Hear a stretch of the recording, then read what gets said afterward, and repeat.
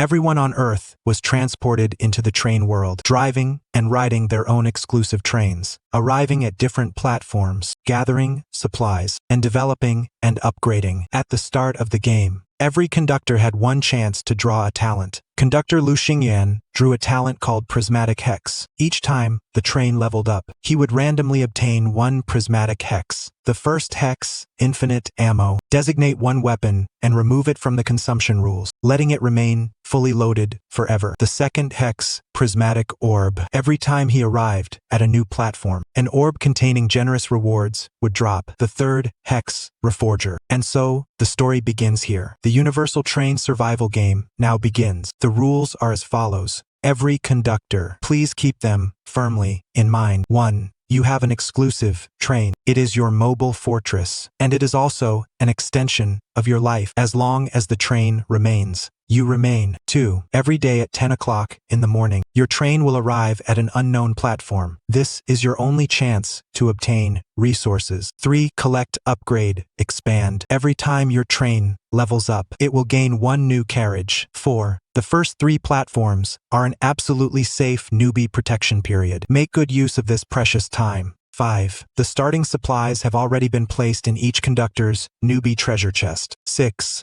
Every conductor has one chance to draw a talent. 7. There are many different treasure chests on the platforms. Opening them will grant generous rewards. 8. Zoning has been completed. The chat channel and trading channel have been unlocked. 9. Lastly, always remember one core rule. First and foremost, this is a game of luck. We wish you all a long journey. Cold air, an empty carriage. The unfamiliar scene before his eyes made Lu Xingyuan fall into deep silence. Damn it, my fortune, 10 comp. ID just completed it and hadn't even had the chance to enjoy it yet. And you throw me straight into Transmigration, a train survival game. As a veteran web novel reader of more than 10 years, he had long since tempered a strong heart. He quickly digested and absorbed the information he had just received. His gaze landed at the very front of the carriage, where there was a massive light screen clearly displaying Train Control Console. He walked over and immediately saw a personal information sheet. Conductor Lu Xingyan, Level 1, Zone District 11, ID number 00110215. There was even a high-definition portrait photo of him in the upper left corner of the sheet. Very good, very spirited. As his eyes moved downward, the chat channel and trading channel came into view. Lu Xingyuan opened the trading channel and found that there was actually a trade listing inside. 500 milliliters of mineral water, 1. Trade target, none. As the saying went, hesitate and you lose. In 0.01 seconds, Lu Xingyuan completed the trade. After all, 20 years of singlehood hand speed was no joke. The next second, a flash of light passed by, and a heavy bottle of mineral water appeared in his hand. Good lord, you're actually serious. He opened the chat channel. It clearly showed the current online population of the district. 100,000 people. A group chat with 100,000 people on could easily imagine how terrifying the message flood was. Holy crap, where the hell did I get dumped into?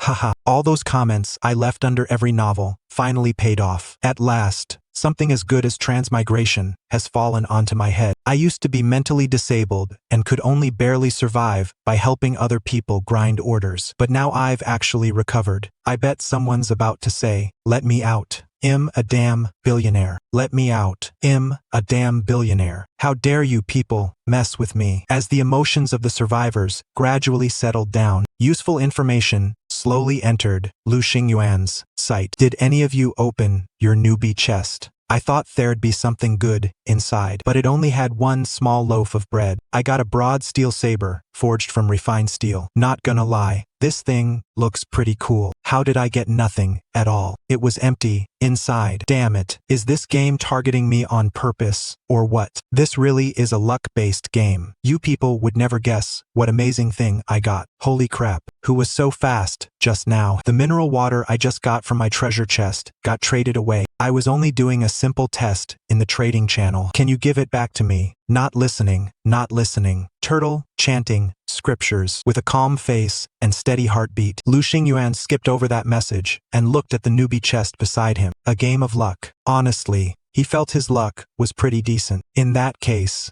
the treasure chest opened, and Lu Xingyuan's eyelid twitched violently. Lying inside was actually a submachine gun. Its black body gleamed with a cold metallic sheen, carrying a stern, murderous aura. Standard submachine gun. Category: basic creation. Level 1. Description: grip it tightly, and you can feel the reliability and chill transmitted by the metal. It provides basic full auto firepower, enough to deal with most early platform threats. As the saying went, beyond 10 steps, the gun is faster. Within 10 steps, the gun is accurate and fast. Lu Xingyuan couldn't help feeling greatly delighted. Compared to the conductors, who had drawn melee weapons, his luck was obviously better. Only ammo 0:30. Are you freaking kidding me? A gun with no bullets. What's the difference between that and having cigarettes with no lighter, or a shovel with no brass knuckles? Before he even had time to grieve, someone spoke again in the chat channel. Has anyone drawn their talent yet? How was it? Can you talk about what it's like? I drew mine. My talent is airplane sleep method. As long as I activate it, I can sleep like a dead pig and greatly reduce energy consumption. I drew one too. Feels pretty decent. Strengthening. After activating the talent, I can get triple strength for a short time. My talent is fireball. Haha, I didn't expect I'd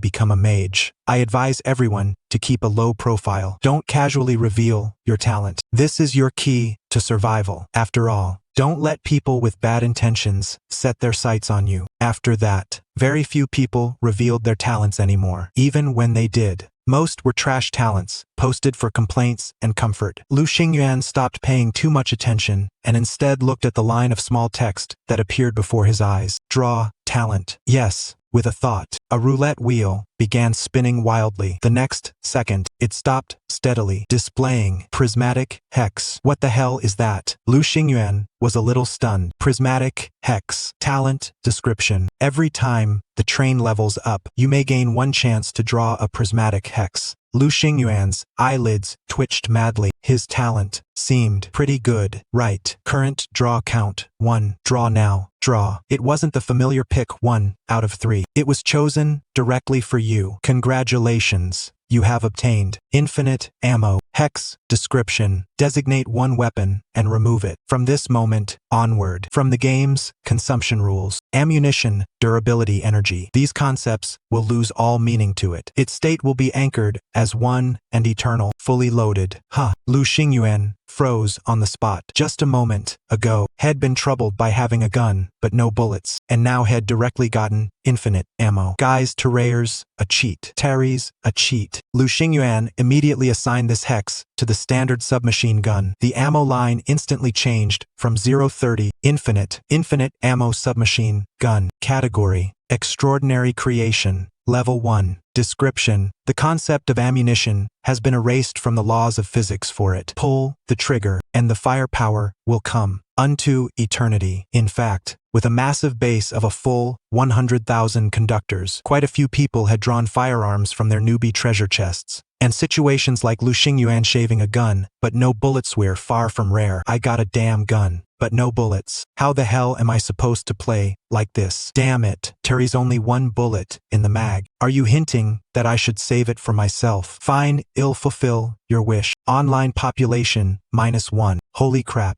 that's one ruthless guy. I'm seriously getting pissed off enough to laugh. I got 20 universal bullets from the chest, but what use are they to me when I don't even have a gun? Hey, give me the bullets then. They're useless in your hands anyway. Why can't you give me the gun instead? A gun with no bullets is just scrap metal. The two of them launched into a debate that neither side could possibly win, making Lu Xingyuan shake his head as he watched. Still, that had little to do with him. With the infinite ammo hex backing him, he had no need to worry about bullets at all. He could just pull the trigger to his heart's content and unleash a storm of fire. Not daring to test fire the gun inside the carriage, Lu Xingyuan reluctantly set the submachine gun down and then checked the requirements for upgrading the train. Materials needed to upgrade from level 1 to level 2. Wood, 500 units. Metal, 500 units. Glass, 100 units. Only those 3 kinds of materials were needed for the upgrade, and the quantity required of each didn't seem too high.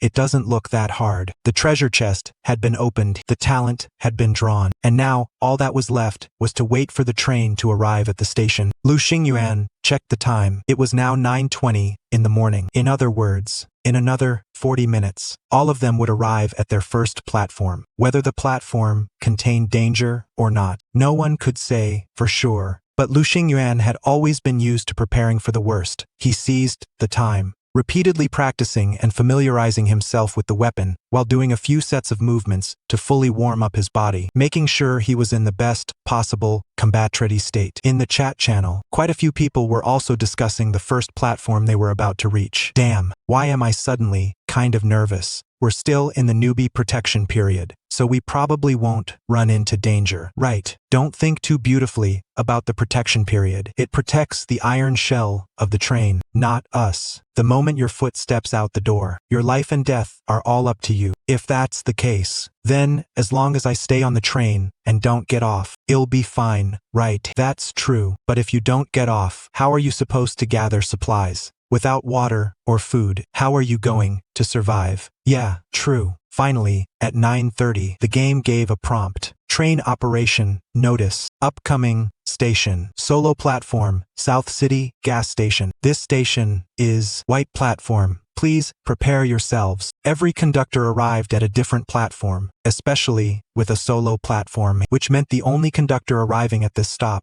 was you alone. Platforms were also divided into different grades: white, green, blue, purple, and gold. The higher the grade, the richer the resources inside the platform. A gas station, there should be supplies there, Lu Xingyuan thought to himself. After unscrewing the bottle of mineral water, gifted by that kind-hearted conductor, he took a light sip, replenished a bit of moisture, then gripped the submachine gun tightly in his hands, ready to fight at any moment. 10 o'clock. The train stopped at the platform, right on time. Through the window, Lu Xingyuan looked outside. It was a very standard, small gas station, with only 4 pumps standing there in loneliness. Behind the pumps was a square, proper service building with a full glass curtain wall. Through the glass, he could vaguely see the outline of the cashier counter and the shadows of shelves inside. That was the place where supplies were most likely gathered. Lu Xingyuan inwardly sighed in regret. The train couldn't use gasoline. Otherwise, he would have definitely tasted what 98-octane gasoline was like. Poor Himhei had only ever filled up 6 yuan worth of 92. 8 yuan worth of 95 was beyond his station, though had heard other people say it was as mellow as premium liquor. Pressing himself against the train window and observing in secret, Lu Xingyuan did not act rashly. The stop time was an hour anyway, and the gas station was only this big. That was plenty. However, the other conductors clearly did not share his caution. Brothers, be careful. Seriously, don't get off casually. There really is danger on the platform. The first platform I arrived at was a Kaniao pickup station. It looked completely ordinary, but who would have thought there was actually a zombie hidden inside? It just bit me. Luckily, I ran fast and got back to the train immediately. The zombie got blocked outside and couldn't damage the train, but now the wound feels itchy and hot. Am I screwed? Not long after, the man's profile picture went dark. The online population in the chat channel dropped by 1 again. Holy crap,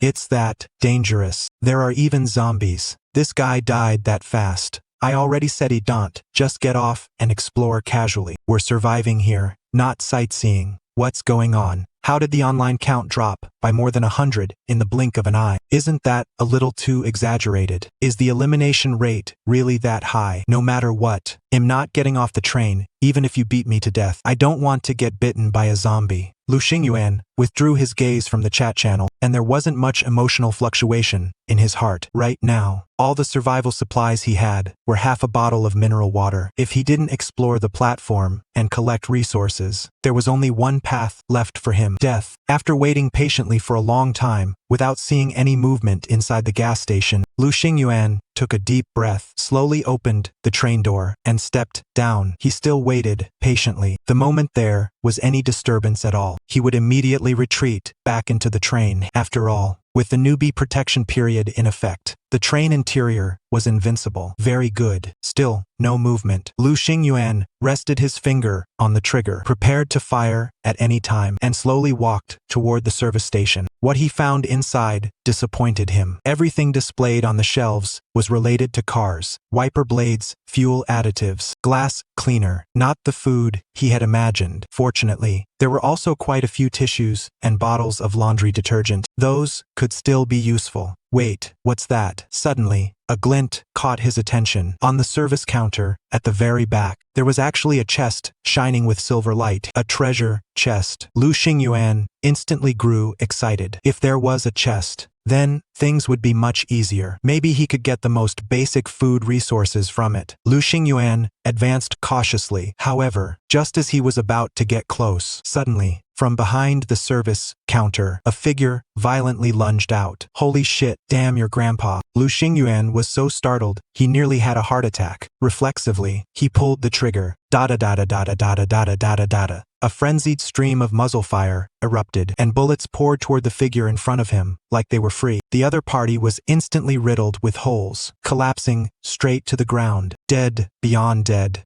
What the hell was this crap? Looking at the thing he had blasted into something like a pile of meat paste, Lu Xingyuan fell silent. He had no idea how many bullets he had fired. He only knew that he had executed the other party with gunfire for a full 3 minutes. Fuck, the guy was just a 222-month-old baby.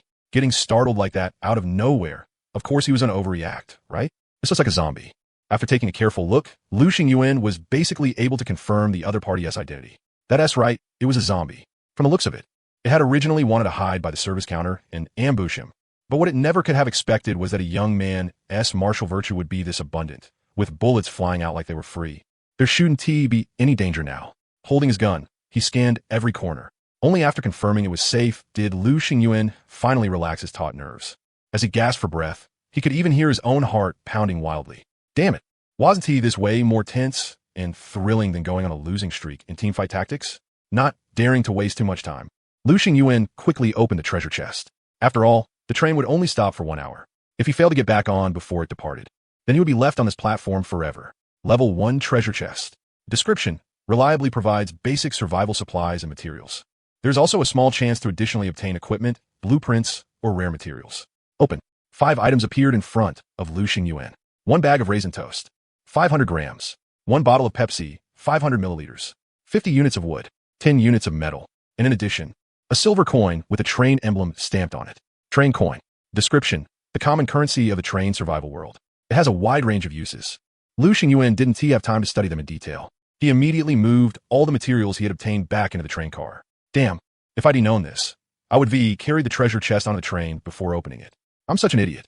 He went back and forth several times before finally finishing moving everything, mainly because the wood and metal were both heavy and cumbersome. He checked the time and found that there were still about 10 minutes left before departure. Gritting his teeth, Lu Xingyuan forced himself to go back and loot the service station as supplies one more time. Things like windshield wiper fluid and fuel additives could be ignored, but toilet paper and laundry detergent were pretty useful. Right now, he was dirt poor. No matter what kind of supplies they were, if they existed, he wanted them. Finally, 3 minutes before departure, Lu Xingyuan got back on the train. He was so exhausted he was like a dead dog, sprawled on the floor and gasping for breath. After resting for a bit, he got up, drank a few sips of cola, and ate 2 slices of toast. Only then did he feel somewhat recovered. Now, it was time to take stock of the spoils. Besides the supplies from the treasure chest, Lu Xingyuan had also gathered 10 packs of toilet paper, 10 bottles of Blue Moon laundry detergent, and 3 iron display racks used for holding goods. Those counted as metal too and could be used to upgrade the train. Train in motion. Please stay seated and hold on tight. Woo! Along with the whistle, the train, which had been stopped steadily, started up once more and continued forward along railroad tracks that stretched beyond sight. At the same time, messages in the chat channel began to grow dense and rapid. Holy shit, we finally set off. Right outside my window, there are 2 zombies wandering around aimlessly, even though the train is in a protection period. I'm still scared out of my mind. Did any of you get off and search the platform for supplies? Me? I got off. Maybe my luck was pretty good. I didn't run into any danger. But the resources on the platform really sucked. I only found a few bottles of mineral water. Say this, and you'll all be shocked. Your daddy found a treasure chest. I got a lot of good stuff out of it. Damn, seriously? You actually ran into a treasure chest? Lu Xingyuan didn't show much emotional reaction to that message. Out of 100,000 train conductors, there were definitely more than just him who possessed powerful talents. Talent was absolutely the key to securing victory in the early stage. Without the boost from infinite firepower, he would have dared get off the train so rashly either. Of course, just like the opening prompt had said, this was a game of luck. No matter how good your talent was, it still couldn't compare to being doted on by the goddess of fortune. The second station wouldn't arrive until 24 hours later. For Lu Xingyuan, who could only pass the time in the chat channel. That was honestly a bit hard to endure. He had originally planned to look at the scenery outside through the train window to kill time, but unfortunately, he found that outside was an endless wasteland. The scenery seemed frozen in place, completely unchanging. Was this still Earth? The train window was fixed shut. There was no way to roll it down. Even feeling a breeze had become a luxury. Maybe this was to prevent some mentally fragile train conductors from jumping out the window to kill themselves. But was this a kind of torment too? As his thoughts wandered, drowsiness surged over him, and Lu Xingyin quickly lay down on the cold floor and fell asleep. So many sudden changes had happened. There were a huge strain on both his body and mind. Who knew how much time had passed when Lu Xingyuan suddenly sat bolt upright like a corpse reanimating? My losing streak in teamfight tactics. Other train conductors were all missing their dads, their moms, and all kinds of relatives, but as an orphan, the only thing Lu Xingyuan kept thinking about was that unfinished match. He checked the time and found it was already past 7 in the evening. He had really slept for a long time. His arms were still a little sore, probably from firing the gun. As a homebody, he really lacked exercise. After simply eating 2 slices of raisin toast and taking a tiny sip of water, Lu Xingyuan finally tapped into the chat channel. The messages from a few hours ago had still been pretty mixed. Some said they wanted to be let go. Stop this prank already. I don't have time to fool around with you. Some are looking for their dads, moms, grandpas, grandmas, and all kinds of relatives. Whereas my husband? And so we're talking about dominating the new world. I, Zihan, will suppress all eternity and crush an entire age beneath my feet. Kikik. But as time passed, the demands of the various train conductors gradually became unified. Water. Who has water? I haven't had a damn drink in 7 or 8 hours. I'm dying of thirst. Can some kind soul give me some food? I'm so hungry I can barely walk. I really want to eat Haidaleo, Northeast barbecue skewers. And Tastian burgers, sob. Feels like something else missing. An innocent 18-year-old college girl is willing to trade her original panties worn for 3 days without changing for water and food. Any interested big brothers can private message me. Now that's more like it. Lu Xingyuan nodded in satisfaction. How could a survival world be complete without some little sisters trading all kinds of used personal items for water and food? I originally had a bottle of water, but I don't know which bastard had such insanely fast hands and traded it away so quickly. I'll remember him for the rest of my life. Who was it? That is so mean. I'll draw a circle and curse him for you, okay? Feeling a bit guilty, Lu Xingyuan closed the chat channel and started exercising inside the train car. Lu Xingyuan had originally thought that with infinite firepower, he was invincible. But the experience at the first station made him feel like he had been thinking far too simply. The gun was invincible, but the person was not. His swollen, aching arms and shoulders were the best proof. His physical condition was way too poor. There was no way he could maintain continuous output. To put it bluntly, he just didn't have enough stamina. Lu Xingyuan got mad. He had to prove himself. First, let us try 20 push-ups and test the waters. See where my limit really is. Lying on the cold floor and staring at the lonely little yellow light on the ceiling above him, Lu Xingyuan comforted himself. Being able to do 2 push-ups in one go was already pretty amazing, wasn't it? Small was cute too. For the entire night, Lu Xingyuan flopped back and forth on the floor like a dead fish. He had no idea how much his physical fitness had improved. But he did know one thing. He couldn't keep torturing himself like this. Fuck, this makes you hungry way too easily. The bottled water was already gone, and there were only 3 slices of toast left. Lu Xingyuan stopped in time and lay motionless on the cold floor, using that to reduce his energy consumption. Someone in the chat channel had already reminded everyone of this too. If you can't find food, then don't run around like an idiot. Save your strength as much as possible and wait for tomorrow's platform. That way, your chances of survival will be a little higher. Then doesn't my talent? Airplane sleep method finally have a place to shine? Before going to sleep, Lu Xingyuan searched the chat channel one more time using train coins as the keyword. In the end, he didn't find any useful information at all. Either nobody had gotten any, or the ones who were keeping quiet about it. He leaned toward the latter. There was no way he was the only one with coins. So many sneaky bastards were hiding things. Sleep. At 1 in the morning, Lu Xingyuan fell asleep again. The next day, 9:30 in the morning, Lu Xingyuan, who had already eaten breakfast, stood ready in full alert. Train operation notice. Next stop, solo platform Flip Bucket Garden. This station is white platform. Please prepare. 10 o'clock. The train came to a steady stop beside a small garden. Through the train window, Lu Xingyuan could clearly see strange figures wandering in the distance. Cloudy eyes, twisted expressions. Contorted limbs. Ordinary zombie. Level 1. Description: the most common infected. Extremely tenacious. Its claws and bites carry a virus and will cause infection.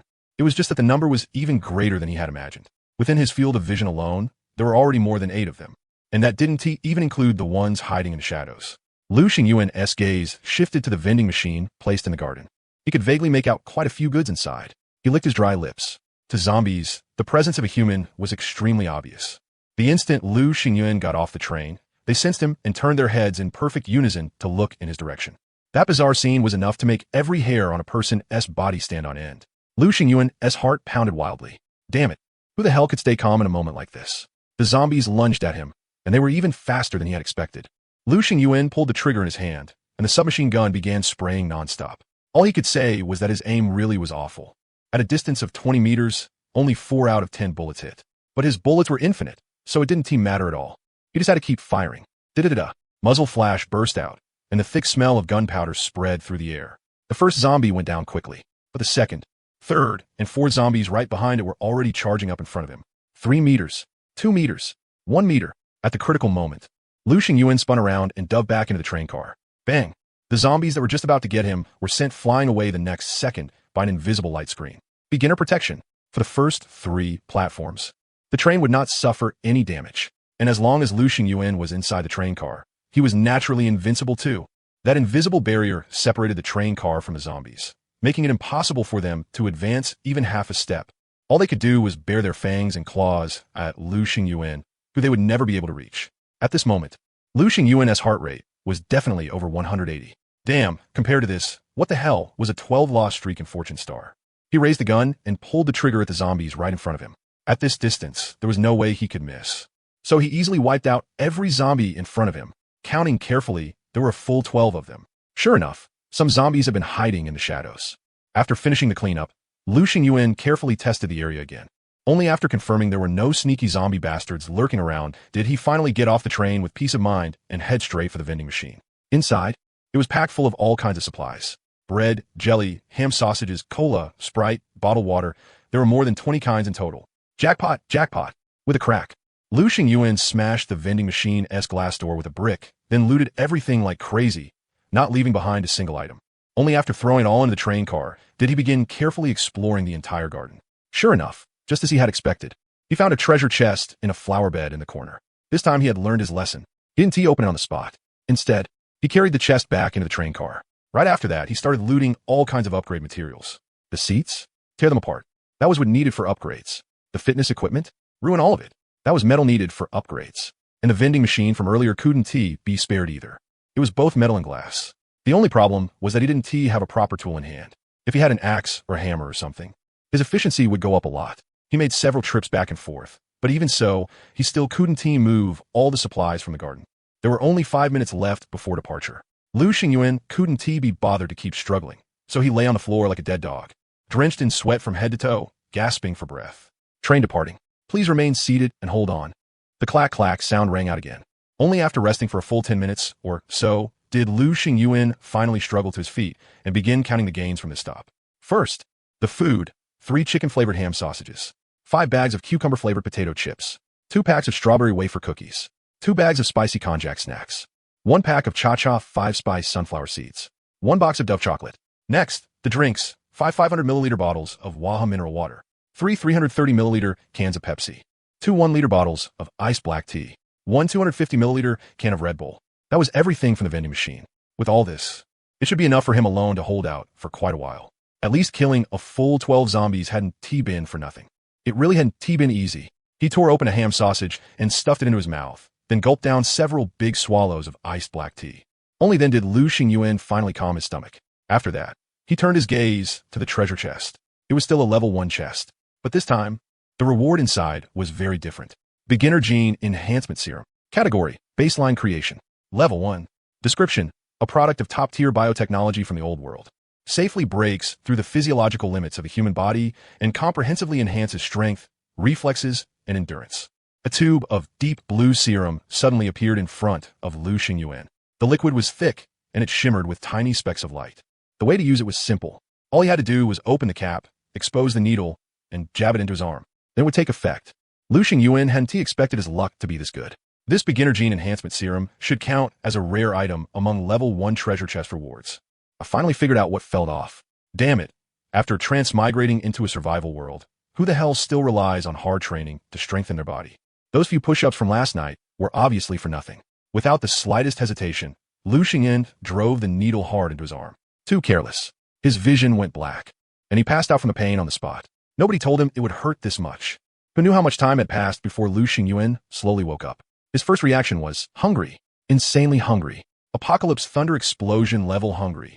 He felt like he could eat an elephant. Every organ in his body, every inch of flesh and blood, was groaning with hunger. He hurriedly ate a few pieces of chocolate to replenish some calories, and only then did Lu Xingyan feel a little better. After that, he began checking his whole body to see how he had changed. Holy crap, these biceps, these abs, these thigh muscles, and this huge dick. Am I still me? Feeling the explosive power inside his body. Lu Xingyan realized he might have underestimated this basic gene enhancement serum a little. He had thought it was just a minor starter tier creation, so the effect would probably be average at best. But to his surprise, it had actually brought earth-shaking changes to the human body. Just like the description said, it hadn't only strengthened his power. His reflexes and endurance had also broken through by a huge margin. Now, even without a gun, he could at least throw hands with a zombie for a bit. Of course, getting bitten was a different story. After eating half the food he had scavenged, the hunger in Lu Xingyan's stomach finally eased quite a bit. He had originally thought this food could last him 3 to 5 days.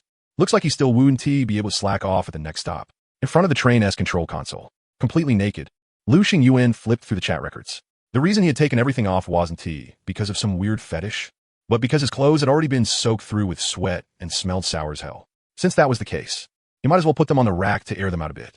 The temperature inside the carriage was still pretty comfortable right now. Around 23 degrees, neither cold nor hot. Lu Xingyan habitually glanced at the online player count. This was only the second day since the game started, but the number of eliminated players had already broken past the 2,000 mark. It was terrifying. The other conductors had naturally noticed it too, and they were discussing it like crazy. More than 2,000 people are already gone. Isn't this elimination rate way too high? I think this game never intended to leave us any way to survive at all. The platforms are dangerous enough, and the supplies are pitifully scarce. Damn it. Does humanity even still have hope? Just let it all end. I'm tired.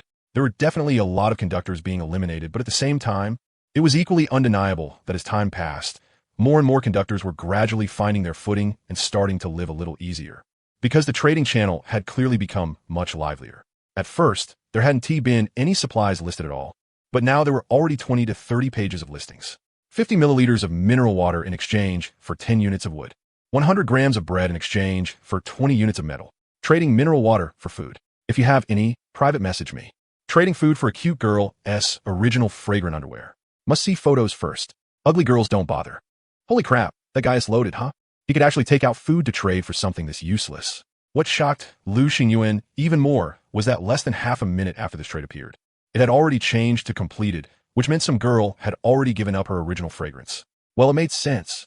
It had already been almost 30 hours since they had arrived in this world. A lot of people hadn't even managed to get a single sip of water, let alone food. With survival staring them in the face, who still had time to put on airs. Staying alive was what mattered most. But the trade that really made Lu Xingyan's eyelid twitch was this one. 200 milliliters of water or 100 grams of bread in exchange for 1 train coin. I'll take as many as you have. Note, this trade is valid long-term. Looks like quite a few people had already gotten their hands on train coins and realized how rare they were, which was why they were willing to take out precious food and water to trade for them. And this trade listing naturally triggered discussion among the other conductors as well. Train coin? What the hell is that? It's worth that much? 1 train coin can actually be traded for 200 milliliters of water? I'm seriously stunned. I want water so bad. My damn lips are already cracked. If I had a train coin, I'd de-trade with him immediately. That is 200 milliliters of water. Enough to save a life. I only hate how stupid I was for wasting all my piss. Otherwise, I definitely could be held on a little longer. Who has train coins? Hurry up and trade them out. Train coins must be incredibly valuable. Otherwise, nobody would offer such a high price. I advise anyone holding train coins to be cautious about trading them. No shit. Who doesn't know they're valuable? But if you're about to die, can you use those coins as a protective charm? If you can't even get past what is right in front of you, what future are you even talking about? After an intense round of discussion, a conductor, namely Yang, said that he had 2 train coins in his possession. I got them from a level 1 treasure chest on the second platform. That platform wasn't dangerous, and there was only that 1 chest there. I thought I'd get some basic living supplies from it. At worst, train upgrade materials would VE been fine too. But who would VE thought there were only these 2 train coins inside? Right now, I'm completely out of supplies. If I don't drink water soon, I'm gonna die of thirst. So even though I know these train coins are valuable, I still have no choice but to trade them. 2 train coins? This kid's luck was good and bad at the same time. A conductor named Wang Tianhua quickly jumped out. His profile picture was of a man around 26 or 27, with a sharp, aggressive look in his eyes. Give them all to me. I'll give you the water you want, and food too. He was the very conductor who had posted the train coin purchase request in the trading channel. 200 milliliters of water, plus 100 grams of bread, in exchange for the 2 train coins in your hand. I've already sent the trade request. Hurry up and accept it. Lu Xingyuan stroked his chin, feeling like he could get involved too. Huh, you want to take someone else's train coins with just 200 milliliters of water? ISNT, you're wishful thinking a little too much? I'll offer 250 milliliters of water or 150 grams of bread for 1 train coin. I can offer 300 milliliters of water. I don't have food resources, but water is even more important than food. In fact, before Lu Xingyuan even had the chance to jump in, other conductors had already lost patience and entered the bidding war for train coins. Seeing the prices they offered climb higher and higher, the other conductors all turned red-eyed. These train coins are way too valuable. Aren't they? If only they had even one. Lu Xingyuan made his move too, and directly ended the competition. The offer he put out was 100 milliliters of cola plus 200 milliliters of mineral water in exchange for 1 train coin. The chat channel instantly exploded. Cola? Am I seeing things? He actually is cola? Holy shit, I can't even get a sip of water, and he has already gotten cola? Is this guy's luck way too good? Could it be that both platforms he reached had no danger at all? Leon, trade. I'll trade with you. But I want all cola, not mineral water. How about 2 train coins for 1 unopened can of cola? If I can drink 1 more sip of cola before I die, then I'll have no regrets. Cola might not be the best choice right now, but he just couldn't resist it.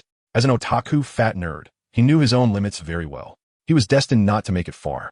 So what was the point in struggling? Enjoying the present was what mattered most. A trade window popped up. 2 train coins were placed inside. The next second, a flash of light passed, and a can of Pepsi that still carried a bit of chill landed in his hand. With a hiss, the tab was pulled open, and a sweet fragrance immediately rushed at his face, making an expression of pure enjoyment appear on Li Yang's face. He chugged the whole thing down in one go, then let out a thunderously loud burp. Awesome. Meanwhile, on Lu Xingyuan's side, not only did he get the 2 train coins, he also received a friend request. Wang Tianhua has requested to add you as a friend. Accept? Reject. Lu Xingyuan toyed with the 2 train coins in his hand, not hesitating in the slightest. Even though he didn't know what the other guy was planning, it was definitely nothing good. And the facts proved that was indeed the case. In the chat channel, the guy, completely shattered, was cursing loudly. Lu Xingyuan, right? Just you wait. You dared steal my stuff? I won't let this go. The other conductors all watched the scene with excited faces. Was a conflict really starting as early as the second day?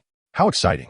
The only thing that disappointed them a little was that Lu Xingyuan, the person involved, didn't pay Wang Tianhua any attention at all. That only made Wang Tianhua break down even harder. The third day, Lu Xingyuan woke up a little after 8 o'clock.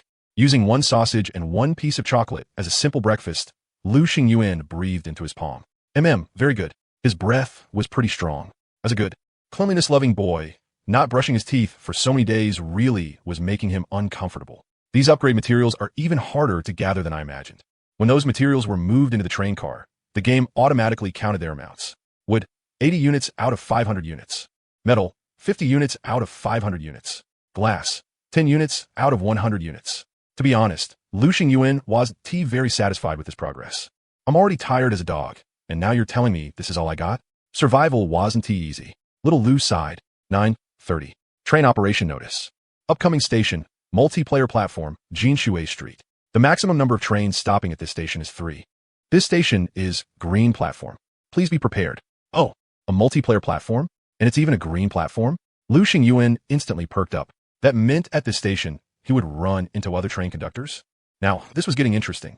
The chat channel also exploded. Holy crap, the platform I'm arriving at today is a multiplayer platform. Me too. A multiplayer platform means train conductors can cooperate and create a win-win situation. Yeah, the power of 1 + 1 is way greater than 2. Any brothers whose next stop is Furon Community? Come out and say something. Why am I still getting a solo platform? This ISNT fair. I want to hug a big thigh too. 10 o'clock. Lu Xingyuan's train came to a steady stop at the edge of the platform. 2 other trains had also stopped there. Everyone's trains were the same black color, with not the slightest difference to pick out. Lu Xingyuan hid his submachine gun and crouched by the edge of the window to observe. The monsters on the platform were certainly terrifying. but the fellow human train conductors might be even more terrifying. So being a sneaky rat for a while wasn't shameful. People quickly got off the other two trains. One man and one woman. The man looked to be around 30-something, a shiny bald head. The woman looked around 26 or 27, with big wavy hair. Lu Xingyan narrowed his eyes and studied them carefully. For the moment, he didn't spot any weapons on either of them. No weapons. And you still dare get off the train so rashly? Aren't you two a little too brave? White platforms were already this dangerous. As a higher-tier green platform, shouldn't it be even more dangerous? Lu Xingyan's gaze swept across the street in front of him again. The street was about 200 meters long, clean and neat, with rows of storefronts lined up one after another. Even the signs were in the same style. Yadea Electric Vehicle Specialty Store. I'm a electric vehicle direct store. Shout out electric is just that good. Even without power, it can still run. Now I'm about travel. Neo Electric. Damn it. Why the hell are they all selling electric scooters? Lu Xingyuan's expression turned a little ugly. Wouldn't even one random supermarket have been nice? Hey, brother in the train, you're still not coming down? At this moment, the bald man had already walked up to Lu Xingyuan's train and was stretching his neck, trying hard to peer inside. During the newbie protection period, it was just monsters that couldn't into the train. Other train conductors were also blocked out. Even so, the bald man still saw the food and water all over the floor, and his eyes instantly widened. Holy crap, how does he have so much water and food? That successfully caught the attention of the big wavy-haired woman. Where were? Let me see. The train door suddenly opened, and Lu Xingyuan slowly stepped down, casually peeking into someone else's train. Don't you think that's a little rude? It's you.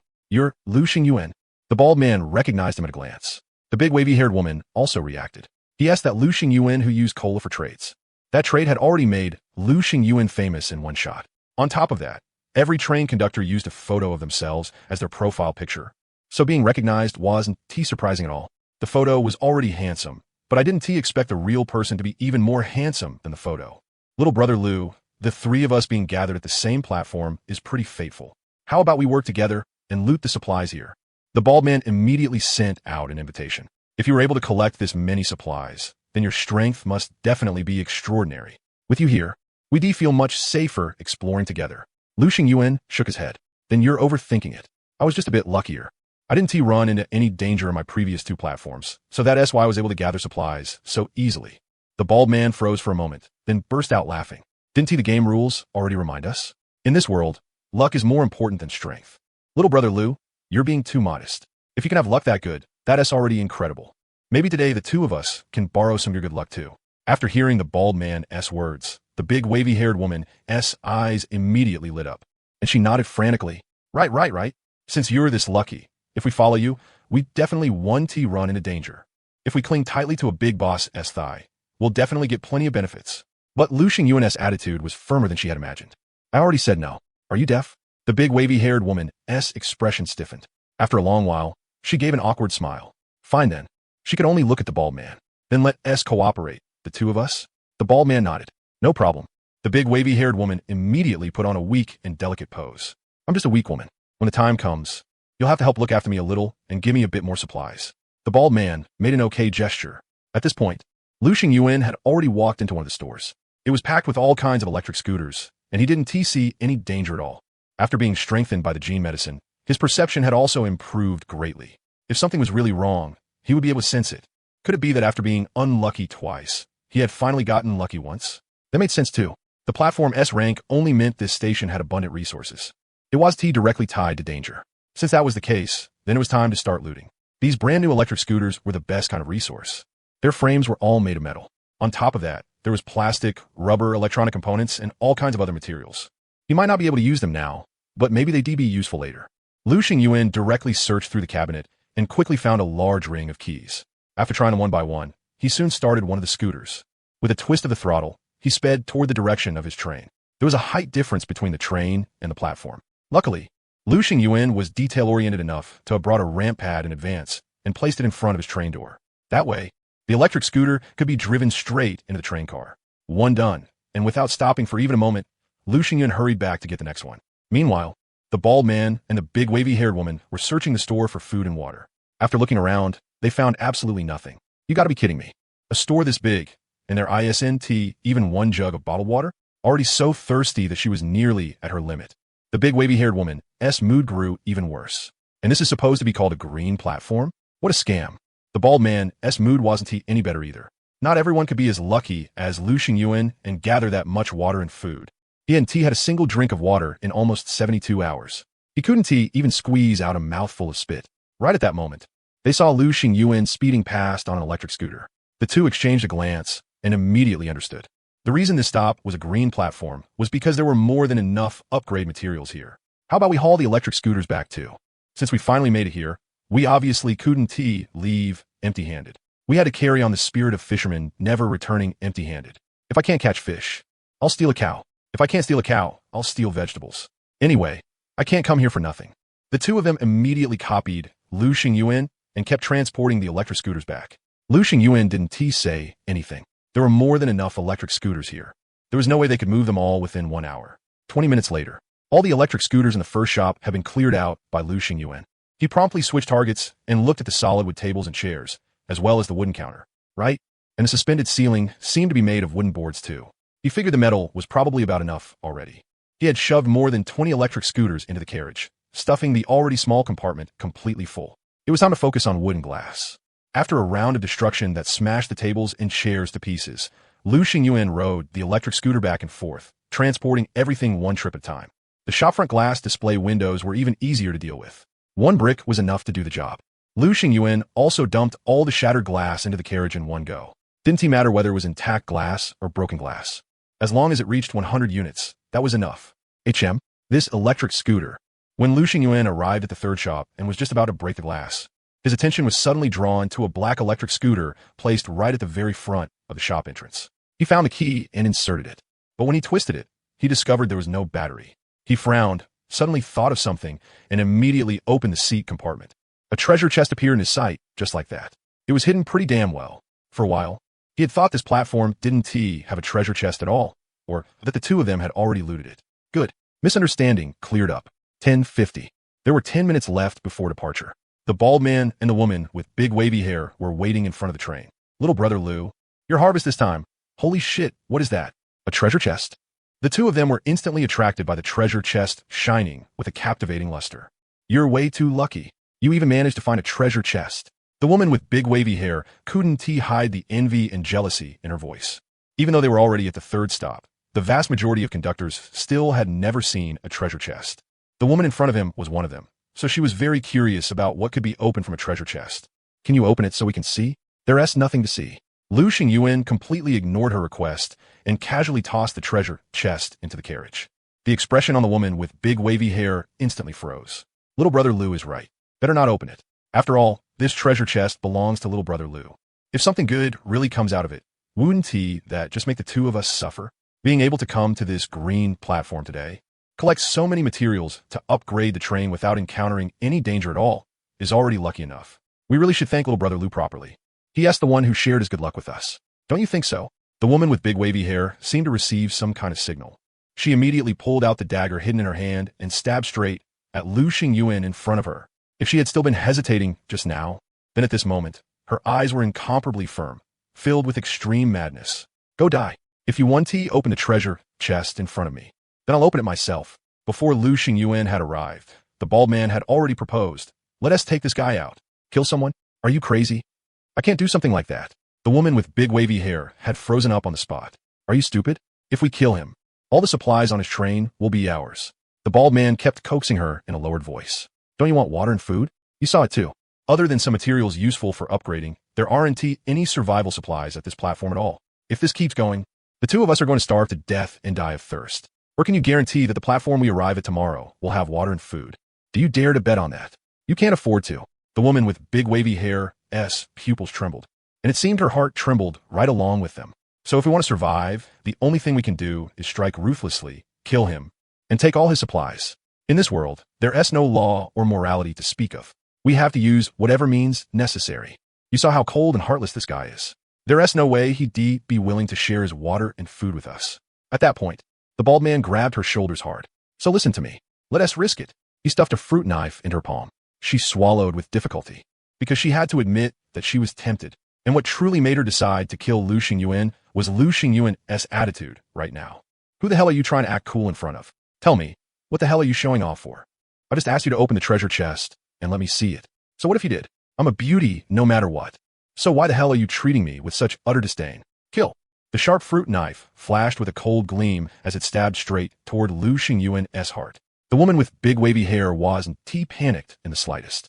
All she felt was indescribable excitement. So killing someone wasn't that hard after all. However, bang! The speed of the punch was faster than the speed of a knife thrust. Her chest caved in, and it felt like several of her ribs had broken. Her whole body was sent flying instantly, slamming hard to the ground, while the fruit knife in her hand dropped along with her. The pain kept stabbing at her nerves, making tears burst from her eyes in a second. Her trembling pupils stared at the cold-faced Lu Xingyuan in front of her, and the fear in her heart expanded without limit. How could this guy's strength be this terrifying? She was even on the same level as him, but she had lost yet. The woman with big wavy hair immediately looked toward the bald man. At this moment, the bald man was in a dazed state. One punch had sent someone flying. Was this guy even human? That woman had a slim figure, but she still weighed over 100 gene. At least, he knew he couldn't do that himself. But he still had a trump card, didn't he? His talent could let him unleash double strength for a short period of time. Maybe that would be enough to kill Lu Xingyuan in front of him. He had dared to make a move only after deep consideration. It wasn't some momentary impulse. However, in the next second, a pitch-black gun barrel was pointed right at him. He fell silent. He'd seen people hiding thunder in their crotch, but never a gun. I thought you were naturally gifted. Turns out it's just an item. If you had a gun, you should be taken out earlier. I wouldn't have added so much inner drama to the situation. He immediately raised his hands in surrender. There was no need to test whether a gun was faster or a fist was faster. A misunderstanding, it's all a misunderstanding. I'm not with her, and I never expected her to be so insane that she'd actually dare to sneak attack you. The woman with big wavy hair was silent for 2 seconds, then raised a middle finger. Fuck your mother. The bald man had no time to pay attention to her. With a fawning look on his face, he looked at Lu Xingyuan. Little brother Lu, how about the two of us join hands and take her out? He made a throat-slitting gesture. Then we move all her supplies over here. Most importantly, her train can be dismantled and turned into materials for your upgrade. A top expert like you should definitely become the first conductor to upgrade to level 2. The fact that after a conductor died, an ownerless train could be dismantled by other conductors had long since spread through the chat channel. Quite a few conductors were worried about it. A setting like this would only stir up slaughter between conductors. Don't you have anything else you want to say? Lu Xingyuan's gun didn't lower.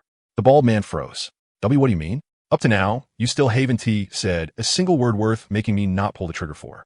The bald man's back was instantly soaked in cold sweat. Do you have train coins? No, I do. Don't kill me. You're lying. Da-da-da. Muzzle fire erupted and instantly turned the bald man into a sieve. With the physical enhancement from the gene potion, the recoil of the submachine gun was already completely negligible to Lu Xingyuan. So every bullet he fired landed precisely on the bald man. Not a single shot missed. That should mean he is completely dead now, right? Lu Xingyuan didn't dare be careless and fired another full burst. Mainly because this wasn't a normal world, but one with supernatural power. He had no way to guarantee whether the other party had some extraordinary life-saving method. Watching all this, big wavy hair frantically swallowed behind him. This guy was way too damn ruthless. The man had already been shot into a sieve, and he still had to finish him off. How is this any different from a devil? Big wavy hair trembled all over and begged desperately. Please don't kill me, okay? I don't want to die. I don't want to die. Give me a chance to live. I can follow you, be your dog. I don't want my train anymore. I can become your subordinate, become your tool to vent your desires. How about it? I actually have a pretty good body too. In a panic, she undid the buttons of her clothes, trying to use her pale skin to tempt the Lu Xingyuan in front of her. Becoming his subordinate wasn't a bad thing at all. It was actually a good thing. He was this strong, this capable. Following him would definitely mean good food and good living. She'd never have to worry about food and water again. Please, I'm a man of integrity. Lu Xingyuan pulled the trigger and blew her head apart directly. What kind of person are you taking me for? Seriously, after searching the two of them, he didn't find any train coins. Lu Xingyuan wasn't surprised at all. If they had really had that stuff, they would be taken out long ago to trade for food and water. Him doing this was just to be safe. After the owners of the trains died, the newbie protection on their trains naturally disappeared as well. 2 prompts popped up. An ownerless train has been discovered. Do you want to transfer resources? An ownerless train has been discovered. Do you want to dismantle it? Transfer. Sorry. Your current train capacity has reached its limit and transfer cannot be performed. Fuck. ISNT this complete bullshit. There was only 1 minute left before the train departed. And besides, the train moved forward along its fixed tracks without stopping. Look closely. This man named Xiao Shui decided to treat himself a little better today. TSS.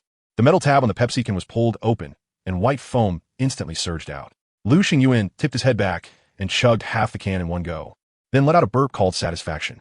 Only after his taut nerves had eased a little did he get up and start working, moving the electric scooters piled in the starting carriage into the second carriage. That's right. He had now become a glorious level 2 train conductor and gained a brand new carriage. And it was precisely because of that he had been able to smoothly transfer all the supplies from Baldman S and Big Wavy Hair S trains without wasting anything at all. After all, Lu Xingyuan knew very well just how hard upgrade materials were to get, and the two trains had also been successfully dismantled into a pile of materials, placed at the rear of the second carriage. Even though they were only level 1 trains, the materials provided after dismantling were far more plentiful than he had imagined. Wasn't this basically encouraging conductors to kill each other? Going down to explore the platform meant facing unknown and vicious monsters. But harming your own kind was much simpler and more convenient, not to mention much more profitable. Trembling all over, Lu Xingyuan got so scared that he hurriedly did 2 push-ups. If you're too kind, you'll end up someone else's wife. If he didn't work hard to improve his own strength, sooner or later he'd be polishing someone else's shoes. Okay, it's pretty much cleaned up. The newly added second carriage was much larger than the starting carriage, and only because of that was Lu Xingyuan able to properly move all the supplies he had gathered over. This game was way too stingy. It didn't even give a basic inventory. Silently cursing the planners, Lu Xingyuan then turned his attention to the prompt that had popped up after the upgrade. Train upgrade modification. This was one of the game's basic mechanics. Each time the train levels up, 3 optional enhancement modifications will be unlocked. They can be implemented by consuming train coins. At this moment, the 3 options in front of him were delayed departure green, 2 train coins after modification. The train's maximum stop time at a platform increases by 1 hour. You may still choose to depart at the original scheduled time, 11 o'clock. Comfortable sleep white. 1 train coin obtain a comfortable 2-meter bed. External armor plating green. 2 train coins install light armor on the key parts of the entire train. Permanently increase the train's durability by 10 points. And provide a slowly regenerating temporary shield each time it arrives at a station. Like platforms, train modification grades were also divided into 5 ranks: white, green, blue, purple, and gold. The higher the grade, the more train coins it naturally cost. He had already opened the level 1 treasure chest at Jinshui Street platform, and there had only been 2 train coins inside. So after adding everything up, he now had 5 in hand, just enough to complete all 3 modifications. There is no need to say much about delayed departure. The thing train coins at the start should be invested in most was time itself.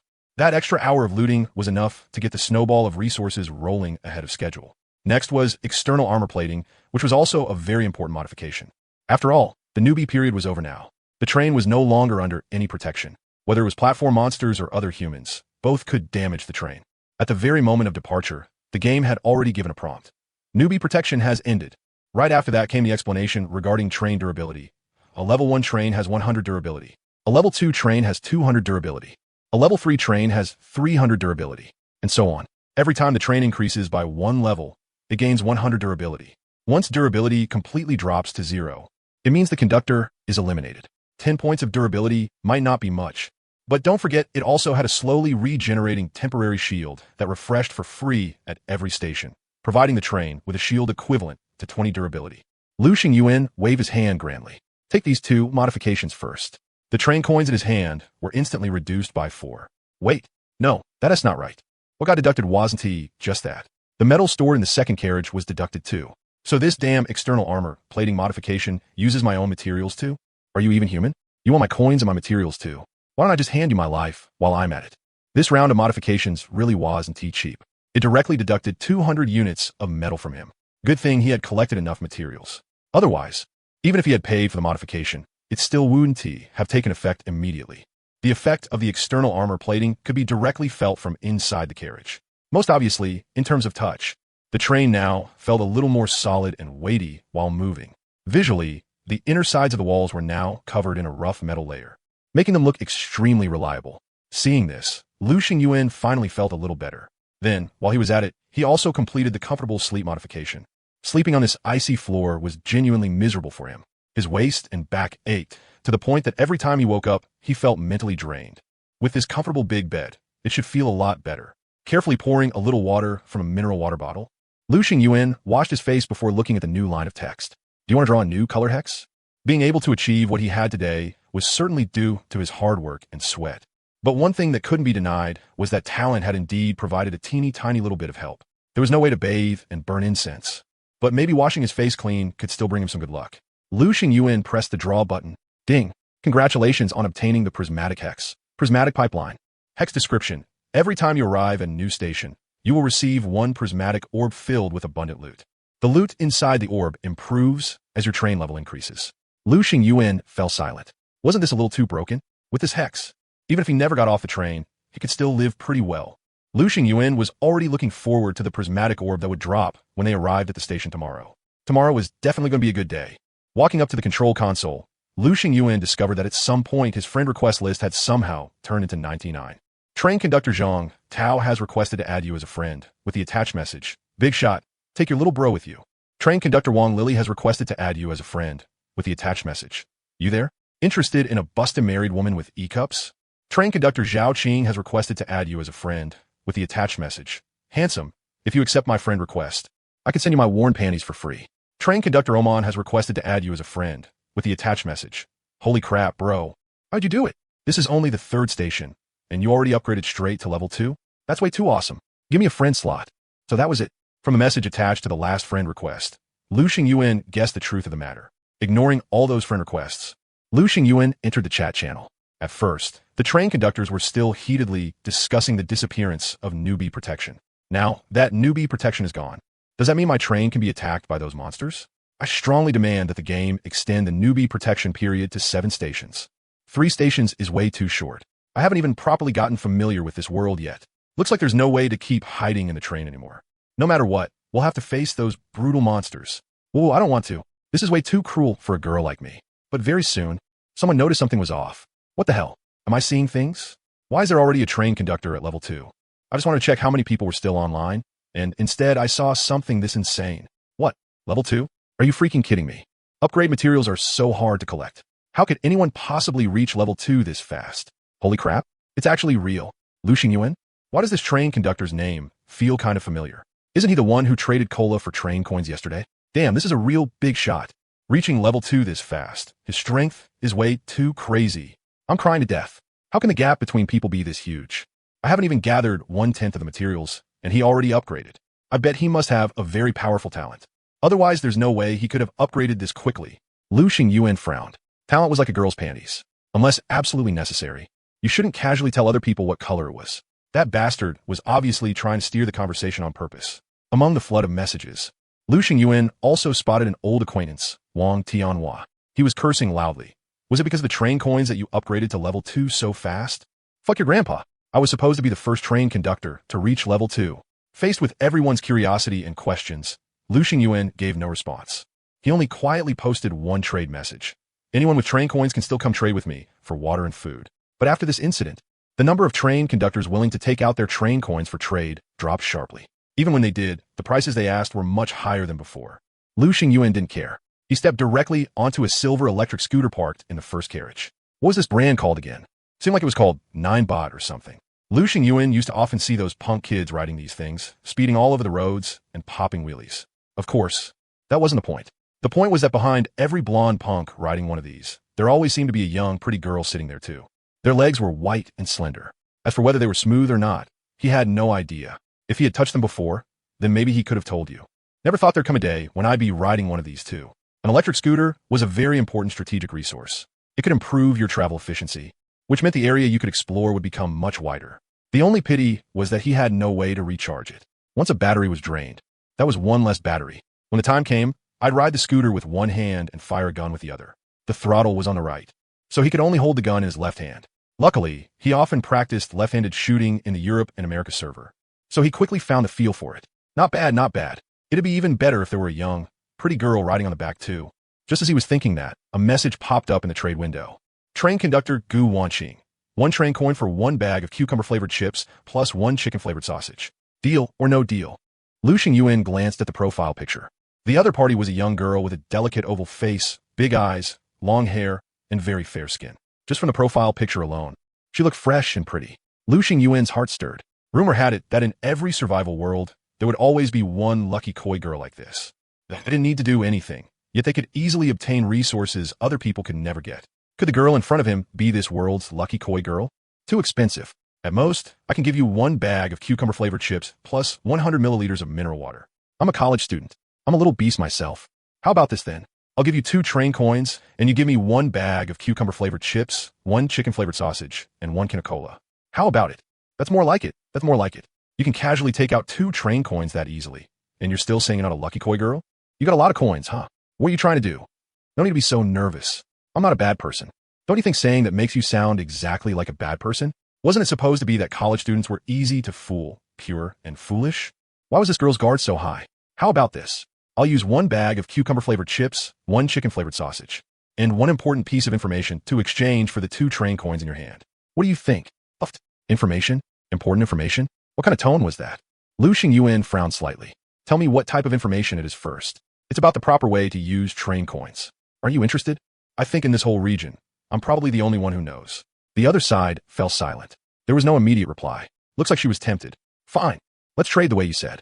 The chips and sausage were teleported over, and Lu Xingyuan also smoothly received 2 train coins. He didn't go back on his word. He immediately told her the proper way to use train coins. Gu Wanqing. Why do I feel like you scammed me? Even if you didn't tell me. Once I upgraded to level 2 later, I'd naturally find out. Isn't it better to know in advance? At least you can be mentally prepared. Still feels like I got ripped off. That's not my problem. The trade's already done anyway. Fortunately, she wasn't the clingy little princess type, so she didn't say anything more. That night, Lu Xingyuan lay down on the comfortable big bed he had spent 1 train coin to renovate. The soft feel of a Simmons mattress let every muscle in his body relax. This money was well spent. The next day, 9:30. Train operation notice. Next stop, single-person platform, Liang Fruit Wholesale Market. This station is white platform. Please get ready. A single-person platform. Huh? His luck wasn't too bad. Lu Xingyuan wasn't too afraid of running into other conductors, but if he could avoid it, that was naturally for the best. 10 o'clock. The train stopped on time. At the same time, a prismatic magic orb dropped into the carriage. Touch. Open. Obtain. Basic Zombie Serum 2. Category. Base Creation. Level 1. Description. Can neutralize viral infection caused by scratches or bites from ordinary zombies. Warning. Ineffective against mutants, high-level zombies, and Corpse King pathogens. Lu Xingyuan's eyes lit up instantly. This was something that could save his life. After all, as things stood right now, there was no cure for the zombie virus. Once he got scratched or bitten, the only thing waiting for him was death. Even though he had an infinite ammo submachine gun, he still couldn't guarantee he'd never be hurt by a zombie. But with this serum, it was like having an extra layer of insurance. Leaving 1 tube of medicine in the carriage and carrying the other on him just in case, Lu Xingyuan slowly stepped off the train. This was an abandoned small-scale fruit wholesale market. Rotten fruit crates were piled up like little hills. Yellow-brown pulp water flowed wildly across the ground, and the air was filled with a sickeningly sweet stench of decay. Lu Xingyuan pinched his nose on instinct and carefully looked around. For the time being, he hadn't found any danger. He slowly went deeper into the fruit market, searching for the location of the cold storage. The fruit outside had all rotted, but the fruit in cold storage should still be edible, right? If he could find fresh fruit, then he'd really struck it rich. Joking online was one thing, but in real life, who wouldn't he want to sit in a train carriage eating big bananas? That fragrance was downright intoxicating. Okay, very soon, Lu Xingyuan found the cold storage, but the external unit hanging on the wall had long since stopped working. That immediately made his heart sink. Damn it, don't tell me there's nothing left. He forcefully turned the heavy door handle, and with a dull creak, the cold storage door opened. Lu Xingyuan immediately got ready to fire. Thankfully, the imagined zombies didn't appear. There was only a faint smell of rot. The situation didn't look good. He quickly rushed inside. The power system had long since collapsed, so naturally there were no lights in the cold storage either. But thanks to the enhancement from a gene medicine, his eyesight had become especially sharp. Even though the light was dim, he could still clearly see baskets of fruit stacked neatly inside. They were the most basic and common kinds, bananas and apples. The top few baskets had already grown mold and gone bad, giving off a faint sour smell, but the baskets underneath looked okay from the outside.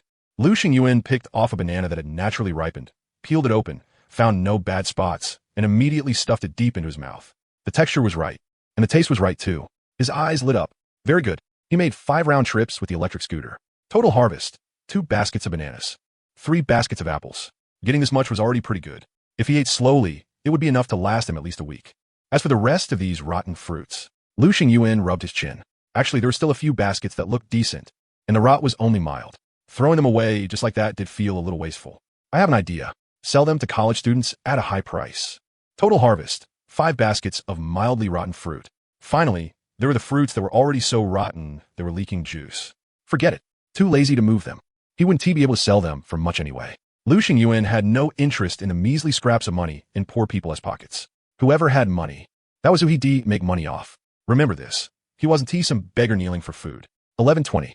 After gathering most of the materials needed to upgrade the train, Lu Xingyuan chose to depart. Clack, clack, clack, clack, clack, clack. The pitch-black engine pulled two pitch-black carriages as it traveled along tracks that stretched endlessly into the distance, lonely and desolate. Inside the carriage, Lu Xingyuan picked out a big, red apple. He casually rubbed the skin with his palm, then shoved it into his mouth. One hard bite, and juice burst out instantly. Back in the past, apples definitely counted as one of the most boring fruits. If they hadn't been about to rot, he wouldn't have touched them even if someone beat him to death. But now Lu Xingyuan was almost moved to tears by how crisp, sweet, and delicious this apple was. While gnawing on the apple, Lu Xingyuan browsed the messages in the chat channel. Holy crap, my train got attacked by monsters. Before we even reached the station, I already noticed there were monsters on the platform. I thought if I hid in the carriage, I'd escape disaster. But I forgot the newbie protection period was already over.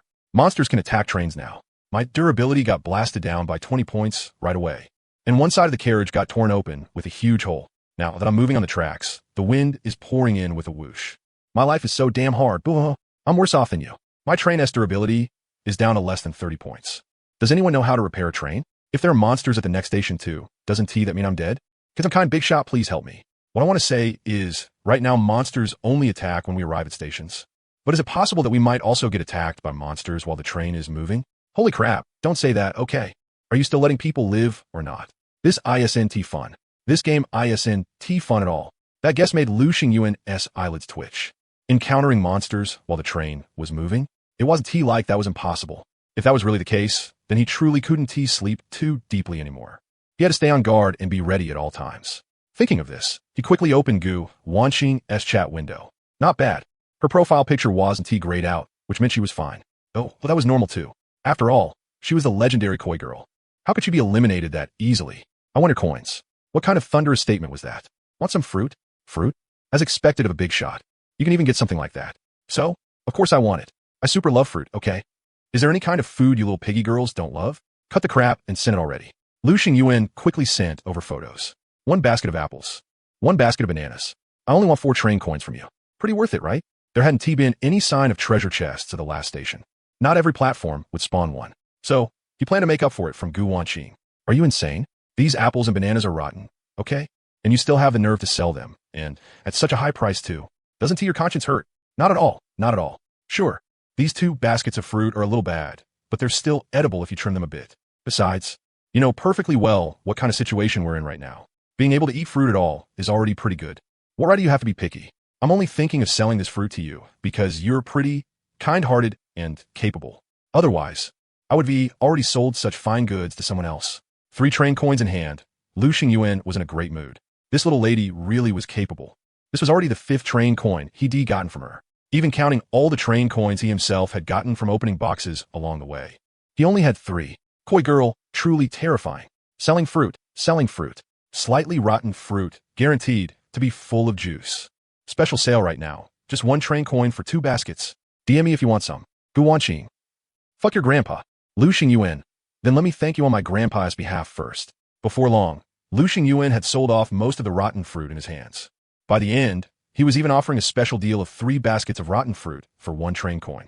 There was no helping it. This stuff didn't have the conditions to be preserved for long. If he didn't hurry and sell it now.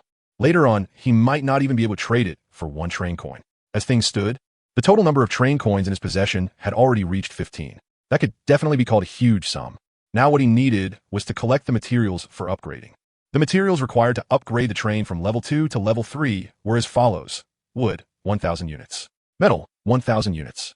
Glass, 200 units. Rubber, 100 units. Simple circuit boards, 50 sets. First of all, the required amounts of wood, metal, and glass had all doubled. Then rubber and simple circuit boards had been added on top of that. The first 3 were manageable. He had quite a bit in stock. But as for rubber and simple circuit boards, he hadn't collected even a little of either. Looks like upgrading to level 3 wouldn't be that simple. Just as he was about to lie down and rest, a friend request suddenly popped up. Conductor son, he has requested to add you as a friend. He had thought the other party was here to buy fruit, but unexpectedly, the man had much bigger ambitions. Hello, I am the Vice President of the Mutual Aid Society. I sincerely invite you to join our organization and contribute your own strength to the continuation of human civilization. Mutual Aid Society? Lu Xingyuan paused slightly. An organization had appeared this quickly. In fact, by the second day of the game, banding together for warmth had already become the consensus of many people. But turning that consensus into a real organization was far from easy. For the Mutual Aid Society in front of him to pull together a team this quickly, they definitely had some skill. As for why he had been invited, Lu Xingyuan wasn't too surprised. No matter what, he was still the first conductor to upgrade to level 2. After accepting the friend request, Sun E immediately sent another message. In this apocalypse, a strong person like you is the hope of all survivors. Our Mutual Aid Society needs your strength to support this big family. One person's strength will eventually reach its limit, but the power of many can carry civilization forward. Please join us. Your ability should not be enjoyed by yourself alone. It should light the road ahead for more people. Of course, the organization will absolutely not treat you unfairly. Lu Xingyuan frowned slightly. Why that sound so damn irritating? What does your Mutual Aid Society plan to do? Our strategy is very clear. Concentrate resources, build pioneers, and form combat power. Let a portion of conductors become strong first, establish order, and then systematically lift all survivors, achieving overall improvement. Who are that portion of people? Naturally, the lucky ones who drew powerful talents. So, if I join you, I have to reveal my talent first? We are one big family. Every member of the organization is family, and between family members, naturally there should be no concealment. Then, what is your president's talent? If you join us, naturally we'll tell you. Sorry, then I have no intention of joining you for the time being. Wait a moment. Inside a train speeding along the tracks, Sun E, wearing gold-rimmed glasses, did not cut off his conversation with Lu Xingyuan there. Instead, he skillfully opened a chat window named Panwei. If that's the case, then there is no harm in telling him. Panwei quickly replied. After all, he is the first conductor to upgrade his train to level 2. He possesses enough luck and strength. For a person like that, of course we should show sufficient sincerity. Fine. Sun E looked somewhat unwilling. In his view, Lu Xingyuan had only gotten lucky. The president was the one with real strength. Everyone else was fighting tooth and nail to join the Mutual Aid Society, but you, of all people, kept pushing back and making excuses. Sun E adjusted his glasses and let out a cold snort. I hope you remember the president's kindness. However, in the very next second, his expression froze. On his chat interface with Lu Xingyuan, there was clearly a notification displayed. You have been blocked by the other party. This guy blocked me? Sun E clenched his fist tight. He had never expected this outcome. This Lu Xingyuan really didn't take their Mutual Aid Society seriously at all. Panwei, interesting. Sun E, President, I suggest that this Lu Xingyuan be treated as the first target of judgment by our Mutual Aid Society. Kill the chicken to scare the monkeys, and save certain ill-intentioned people from failing to take our Mutual Aid Society seriously. After yawning, Lu Xingyuan was just about to lie down and rest when he received a private message from Gu Wanqing. After their last trade ended, the two of them had added each other as friends. Holy shit. The chat channel is crazy lively. All the different factions are doing whatever it takes to recruit people. For conductors with powerful talents, they're even offering ridiculously generous terms. Stuff like unlimited food and water, plus high-quality meat, eggs, and milk. All train upgrade materials fully covered all the way to level 5, and free train coins every month too. At the very least, you can get 10 every month. The ordinary conductors are all so shocked their jaws are about to hit the floor. They feel like they're living in a completely different world from those people. Lu Xingyuan, and you believe that? It's just a publicity tactic. Really? You sure that it's not just something salty you're saying out of spite because you didn't get invited by them?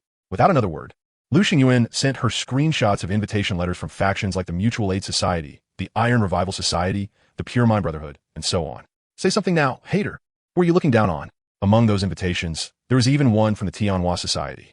The founder of the Tianhua Society was none other than Wang Tianhua, someone who had a grudge with him. The fact that the guy could put aside past grievances and lower himself to invite him was enough to prove just how in demand he was. I bet you didn't receive a single invitation from start to finish, did you? Lu Xingyuan mocked her without holding back. Who said that? I did get invited by a faction, okay. They're not nearly as bad as you make them sound. Oh, now I'm curious, which blind faction would invite a tiny nobody like you? The Crimson Legion? That's right. It's an organization specially led by women. Everyone inside is soft and sweet little cupcakes. Do you want to join? No thanks. Lu Xingyuan rolled his eyes. How out of my mind would I have to be to go in there and ask for suffering? What surprised him a little, though, was that Gu Wanqing hadn't joined either. It just feels like too much trouble. I still think being on my own is more relaxed and comfortable. They asked you to report your talent? Yeah. You didn't report it? How did you know? Your talent must be amazing, right? If it were just some ordinary talent, you would be already gone to huddle together with them for warmth. I'm feeling kind of good, going to sleep. The next day, 9 in the morning. Lu Xingyuan ate 3 bananas in a row and let out a full burp. Bananas didn't store as well as apples, so he had to prioritize finishing the bananas first. In the chat channel, after fermenting overnight, the various factions had already begun to take shape. Among them, the strongest was undoubtedly the Mutual Aid Society, which had been established first. Conductor Sun E. Through our unremitting efforts, the Mutual Aid Society already has 8 members who have been promoted to level 2 conductors. I think this is more than enough to prove our strength. So, conductors want to join us. Please seize the time. Time waits for no one. One step slow means every step slow. 8 level 2 conductors. This instantly caused a huge commotion. Holy shit, that is way too awesome. This is the benefit of banding together for warmth. An individual's strength is insignificant, but if everyone unites, no matter how difficult the hardship or obstacle, it can be overcome. I want to join the Mutual Aid Society, this big family. I want to reach level 2 too. What Lu Xingyuan hadn't expected was that the second-rank faction was actually the Tianhua Society, led by Wang Tianhua. There were a total of 6 level 2 conductors in the organization. That guy really does have some ability. Ranked third was the Steel Revival Society, with a total of 5 level 2 conductors. Of course, according to them, although their organization didn't have the largest number of level 2 conductors, their actual combat strength was the strongest among all organizations because their president was about to step into the ranks of level 3. Really? That fast? Although Lu Xingyuan was doubtful about this information, he also understood that he couldn't underestimate the heroes of the world. Rank 4th was the Jingyan Brotherhood, with a total of 4 level 2 conductors. 5th was the Crimson Legion, also with 4 level 2 conductors. As for the other scattered factions, their organizations only had 1 or 2 level 2 conductors, so they were relatively weak. Sure enough, having more people really makes things easier.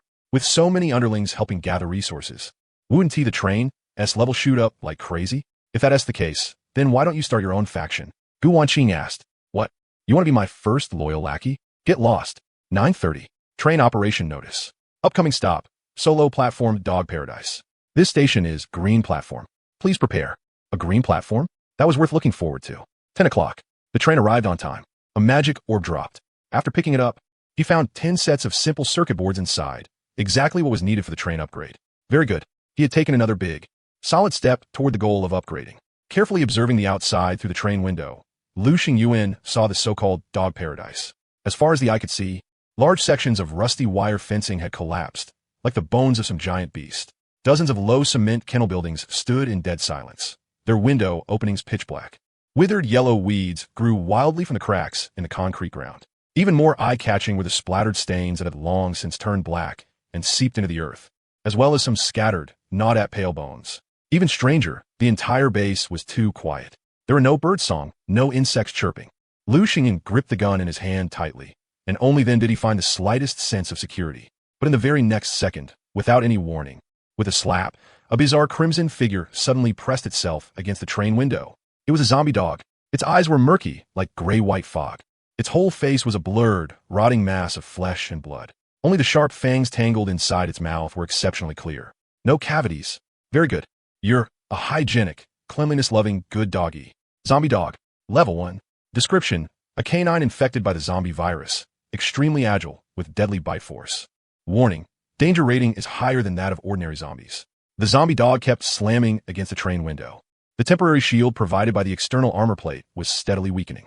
If this kept going, the train would be damaged soon and lose durability. And as things stood, he still hadn't found any way to restore durability.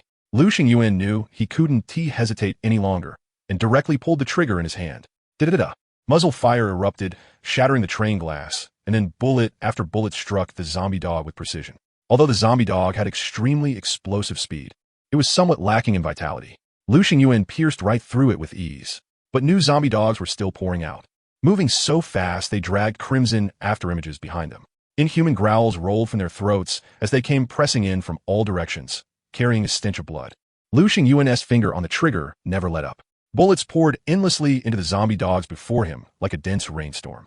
It could only be said that infinite firepower was just way too broken. Under this uninterrupted suppressive barrage, in less than 10 minutes, the last zombie dog also croaked. By then, the area in front of the train door was piled full of zombie dog corpses, packed so densely they looked like a small mountain, a truly shocking sight. The temporary shield provided by the external armor plate had long since been used up, and the train door was clearly somewhat twisted out of shape. Fortunately, though, it didn't affect opening or closing. Lu Xingyuan carefully moved the zombie dog corpses aside, afraid that blood carrying the zombie virus might get onto him. After great effort, he cleared out a path, and only then did he begin exploring the dog paradise in front of him. The harvest from a green platform should be pretty abundant, right? But after making one round, Lu Xingyuan was dumbfounded. The only thing here that could even barely be called valuable resources was rusty steel. Are you freaking kidding me? No. Something had to be wrong. Lu Xingyuan continued searching. Anyway, he had a 2-hour stopover, so there was no rush. Thankfully, he had an electric scooter. Otherwise, trying to search through all 200 mu of this breeding base would been a real nightmare. At last, he found what was wrong. Inside a cement brick building in the middle, there was actually a secret underground passage. Standing in front of the passage and pricking up his ears to listen carefully, he could hear a series of low whimpering sounds. After confirming that the source of the sound was the underground passage in front of him, which had been sealed shut by a stone slab, Lu Xingyuan hesitated for a moment, but in the end still chose to go down. He had finally come across a solo green platform, and all there was outside was this pile of broken scrap metal. Who could accept that? If there really was some danger down there, the gun in his hand should be able to kill it. Even if the worst happened and he got injured, he still had zombie serum as his trump card to save his life. If it was T some kind of zombie monster, then pretend he and T said that. After all, his body had been enhanced by a genetic agent and possessed tremendous strength. He easily moved the stone slab aside, and at once, a foul stench surged up from the underground passage. Only after the smell had mostly dispersed did Lu Xingyuan slowly walk down the stairs. There was only one underground level. It was dim, with no lights. The area wasn't too large, probably only around 20 square meters. It was covered in dust, and filled with all kinds of miscellaneous professional tools for raising dogs. Very quickly, Lu Xingyuan's gaze landed on the locked dog cage. Inside was a dog. Not a zombie dog, but the most common kind of yellow dog. The yellow dog had no idea how long it had been locked in that cage. It was old and frail, skin and bones, and its eyes had become extremely cloudy.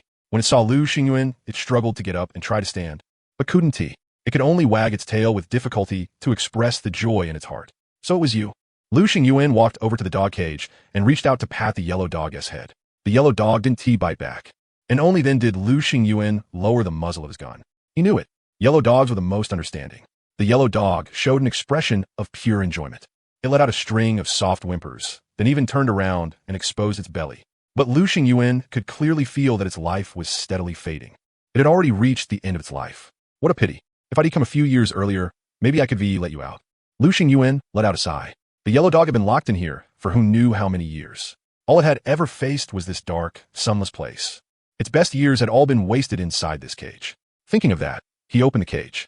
The yellow dog walked out shakily, followed Lu Xingyuan's footsteps, and came to the train door, but had a strong sense of boundaries and didn't follow him inside. Lu Xingyuan took out the only 2 sausages he had left, along with a bottle of mineral water. Want some? The big yellow dog wagged its tail. Lu Xingyuan tore open the packaging and broke the sausage into small pieces to feed it. It had probably gone too long without food. The big yellow dog ate happily, but after finishing one sausage, it didn't eat the second. Instead, it looked at the water in Lu Xingyuan's hand. Lu Xingyuan twisted open the cap and poured some water into his palm, letting it lap it up. After drinking a little over 200 milliliters, it stopped. Lu Xingyuan finished the rest of the water himself, then hurled the empty bottle into the distance with all his strength. Go! Da Huang, fetch it back. Old Da Huang had finally gotten a chance to run. It stretched its legs and used every last bit of strength in its body to do it. Nice job, Da Huang. Lu Xingyuan rubbed its head. But the next second, he suddenly sensed something. And the big yellow dog had sensed it too. The man and the dog looked into each other's eyes. The next second, the big yellow dog's body vanished. And in its place was a patch of foxtail grass, swaying lightly even though there was no wind. Lu Xingyuan stared blankly for quite a while before bending down to pick up a pendant from the patch of foxtail grass. It was a red cord with a canine tooth hanging from it. Sensitive canine tooth. Category: Extraordinary creation. Level 1. Description: You found in a cage inside the underground kennel, skin and bones, already nearing the end of its life. You opened the cage door, and for the first time, it felt freedom. When it was time to part, it chose this fallen baby tooth as a gift for you. After equipping it, movement speed increases slightly. It never really got to run in this life. Now run with it. Lu Xingyuan put it around his neck. He could clearly feel his body becoming much lighter, as if some invisible force was secretly lifting him up. Man, I knew it. Lu Xingyuan still let out a sigh. The moment he first saw Da Huang locked in that cage, he had already known this hidden mission was bound to end in tragedy. Still, he had done everything he could to see it off at the very end, so at least there were no regrets left behind. 11 o'clock. Lu Xingyuan chose to depart. The train moved along its fixed tracks, cold wind constantly pouring in through the shattered window. The train's durability had now dropped by 10 points, leaving only 200 points. This round was pretty lucky. I got quite a lot of supplies. Gu Wanqing sent him a message. Share some with me. Lu Xingyuan immediately held out his hand. A pack of Space 7 pads dropped into his hand. He slowly typed out a question mark. Didn't you say you wanted some? Do you think I can use this? But I don't have anything else. It turned out Gu Wanqing had arrived at a platform with a shop that specialized in selling women's sanitary products. The supplies inside were naturally incredibly valuable treasures for a girl like her. After all, no one could guarantee zombies wouldn't be attracted by the smell of period blood. Lu Xingyuan wanted to stop his imagination from running wild, but it was already too late. Are you sure you don't want to pay a reading fee for making me process that line? If you can't use it, then give it back. This stuff is really valuable. Lu Xingyuan thought about it and ultimately felt too embarrassed to keep it. I don't get periods anyway. Better let it serve its proper purpose. I'm so miserable. How so? Using the photo function built into the chat system, Lu Xingyuan snapped a picture of the shattered train window and sent it over. 666. How can you be this cold? With that much blood all over the glass. Looks like there was a fierce battle today. More than fierce. It was a full-on bloodbath. I almost lost my life. Since you've made yourself sound so pitiful, I'll be magnanimous and give you the tiniest bit of comfort. Oh, call me Sister Qing and let me hear it. Sister Qing. 2 train coins dropped into Lu Xingyuan's hand. Was it this a little too over the top? Those people in the comments always saying stuff like call me bro and I'll Venmo you 50 might be scammers, but calling her Sister Qing? She actually pays. Sister Qing, Sister Qing, Sister Qing, Sister Qing, Sister Qing. Stop, enough. Lu Xingyuan cleared his throat and, for the first time, used the voice function. Pinching his throat, he produced the legendary bubbly voice. Sister Qing. Very quickly, Lu Xingyuan received a voice message. Get the hell out of here already. You damn fake cute little brat. Holy crap. Why does she sound like lazy goat? That's too expensive. With just this little material.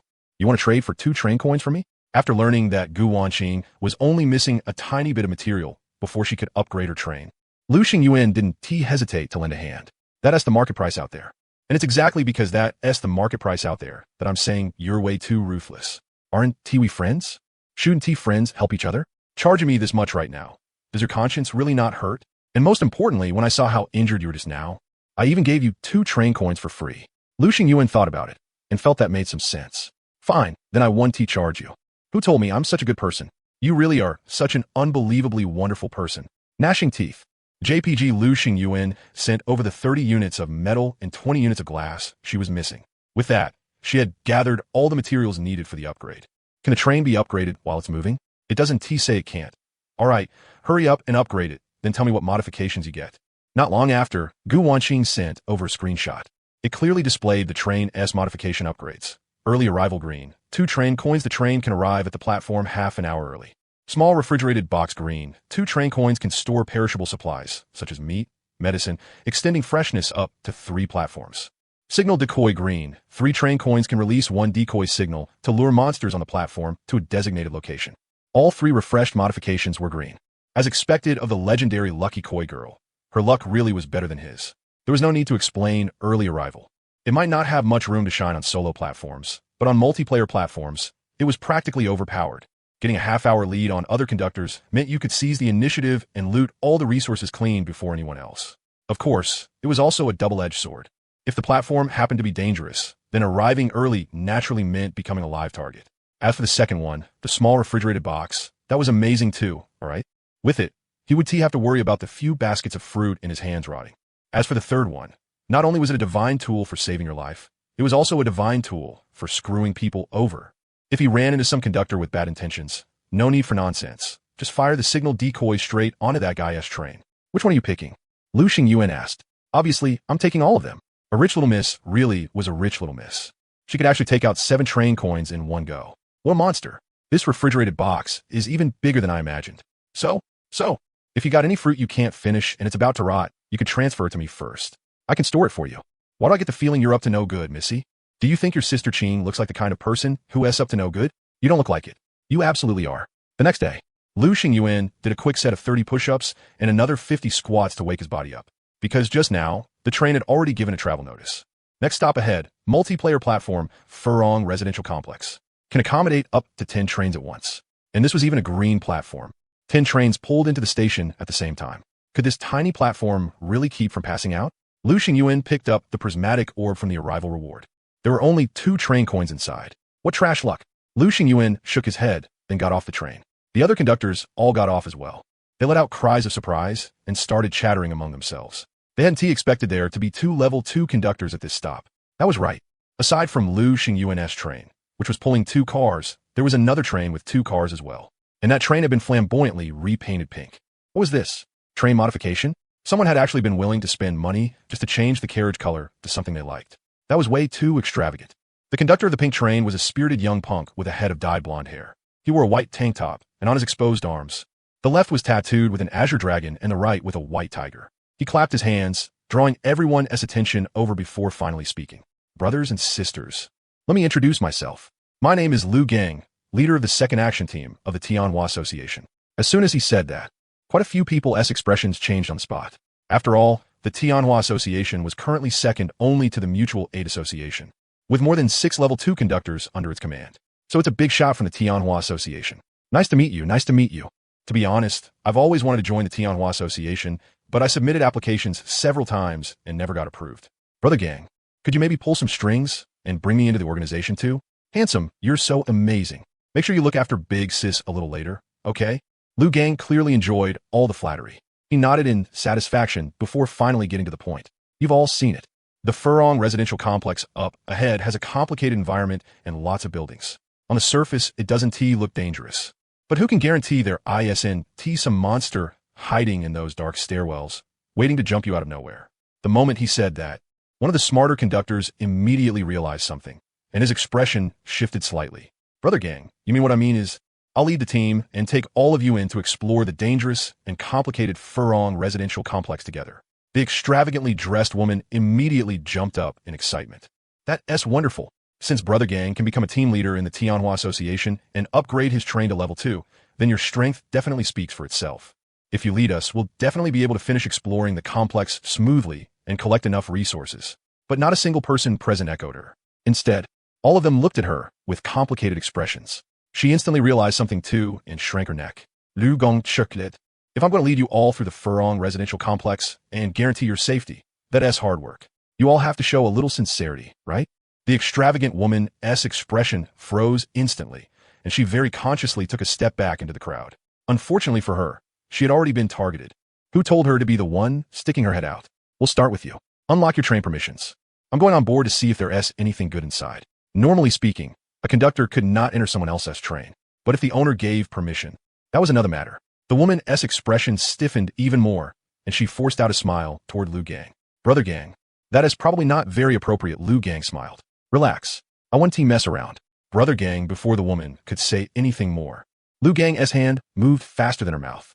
His slap landed directly across her face. With a sharp smack, her face instantly swelled red. The woman opened her mouth, about to burst into tears, but Lu Gang directly showed his weapon. It was a machete forged from refined steel.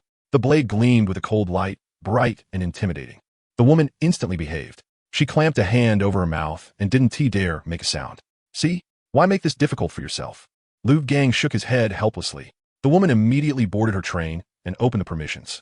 An invisible barrier disappeared, and Lu Gang easily stepped inside. Not long after, he came back down carrying the supplies he had looted. 1 train coin, 2 bottles of mineral water, plus a few upgrade materials. The woman's heart ached terribly, but because she feared his strength, she could only endure it. Next, Lu Gong spoke coldly. I hope everyone cooperates willingly and doesn't waste time. The time a train stays at the station is extremely precious. The second person, the third, the fourth, each one of them was furious but dare not speak. They could only stand there like powerless husbands, watching Lu Gang go in and out. But when it came to the 5th person, the skinny man with glasses suddenly raised a hand and pointed at Lu Xingyin, who was standing at the very end. Brother Gang, I think you should search him first. He is a level 2 conductor. The resources he has should be much richer than ours. The other's expressions changed immediately. This guy really was sharp. He had directly shifted the disaster onto someone else. Would Lu Xingyuan, also a level 2 conductor, really just obediently let Lu Gang loot him as he pleased like they had? Probably not. And if that happened, a conflict would definitely break out between the two of them. A level 2 conductor versus a level 2 conductor. Who would come out alive was hard to say. If they both ended up badly injured, then wouldn't the glasses guy escape being looted altogether? Of course. Even if Lu Xingyuan didn't resist and obediently accepted being squeezed dry, the glasses guy still lost nothing. Lu Gang's gaze immediately fell on Lu Xingyuan. Of course I know about him. It's just that I have a habit. I like saving the best for last. But since you've already spoken up, then we'll start with you first. He raised the machete in his hand, the tip pointing at Lu Xingyuan. You got a problem with that? Yes. Lu Xingyuan nodded. A huge one. Lu Gang's eyes turned cold. Just as he was about to say something, a burst of bullets poured toward him. Puff, puff, puff. His body was instantly riddled with holes. He didn't even have time to activate his talent before he got sent packing. Blood spread across the ground, stimulating the nerves of everyone present. But after going through so many bloody and brutal scenes already, their tolerance had long since improved, so no one screamed hysterically. Still, didn't this farce and a little too fast? The Lu gang who had been arrogant to the extreme 1 second ago was lying flat the next? Sure enough, within 5 steps, a gun was both fast and accurate. The man with glasses was the first to react. He forced a smile onto his face. Bro, before he could finish, a bullet hit him right between the eyebrows. Puff. Brother your ass. Who the hell is your brother? Don't come acting familiar. You creepy loser. Lu Xingyuan expressionlessly moved his gaze away from the corpse. The remaining conductors finally snapped out of it, like waking from a dream. They hurried back into their trains and pulled out every valuable resource they had. Compared to Lu Gang from before, the quiet, ruthless Lu Xingyuan in front of them was obviously even more terrifying. These are 2 train coins. Please, boss, you have to accept them. That's not very appropriate. Is it? Using this to test a cadre. What cadre could withstand a test like this? I've also got a whole box of Master Kong crispy noodles here. Boss, what do you think if it were something else? I might refuse. But this is Brazilian barbecue flavor. I just can't say no. I only have 10 country bumpkin braised eggs. You little punk, how do you know this is exactly what I like? Don't tell me you've got a crush on me and have been secretly investigating me? Boss, I've also got 3 bottles of Dongpong special drink I haven't had time to drink yet. The big bottles too. Strong stuff. Oh, is it really that strong? Then I gotta try it no matter what. Lastly, there was a bald middle-aged man. Trembling, he pulled out a still unopened box of women's underwear. Size small. The colors were grape green, cool mist purple, and oxygen blue. The outer packaging had the underwear style printed on it. It was the kind with little bows and a girly feel. Lu Xingyuan fell silent. The bald middle-aged man was so scared that sweat poured down his back. He knew perfectly well that this thing couldn't possibly compare to train coins, food, and the like, but this was the only decent item he had. Please, you absolutely have to accept it. Maybe his prayer worked because Lu Xingyuan took it. I don't really like this kind of thing, but I understand your good intentions, so you get it, right? The bald middle-aged man instantly let out a huge sigh of relief. Sister Li, long live. At this point, everyone had finished paying their respects. The supplies Lu Xingyuan gained were as follows, for train coins. 1 case of crispy noodles, 10 marinated eggs, 3 bottles of Dongpong special drink, 1 box of women's underwear, as well as several essential materials for upgrading the train. Just these few minutes of gains were almost on par with a whole green platform. No wonder so many people like being bandits. Putting everything else aside, the money really did come fast. But Lu Xingyuan was also pretty helpless. He had set his mind on being a good person. It was just that if he didn't accept these people as tributes, every single one of them became even more uneasy. You all gave these willingly, right? Yes, yes, yes. Everyone nodded in unison. Then I'm relieved. Lu Xingyuan nodded, then turned his gaze toward the Furong residential complex in front of him. Going in together, everyone looked a little hesitant. His act of shooting 2 people without the slightest hesitation had clearly frightened them. Don't worry, I'm not that kind of person. Whatever supplies you collect at the platform belong to you personally. I want to take so much as a needle or a thread from you. Everyone's eyes lit up at once. That was great. Such a huge residential complex definitely had plenty of resources. If they got lucky, they might make a killing in one go. And if they really ran into danger, with Lu Xingyuan around, they would be much safer too. Me, I'm willing to advance and retreat with boss. Count me in. I want to go with boss too. If everyone's going, then take me along too. A group of 7, led by Lu Xingyuan, quickly stepped into the rundown residential complex. It was an old complex with the architectural style of the early 2000s. There was basically no greenery inside. The buildings weren't very tall, only around a dozen floors or so, but there were quite a lot of them, dozens in total. It was obvious there was no way they could explore the entire complex. The power system in the complex had long since collapsed, and besides, no one dared ride those old elevators anyway, so they could only follow Lu Xingyuan and climb stairs. The moment they stepped into the first floor S area, a hideous zombie came roaring out from some dark corner and lunged at them. Compared to the other people's pale faces, Lu Xingyuan seemed especially calm. He pulled the trigger, and every bullet struck the zombie's head, blowing it apart like a watermelon. Red and white matter splattered all over the floor, giving off a sharp, nauseating stench. After that, the zombies awakened by the commotion were likewise drawn over, without giving them any chance to get close. Lu Xingyuan kept pulling the trigger in his hand. Every single bullet sank precisely into their skulls.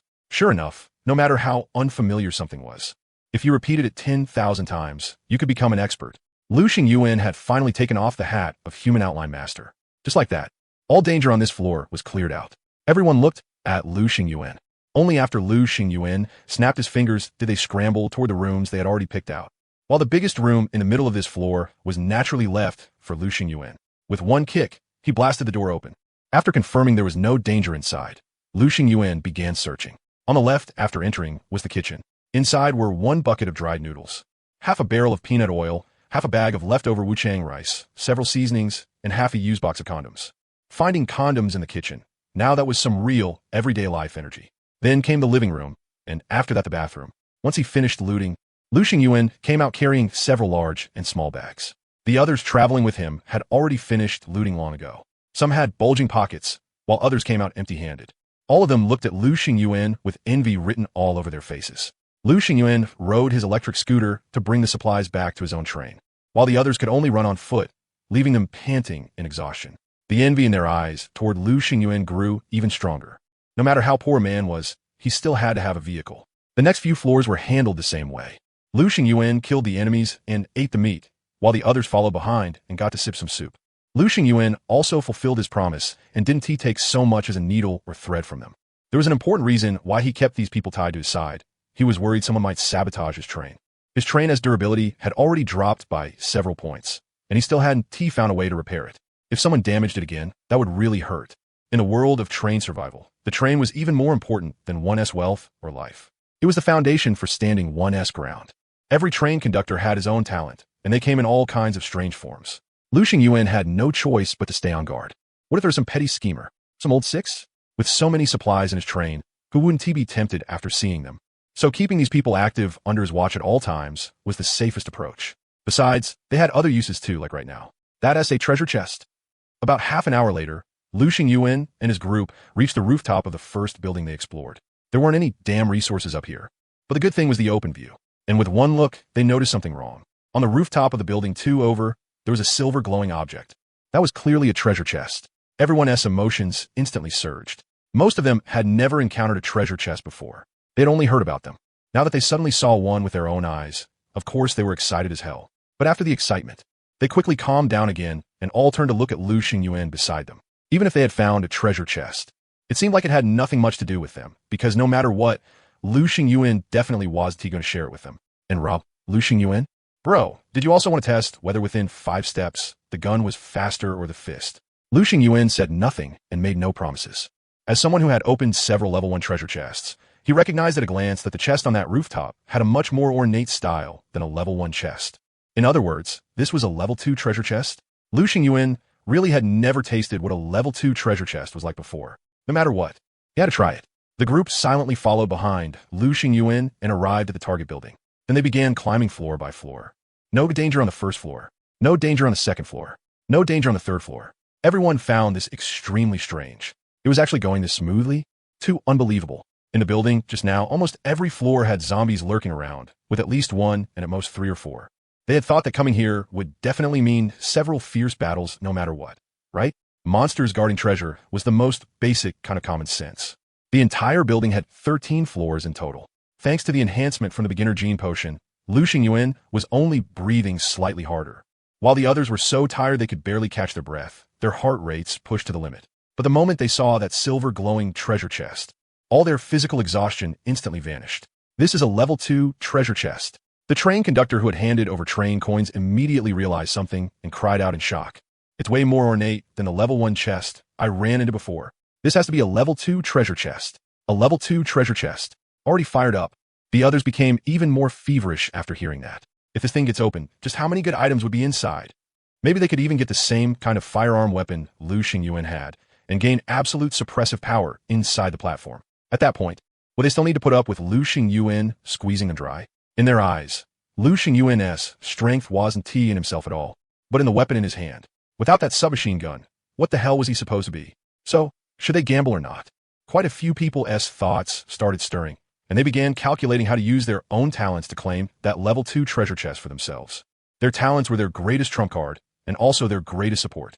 From beginning to end, they had never exposed them. Maybe now was the best chance. However, at that very moment, they discovered in horror that Lu Xingyuan had somehow already taken a step back. Or to put it another way, Lu Xingyuan frowned and moved everyone in front of himself as cover. Something's wrong. Every single one of them had alarm bells going off in their heads. Even though they hadn't known Lu Xingyuan for very long, they all knew very clearly that he was an extremely sly guy, not some hot-blooded chuny teenager. With a treasure chest right in front of him, yet instead of advancing, he retreated. There was definitely a problem, and a big one at that. Just as expected. Roar. Along with a deafening roar, a thick, bloody stench instantly slammed into their faces. A huge, burly zombie appeared, just like that at the end of the passage. The first thing that caught the eye was its massive size, completely different from ordinary zombies. It stood there at nearly 3 meters tall, like a silent mountain of flesh, casting a suffocating sense of pressure. Its coloring was also far beyond that of ordinary zombies. It was a darker, murkier tone, as if blood and ink had congealed together. Strength-type zombie. Level 2. Description: a mutated form produced when an ordinary zombie devours a large amount of flesh and blood. Can reach up to 3 meters in height, with a bloated body like a mountain of meat. Its skin is dark brown, with some areas hardened like keratin, capable of resisting light firearm attacks. It possesses tremendous strength, able to tear apart car doors barehanded and flip cars over, but its movements are relatively slow. Holy shit, a level 2 zombie? Cries of shock rang out. Several of them were so scared they nearly pissed themselves. A level 1 zombie had already been this hard to deal with, let alone a level 2 one. No wonder Lu Xingyuan had slipped away so fast. Was this the sharp instinct of a big shot? Wait for us. They all turned their heads together, only to discover that Lu Xingyuan had already run far away, without even the slightest pause. And on top of that, Lu Xingyuan even took the initiative to open fire on the strength-type zombie. Bullets struck its thick, mountain-like body, but unlike when they hit ordinary zombies before, they failed to cause lethal and effective damage. Good. Lu Xingyuan now understood the other party's defense. Right after that, he slightly raised the muzzle and aimed at its head, then unleashed a whole burst of bullets. The strength-type zombie reacted, raising its hand in front of its head and blocking every single bullet. Good. So it wasn't as if it had no weaknesses at all. Lu Xingyuan nodded in satisfaction, then stopped looking back and focused on running, because that strength-type zombie had already been successfully enraged. Roar. It let out an earth-shaking roar. In the narrow corridor, a pungent, bloody wind instantly flooded the whole place. When its heavy body moved, it made thunderous noises like a tank rolling across the ground. The strength-type zombie's weakness was its movement speed, but even so, it still wasn't something ordinary people like them could compare to. In the blink of an eye, a woman had already been caught by it. And no, don't kill me. She let out a terrified scream, but there was no way to stop her frail body from being smashed apart with a single slap. The reason a strength-type zombie was called strength-type was because it possessed horrifying, exaggerated power. The woman's mangled remains were stuffed into its mouth and chewed frantically. But the strength-type zombie did not stop moving because of that. Very soon, it locked onto its next target and sped up in pursuit. The screams and fleeing noises gradually moved down from the rooftop, 12th floor, 11th floor, 10th floor, at the brink of life and death. Every person burst out with unimaginable potential and did not give up struggling just like that. Meanwhile, the originally noisy rooftop instead fell quiet. It looked like there was no danger left at all, leaving only that level 2 treasure chest glimmering with silver light beneath the daylight. Just then, the air suddenly rippled, and an honest-looking man silently appeared on the spot. He carefully and cautiously looked around. After confirming there was no danger at all, he slowly moved toward that level 2 treasure chest. He had already tried his best to suppress the surging emotions in his heart, but excitement still flickered uncontrollably in his eyes. Perfectly normal. After all, it was a level 2 treasure chest. Even I'm pretty excited inside. But right at that moment, a voice came from behind him, extremely inopportunely. The man's body instantly froze in place. He suddenly turned around and saw a familiar face. The other party was holding a submachine gun, the muzzle pointed directly at him, looking ready to fire at any moment. Is this the ability of your talent? Or some kind of extraordinary item with special powers? The man's expression stiffened as he spoke probing words. How about we split whatever comes out of the treasure chest 50-50? Don't push it too far.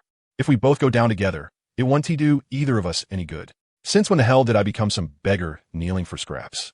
Lu Xingyuan felt genuinely insulted. If you fire, the man reminded him emotionally, but halfway through he realized his voice was too loud and hurriedly lowered it several notches. The gunshot will definitely attract that level 2 zombie over here.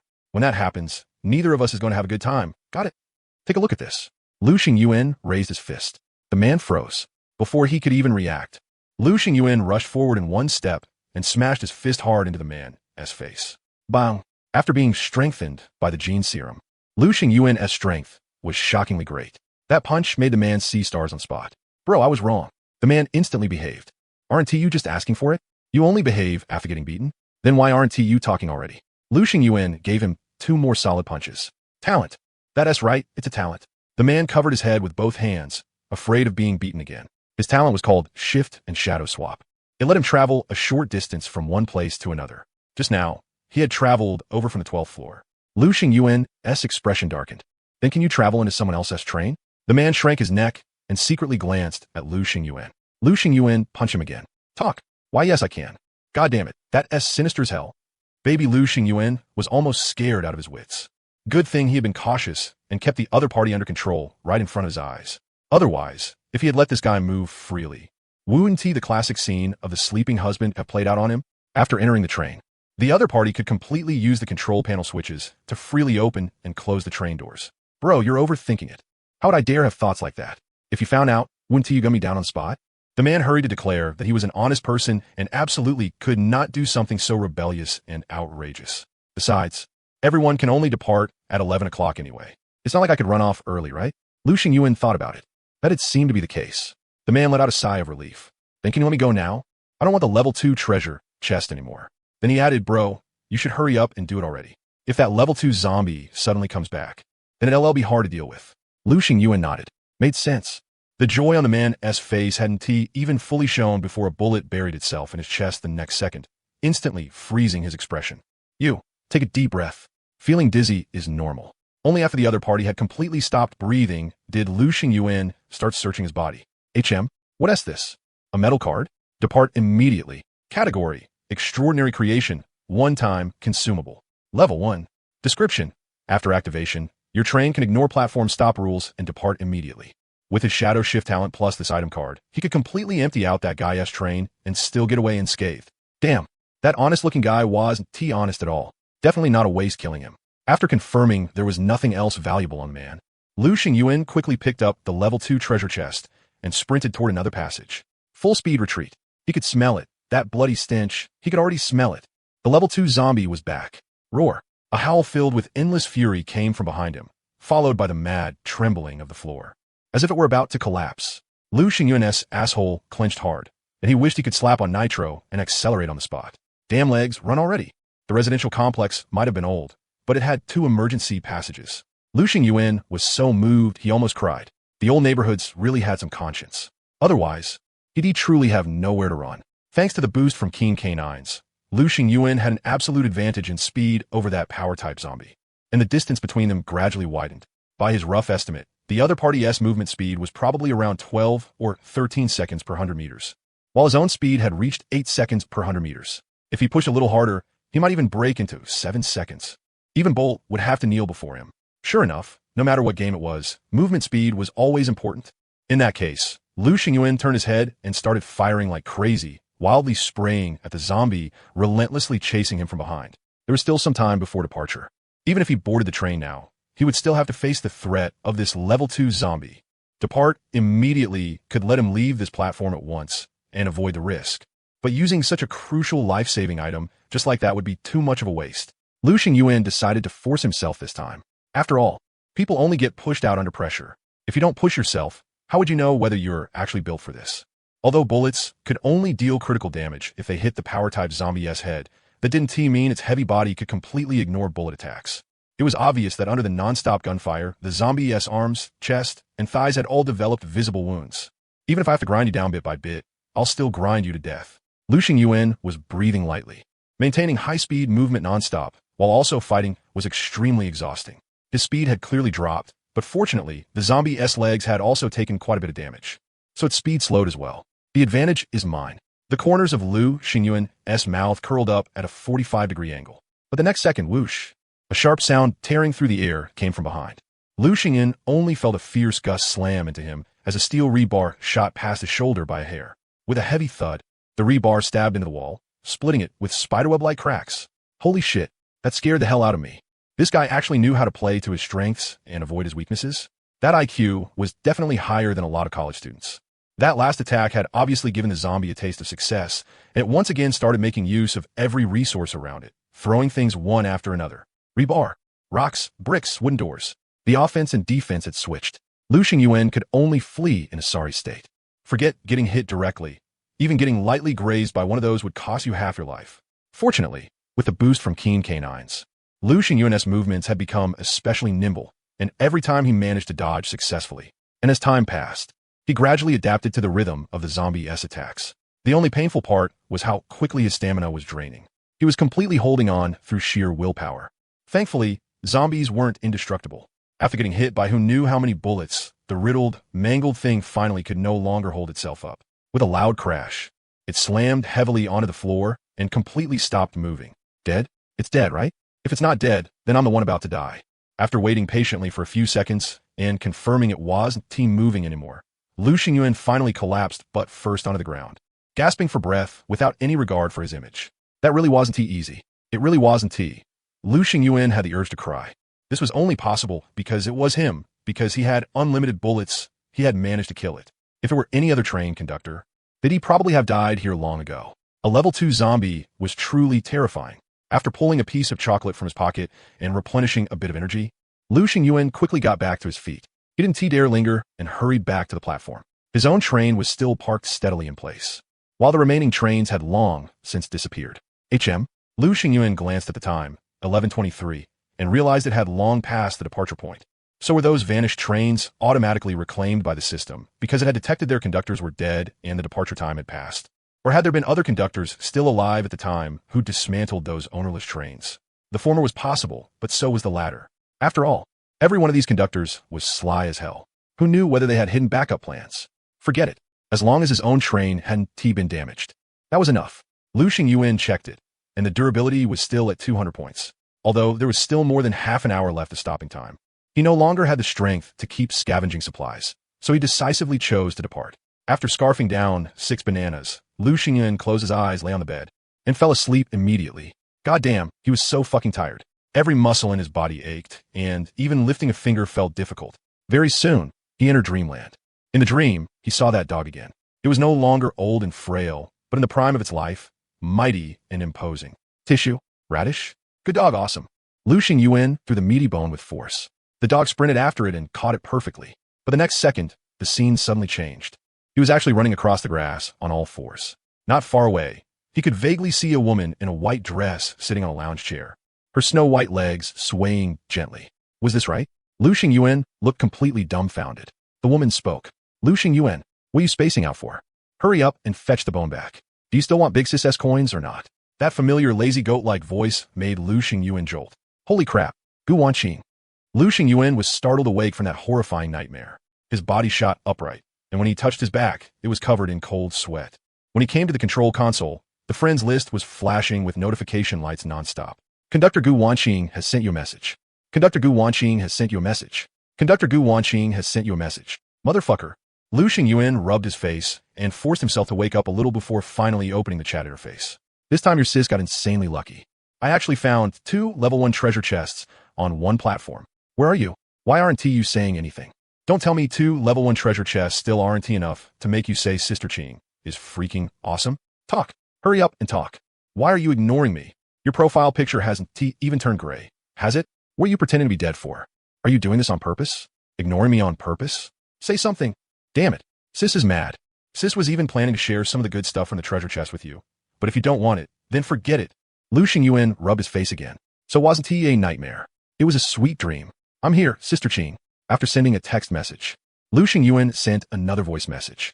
He forced his voice so hard that even he didn't have the courage to listen to it a second time. Damn, if you dare make that weird-ass voice again, believe it or not, I'll find someone to deal with you. Scared. Sister Ching, does what you just said still count? What did I say? About the good stuff from the treasure chest. Split half with me. I was teasing you. You actually believed it? Damn you, Xiao Qingzi. You better hope I don't run into you. What? You planning to do something to me? If I run into you, I'll stand by your ear and keep calling you mama, mama, mama without stopping. Are you really even human? Sigh. To be honest, it's not that I didn't want to reply to your message right away. It's that I really had it rough. Lu Xingyuan said in a deliberately pained tone. Go on. I ran into a level 2 zombie. It chased me, so I ran. It chased me, so I ran. And then, I ran, it chased. I ran, it chased. And then, in the end, it died. That's simple? Not just that simple. I almost never got to see you again. Sister Ching, it was exactly because I thought I might never see you again that I burst out with the power of hope from despair. I gritted my teeth, stomped my foot, and turned around and killed it. Even though all the damage was done by me, half the credit definitely belongs to you. For real? Ooh, I'm an honest man. Honest men are always honest. I never lie, and I never deceive people. If that's the case, then it really is understandable that you couldn't reply to my message right away. It's absolutely understandable. Before the conversation was even over, the other side opened a trade window, and a level 1 treasure chest was directly traded over. Holy crap, Sister Ching is awesome. He really hadn't expected her to be this generous, just directly sending the treasure chest over. A couple of train coins would been enough to brush him off. But this, man, how embarrassing. No need to say more. Sister Ching, from now on, I'm your lackey. Whoever you want me to chop, I'll chop. You said you ran into a level 2 zombie. Did you get anything from it? Yeah, a level 2 treasure chest. Damn you. Hurry up and give my treasure chest back. In a daze, Lu Xingyun seemed to hear the sound of some girl as heart-shattering. I was just about to open this level 2 treasure chest. Fine. I'll use your level 1 treasure chest to warm up first. The treasure chest opened, and out popped 3 train coins, plus 50 rounds of universal ammo. Nice, nice. Lu Xingyun beamed. Just the 3 train coins alone meant he had already made his money back, not to mention the 50 rounds of universal ammo. Even though he couldn't use the bullets himself, he could totally take them to the trade channel and exchange them for supplies. Stuff like bullets was still in high demand. Next up was this level 2 treasure chest. I have expectations. Don't let me down. 3 items popped out of it. There were 4 train coins, 20 units of rubber, and 2 tubes of pale blue potion. This pale blue potion looked a little familiar. Sure enough, it was the beginner gene enhancement potion he had taken before. Can this stuff be taken repeatedly? Lu Xingyuan's heart started pounding. Screw it. He pulled the stopper and tilted his head back, gulping it straight down. A familiar bitter taste instantly spread through his mouth. Right after that, scorching, burning sensation rose from his stomach. A violent power spread through his whole body, frantically stimulating every single one of his cells, making him feel like a level 2 zombie was pounding on his chest with tiny fists. Ow, ow, ow. It hurts, it hurts, it hurts. Even though Lu Xingyuan had mentally prepared himself, he still hurt so badly that he kept twitching. His whole body curled up on the floor like a boiled shrimp. 5 minutes later, the pain gradually faded from his body, replaced by a surging sense of power. He felt like he could punch Gu Wanqing to pieces with one fist. Wait, would saying that be a little too hurtful to Sister Ching? Lu Xingyun climbed up from the cold floor and casually stretched a bit. He threw a punch, and a sharp whoosh of tearing air could clearly be heard. No, that was wrong. He wouldn't even need one punch to blow her up. So this beginner gene enhancement potion can be used repeatedly, and the improvement it gives me isn't any worse than the first time. This discovery made Lu Xingyuan extremely excited, because he still had one more tube in his hand. If he drank it too, just how far would his physical fitness be strengthened? At the very least, when facing that power-type zombie, he definitely wouldn't be as miserable as before. It was just, why did you have to give me that level 1 treasure chest? Sigh. Lu Xingyuan let out a deep sigh. You're making this really hard for me. Forget it. I'll keep her around. If she dies, how boring would the days ahead be? Gene enhancement potion? For me? Gu Wanqing was stunned first, then immediately asked, did you know I just opened 3 train coins from my treasure chest? So now you've got your eye on my coins? Damn, in your eyes, am I really the kind of person who only cares about money? Lu Xingyuan flew into a rage for a second. You're really giving it to me for free? You sure you won't regret it? Why are you talking so much nonsense? Hurry up and accept it. Holy crap, Brother Yuan is awesome. Good that you know. 5 minutes later. Damn, why didn't you tell me drinking this thing would hurt this much? Hiding behind the chat light screen, Lu Xingyuan covered his mouth and laughed. Would telling you even help? If I told you it would stop hurting, at least it would given me some mental preparation. It hurts so much I started dropping little pearls. That's your fault, little bro. But seriously, this gene enhancement potion is actually insane. I feel like if I punched you, you'd cry for at least 2 hours. The hell with you. After taking the gene potion, the body would enter a weakened state and urgently need nutritional replenishment. Lu Xingyuan wolfed down 5 packs of instant noodles, 5 bananas, 5 sausages, plus 5 marinated eggs before the turmoil in his stomach finally settled. Even though his standard of living was already far ahead of the vast majority of conductors, he still wasn't very satisfied. When would he finally get to eat something hot? The chat channel was still lively. For conductors who couldn't find any other form of entertainment, chatting was obviously the best way to kill time. Damn, more than 100 conductors got eliminated again. The pressure to survive is huge. If the survival pressure is huge, come join my mutual aid group. As long as you join, I guarantee you'll level up quickly and improve your strength. My damn train is already a total wreck. Its durability is down to the last 10 points. It's running on the tracks right now, and the wind keeps whooshing straight in making me shiver nonstop. Other people are poor enough to have bare walls. I don't even have walls at all, just one floorboard, and it's the kind with several big holes in it. I seriously don't doubt that I'll get flung out in my sleep tonight. Man, that is way too miserable. Just reading it makes me feel bad for you. How about this? You transfer all your remaining supplies to me. Anyway, there is no way you can keep playing this game. So you might as well sacrifice yourself and help someone else. Screw your mother. Trading train coins for bullets. Interested parties DM me. What? 50 rounds of universal ammo are only worth 2 train coins? That guy is obviously scamming you, okay? The moment Gu Wanqing found out the trade terms, she instantly exploded. He is definitely treating you like a sucker, but that is normal too. Who told you to be the first conductor in our zone to reach level 2? In other people's eyes, you're a complete fat sheep. It's normal for them to ask for a higher price. Lu Xingyuan nodded. Actually, he also felt this deal was a bit not worth it, which was why he had been slow to agree. But just because he was the first conductor to upgrade to level 2, did that mean he should naturally get fleeced for it? Wasn't that a bit too much? That is normal, okay? Gu Wanqing didn't think much of it. Let me ask you this. For the exact same item, could the price be the same if you sold it to me versus Ma Baba? No way. Lu Xingyuan shook his head decisively. If you sell it to Ma Baba, it's 10 times the price. If you sell it to you, it's gotta be 20 times. If you trust me, leave it to me. Gu Wanqing said she could handle the deal herself. After all, she was just an unknown nobody, unlike Lu Xingyuan, whose name was already famous. That way, there'd be no need to worry about getting ripped off. Then I'd definitely trust you. Lu Xingyuan traded over 50 bullets. Not long after, Gu Wanqing sent a message. 3 train coins, plus 10 sets of simple circuit boards. Okay or not? That is definitely okay. Simple circuit boards were materials required for the train to upgrade from level 2 to level 3. After coming this far, he had only collected fewer than 15 sets. He was still far from the target of 50 sets. Wait, not long later, a trade window was set up. 3 train coins plus 12 sets of simple circuit boards. Lu Xingyuan quickly accepted, then asked curiously, didn't we agree on 10 sets? I push him a little, and he gave 2 more. Sister Qing is awesome. Lu Xingyuan thought to himself, was it possible it had originally been 15 sets? And Gu Wanqing had secretly kept 3 for herself? But very soon, he gave himself a slap. Damn it, how could I think that about my sister Qing? I really deserve to die. But then again, that guy really was black-hearted enough. For the exact same trade, if it was with him, he could only get 2 train coins. But with Gu Wanqing, it became 3 train coins plus 12 sets of simple circuit boards. Did being a good person mean you deserve to have a gun pointed at you? What the hell? Wait, no. Universal bullets are such a precious resource. How would you bear to trade them away? Aren't you keeping them for yourself? Only now did Gu Wanqing belatedly react. I've got the support of the infinite firepower hex, so of course I don't need universal bullets. Don't ask too much about matters of society. 666, what a classic case of ditching the donkey after the millstone has gone. After organizing and putting everything away, Lu Xingyuan prepared to begin today's workout. Even though there was a shortcut like gene serum, that didn't mean he could ignore personal effort. I'm a man who is going to become the king of trains. Damn it. Eavo. 1 minute later, Lu Xingyuan was lying lazily on the big bed. He thought, am I some kind of cheap thing? Do I really have to make life hard for myself? A private message notification popped up. Lu Xingyuan immediately sat up and tapped it open. Conductor Wang Tianhua sent a private message. What the hell do you mean by this? Why did you attack my people? Are you dead set on becoming my enemy?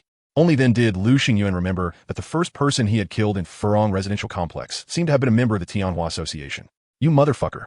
When my private message lights up, I wanted to be some beautiful girl in a JK uniform and black stockings with tits bigger than my head messaging me. Not some idiot like you. He blocked him on the spot with a backhand move, then lay back down on the big bed and gradually fell asleep. Meanwhile, on the other side, Wang Tianhua looked at the blocked notification, his face indescribably gloomy. What exactly does he mean? Could it be that he really wants to become my enemy? The more he thought about it, the more irritated and stifled he felt. At present, the development of the Tianhua Association wasn't going too well, mainly because the momentum of the Mutual Aid Association was just too strong, constantly poaching people from him. On top of that, Lu Xingyuan had killed one of the core members of his Tianhua Association. That was a level 2 conductor. Even within the entire Tianhua Association, he counted as a major figure, and Wang Tianhua had personally poured effort into supporting him. Yet in the end, he had fallen just like that at Lu Xingyuan's hands. It would have been one thing if the Tianhua Association had only suffered some loss in strength. The main issue was that Lu Xingyuan's attitude made him uneasy. Right now was a critical period for development. He didn't want to make too many enemies. His main energy still had to be focused on the Mutual Aid Association.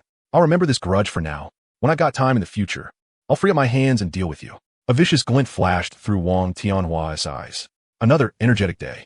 Lu Xingyuan ate a few packs of crispy noodles and felt like he was choking on them, so he took out the little mineral water he had left. Not daring to be too extravagant, he only took a few small swallows. That counted as breakfast. He licked the back of his hand, then after a while, leaned forward and smelled it. My breath is getting worse and worse. Sigh, there was really no helping it. Conditions were limited. Even if he wanted to brush his teeth, he didn't have enough water resources, and he didn't have toothpaste or toothbrush either. But when he thought that Gu Wanqing's situation was probably about the same as his, he immediately felt relieved. If even a girl is like this, what does a grown man like me have to fuss over? 9:30. Train operation notice. Next stop ahead, single-person platform, Palaci's Magic Castle. This station is blue platform. Please prepare. Blue? Lu Xingyan's eyes inevitably trembled slightly. This should be the highest level platform he had encountered so far. The harvest should be pretty good, right? And it was even a single-person platform, so he could gather supplies freely without worrying about other train stations sabotaging him. Lu Xingyuan forcibly restrained his restless heart and opened the chat channel. At that moment, a message suddenly caught his attention. Damn, my next platform is Doggy Paradise. And it's even a white platform. What kind of supplies could a place like that possibly have? Doggy Paradise? Lu Xingyuan's heart stirred. It looked like platforms could repeat. Take Furong Residential Complex, the last place he had gone to. He vaguely remembered that very early on, some conductors had already run into it. Thinking of this, he couldn't help replying to that person. I've been to that station before. Find the doghouse in the very center. It has a secret passage leading to the basement. There's a dog locked up inside. It won't hurt people. If you open the cage and let it out, it'll give you a special reward. He remembered that dog. The only freedom it had in its entire life had lasted less than half an hour. If possible. Of course, he hoped the other party could help it gain freedom once more. Damn, it's a big shot. Then I have to believe you. At this moment, Gu Wanqing sent him a private message. Where's your next stop? Maybe I've been there before and can give you a heads up. Palaci's Magic Castle. Damn, I've actually been to that platform before. It's a single-person blue platform, right? What a coincidence. Lu Xingyuan was a little surprised. He hadn't expected that he would really end up at a platform Gu Wanqing had previously visited. How is it? Is it dangerous? Yes. Gu Wanqing quickly explained. This is a platform with magical power. You'll arrive in a forest, and at the end of the forest there's a castle. Only after you clear out all the mushroom monsters surrounding the castle can you gain the qualification to be invited into the castle. Inside the castle is a group of dwarves with noses in different colors. They're friendly creatures and won't hurt you. At that point, you'll get dragged into a murder case. As long as you help find the murderer, you'll receive one level 3 treasure chest as a reward. Holy shit, a level 3 treasure chest. Lu Xingyuan's eyes lit up instantly. A level 2 treasure chest had already opened so many good things. He didn't dare imagine what kind of good stuff a level 3 treasure chest would contain. Remember it? Got it. Lu Xingyuan nodded, then asked, Then did you get that level 3 treasure chest? No, I didn't even clear the mushroom monsters, so I didn't qualify to be invited into the castle. Lu Xingyuan rubbed his chin. If she never even entered the castle, then how did she know there would be a murder case and a tier 3 treasure chest too? Wow.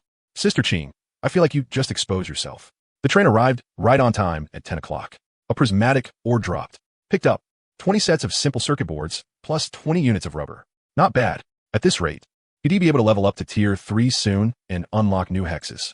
After getting off the train, sure enough, just as Gu Wanqing had said, this stop was located in the middle of a forest. Looking up, he could vaguely see the castle spires hidden at the end of the forest. With a submachine gun in hand, Lu Xingyuan strode toward the depths of the forest. The environment here was pretty nice. The branches were lush. The grass was thick and green, and the air was fresh. From time to time, birdsong could be heard.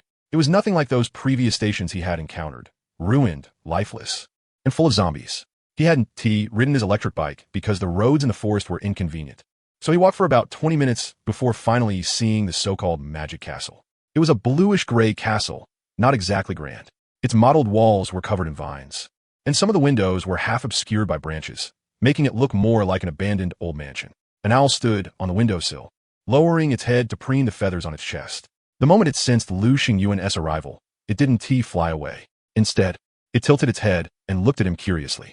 Damn, they really hid this place deep. Lu Xingyuan wiped the sweat from his forehead. Getting all the way here really hadn't been easy. Still, at least he had found it. Next up was clearing out the so-called mushroom monsters. Lu Xingyuan looked around and quickly spotted them. Gray mushroom caps, pale white stalks, supporting tiny little bodies less than a foot tall. Embedded under the rim of each cap were 2 shiny black round eyes, rolling around constantly. Their thin little arms and legs were loaded with all kinds of weapons. Rusty little daggers, crooked wooden swords, and toothpick spears longer than their bodies. When they saw someone approaching, they shook their assorted weapons and tried their best to put on a fierce and menacing look. That's it. Lu Xingyuan almost burst out laughing. Just how bad was Gu Wanxi? She couldn't even deal with this kind of tiny trash mob, but the very next second, his expression changed. Without any warning, the soil split open, and one mushroom monster after another drilled out from underground, packed so densely that there were hundreds, even thousands of them. In an instant, everything before him turned into a gray ocean. Even more terrifying, they were absurdly well-trained. Formation. Charge. Kill. They erupted with a momentum like tigers swallowing mountains and rivers. All right. Lu Xingyuan swallowed and decided to take back what he had just said. Da-da-da. The battle broke out just like that. The submachine gun continuously spat blinding tongues of fire, and dense bullets rained down with precision on the mushroom monsters charging at him.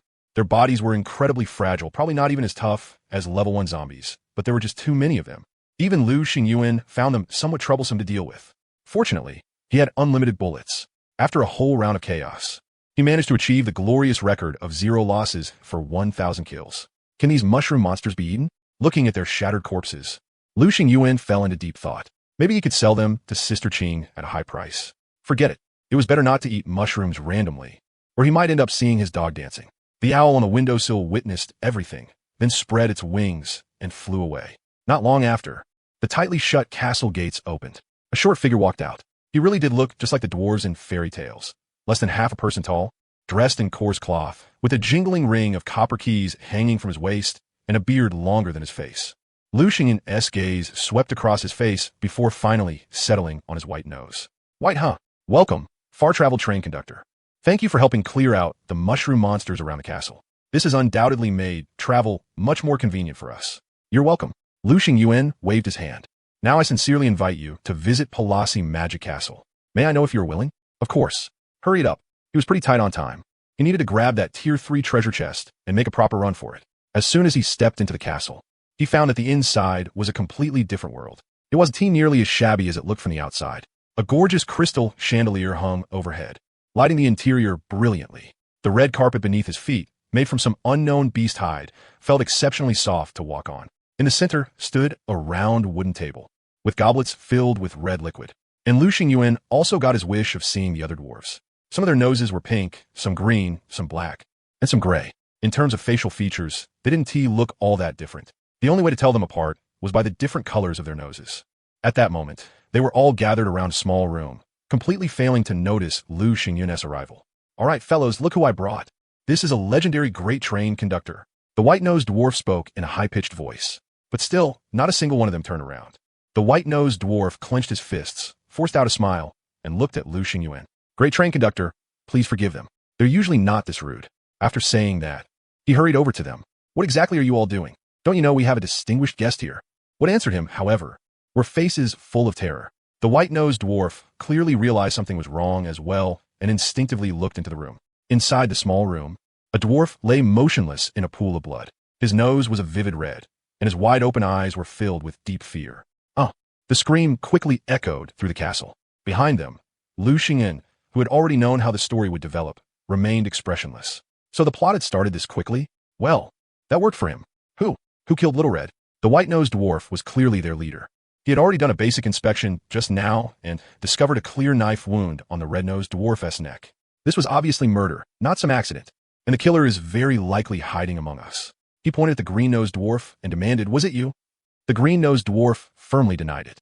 "It wasn't me. Sure, this guy owed me money for years without paying it back, but I had absolutely no reason to kill him." The white-nosed dwarf rubbed his chin. "That made sense.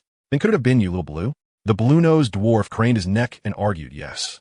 I admit that before this, I did have an argument with him, but do you really think I'm bold enough to kill someone? You all know me.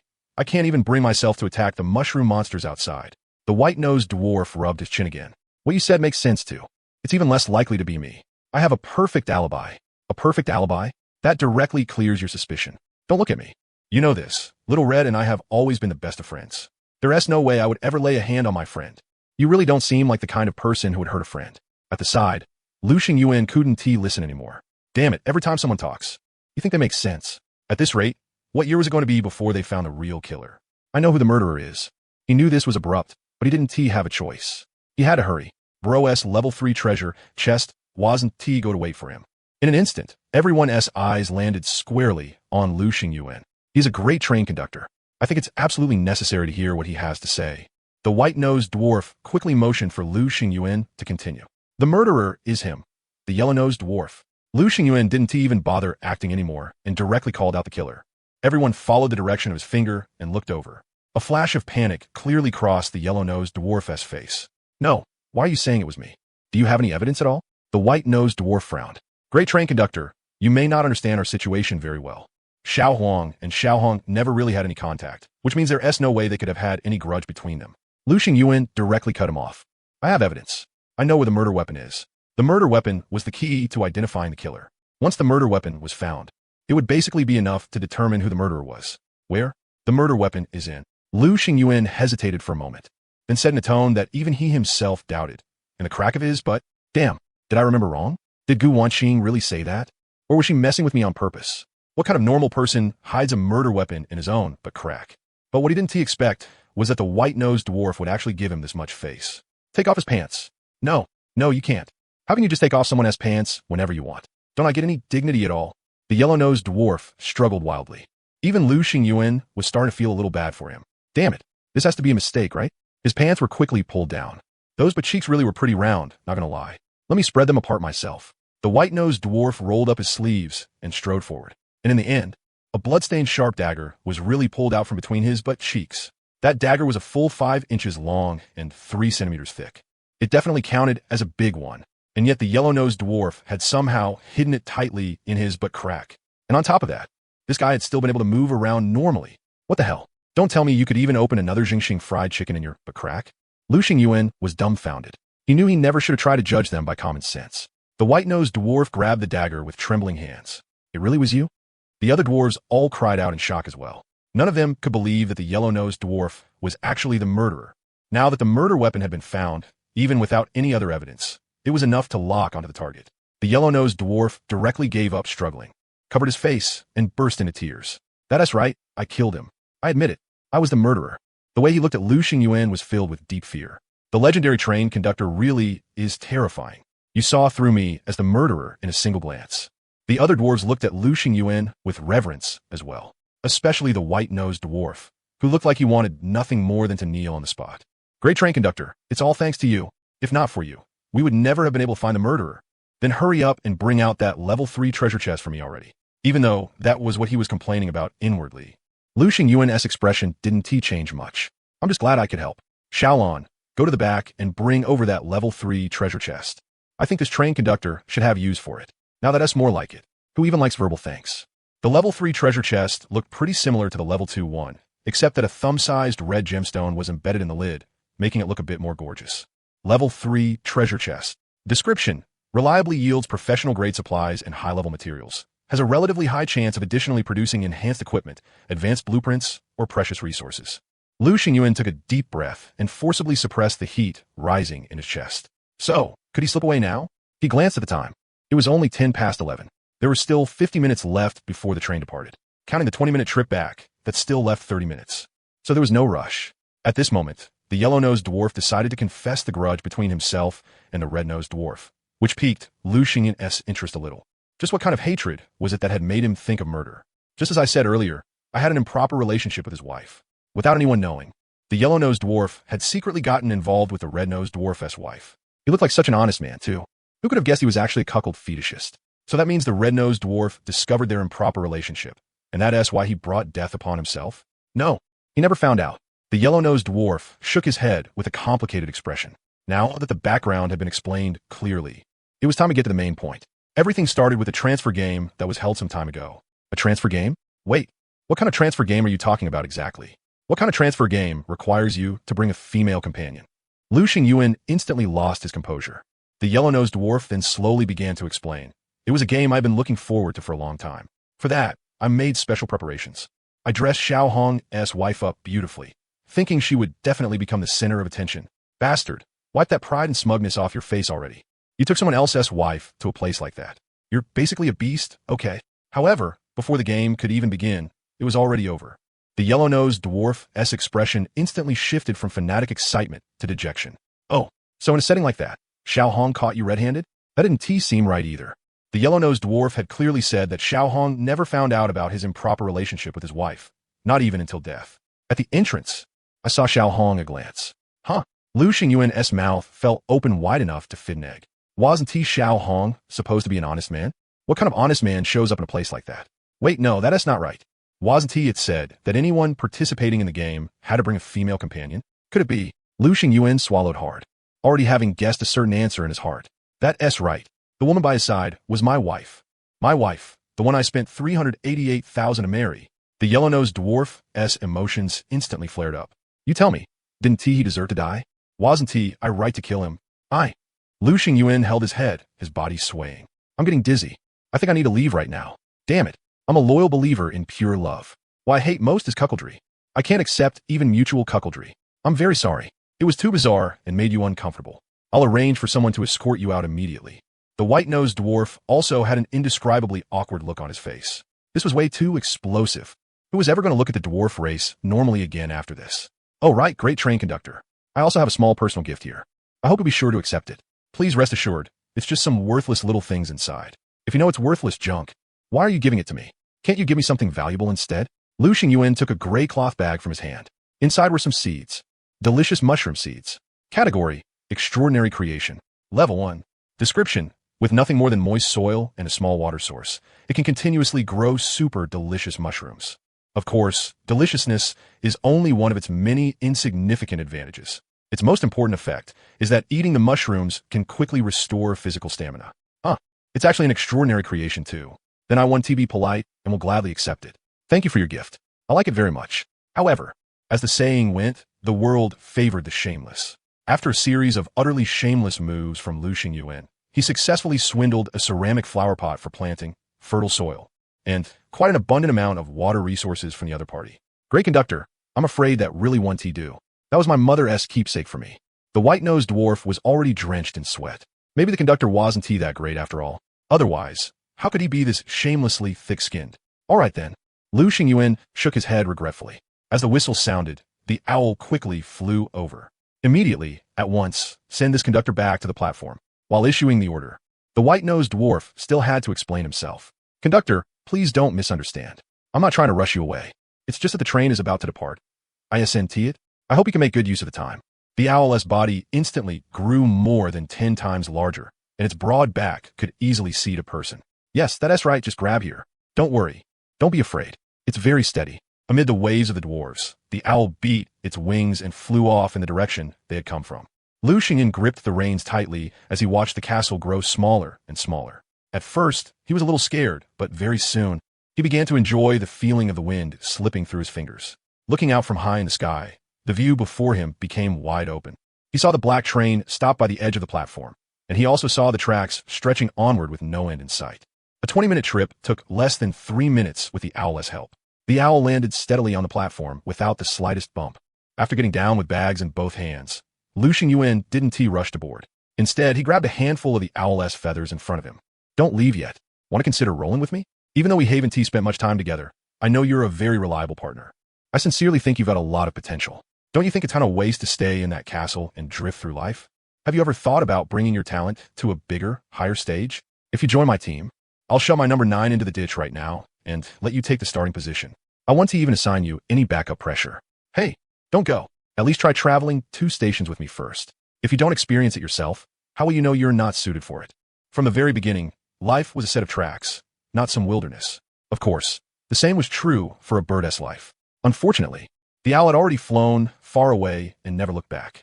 Lu Xingyuan wasn't discouraged either. He waved goodbye to it, then walked into the train and pressed the departure button. Train in motion. Please remain seated and hold on tight. Clack, clack, clack, clack, clack, clack. In front of the control console, the private chat notification kept flashing. Gu Wanxing, back yet? Did you get that level 3 treasure chest? Got it. Lu Xingyuan felt there was no need to hide it. See? The information I gave you really was useful, right?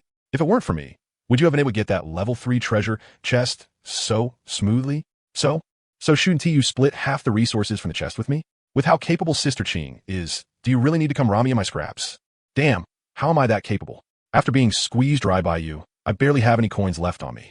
Lu Xingyuan thought for a moment. I'll open the chest first, and then we'll talk. If there's really extra stuff, I definitely want to be stingy with you. Okay, Open. A brilliant white light flashed.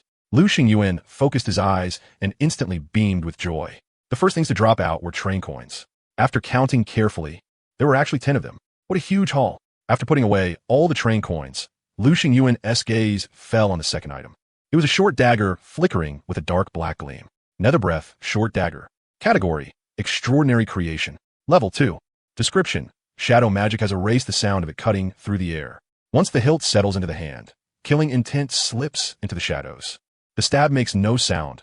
Armor is pierced without a trace, leaving behind only an instant of bone-deep chill. The dagger was 24 centimeters long in total, with a 15-centimeter blade, narrower and thinner than a standard dagger. The blade was forged from matte dark steel. Near the base of the blade by the hilt was a ring of dark silver, ghostly patterns as fine as hair. The hilt was made of smoothly polished ebony wood, wrapped with thin waxed deerskin cord.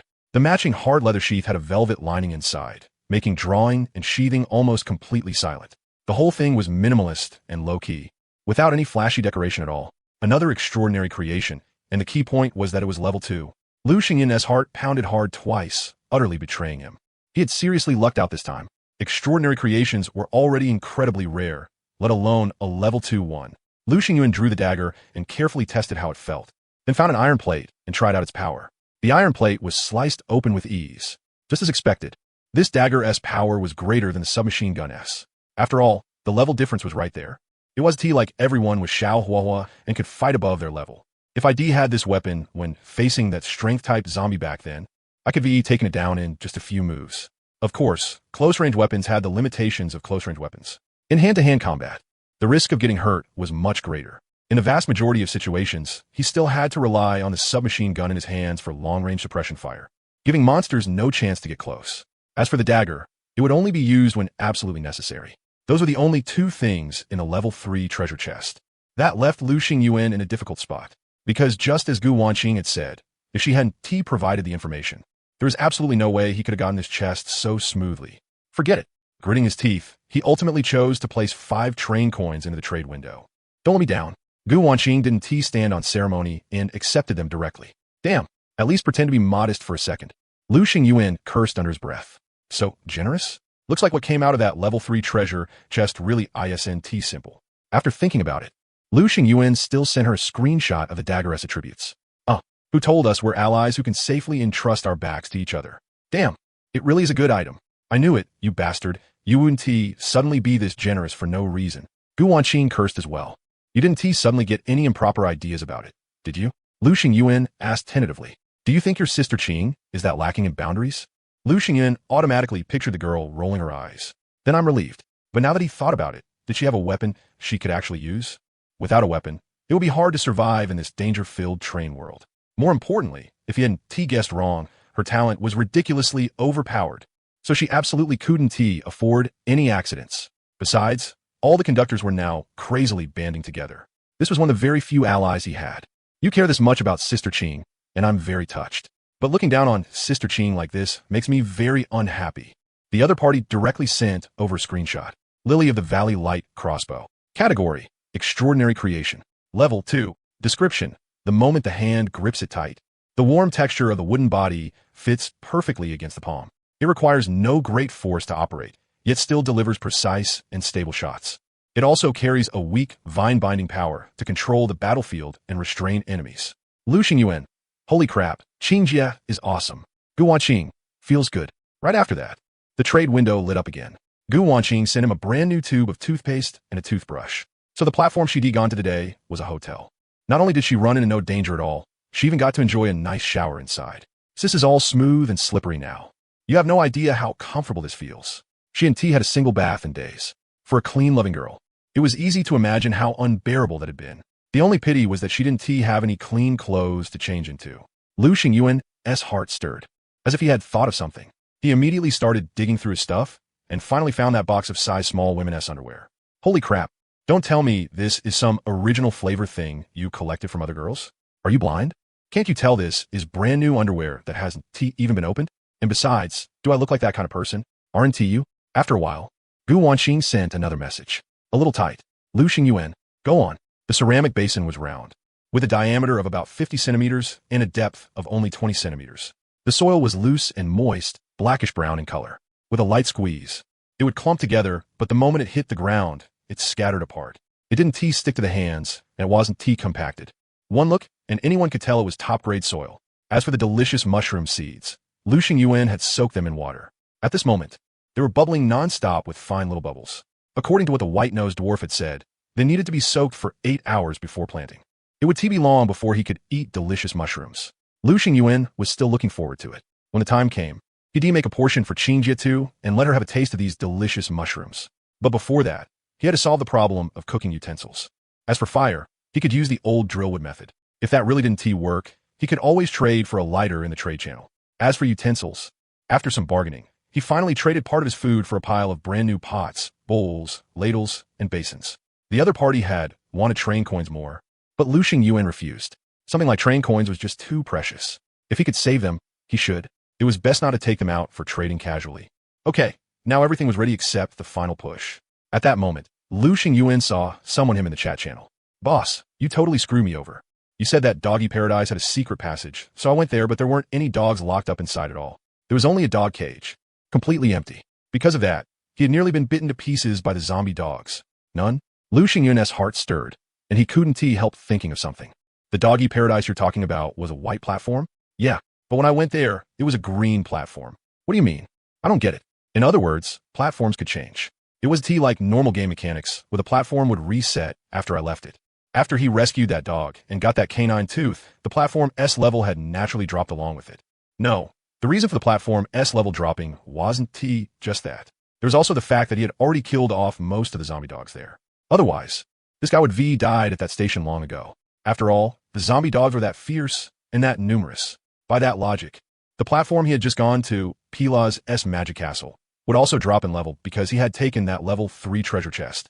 Even though it was entirely his fault, Lu Xingyuan still compensated the other party with a loaf of bread. The other party accepted it happily and kept thanking him. That matter was thus put to rest. After that, an explosive piece of news blew up the chat channel. Conductor's son, Congratulations to our president. Just now, the president of our mutual aid society, Lord Panwei, successfully completed his upgrade and became the first conductor in our district to reach level 3. President is unmatched in strength. He will definitely lead our mutual aid society to even greater heights and toward a better future. And every single member of the mutual aid society will benefit because of it. Right after that came a string of replies from members who had joined the mutual aid society, all frantically posting below. President is awesome. Mutual aid society is awesome. President is awesome. Mutual aid society is awesome. President is awesome. Mutual aid society is awesome. This kind of perfectly unified formation really was a little intimidating. Forget the other conductors. Even Lu Xingyuan was stunned when he saw it. The president of the Mutual Aid Society actually reached level 3. What fast pace! As expected, concentrating strength really did make things easier. As for whether Panwei would actually fulfill his promise of sharing blessings with everyone, that was another matter. But no matter what, Panwei reaching level 3 still dealt a huge shock to the broad masses of conductors. Holy crap, that fast? I still don't even have a clue how to reach level 2, and someone already made it to level 3? Big shot is awesome. If I'd known, I should join the Mutual Aid Society back then. I wonder if it's still too late to join now. How do you join the Mutual Aid Society? If I use 1 train coin as the entry fee, would that work? The moment the people from other factions saw this, they immediately couldn't sit still anymore. Come to our Tianhua Society. Our Tianhua Society absolutely will not charge members a single fee. Any conductor who joins our Steel Revival Society will receive a joining gift pack filled with abundant supplies. Sisters, come join our Crimson Legion. Why lower yourselves under stinky men? Once again, Lu Xingyuan received olive branches from all the major factions, and each of them offered generous terms. Among them was even the Tianhua Society. Our president said it himself, you've got talent. As for those mistakes you made before, we won't hold them against you so much anymore. Hurry and join us. We're willing to mobilize the whole society's strength to help you become the first to reach level 3. It was obvious that Panwei reaching level 3 had put enormous pressure on them. Of course, the Mutual Aid Society also had its share of the olive branch offers. Although Lu Xingyuan had blacklisted Sun E, the Mutual Aid Society still had other members who could send him private messages. Our vice president asked me to pass this on to you. The following are his exact words, so listen carefully. This is the strength of our Mutual Aid Society. Back then, you didn't understand, and we don't blame you for it. But now that you've seen it for yourself, you should understand what to do, right? That, I really don't understand. Lu Xingyuan cleared all of those private messages from his inbox, then opened Gu Wanqing's chat window. This girl had rattled on with a huge pile of messages. Holy crap, did you see it? Someone in the chat channel already reached level 3. That's insane. I haven't even gathered half the materials needed for level 3. Who knows what year and month I'd have to wait until. But look at them. They're way ahead already. How do you feel? Does your heart hurt? Feel repressed? Wronged? Like crying? Cry, go ahead and cry. A man's tears are not a crime. I understand you. After all, you were the first conductor in our district to reach level 2, but now someone else has snatched away the title of first to reach level 3. How could that possibly feel good? There's still quite a few people in the chat channel talking about you right now. They're saying your true form has been exposed. They're saying you've become just another ordinary person. But listen to Qingjia. There's absolutely no need to take their criticism to heart. In Qingjia's eyes, you're the best. Keep it up. Lu Xingyuan suddenly didn't know whether to laugh or cry. So in your eyes, I'm really that fragile of a person? But after thinking about it, he deleted all of those words. Qingjia, baby's heart hurts, baby feels wronged, baby is suffering. Every single one of them is mocking me like crazy right now. They're all saying I fell off. Sobi. I need comfort right now. I need Qingjia to soothe my wounded little heart. Very quickly, Gu Wanqing sent over a photo. It was a pair of extremely beautiful little feet, their skin fair and delicate, with a faint pink flush to them. Her 10 toes were round and full, like little white seashells polished smooth by a stream, delicate and cute. Lu Xingyuan froze and slowly typed out a question mark. There, some comfort for you. Lu Xingyuan almost failed to catch his breath. Are you insane or what? Isn't this the greatest comfort girl can give a boy? Holy crap, kid, you're seriously unbeatable. Lu Xingyuan took a moment to steady his emotions, trying his best not to start crying out loud. How many materials are you still short for the upgrade? Want me to share some with you? Gu Wanqing sent another message. Lu Xingyuan carefully checked everything he had. Wood, metal, glass, and the like. He had already gathered them all. Now he was only missing rubber and simple circuit boards. He was still short 13 units of rubber and 9 sets of circuit boards. Gu Wanqing did have rubber, so she directly transferred 13 units over. But as for circuit boards, she only had 3 sets. That still left a shortage of 6 sets. Gu Wanqing went to search the trade channel again. But unfortunately, quite a few conductors had already upgraded to level 2 by now, so a resource like circuit boards, which was essential for upgrading to level 3, got instantly snatched up the moment it appeared in the trade channel. On top of that, the price was ridiculously high. No matter how you looked at it, trading train coins for it just wasn't worth it. Then I'll wait for the next stop. Hopefully tomorrow gives me a station with plenty of resources. Lu Xingyuan was taking it very calmly. He didn't feel anxious just because Panwei had reached level 3. Everyone had their own pace. It was enough to follow his own. Of course, saying he didn't want to reach level 3 at all would definitely be a lie. Because once he got to level 3, he would be able to unlock a new colored hex. The previous ones, whether it was infinite firepower or prismatic pipeline, had both been ridiculously overpowered. Naturally, the third hex would definitely be just as insane. That night, Lu Xingyuan had a dream. He dreamed that he had completed the 10 fortune bond.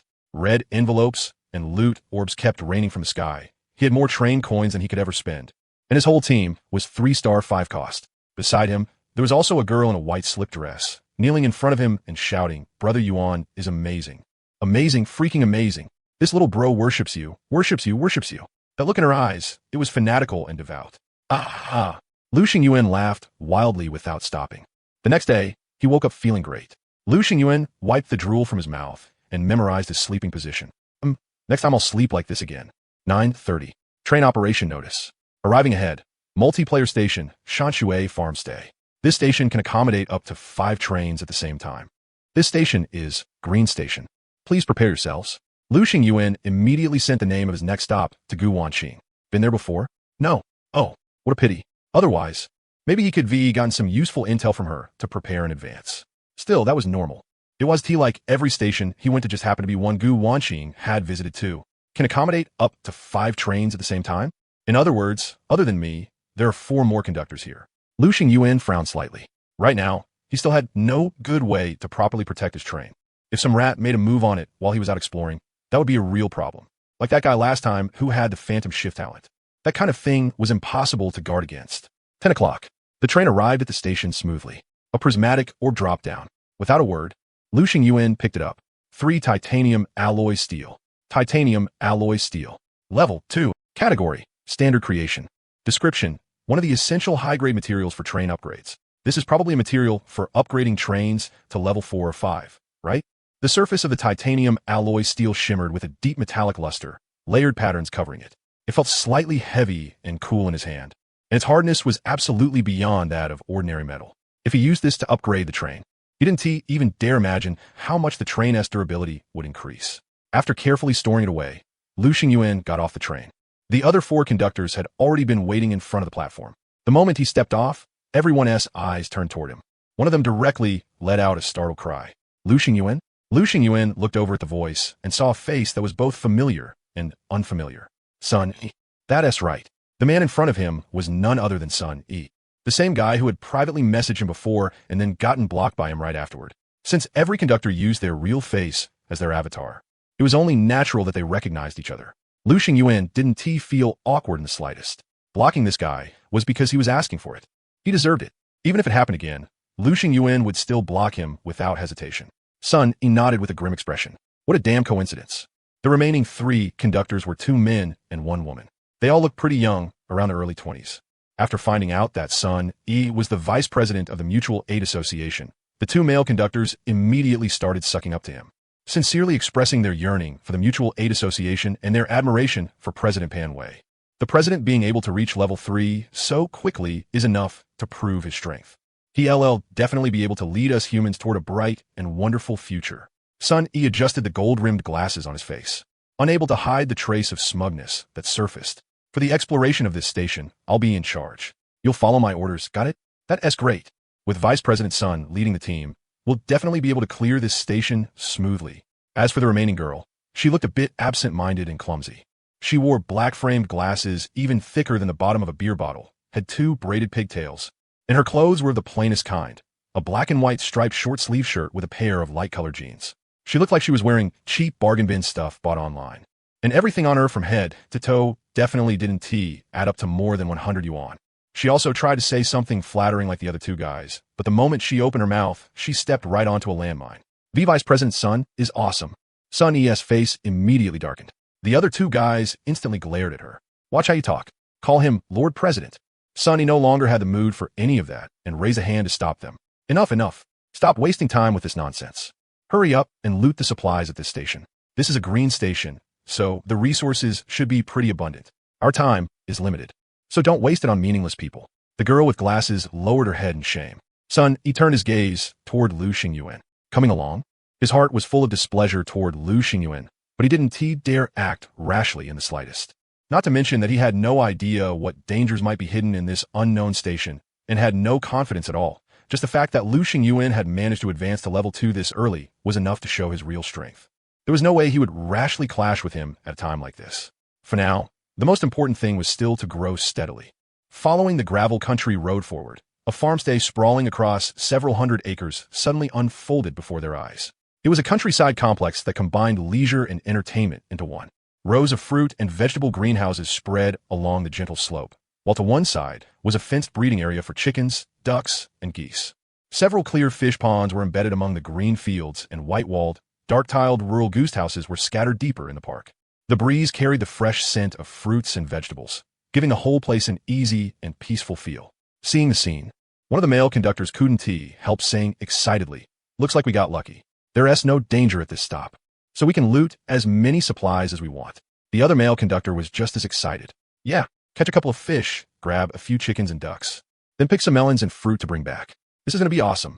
The girl with glasses said, "The more peaceful a place looks, the more dangerous it is." The next second, sensing the looks everyone else was giving her, she shrank her neck and hurriedly added, "Of course, I might be wrong too. After all, you can't generalize everything." To be honest, even Lu Xingyuan was having a hard time holding it together. If you didn't know how to talk, you could just stay quiet. No one knew whether to call the girl a jinx or say her instincts were freakishly accurate. As the group gradually approached the farmhouse resort, they finally realized that this rural getaway, which should have been a place of leisure and entertainment, had long since lost every trace of life. The vegetable and fruit growing areas were overrun, branches and leaves growing wildly, weeds spreading everywhere. The chicken, duck, and goose pens were left with nothing but smashed fences and filth all over the ground. The surfaces of several fish ponds were deathly still, covered in murky gray foam. The rustic goose houses that should have been full of warmth and lively atmosphere all stood with doors and windows wide open, curtains fluttering in the wind. The entire compound was terrifyingly quiet. Only the wind howling through the empty courtyards could be heard. Not even a single chirp of insects or cry of birds remained. The girl with glasses shrank back again. This really isn't my fault. Everyone's mood sank to rock bottom. Even Sun, he had a dark expression on his face as he stared at the entrance of the farmhouse resort, not daring to step inside for a long time. Was there even any point in exploring this place anymore? Right then, a head suddenly poked out from behind the broken wooden gate, scaring everyone so badly that they all jumped, especially the girl with glasses, who couldn't stop herself from letting out a shriek. Welcome, great conductors. I'm a last employee of this farmhouse resort. Before your arrival, a disaster struck here. The zombie virus kept spreading and infected everyone. Cough, cough. As you can see, this place has long since lost its former peace and tranquility. It was a skinny old man with dark skin.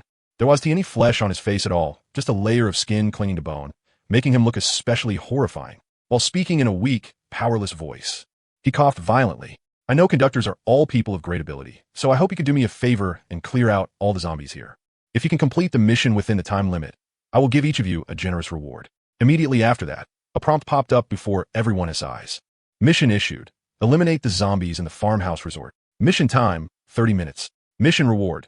Different rewards will be given based on individual performance. Number of zombies, 200. There was even a mission. Lu Xingyuan was a little surprised. It was his first time encountering one, so he naturally found it novel. This mission looks kind of dangerous. Who would have thought such a small farmhouse resort would have 200 zombies? Killing all 200 zombies within half an hour. Isn't that a bit too hard? Just as the other two male conductors were clearly showing resistance. Sun, he waved his hand decisively. We're taking this mission. We? The two male conductors exchanged a glance. Then both looked at Sun E. Sun E said coldly, no matter how weak you are, you can't possibly be so useless that you can't even deal with one zombie, right? Even for him, 200 zombies was still a lot of pressure, so there was no way he could fight alone. He had to make use of every bit of strength available.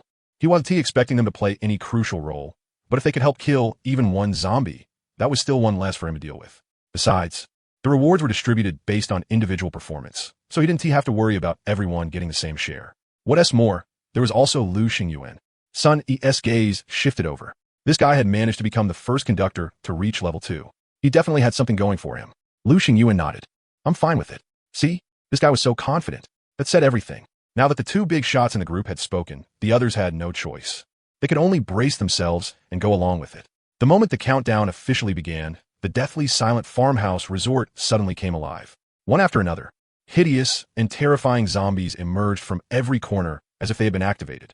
Some of them were wearing the resort's work uniforms. They had been waiters, chefs, and lobby managers. Others had been tourists visiting the farmhouse resort, men and women, old and young. Now, following the scent of the living, they kept closing in around Lu Xingyuan and the others. Sun Yi took a deep breath, his eyes turning vicious. Perfect timing. But before he even had the chance to show off, gunfire rang out beside him. Da-da-da. Bullets poured from the muzzle like a dense rainstorm, blasting out with precision and hitting those zombies squarely. The zombies' heads burst one after another like watermelons, brain matter splattering everywhere. In the blink of an eye, 5 or 6 zombies had already died on the spot. These were all the most ordinary level 1 zombies, so naturally Lu Xingyuan killed them with no effort at all. Since the rewards would be given based on personal evaluation, he obviously had to perform well. He couldn't slack off. He had to aim for the best, highest quality reward.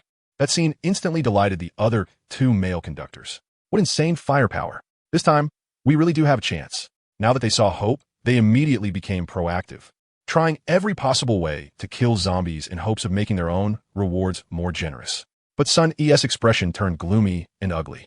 He quickly pulled a silver pistol from his pocket and opened fire almost spitefully, wanting to suppress Lu Xingyuan's limelight. Bang! A bullet accurately sank into a zombie's head and instantly blew its body apart. The power of his pistol was actually greater than Lu Xingyuan's submachine gun. Clearly, this was no ordinary handgun. That naturally made Sun E feel much better. He kept pulling the trigger, an excited and savage gleam flashing across his face. Die for me. In just a few moments, all the zombies clogging the entrance of the farmhouse resort had been cleared out. The mission panel clearly showed the number of zombies remaining, 143. We need to take the initiative. Sunny spoke coldly. There's a time limit. If we stand here passively waiting, the mission will fail sooner or later. But before he even said that, Lu Xingyuan had already taken the initiative and headed deeper into the farmhouse resort.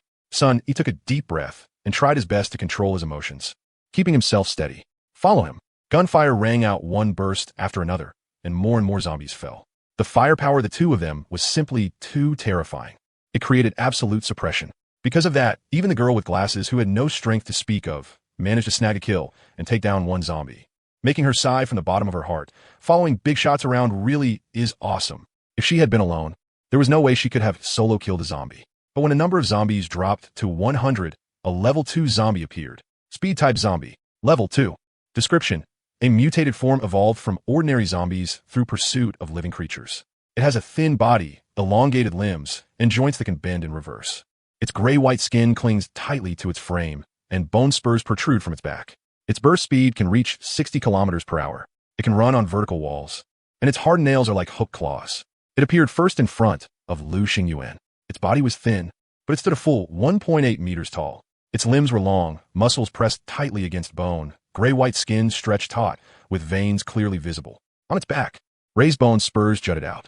As it faced Lu Xingyin, its head kept twitching rapidly, and its eyeballs shook violently. It was too excited. For some reason, he was actually able to understand this thing's inner feelings. Open fire. Lu Xingyuan's reaction speed was even faster than he had imagined. The instant that speed-type zombie appeared, he pulled the trigger in his hand without the slightest hesitation. The muzzle flared into a blinding tongue of fire, and bullets slammed toward the target as if they were free. This weapon was no ordinary item. Sun's heart stirred. He observed more carefully than the others. Since the battle began, Lu Xingyuan had not reloaded even once. That gun seemed as if it did not need bullets at all. Meanwhile, he himself had already swapped out several magazines. Even though he was the vice president of the Mutual Aid Association and had plenty of resources, he still could not afford this kind of consumption. Every bullet fired made his heart ache.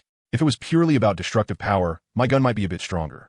However, with the trait of infinite ammo, his gun far surpassed mine in practical combat value and overall quality. How nice. Lu Xingyuan reacted fast, but the speed-type zombie reacted even faster. The bullets he fired instantly missed, kicking up bursts of dust from the ground. The speed-type zombie's figure was like a ghost. In the blink of an eye, it had appeared behind Lu Xingyuan. Its arms swung out violently. Its claws tore through the air with a sharp whistling sound as they stabbed forward. This was the perfect chance for to make his move. The zombie was in the stiff recovery of a forward lunge. It had nowhere to dodge, but he hesitated. He did not draw his gun and fire right away. And it was precisely that moment of hesitation that cost him the chance. The two male train conductors and the girl with glasses all cried out in alarm, sweating hard for Lu Xingyuan. But Lu Xingyuan had already been on guard. He would never entrust his life to an outsider. A streak of dim light flashed by. Without making the slightest sound, the speed-type zombie's head shot into the air. Its tall, thin body trembled twice, then finally toppled straight to the ground, splashing up a layer of dirt and sand. What the hell? Killed in one slash? Sun's eyelids twitched wildly. This guy actually had another extraordinary creation in his hands, and it was even better than that gun with infinite bullets. Otherwise, there was no way he could have instantly killed a second-tier zombie with a single strike. Just how insane was this guy's luck? He had no time to think further, because another second-tier zombie had appeared. A power-type zombie. Its aggro was completely focused on him. Sun's expression darkened as he struggled to hold it off. Lu Xingyuan glanced over, with absolutely no intention of helping. He simply kept pulling the trigger in his hand, clearing out the first-tier zombies that were constantly closing in. The two male train conductors and the girl with glasses all fell silent. They had all seen what He did just now. He had clearly had a chance to help, but chose not to act. Then he could hardly blame Lu Xingyuan for standing by and doing nothing now. He gritted his teeth, his expression ugly. But the pride in his heart made him force himself to hold on, and he did not ask Lu Xingyuan for help. After a hard-fought battle, he finally managed to kill the power-type zombie. Still, he looked rather miserable, dusty, and disheveled. I'm not worse than you. But when he saw the 3 second-tier zombie corpses lying dead by Lu Xingyuan's feet, all the joy in his heart instantly vanished. 2 power-type zombies, and 1 speed-type zombie. And then there was Lu Xingyuan himself. His clothes were only slightly dirty. There is only 1 zombie left. The girl with glasses had been watching the mission panel the whole time, and now she excitedly reported the good news to everyone. There are still 15 minutes left on the mission timer. Big shot, you're amazing. The girl with glasses knew very well whose contribution this was. It was only because there was no detailed damage panel. Otherwise, Lu Xingyuan would definitely have been far ahead of everyone else. The other 2 male train conductors' lips moved slightly, but in the end, wary of Sun's background, they forcibly swallowed their words. At this moment, the whole farmhouse had gone quiet. Only the rustling of leaves in the wind remained. Now, they only needed to kill the very last zombie. Where's the last zombie? Let us hurry up and look for it. Seeing that Sun's expression looked bad, the 2 male train conductors quickly changed the subject. They searched the area again at high speed, but did not find any trace of the remaining zombie. When they returned to where they started, they saw a figure crouching not far away. It looks like that old man who gave out the mission. The girl with glasses recognized him. All that could be said was that her glasses, thicker than the bottom of a wine bottle, were not for nothing. You old bastard, are you screwing with us? Where did the last zombie go? Are you deliberately making things hard for us because you don't want us to finish the mission, so you can avoid giving us the reward? Son, he was furious. It was one thing that Lu Xingyuan had stolen the spotlight, but the best reward from this mission would most likely go to Lu Xingyuan too. He had really become nothing more than a side character. The more he thought about it, the angrier he got. He strode straight over behind the gaunt old man and grabbed his shoulder. The old man suddenly turned his head around. His mouth was full of pitch-black blood. Sun E's pupils shrank abruptly. Only then did he notice what the old man had been doing while crouching there. He was crazily gnawing on a second-tier zombie in front of him. Fuck your mother. Two emotions surged up in Sun E's heart at the same time. Fear and rage. He was glad that rage gained the upper hand. He quickly drew his gun and fired. Bang! A direct hit. Did it die? Sun E's eyelids jumped wildly. Just as he was about to pull the trigger again and finish it off with another shot. In the next second, the gaunt old man suddenly let out a hoarse, ear-piercing growl. His body began swelling at a speed visible to the naked eye, and in the end, he transformed into a savage, hideous monster. Fusion-type zombie. Level 3. Description: a mutated abomination formed when power-type and speed-type zombies devour and merge with each other under extreme conditions. It possesses the advantages of both. Burst speed can reach 50 kilometers per hour, and its strength can tear apart an armored vehicle door with its bare hands. It can run on vertical walls, and its impact can overturn small vehicles. This fusion-type zombie stood 3 meters tall. Its build was between a power-type zombie and a speed-type zombie. Its muscles knotted but not bloated, its limbs long yet filled with explosive strength. Its body was covered in a blackish-brown keratin layer, with crimson muscle fibers exposed in some places and bony spikes along its back extending all the way to the tailbone. Sun E's eyelids twitched madly. A third-tier zombie? You gotta be kidding me. Wasn't this mission way too insane? He was even impressed by his own guts.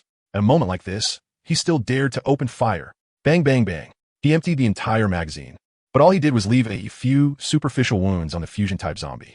Nothing fatal. Run. Run now. Sun E burst forward at full speed. But the fusion-type zombie's claws were already ripping at him from behind. Slash. A huge chunk of flesh was instantly gouged out from his back. His whole body flew forward uncontrollably. But he could not care whether he was injured or not. He hurriedly dove into the guest house in front of him. The fusion-type zombie kept chasing after him from behind. Everywhere it passed became a total wreck, destroyed beyond recognition. Inside the guest house were many small rooms, and at this moment, every single door was tightly shut. And in one of the rooms in the middle, several figures were holding their breath desperately. Every time a crashing sound of destruction came from outside, their hearts jumped uncontrollably with it. As for Sun E, he was now sitting on the ground without caring about his image at all. He reached back and touched the wound on his back. His fingertips came away covered in black, sticky blood. The two male conductors looked at him, then in the end, both of them turned their eyes to Lu Xingyuan and said in trembling voices, "We have to do something. Otherwise, it's only a matter of time before it finds us. Once we're discovered, we're done for. A fusion-type zombie is absolutely not something we can handle." Lu Xingyuan said nothing.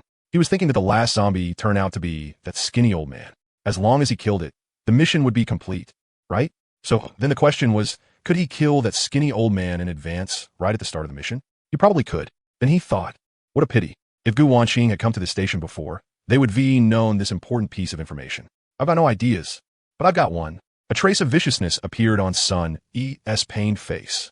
That hit just now had only grazed his back, but it was still painful enough and deadly enough. Bulging veins like earthworms stood out on his forehead, but at this moment he could still force himself not to groan. That alone made him someone worth noting. President Sun, if you got away, say it already. With just that one sentence. He instantly pulled everyone's attention back to himself. The two male conductors hurriedly spoke up. Yeah, we're in a critical situation right now. Grinding his teeth. Sun E said, the only way to survive is to go back to the train. As long as we hold out inside the train until departure time, we'll live. Otherwise, if we stay here, there's only death waiting for us. The expressions on the two male conductors' faces became very strange. This was called having a plan? Who didn't he know that returning to the train was the only way to survive? After all, there wasn't much time left before the train departed at 11 o'clock. Once the train left, no matter how powerful that fusion-type zombie was, it wouldn't be able to do anything to them.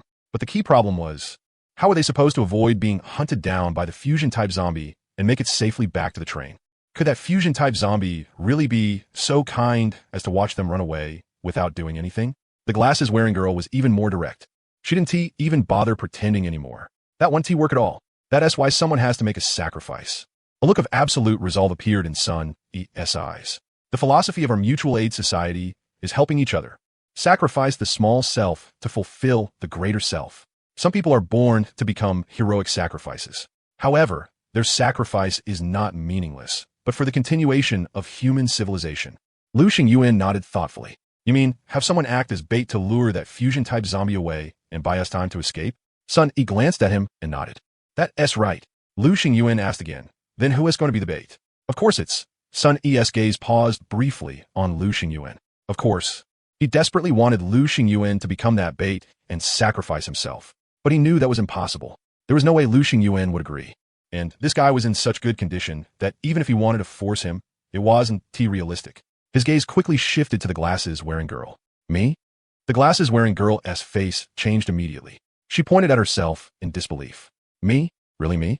Are you unwilling to make a tiny sacrifice for the continuation of human civilization? Listening to the sounds of destruction getting closer and closer, Sun E's expression became a little crazed. Out of all of us, you're the most useless. I can already clearly smell the aura of weakness on you. Stop pretending. You're just combat power 5 trash. If you don't accept that, then tell us your talent. The glasses-wearing girl's face instantly turned red. And my talent is, the food I make becomes really fragrant and delicious. Lu Xingyuan. Even he fell silent this time. What kind of bullshit talent was that? In a train world full of danger at every turn, could a talent like that really be of any use at all? See? With a talent like that, if you don't get sacrificed, who will? Sun E's voice carried a warning and a threat. Right now, immediately. Go rush out there and run in the opposite direction. Buy us time and space to escape. Got it. I can't do it. The glasses-wearing girl burst into tears at once. Please don't sacrifice me. Okay? The ancestors said it well. Everyone is born with a purpose. Maybe my talent will be useful in a big way someday. Sun E roared, bullshit. That everyone is born with a purpose crap is a lie. Trash is trash. In this lifetime, trash will never be useful. Sun E raised his hand. Let us vote by show of hands. Hurry up. Whoever agrees to let her be the bait. Raise your hand. The 2 male conductors hesitated for a moment, but in the end, they still raised their hands. After all, the one acting as bait wasn't them. What's more, they would be benefiting from it too. Sun E looked at Lu Xingyuan. What about you? The glasses-wearing girl looked at Lu Xingyuan with pleading eyes, her voice full of begging. And no. Please. Lu Xingyuan didn't raise his hand. Sun E didn't care. He let out a sneer. There are already 3 votes out of 5. It doesn't matter whether you raise your hand or not. Come on, hurry up and throw her out. But before they could make a move, a wave of intense coldness came from behind them. When they turned around, they saw a pair of pale eyes staring at them fixedly from outside the window. Damn it, why is this thing like a homeroom teacher? Always silently refreshing itself at the window to spy on you when you least expect it? Crack! The sound of shattering rang out. The window was instantly smashed open, and the fusion-type zombie charged in with unstoppable force, going straight for Sun E. Fuck! Why me? Sun E's mentality instantly shattered. His body was sent flying once more and slammed hard onto the ground, where he started vomiting blood non-stop. Just as the fusion-type zombie was about to press the attack further, its body suddenly froze in place, clutching its head as it struggled in agony. Its head suddenly split into 2, revealing the shadows of the power-type zombie and the speed-type zombie, both of them continuously howling and shrieking. What the hell is going on? The other 2 male conductors had already been scared stupid and could only stare blankly at the scene. A cold light flashed in Lu Xingyuan's eyes. He smelled it. That was the scent of opportunity. Without hesitation, he took a big step forward and swung the nether breath dagger in his hand. Stop, stop, stop, stop, stop, stop, stop, stop. All that could be said was that if Aunt Rong had had Lu Xingyuan's technique back then, Little Swallow would V died thoroughly a long time ago. No one even knew how many times he stabbed it, but the fusion-type zombie-s body suddenly stiffened. Then it fell straight backward and never moved again. At the same time, a mission prompt appeared before everyone's eyes. Mission completed within the time limit. This. Everyone stared at the scene before them in shock, unable to believe that the mission had actually been completed. One of the male conductors instantly realized something. Fuck, I get it. That fusion-type zombie was extremely unstable. It couldn't properly balance the 2 powers, so it collapsed. This mission deliberately left challengers a sliver of hope. The key was whether the challengers could seize that fleeting chance. Luckily, Lu Xingyuan caught it. That's great. Not only did we survive, but we got the reward too. The glasses-wearing girl broke into a smile through her tears. But right at that moment, a gunshot suddenly rang out. The glasses-wearing girl and the other 2 male conductors were still caught up in excitement and joy, and before they could react, they heard 2 gunshots ring out at the same time. They saw Lu Xingyuan and Sun Yi pull their guns and fire at each other. The two of them fired at the same time. With a sudden flash of movement, Lu Xingyuan darted into the room. One bullet slammed into the doorframe, blasting out countless splinters. As for Sun Yi, his injuries were too severe. He had no way to dodge at all. But at that critical moment, his figure suddenly turned into an afterimage and vanished from where he stood, leaving behind only a shattered gem. Holy shit. All three of them were startled. They were shocked, panicked, scared, and at the same time a little dumbfounded. Was this for real? They had just gotten rid of a powerful enemy, and now they were shooting at each other? No one knew who fired first, but one thing was certain. Both of them were fast, both were decisive, and both were ruthless. After waiting for a while, Lu Xingyuan finally came out of the room. The two male conductors hurried over and asked after him. Boss, are you okay? Lu Xingyuan shook his head, then walked to the place where Sun Yi had disappeared. The shattered gem weathered away the moment he touched it and vanished without a trace. This should be some kind of extraordinary creation. Lu Xingyuan fell into thought. The guy really was still hiding things. As for who made the first move just now, even he couldn't say for sure. It seemed like both of them had done it at the exact same time, as if through telepathy, drawing their guns and firing at each other together. As for why they had done that, Lu Xingyuan lowered his head and glanced at the treasure chest by his feet. It was a gorgeous treasure chest inlaid with gold trim. It wasn't level 1, not level 2, and not level 3 either, but level 4. That's right, a level 4 treasure chest. This was the reward he had received for his outstanding performance in the mission, an exception made just for him. And it was exactly because of this that Sun Yi had attacked without hesitation. Of course, it was also possible that Sun Yi had planned this from the start. No matter what level of treasure chest Lu Xingyuan got, once the mission was complete, Sun Yi had intended to get rid of him, swallow everything, and take everything for himself. Boss, it looks like he didn't take his treasure chest. It's here. That was a level 3 treasure chest. That bastard almost got away with it. All they could say was that this mission had been dangerous, really dangerous, but the rewards were also truly high. A trace of greed flashed through the eyes of the two male conductors, but they quickly suppressed it and obediently carried the treasure chest over to Lu Xingyuan. Right after that, they began denouncing Sun Yi and all the faults of the Mutual Aid Society. I really didn't expect the vice president of the Mutual Aid Society to be such a despicable scumbag. Yeah, he talks nonstop about morality and righteousness, but inside he's nothing but filthy and vile. I've decided I won't join the Mutual Aid Society in the future. I don't want to wallow in the mud with them. Yeah, only Boss is a real gentleman. Then they turned to the girl with glasses and said, we didn't have a choice just now either. Under his pressure, we had no choice but to bow our heads. The girl with glasses sniffled. She wanted to say something, but held it back. Lu Xingyuan's gaze swept over them. Let's go. If we don't leave now, the train's about to depart. Yes, let's hurry and go. No need to waste time. Each of them held a treasure chest and sprinted all the way toward the platform. Their performance in this mission had been pretty average, so the treasure chest they got was only a level 1 chest. But even if it was just a level 1 chest, they were already more than satisfied. Sun Yi's train was still stopped on the tracks. Through the train window, he saw the 2 treasure chests in Lu Xingyuan's arms. One of them should have belonged to him. Lu Xingyuan pulled out his gun and fired wildly at the window. Unfortunately, 11 o'clock had arrived. Sun Yi decisively started the train and drove straight away from the platform. The other 3 also rushed onto the train in the very last second before departure. Lu Xingyuan didn't want to stay any longer either, and chose to leave the station as well. This trip had involved all kinds of life and death fighting with zombies, plus a battle of wits and guts against Sun Yi. It was fucking more exhausting than a dog. But the moment he thought of the treasure chest, he forced himself up from the floor again. A level 4 treasure chest. He couldn't even imagine what kind of good stuff might come out of it. Lend me some of Sister Qing's luck. Guan Qing, what the hell is wrong with you? You can sniff my athlete's foot instead. Open treasure chest.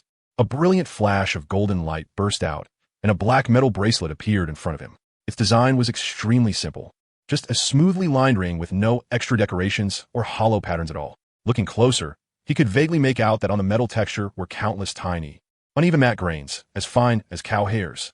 Spatial bracelet. Category, extraordinary creation. Level 3. Description, an independent space has been opened inside. Total carrying capacity limit, 20 kilograms. Anything beyond the limit cannot be stored. Here it came, stepping on auspicious clouds as it came. How could a survival world possibly be missing spatial type items? It was just that this reward felt a little too cliché, didn't it? Still, cliché or not, there was no denying that this was absolutely an insanely awesome item. From now on, he could stuff weapons and all kinds of tools inside it. He could also carry his train coins with him now. Leaving them in the train never felt secure. He was always worried someone might steal them. Keeping them on his body was way more reassuring. He had actually thought before about stuffing the train coins into his underwear. Didn't the older generation all do that? But after trying it, he discovered that the moment he walked, they clinked loudly, making him even more conspicuous. Besides that, with this spatial bracelet, collecting supplies would be much more convenient in the future. A 20-kilogram load limit was actually quite a lot. Was that all? Lu Xingyuan turned the treasure chest upside down and shook it hard, tried to shake out 2 train coins, but unfortunately, there was nothing inside. Gu Wanqing was fully to blame for this, no question. After tossing the emptied chest aside, Lu Xingyuan looked toward the level 3 treasure chest. This had originally belonged to Sun Yi, but now it was his. Open. This is... A card flickering with a strange blue glow appeared before Lu Xingyuan. Blue modification card. Level 1. Type. Extraordinary creation. Description. After use, forcibly changes one designated modification result at random into a new blue modification. This thing is good. Lu Xingyuan's eyes instantly lit up. His luck wasn't that great. He couldn't pull a full lineup of green modifications, like Gu Wanqing. But with this special item card, things were different. Even if he rolled a useless modification, he could forcefully replace it. Such a good item had almost ended up in Sun Yi's hands. Lu Xingyuan could only say that drawing his gun and firing decisively had been the right call. Aside from this blue modification card, there were also a few miscellaneous materials in the chest that could be used for upgrades. Among them were 3 sets of simple circuit boards. What a pity. Still short by 3 sets. Lu Xingyuan felt some regret. Should he just spend train coins to buy them through the trading channel? After all, he couldn't delay any longer. The sooner he upgraded, the sooner he could unlock new hexes. Just as he was thinking that, Gu Wanqing sent him a message. I just opened a treasure chest and got some circuit boards inside. Do you want them? I'll send them to you now. Weren't you trying to upgrade to level 3? Lu Xingyuan's eyes nearly pissed themselves. Those few Sister Qing calls hadn't been for nothing. Sister Qing, your great kindness and great virtue are beyond my ability to repay. I can only offer myself to you. Can you handle a steel wool ball? If not, then I don't want you. EW, can you not play that perverted? After getting the missing circuit boards from Gu Wanqing, he immediately pressed the upgrade button. At once, the materials piled up in the second carriage turned into a stream of light and flowed into the locomotive. In less than 5 seconds, the train completed its upgrade. Ding! Upgrade complete. Current train level 3. You have new train modifications available. You have new hexes available to draw. A whole string of notifications popped up, making Lu Xingyuan's pig brain feel like it was about to overload. No ruse. One thing at a time. First, the train modifications. The first option, carriage modification, warehouse. Green, 5 train coins. Convert 1 carriage into a dedicated warehouse. Storage cap for supplies, 50. Lu Xingyuan's eyes instantly lit up. This modification was good. As the train S level rose, the materials needed for upgrades naturally became more and more numerous. Using just 1 carriage to store all those materials was starting to feel a little cramped, even though it had now reached level 3 and gained an extra carriage. There was no telling if the next stop might be some resource-rich harvest platform. Having a carriage dedicated entirely to storage would undoubtedly be perfect. Just 5 train coins. Your bro has got plenty of coins now. Buy it. Buy it. Full payment. Take it outright. Lu Xingyuan chose to remodel the 3rd carriage into a warehouse. The change happened right before his eyes. The originally empty standard carriage was now filled with rows upon rows of alloy shelves stretching from floor to ceiling. Shock-absorbing rubber was embedded into the shelf beams, each level arranged at equal intervals. Even the odd little corner spaces had been stuffed with a set of rotating storage compartments. The carriage S space was truly utilized to the absolute limit. No wonder it cost so much for this remodel. Totally worth it. The second remodel was reinforced doors green. For train coins, all train doors are reinforced to be bulletproof and impact resistant. Can withstand ordinary zombies, wild beasts, cold weapons, and handgun bullets. Oh, this one is pretty good too. Lu Xingyuan's eyes lit up again. The train had already been modified with external armor plating, but the doors were still a weak point and could easily be damaged by anyone with bad intentions. Adding another line of defense now would obviously make things safer and much more reassuring. Just 4 train coins. He wouldn't even blink at that. With a grand wave of his hand, Lu Xingyuan bought it, and the train doors quickly underwent obvious changes. A ring of matte metal edging appeared around the frame. The original ordinary metal handle was replaced with a thicker forged piece, its surface covered in anti-slip, knurled texture. Lu Xingyuan had to use a bit more force to press it down. With a click, it no longer gave off the old crisp single snap, but instead a string of heavy, clipped gear locking sounds. At least 3 lock bolts sprang open at the same time, the vibration traveling from his palm up to his forearm. Looking out through the viewing window on the door, the outside world now seemed separated by a much sturdier barrier. Even the howling wind sounded muffled and distant. As for the 3rd remodel, just as expected, it was kind of underwhelming. Simple cookware white. 1 train coin obtained a set of fixed smokeless simple cookware installed in the carriage. Can heat and cook food. Has no open flame risk. and is compatible with all onboard power supply modes. What a useless remodel. Besides, he had already traded food in the exchange channel for a set of pots and pans. Thankfully, he had a blue remodel card. He directly force replaced this white remodel. As a flash of blue light passed, the remodel quickly changed into Auto Repair Blue. 8 train coins install an auto repair module for the train. Grants the train autonomous repair capability. Lu Xingyun's eyes instantly widened like bronze bells. Auto repair? Wasn't this exactly the remodel he had been waiting for all this time? That window damaged in the attack still hadn't been repaired even now. The train's durability still wasn't full. But now things were different. With this auto repair function, his durability could finally be topped back up. For someone as obsessive as him, this was just way too satisfying. 8 train coins were deducted directly, and an extra repair program appeared in front of the train's control console. Damn, what kind of scam is this? Fine, charging train coins for repairs is one thing, but I have to provide the materials too? In his understanding, auto repair should have meant it repaired itself automatically, labor and materials included. Fortunately, fixing a single train window was only a simple job, so it didn't require extra train coins, just the basic material of glass. 10 units of glass were deducted, and the train window was immediately restored. The whistling cold wind outside was blocked off at once. Now he could finally sleep soundly. But seriously, 10 units of glass? Are you for real? I swear someone skimmed to cut off that. It's just one tiny window. 5 units would been more than enough. Still, not a big issue. Looking at the durability restored to full, Lu Xingyun's mood couldn't help but improve greatly. Since the train had upgraded to level 3 and gained another carriage, its durability had also automatically updated to 310 points. It had become even more durable. And with that, the train remodeling was officially complete. The 3 remodels had cost him a full 17 train coins, and when he did the math, it still hurt a little. You never realize how few coins you have until you need to spend them. Lu Xingyun let out a long sigh, but it was fine. He still had Sister Qing. If he really ran out of coins, worst case, he could always go scam away from Sister Qing. Closing the remodel page, Lu Xingyun focused his attention on the newly unlocked hex. Please draw your prismatic hex. Drawley had to pull this thing hard. Lu Xingyun washed his face with clean water, dusted the dirt off his body a bit, then sent Gu Wanqing a message in the chat interface. Let me take another big hit of Sister Qing's good luck. Gu Wanqing, you keep talking about sucking me every other minute. Have you ever considered how I feel? After calming his emotions until they were as still as a lake without the slightest ripple, Lu Xingyun fixed his gaze and began to draw. The roulette spun rapidly. In the end, the pointer stopped on a certain option. Congratulations, you have successfully drawn the Prismatic Hex. Recombobulator. Huh, since when could Recombobulator be prismatic?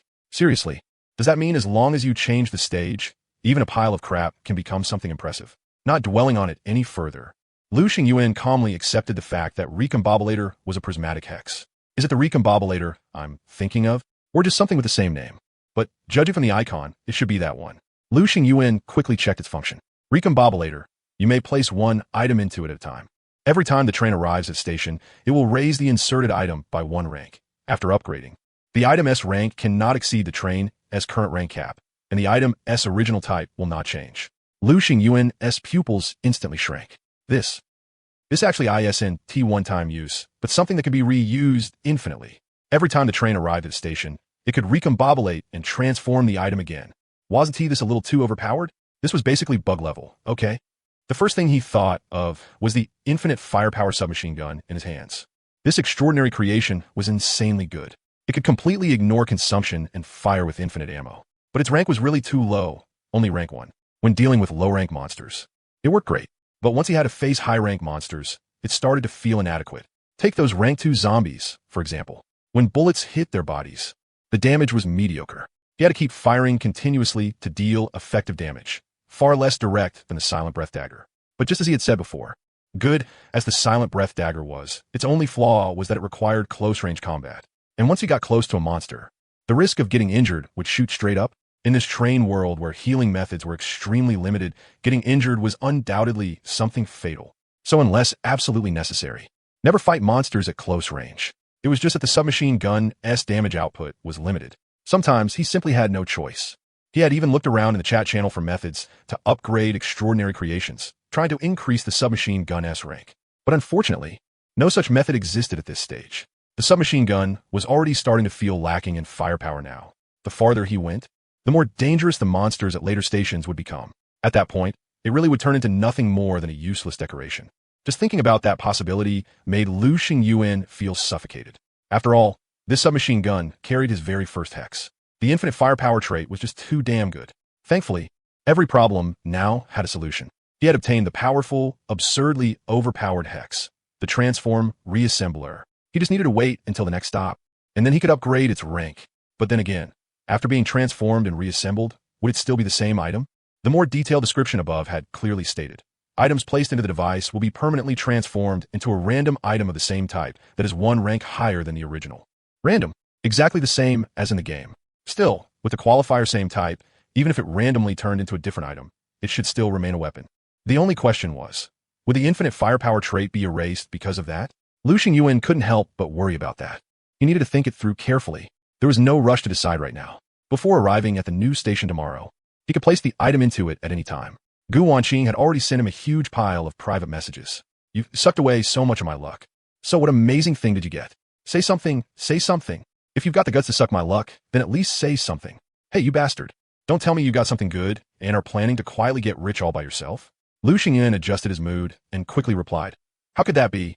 Sister Qing, I believe that even if I did get something good, you wouldn't have any improper thoughts about it.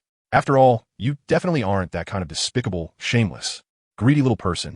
Gu Wanqing, you already said everything for me. What else am I supposed to say? Gu Wanqing, just tell me what good stuff you got already. Let your sister Qing be happy too. Of course I have to make my sister Qing happy, other than his own talent."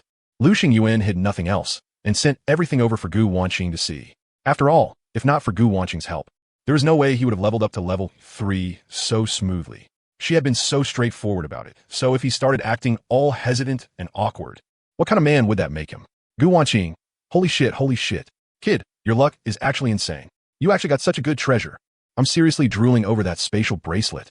If I had that thing, I don't even dare imagine how convenient it'd be when I go haul supplies. Lu Xingyuan hurriedly said, "I fought for my life to get that." Gu Wanqing, Lu Xingyuan, of course. But if Sister Qing likes it, then just take it. Gu Wanqing, people like you are so disgusting. Wait, you'd better not show up in front of me, or I'll flick your QQ 100 times. Scary. This auto repair is pretty damn nice too. Gu Wanqing praised, as expected of a blue grade modification. With this, there's no need to worry too much about the train getting damaged in the future. Right now, there are still quite a few conductors in the chat channel crying their eyes out because their trains have been damaged and couldn't recover. The train was the foundation every conductor relied on to survive. Once it was destroyed, that meant the complete end of the game. Every time a train leveled up, the modifications refreshed were completely random, with no pattern whatsoever. It was all up to luck. A modification like auto repair was something some people might never roll in their entire lives. All that could be said was that Lu Xingyuan had been insanely lucky this time. He had rolled the most important modification possible. Then I really have to thank my sister Qing. If Sister Qing hadn't lent me her good luck, I wouldn't have refreshed it either. Lu Xingyuan wasn't the kind of person who forgot favors and never repaid them. He had already made up his mind that at the next few stations, he would do his best to collect the materials Gu Wanqing needed for her upgrades and get her trained to level 3 as soon as possible. Another new private message popped up in the back end. It was from Sunny. Didn't I blacklist this guy? How is he still able to send me private messages? Lu Xingyuan looked completely baffled. At that moment, Sun Yi's heart was bleeding. Because Lu Xingyuan had blacklisted him, he had no choice but to use another special item to force a conversation with Lu Xingyuan. But the price was that every message sent would consume train coins. One train coin could only send 3 messages. Just thinking about it hurt. He didn't want to do this either, but he really had no other choice. Some matters were just too private. He didn't want to pass messages through a middleman, because that carried the risk of exposure. Return the treasure chest that originally belonged to me right now, immediately. Otherwise, the consequences will be very serious. Sun Yi's words were full of warning and threat. It wasn't strange that he was acting so crazed. After all, that had been a level 3 treasure chest. A level 3 treasure chest. All this way, he had never once encountered a level 3 treasure chest.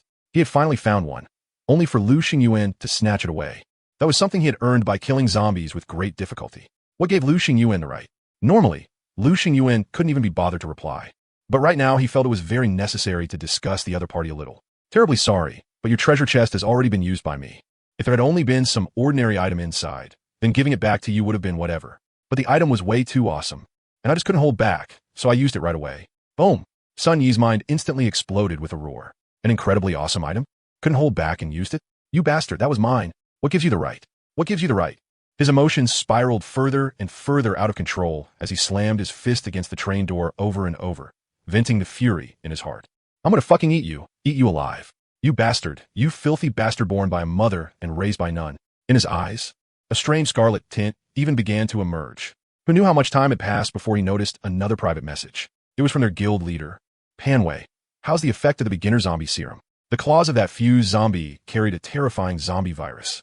The moment he got injured, son, he had realized something was wrong. So right after the train started moving, he immediately contacted Panway and got a serum that could remove the virus from his body. This kind of beginner zombie serum was an extremely precious resource. Even their mutual aid society had only managed to obtain 2 tubes after endless hardship. Because of this, Panway had been furious and had given him a brutal scolding. The scolding was real, but the serum was also genuinely given. Guild leader I, son E, swear loyalty to you until death. Cut the crap and drink it already. The serum didn't taste very good. It could even be said to taste awful. And the body's adverse reaction was pretty intense. He felt like a layer of chilly water had been poured onto his wound, and the pain made him twitch on the floor. Fortunately, the sensation came fast and left fast, and he could also clearly feel that his condition had improved a lot. So when Panway asked how the effect was, he replied without the slightest hesitation, good, very good, extremely good, Panway. As for that Lu Xingyuan, since he insists on opposing our mutual aid society, then don't blame us for being ruthless. I now declare him an enemy of our mutual aid society. Whoever can get rid of him may come to our mutual aid society and claim a generous reward. Son, he burst into tears for the second time. A guild leader like this was truly beyond words. If possible, he was willing to rip out his own heart and offer it to him. But the most urgent matter right now was to carefully cover the wound on his back. If he really met the guild leader in person, it would definitely scare him. Through the reflection in the glass, son, he could clearly see that the wound on his back had turned a strange dark red color. Lu Xingyuan, I'm gonna fucking eat you. Kai Kai is actually my real name. Glasses girl does fit my appearance pretty well, but it still feels a little awkward somehow. Although he had no idea why Sun he had stopped sending him messages, Lu Xingyuan's attention had already been drawn to another familiar profile picture. ISNT, this the glasses girl from the last stop? Because my dad's surname is Kai, and my mom's surname is also Kai. And they're both chefs who are really good at cooking, so I was naturally named Kai Kai. That is pretty nice. Lu Xingyuan gave a light cough. No wonder your talent is that the food you make smells amazing and tastes delicious. So there have been signs all along. But it was also because of this talent that she had been reduced to a sacrifice, nearly losing her life. Thank you for saving me. Lu Xingyuan felt a little awkward. Did he save her? It didn't seem like he had. He had just simply disagreed with Sun E's way of doing things and hadn't raised his hand. That was all. But that was already more than enough. Not to mention that afterward, you even killed that fusion-type zombie and indirectly saved all of us. Kai Kai transferred 3 train coins over. This is what I got from that level 1 treasure chest. If it was 3 train coins, then that should be everything from that level 1 treasure chest. After all, a level 1 treasure chest could at most give 3 train coins. This is to repay you for saving my life. So please, you have to accept it. And besides, there is no use for me to keep these 3 train coins anyway. Even though she said things like every person is born with talent that will surely be useful. Deep down, she had still accepted the reality Sun he had laid out. A talent like hers was useless as hell in this train survival world. So stop struggling meaninglessly. The reality was that her talent was destined never to take her far. Lu Xingyuan was startled. Holy crap, how is his son he's so damn awful? He'd driven a perfectly fine young girl to the point of trying to kill herself. Out of conscience, Lu Xingyuan still patiently comforted her for a while. Since she could say something like every person is born with talent that will surely be useful, that meant she still believed in that line deep down. So Lu Xingyuan used that as his entry point. After a long round of persuasion, he finally managed to reignite that extinguished spark. Then I'll try again? You have to try again. Sigh. Lu Xingyuan let out a long sigh, not knowing whether persuading her had been the right thing or the wrong thing. It was one thing that she herself was delicate and weak, but the talent she had awakened was also hard to even comment on. Still, living one more day was one more day. He only accepted 1 train coin symbolically, mainly to give her a chance to express her thanks. As for the friend request, he didn't reject it and accepted. Anyway, the friends list didn't have a limit, and besides, she wasn't the type with no sense of boundaries. Playing with the train coin in his hand, Lu Xingyuan couldn't help thinking of the other 2 male conductors from the last stop. When they parted, those 2 had kept saying there would definitely be a generous reward, but up to now, there hadn't been the slightest movement. So this so-called generous reward had just been empty talk. Still, he wasn't too disappointed. After all, human nature was like that. Returning to the chat channel, Lu Xingyuan quietly observed and discovered that the number of people online had now dropped to just over 90,000. At the last stop alone, More than 1,000 conductors had been eliminated. Fuck, how are we even supposed to play this? At the last stop, I ran straight into a brutal level 2 zombie. I almost lost my life there. At the last stop, I stayed in the train and didn't get off, but those monsters still smelled me and tracked me down. Then launched a violent attack on my train. My train only has 3 durability left now. Do you know what that means? It's basically just 1 metal plate left. I feel like if I don't adapt, I really won't survive the next stop. Is there any kind person willing to buy the resources I've got? Price is negotiable. Maybe the pressure from a last stop had been too great, because quite a few conductors had started selling off their valuables instead of treating them like family heirlooms like before. These things were good, sure, but you had to stay alive to use them. If you couldn't survive the crisis right in front of you, what future was there to talk about? Lucian Yuan spotted quite a few good items. Basic rapid growth, compound fertilizer. Category, extraordinary creation. Level 1. Description, simply mix a small proportion into ordinary soil and, together with regular watering, it can greatly shorten the growth cycle of the vast majority of crops, stably achieving high yield and abundant harvest. It could speed up crop growth. The first thing he thought of was his delicious mushroom. He had planted that thing early this morning, but when he came back, he found that it was still in a slow growth state, with only the tiniest sprout poking out. As for when it would fully mature, who knew how long that would take? Lucian Yuan was genuinely very interested in this delicious mushroom. He wanted to taste for himself whether it really was that delicious. If he gave it a little science and ruthless enhancement, would a bunch of mushrooms immediately pop out? The moment the thought appeared, it began to grow wildly in his heart. Anyway, this thing wasn't too expensive. Might as well give it a try. After a round of haggling with the seller, Lucian Yuan finally traded 1 bottle of 500 milliliter mineral water plus 1 banana for 1 unit of compound fertilizer. Unfortunately, the other party only had this 1 unit.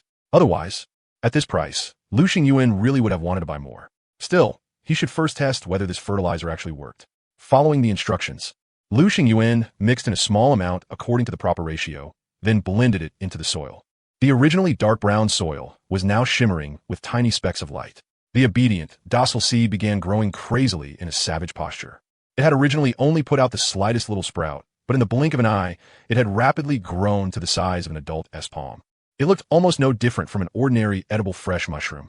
A plump, rounded semicircular cap paired with a short, thick, evenly solid stalk. Its whole body was a soft, pale, warm yellow, as if covered in a gentle layer of thin butter. Around the edge of the cap was a faint ring of milky white, clean and spotless. Only under the light did it give off an almost imperceptible soft gleam in tiny fragments, making it look fresh enough to drip. Holy crap, this is way too magical. Is this the power of science and ruthless enhancement? Lucian Yuan even came up with a bold idea. With that, the super delicious mushroom could now be harvested and eaten. He found a thick iron plate and laid it on the floor so the floorboards wouldn't get scorched and lower the train's durability. Lucian Yuan used a lighter to ignite a section of table leg that he had no idea where he swiped from. Those simply made cooking tools he had traded for could finally come in handy. Lucian Yuan planned to cook himself a delicious mushroom soup. As the saying went, high-end ingredients often required only the simplest cooking methods. With just mushrooms and mineral water simply combined, without adding any seasoning at all, a rich mushroom fragrance spread through the entire carriage. It smelled so good. Lucian Yuan swallowed. The dwarf really hadn't lied to him. This mushroom really was incredibly delicious. After taking a small sip, he only felt a burst of fresh umami explode on the tip of his tongue, making his whole body tremble uncontrollably. Amazing. Quickly pouring the thick, glossy mushroom soup into a stainless steel basin, Lucian Yuan didn't eat it right away. Instead, he contacted Gu Wanqing. Sister Qing, want some mushrooms? Yours? Of course. Lonely nights always make people do crazy things. I've had experiences like that too, so I can really understand you. But I still hope you won't be that perverted. Don't ruin the image you have in my heart. Even though you haven't had any image to speak of for a long time already. After a while, she added, if you really can't hold back, I can take off my socks and give them to you as a side dish. What the hell are you babbling about? Lucian Yuan directly sent over a prepared portion of mushroom soup. After making a fuss for quite a while, Gu Wanqing finally replied with a string of ellipses. This is the mushroom you were talking about? What else would it be? It actually tastes pretty good. Of course it does. This is a super delicious mushroom. Not an ordinary mushroom. Lucian Yuan didn't idle around anymore and quickly started eating too. After finishing it, he felt warm all over. His originally exhausted body recovered to a great extent. His back no longer ached, his legs no longer hurt, and he even felt like he had the strength to wrestle that fusion-type zombie. That was also one of the characteristics of the delicious mushroom. It could rapidly restore stamina. It was precisely because of this that it had managed to rank among extraordinary creations. Gu Wanqing finished eating on her side too. So good. After so many days, I finally got to eat a proper dinner, even though their conditions were far better than those of the vast majority of train conductors. With food and drink, and no need to worry about going hungry, what they had eaten before had only barely filled their stomachs. Only this hot meal made them feel a bit of what it meant to be truly, solidly alive. Midnight. Lu Xingyuan woke up groggily. He had slept very well. Normally, he should have been able to sleep straight through until dawn. But just now, it seemed like he had heard some kind of notification sound. He walked over to the control console. Sure enough, there was a notification from the system. It wasn't TA Dream. Up ahead, you're about to enter Plum Rain Season. So, the train world actually had seasons too? Lu Xingyuan instantly became much more awake. Opening the chat channel, he saw that the other train conductors had also been startled awake by this sudden notification, and every one of them was discussing it non-stop. Did you all get the notification too? Plum Rain Season? What the hell is that? Isn't that easy to understand? It means for a period of time from now on, it'll rain every single day.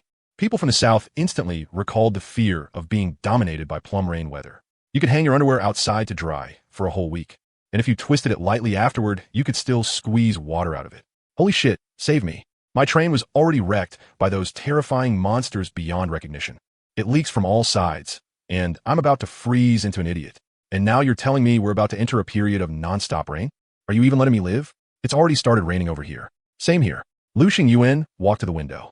A few drops of rain fell from the sky and clung to the glass, constantly trailing downward. Listening to the rustling rain outside, Lu Xingyuan quickly drifted back into sleep and slept straight until 8 o'clock the next morning. As expected, sleeping on a rainy day really was the most comfortable. He came to the window and looked at the world outside. The sky looked somewhat dim, and the whole world seemed shrouded in a layer of dark clouds. The fine raindrops weren't especially urgent, but they just kept falling without end. While eating breakfast, Lu Xingyuan entered the chat channel. Quite a few train conductors were complaining that this rain was really annoying. It's seriously just one T-stop, huh? After entering plum rain season, the temperature dropped quite a bit too. I feel kind of cold too. Lu Xingyuan himself didn't feel it all that clearly. Probably because he had taken the primary gene enhancement potion. Scrolling farther up, he quickly saw a distress message from that unlucky train conductor from yesterday who had said he didn't even have a place to shelter from the rain. 1221A. Damn, the rain is getting heavier and heavier. I'm completely soaked through. 1:03 a.m. It's so cold. I feel like I'm going to freeze to death. Can any kind person help me? 2:11 a.m. I can't do this anymore. I really can't. I feel like something's wrong with my whole body. So cold. So hungry. The rain is so heavy. Please help me. I'm really begging you. Don't ignore me. Don't just watch me die. A long time passed after that, until 4:01 a.m. Help. After that, there were no more messages from him. Other train conductors had already searched his name and discovered that he had been removed from the chat channel. What did that mean? It meant he had been eliminated. He and team managed to survive the night. The power of plum rain season was not to be underestimated either. 9:30 a.m. A train operation notification popped up. Station ahead. Multiplayer platform. Batcave. Up to 3 trains may dock at the same time. The platform rank was green. Another multiplayer platform. Lu Xingyuan felt like he hadn't encountered a single-player platform in a long time. If possible, of course he didn't want to run into other train conductors.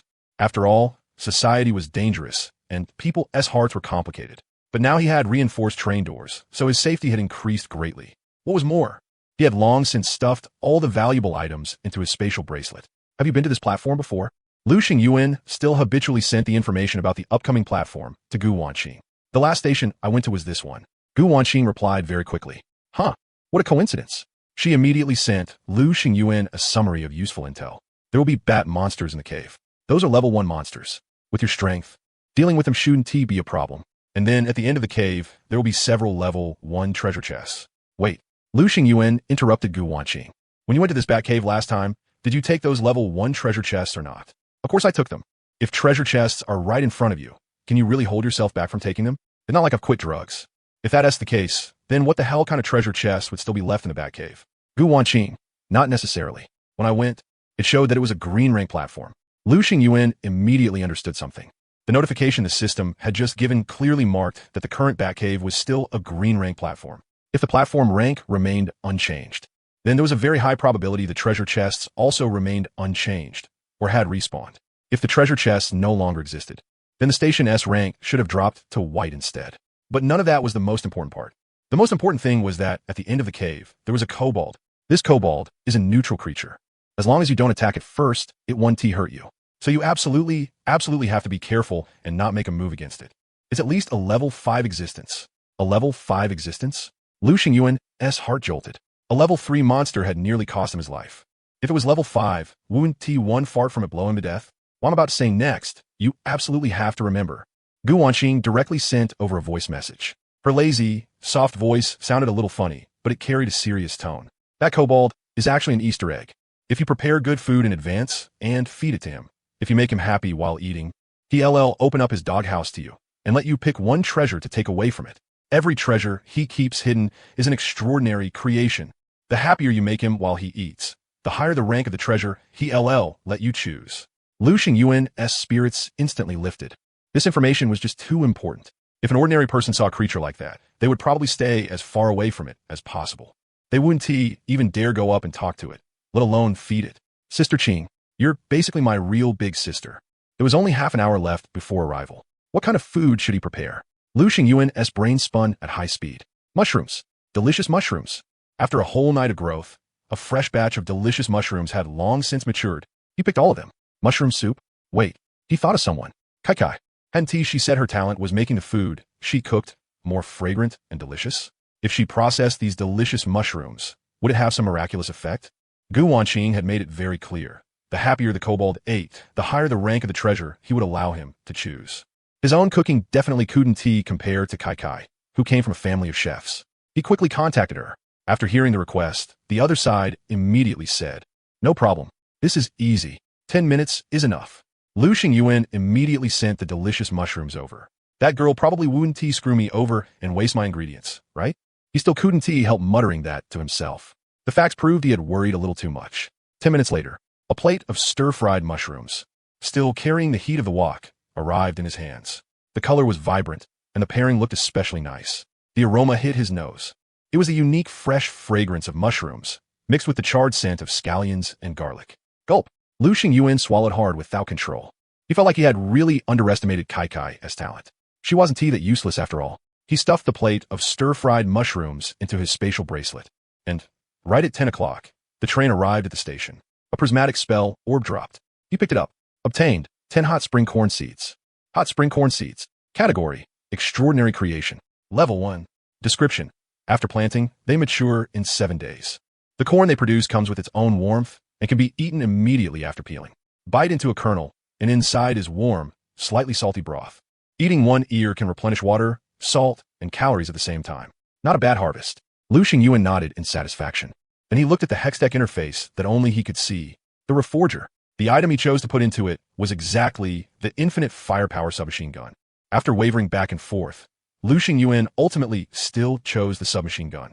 The first instinct deep in his heart told him it should be this. Take a gamble, and a bicycle might turn into a motorcycle. Now was time to reveal the answer. A flash of light passed. A revolver carrying a scorching aura appeared in his palm. It had a dark red matte body, with black patterns flowing across the surface like cooled lava. The barrel was short and thick. When the cylinder turned, one could vaguely see the blazing red glow coming from inside. The grip was wrapped in a charred black bone-like material, and the whole gun gave off the lingering warmth of something that had just been fired. Blazing Flame Revolver. Category: Extraordinary creation. Level 2. Description: There's always only one bullet in the cylinder, but every time you pull the trigger, that one bullet is always in the chamber. At the instant of firing, what erupts from the muzzle is not an ordinary round, but an explosive flame bullet released after being compressed to its critical point. The infinite firepower trait had been preserved, even after being reforged. The weapon still didn't need to be reloaded. Lu Xingyuan's heart pounded violently. He had won the bet. As a level 2 extraordinary creation, the power of the Blazing Flame Revolver was naturally not something a level 1 extraordinary creation like the submachine gun could compare to. If he ran into that fusion-type zombie again with this Blazing Flame Revolver, there would be no need for close combat at all. He could wipe it out with ease. Of course, it wasn't like the Blazing Flame Revolver had no flaws. Its power was indeed huge, but its rate of fire was far inferior to the submachine gun's speed. Still, that was acceptable. In front of the platform, the other 2 trains had already come to a steady stop. The moment the doors opened, 2 conductors walked out at the same time. 1 man and 1 woman. The male conductor looked to be around 27 or 28, about 6 feet tall, with a well-proportioned and solid build. He wore a black short-sleeved shirt on top and dark blue jeans below. The muscles in his arms bulged, stretching the sleeves full. The female conductor looked a few years younger. Her long black hair fell loosely over her shoulders. She wore a pink dress, already yellowed and wrinkled from not being washed for a long time, yet it still couldn't hide her delicate beauty. Lu Xingyuan opened the train door, and a wave of cold air rushed at his face. Outside the carriage, the temperature was 6 or 7 degrees lower than inside. No wonder that conductor from last night couldn't hold out and was eliminated so miserably. The rain still hadn't stopped. The sky remained frighteningly gloomy, and the ground was covered in standing water. Lu Xingyuan came under the rain shelter on the platform to avoid the rain while observing the other two conductors. They were observing each other as well. That young man was the first to speak. I know you. You're Lu Xingyuan, right? The first conductor to upgrade to level 2. Damn, no way I'm still being remembered for that, right? Let me introduce myself. I'm the president of the Jingyan Brotherhood. My name is Bai Xiao. Jingyan Brotherhood? A trace of surprise flashed through Lu Xingyuan's eyes. Of course he had heard of it. It was one of the top 5 major factions in District 11. It had taken in more than 300 conductors in total, so its overall strength definitely couldn't be underestimated. Looking at it that way, this train with 3 carriages should be his. The moment he got off the train, Lu Xingyuan had already noticed that neither of the 2 trains parked at this station was simple. One was level 2, and one was level 3. For Bai Xiao to command more than 300 conductors, his personal strength was naturally beyond doubt. Reaching level 3 was only to be expected. But this female conductor had actually reached level 2 as well. She was that strong? Even though many days had already passed since the game began. Conductors who had completed an upgrade were still in the minority, less than 3%. And among that 3%, female conductors were even fewer. I heard brother Lu hasn't joined any faction yet, and is still fighting alone? As the president of the Jingyan Brotherhood, Bai Xiao naturally cared deeply about the organization's development. And the growth of an organization could not happen without talented people. As the first conductor to upgrade a train to level 2, Lu Xingyuan was without question a talent among talents. That was why Bai Xiao had been paying him special attention. He knew Lu Xingyuan's situation very well. He knew Lu Xingyuan hadn't joined any faction and was still a lone wolf. Even though Bai Xiao looked calm right now, inside, stormy waves had long been churning. This was an opportunity, an excellent opportunity, to pull Lu Xingyuan into the organization. Even though the invitation letter he had sent Lu Xingyuan long ago had been ignored. How could online communication compare to meeting in person? He would definitely show enough sincerity and invite Lu Xingyuan to join the Jingyan Brotherhood. It wasn't only Lu Xingyuan who was observing the 3 trains parked on the tracks. Bai Xiao was observing them too. He had noticed Lu Xingyuan's train from the very beginning. It had 3 carriages. What did that mean? It meant the other party had also reached level 3. Just like him, it was normal for him to reach level 3. After all, he had more than 300 brothers under him. With so many people working together, not reaching level 3 would have been strange. But Lu Xingyuan was different. He was alone. For one person to reach level 3 in such a short time, didn't that say enough about his strength? If he really could be brought in, the strength of the Jingyan Brotherhood would absolutely rise to another level. Forget wrestling with a mutual aid association. Even if they couldn't do that yet, at the very least they wouldn't have to worry about the Manhwa association anymore. But while ideals were full, reality was harsh. Even after he offered extremely generous terms, the other party still showed no sign of wavering. For now, he had no intention of joining any faction. Bai Xiao could see how firm he was. After a brief silence, he shook his head helplessly. All right, since Brother Lu isn't willing, then I won't force it too much. But the doors of the Jingyan Brotherhood will always be open to you. You can join any time. He could certainly understand Lu Xingyuan. After all, how free and carefree was it to be alone, without so many ties and restraints? But the key problem was that in this train world full of danger, fighting alone was absolutely not a workable path, unless you possessed absolute strength. From the looks of it, Lu Xingyuan was very confident in his own strength. Was it his talent? Bai Xiao didn't ask further. After all, that was personal privacy. Even if there was no way to make Lu Xingyuan one of his own, he still couldn't afford to offend him, right? Since you're unwilling to join the Jingyan Brotherhood, then are you interested in our Crimson Legion? Right at that moment, the woman in the dress with her hair hanging loose spoke up. She raised an eyebrow. Our Crimson Legion only accepts women, but for certain high-quality men. It's not like we can't make an exception. She looked Lu Xingyuan up and down, and, in the end, her gaze settled on that clean and handsome face of his. Your strength is decent, and your looks are decent too. You meet the qualifications for an exceptional admission. Lu Xingyuan had originally been surprised that the female-led Crimson Legion would actually recruit a man like him. But after hearing what came after that, he immediately fell into deep speechlessness. Bai Xiao, standing at the side, said nothing. At first, he had been a little worried that Lu Xingyuan might actually be successfully recruited by the other side. But after hearing that arrogant tone from her, the heart he had been holding up instantly settled back down. Although he had only just met Lu Xingyuan, he had already come to deeply understand that Lu Xingyuan was a man with a very strong personality. So, how exactly did a level 2 train conductor dare put on such a superior attitude in front of a level 3 train conductor? And the facts turned out exactly as he expected. Lu Xingyuan completely ignored her and looked at him instead. It's getting late. Let us move. The corners of Bai Xiao's lips lifted slightly, his mood instantly improving. Good. That's what I was thinking too. The two of them immediately braved the drizzling rain and headed toward the cave, not far away. As for the woman who had introduced herself as Zhao Rui, captain of the Crimson Legion S9 squad, she was completely ignored and left where she stood. She stared at the two figures gradually walking away, her expression shifting between green and white. Bastards. Do you know how many filthy men want to join our Crimson Legion and can't? Some simps have even used train coins to trade for a chance to join. I'm showing mercy and giving you a chance to serve us like dogs, and this is how ungrateful you are. Lu Xingyuan, this isn't over between us. The icy rain instantly soaked through their clothes. Even with his body strengthened by gene serum, Lu Xingyuan still couldn't help shivering. Fortunately, the cave entrance wasn't too far from the platform. He and Bai Xiao stepped through the muddy path and arrived quickly. Their upper bodies were mostly soaked through, and their lower bodies weren't in much better shape. Their shoes in particular were a mess. The wet mud sticking to the soles was as disgusting as a stubborn patch of dogskin plaster. The cave in front of them was very dark, extending continuously downward. A damp, rotten smell hung in the air. Lu Xingyuan had already prepared a flashlight in advance. He had traded food for it on the trading channel. Thinking about it carefully, he had really made quite a few food-based trades on the trading channel. The food left for himself was almost running out instead. Luckily, he still had the delicious mushrooms holding things together, or he'd already be going hungry. Hopefully, this would be a trip with abundant gains. Best case, he could replenish some food. The flashlight beam lit up the cave, and for the moment, no danger was discovered. The two kept moving forward and exploring. Zhao Rui followed them too, trailing right behind. After advancing through the cave for about 5 minutes, Lu Xingyuan, who was walking at the front, suddenly stopped. He sensed movement above his head. The flashlight shone upward, revealing a scene enough to make anyone's scalp go numb. Dense masses of bats hung upside down all over the rock walls in huge patches, black and packed together. Some are wriggling, some are flapping their wings, making bursts of tiny squeaking sounds. It wasn't one or two of them, but thousands upon thousands all mixed together, like boiling water churning inside a pot. Poison dung bats. Level 1. Description: a social species living deep inside caves. Both eyes are blind, relying on echolocation. They usually hang upside down and sleep. But once startled, they swarm out all at once. Their droppings are highly toxic, and contact with skin will cause ulceration. Those poison dung bats were only about palm-sized. Hairless, their wrinkled skin gleaming with a wet sheen. Their heads were tucked into their shoulders with pointed mouths and pointed ears. The creepiest part was their faces. They had no eyes, only two sunken little pits. Zhao Rui, following behind them, was the first to react.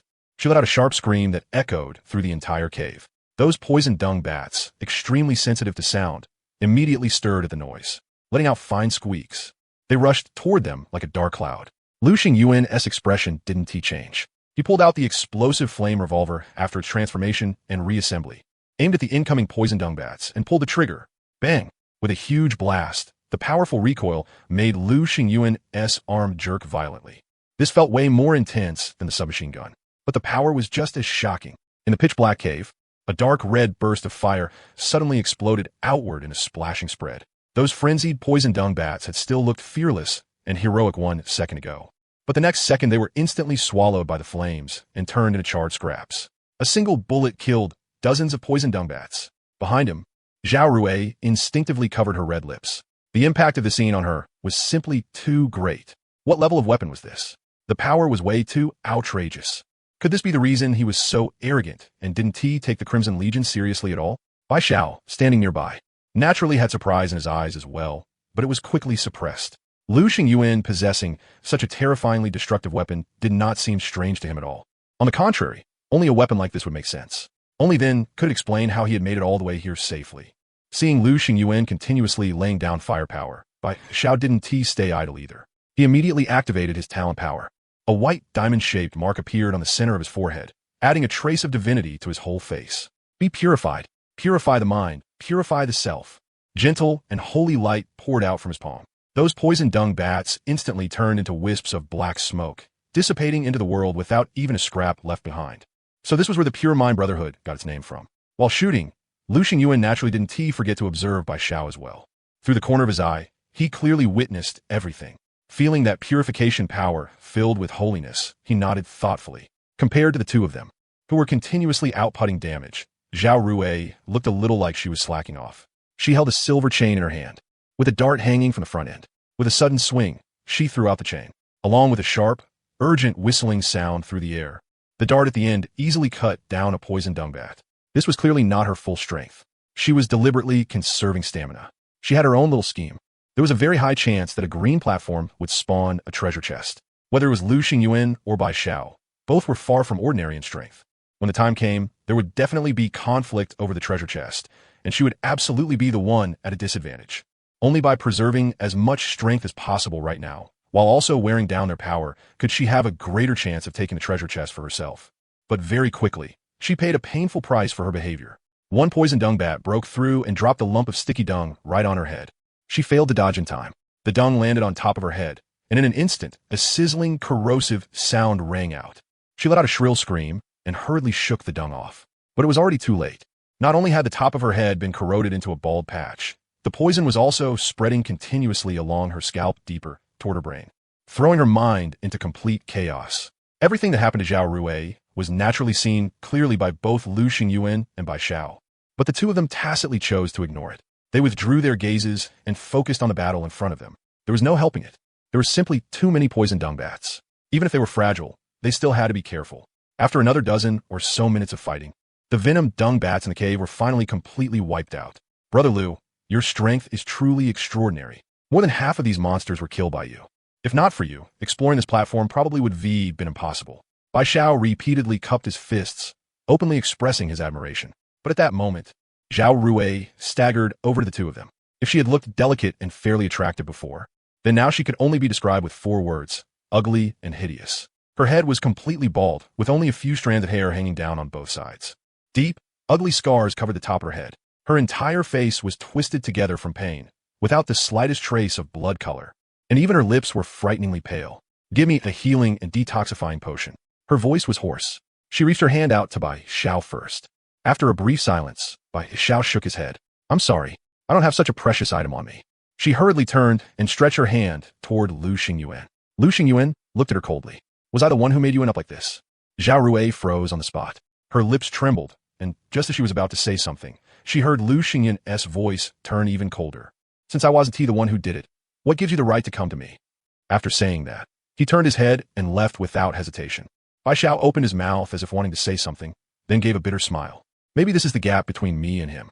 After that, he quickly followed Lu Xingyuan. Trembling all over, Zhao Rui clenched her fists and, with no other choice, pulled out a tube of green potion from her clothes. This was the most precious thing she had on her. She couldn't bear to use it, so she had wanted to get one from Lu Xingyuan or Bai Xiao instead. But she hadn't expected them to be this selfish and this irresponsible. Suppressing the pain in her heart, Zhao Rui drank the potion. The suffering in her body was instantly eased. The only pity was that her fallen hair did not grow back as she had hoped. Her appearance still looked somewhat terrifying and hideous. Looking at the two figures gradually walking farther away, a thought couldn't help surfacing in her mind. Was it possible that all of this had been intentional? That they had deliberately let those venom dungbats through just to harm her? After all, their firepower output had been so fierce. Under normal circumstances, the venom dungbats should never have been able to break through all the way to her. That acid. This had to be the truth. Damn it. How could they be this evil? There was only one wave of danger in the Batcave. After all the venom dungbats had been cleared out, light gradually began to appear ahead. Unknown, or was embedded in the upper wall of the cave, giving off a faint glow that illuminated the passage. The road underfoot also became much easier to walk on, no longer as muddy as before. In truth, that so-called mud had actually been venom dungbat droppings, built up over the years. Fortunately, Lu Xingyuan had been on guard from the start and had stayed very careful, never letting the droppings touch his skin. Otherwise, he would have ended up as miserably as Zhao Rui. He had no idea about the malicious suspicions in Zhao Rui's heart. Even if he knew, he would take care. Deliberately targeting her? Was she even worthy? 3 minutes later, they reached the end of the cave. This place had become much more spacious.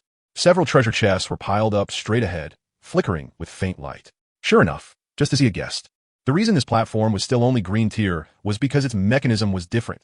The treasure chests could refresh repeatedly.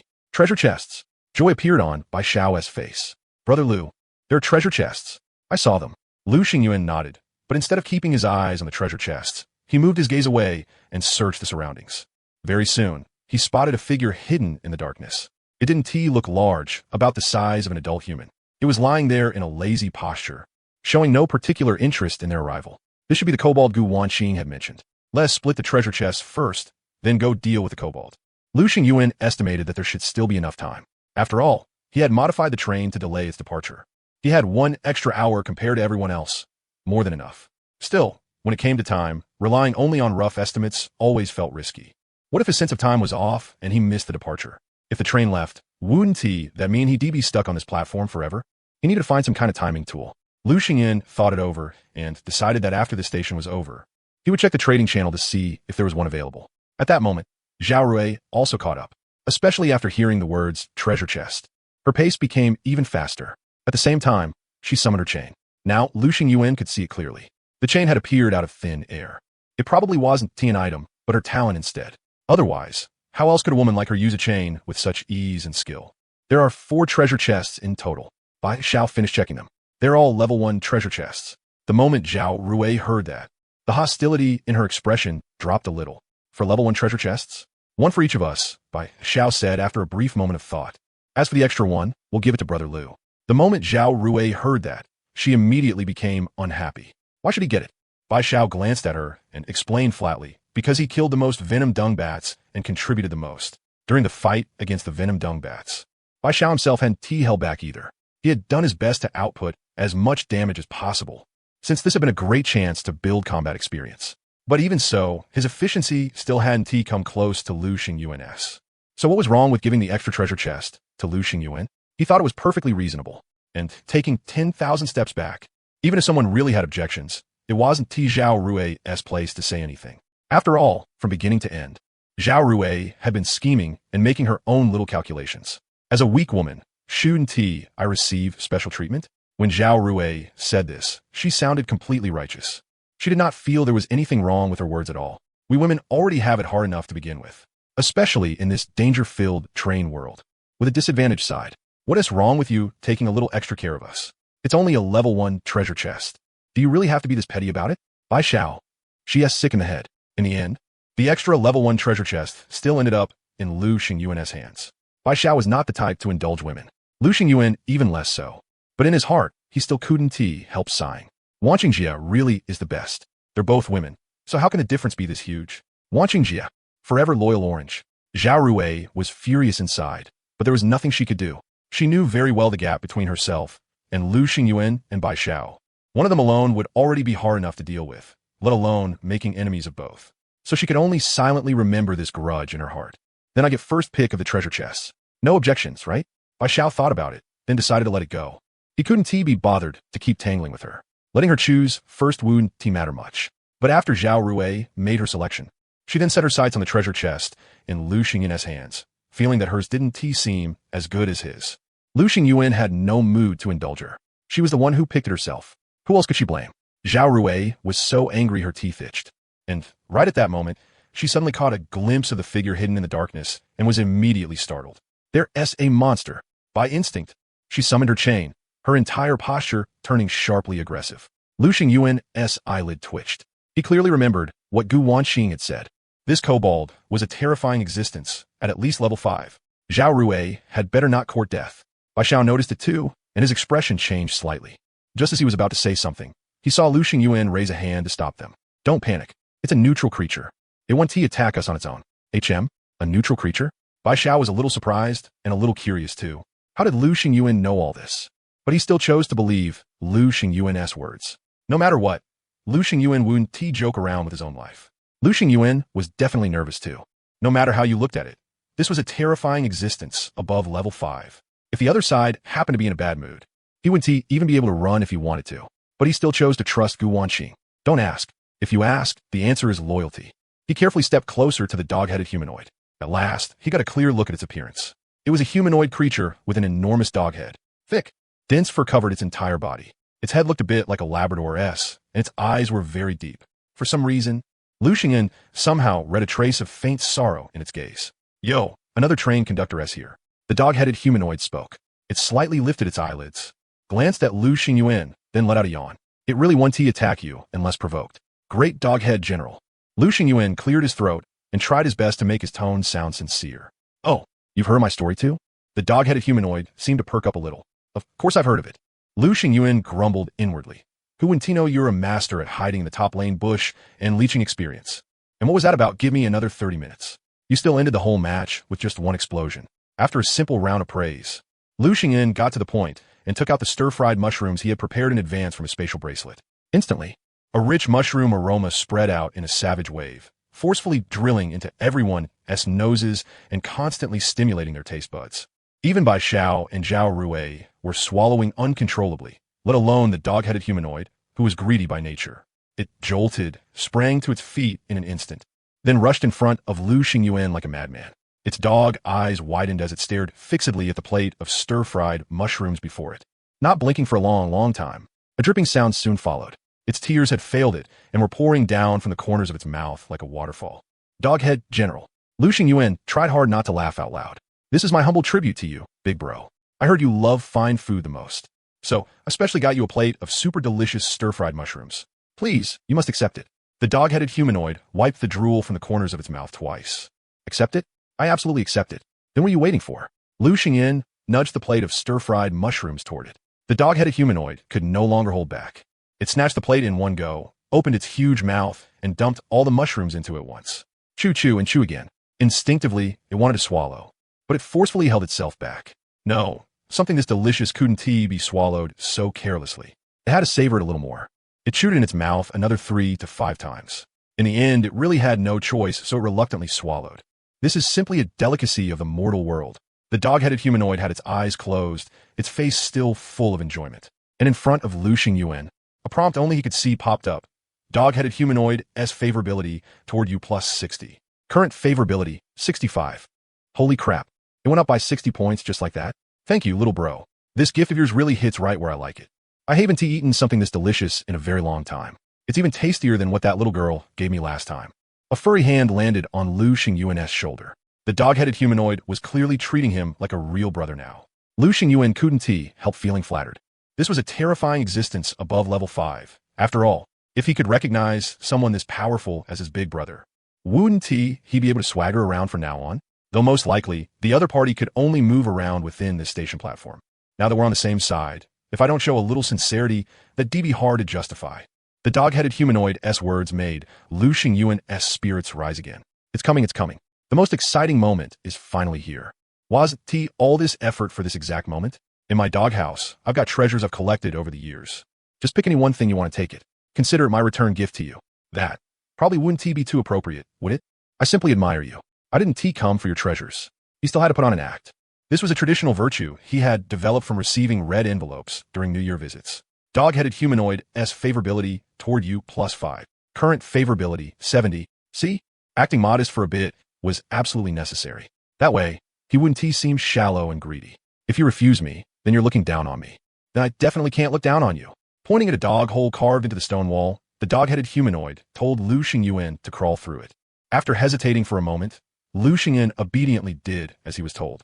Wouldn't he crawl through a dog hole at some point as a kid? He could count this as reliving his childhood. A hidden world inside. It could only be described as a hidden world inside. The doghouse before him was far cleaner and tidier than he had imagined. There wasn't any strange odor at all. It had an oval structure and was divided into upper, middle, and lower levels. The first level was filled with all kinds of books. Every single one looked like some profound masterpiece, thick and heavy.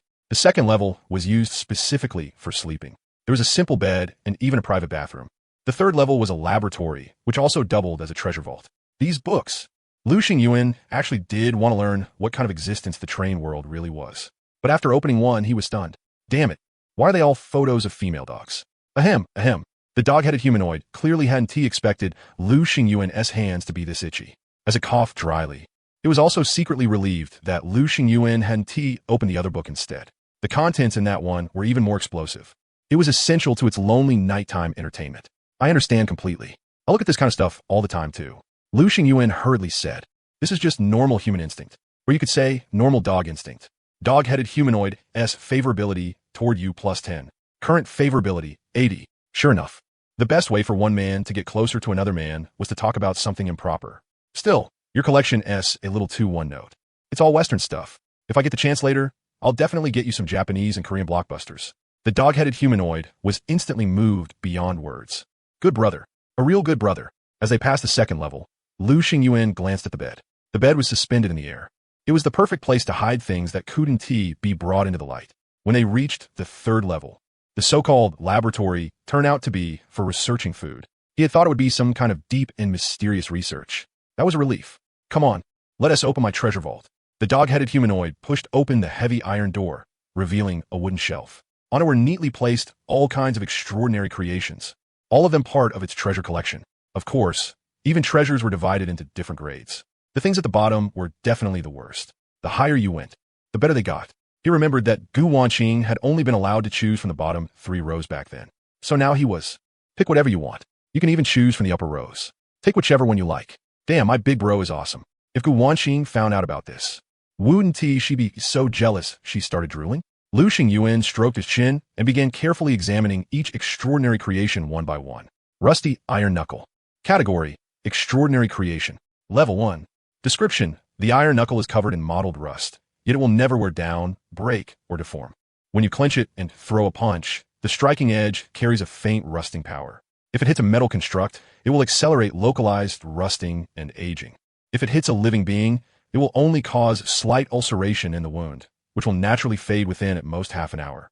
Its effect is doubled against targets wearing metal armor, while against unarmored flesh and blood bodies, the effect is almost negligible. Looks pretty decent. Scent-seeking snuffbox. Category: Extraordinary Creation. Level 1. Description: A palm-sized copper snuffbox. It always contains half a box of snuff with a fresh herbal fragrance inside. It will never run out or spoil. It can be used 3 times per day, after taking a sniff for the next 10 minutes. You can precisely track the source of one specific scent of your choosing within a 50-meter radius. It cannot penetrate solid walls thicker than 10 centimeters. Strong, irritating smells will directly interrupt the effect, and it is completely useless against odorless targets. This one was pretty good too. Very useful. Dustless Cloak. Category: Extraordinary Creation.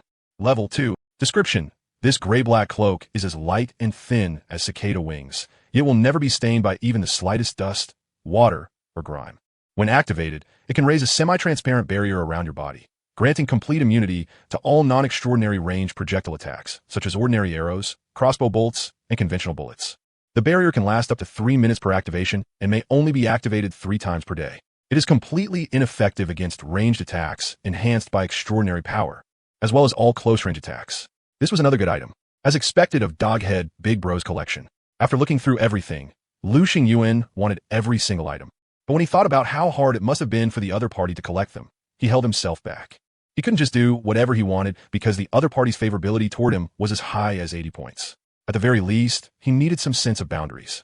After thinking it over, Lu Xingyuan ultimately chose the life-saving item.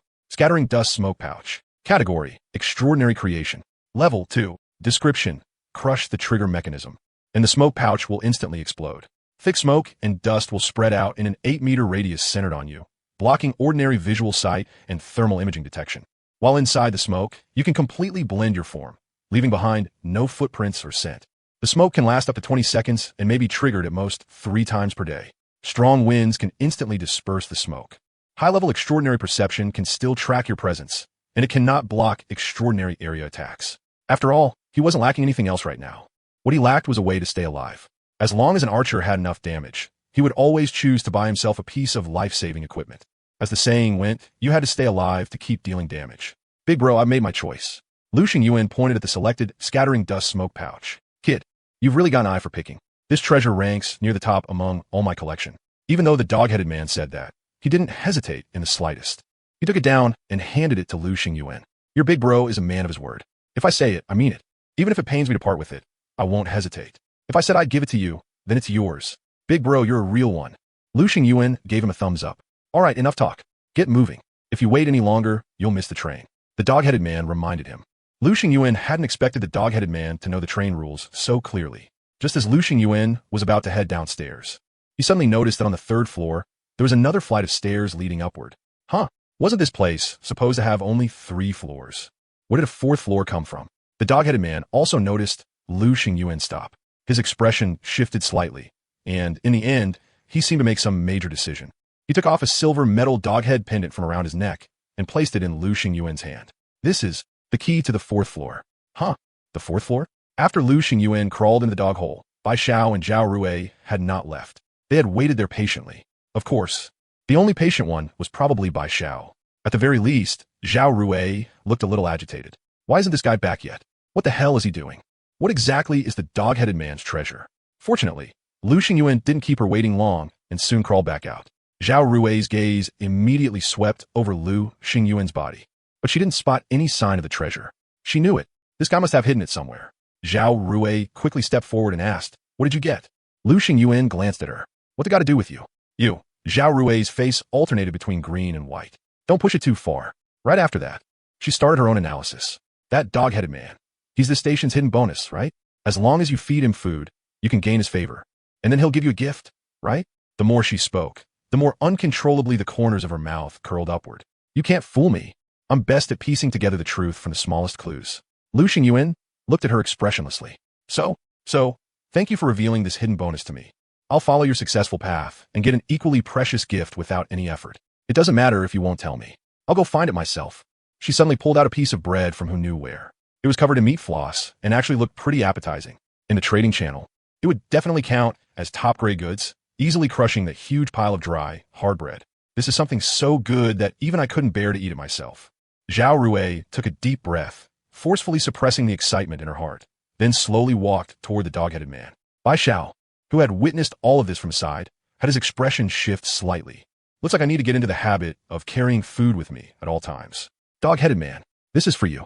Hurry up and eat it. Then take me to your treasure vault, so I can pick one of your treasures." Zhao Rui had not modified the delayed departure, so her stopover time was only 1 hour. After all this messing around, about 40 minutes had probably already passed. She didn't have much time left, which was why she was so anxious. The dog-headed man glanced at the piece of bread with a look of disdain. "What? You think I'll eat just anything? I've raised dogs before. Don't dogs eat everything?" Zhao Rui grew even more anxious. "Hurry up. I'm going to miss the train." The dog-headed man completely ignored her and laid back down on the floor, returning to his previous lazy posture. Then he waved at Lu Xingyuan. "Lil bro, get going. If you don't leave now, it'll be too late." Zhao Rui's gloomy face suddenly looked like she had discovered the key point. "It's because of Lu Xingyuan, isn't it? That's why you won't accept my gift, right?" For all she knew, this guy had secretly badmouthed her to the dog-headed man. What a despicable little bastard. Now that he had successfully gotten ashore himself, he blocked off the path upward for everyone else. The moment Lu Xingyuan felt that venomous gaze, he had already guessed what she was thinking, but he couldn't be bothered to explain. Dirty-minded people saw everything as dirty. Explaining would be useless. He looked at Bai Xiao. "Going? Going." Bai Xiao nodded at once. The two were just about to leave when Zhao Rui suddenly made her move. Her target was shockingly the dog-headed man. The chain in her hand turned into a silver venomous snake and viciously shot straight at the dog-headed man. This sudden twist startled both Lu Xingyuan and Bai Xiao. Neither of them had expected Zhao Rui to be this crazy. Refuse a toast only to drink a forfeit? I was being way too polite to you. Zhao Rui's face was full of malice. She had just witnessed Lu Xingyuan's strength for herself. That dark red revolver was terrifyingly powerful. So subconsciously, she didn't attack Lu Xingyuan. People always bullied the weak and feared the strong. They always liked to squeeze the softest persimmon. She was narrow-minded and petty, but that didn't mean she was stupid. On the contrary, she was very smart. She had long since seen through everything clearly. The only thing she had never expected was that this harmless-looking dog-headed man in front of her would be this terrifying. The chain stabbing toward him was incomparably swift. Yet the dog-headed man remained expressionless. That was a kind of extreme contempt. In its eyes, the other party's confident strike was nothing more than a joke. The next second, its body suddenly swelled dozens of times larger without any warning, turning into a ferocious and terrifying demonic hound. Fangs and claws, vicious and savage. Wrapped in monstrous demonic flames, it looked like a devil dog crawling straight out of hell. One bite, along with that piece of bread, it swallowed everything whole into its stomach. Now Zhao Rui had finally gotten her wish. She had successfully fed the bread to the kobold. Everything had happened in a flash. So fast people couldn't react in time. By the time they came back to their senses, the kobold had already returned to its previous posture, lazily lying on the ground, smacking its lips as if carefully savoring the aftertaste. Then, without any warning, it suddenly dry-heaved twice. It's the smell of poisonous dung bat droppings. Don't ask me how I know. Lu Xingyuan and Bai Xiao remained frozen stiff. Although it had started fast and ended even faster, as if nothing had happened at all, that soul-shaking feeling was still unbelievably clear. "Leave?" Bai Xiao looked at Lu Xingyuan, his voice trembling. "Leave?" Lu Xingyuan took a deep breath, and his expression quickly returned to normal. After all, that was his big brother. His big brother was this badass. So as the little bro, he should be happy. Scared? There was absolutely no need to be scared. Wait, this is for you. The kobold spat out the level 1 treasure chest that should have belonged to Zhao Rui, then tossed it over. Thanks, big brother. See? He said it already. There was nothing to be afraid of. This was his big brother, his real big brother. The two of them waded through the muddy stretch, covered in poisonous dung bat droppings, and soon arrived at the cave entrance. Outside, the rain was still falling nonstop, drizzling endlessly. The two braved the rain and came to the platform. Zhao Rui's train had already disappeared long ago. What did that mean? It meant it was already past 11 o'clock, past the departure time. But Bai Xiao's train was still parked where it had been. Very clearly, he had also modified it for delayed departure. As for Zhao Rui, Bai Xiao shook his head with a complicated expression, honestly not knowing how to judge it. For her to end up like this, all I can say is pretty good. It's a pity we came out a bit too late. Otherwise, we could have dismantled her train. Lu Xingyuan sighed regretfully. Bai Xiao couldn't help finding it funny. Wasn't your haul from this trip already big enough? 3 level 1 treasure chests, plus the kobold's valuable return gift. Lu Xingyuan said, I want to hit level 4 sooner. Bai Xiao, can I ask you a somewhat presumptuous question? After thinking about it, Bai Xiao still spoke up. Lu Xingyuan said, since you already know it's presumptuous, then don't ask. Bai Xiao, fair point. Then I'll send you a friend request later. Accept it. Lu Xingyuan made an okay gesture, then boarded the train. Let us go, let us go. The train started moving, splashing the rainwater piled on the tracks far into the air. Bai Xiao watched that departing train and stayed where he was for a few seconds, as if thinking about something. In the end, he boarded his own train too. The two trains followed different tracks and headed in different directions. Ding ding. Are you back yet? Why aren't you back yet? Did any treasure chests respawn inside the cave? Did you feed the kobold something? The moment he arrived at the control console, Gu Wanqing's messages popped up like an explosion. Lu Xingyuan couldn't help smiling, and at the same time, his heart felt warm. Having someone worry about him like this actually felt pretty nice, didn't it? He answered her questions one by one. When she found out the kobold's favorability toward him had reached 80 points, Gu Wanqing instantly lost it a little. How is it that high? Mine is only 50 points. From that, it was clear that favorability really wasn't all that easy to raise. Maybe because I'm handsome. Lu Xingyuan also sent Gu Wanqing the attributes of the dust-scattering smoke pouch he had received from the kobold. Not bad. It's a really good life-saving item. But why didn't you take its level 3 extraordinary creation? Then I definitely had to choose the right one first, not the expensive one. There weren't actually that many level 3 creations, and most of them were offensive in nature. His current damage output was already enough. He simply didn't lack offensive items. What was more, he still had the Transformation Recombiner. At worst, he could just toss the blazing revolver in for another transformation recombination. After experimenting, he had more or less figured out this Hex's characteristics. Although transformation recombination was random, it wasn't completely without patterns. If you threw in an offensive weapon, what came out after transformation recombination would still be an offensive weapon, and it would retain its range characteristic. That felt really good. Huh? What do you mean the item blazing revolver cannot undergo transformation recombination for now? Please try again later? Looking at the prompt that popped up, Lu Xingyuan was a little dumbfounded. Was it because it had just finished a transformation recombination and had entered cooldown? If that was the case, then at the next station, he'd only be able to recombine the Silent Breath Dagger. If he wanted to be ruthless, he could directly choose the dust-scattering smoke pouch. They were both level 2 extraordinary creations, and there was still plenty of room for improvement. Right, and there were also the keen canine fangs. When he counted it all up like that, he actually had quite a few things on him that could undergo transformation recombination. Besides that, he also wanted to test what would happen if he threw ordinary metal in for transformation recombination. I still have several level 1 treasure chests here. I'll give you one. That level 1 treasure chest from Zhao Rui was purely an unexpected bonus. That girl had insisted on courting death. Sigh, the kind you couldn't stop no matter what. After learning where the chest had come from, Gu Wanqing directly sent over a string of 666s. If you count it like that, then in District 11, you've offended every major human faction except the Pure Mind Brotherhood. When we go out in the future, don't say you're my little bro. I'm scared I'll get beaten to death. Lu Xingyuan rolled his eyes irritably. Could Zhao Rui's death really be pinned on him too? He hadn't done anything at all. Still, the people from the Crimson Legion might not see it that way. 3 level 1 treasure chests. Who knew what they could open? Lu Xingyuan didn't have especially high expectations. Train coins, 3. Wuchang rice, 10 kilograms. Sichuan-style cured sausage, 2 kilograms. Mineral water, 12 liters. Wood, 20 units. Metal, 10 units. Glass, 10 units. Looking at it that way, it was actually not bad. Mainly, the sight of that white, distinct grained rice instantly put Lu Xingyuan in a great mood. Counting carefully, it had already been quite a long time since he had last eaten rice. For a southerner like him, that had really put his stomach through hell. As for Gu Wanqing's level 1 treasure chest, it opened into a pile of basic upgrade materials. It happened to suit her perfectly, since she was also working hard to gather materials and push for level 3. Gu Wanqing, is it still raining on your side? Lu Xingyuan glanced out the window. The whole world was still gray and gloomy, the kind of sight that naturally dragged people's mood down. The lingering rain showed no sign of stopping at all, leaving streak after streak of watermarks on the train window. This was the plum rain season, wet, sticky, and clammy. Have you noticed the carriage getting more and more damp?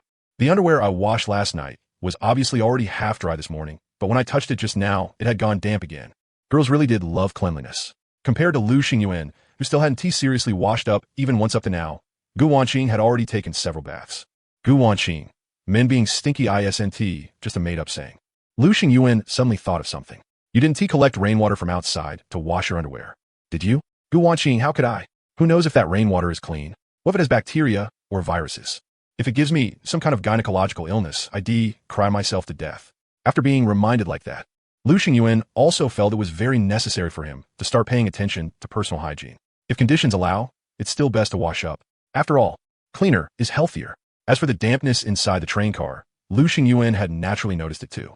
He was sure exactly how high the humidity had gotten, but it was definitely no lower than 90%. Condensation had already formed on the inner walls of the carriage, coating them in a thin layer of mist.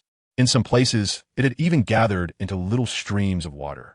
If this kept up, people would start growing mold. Lu Xingyuan frowned slightly. Still, in this kind of ultra-humid environment, the delicious mushrooms were growing incredibly fast. Although it was very likely that the leftover power of the compound fertilizer was doing the heavy lifting, the extreme humidity had absolutely provided them with highly favorable growing conditions. After harvesting this batch of mushrooms, he could switch them over to hot spring corn. The seeds for the delicious mushrooms could be harvested a total of 3 times. After the 3rd round, there was no point anymore. It was just that the production cycle for the hot spring corn was a little too long. It actually needed 7 days to mature. Let us see if I can trade for a bit more compound fertilizer on the trade channel. If you want a big harvest, you really do need a little technology and a little ruthless trickery. At that thought, he couldn't help thinking of Kai Kai again. To be honest, if she hadn't stir-fried those mushrooms so deliciously, he really might not have been able to earn so much favorability from the kobold. The key to the 4th floor. Lu Xingyuan toyed with the silver metal doghead pendant in his hand.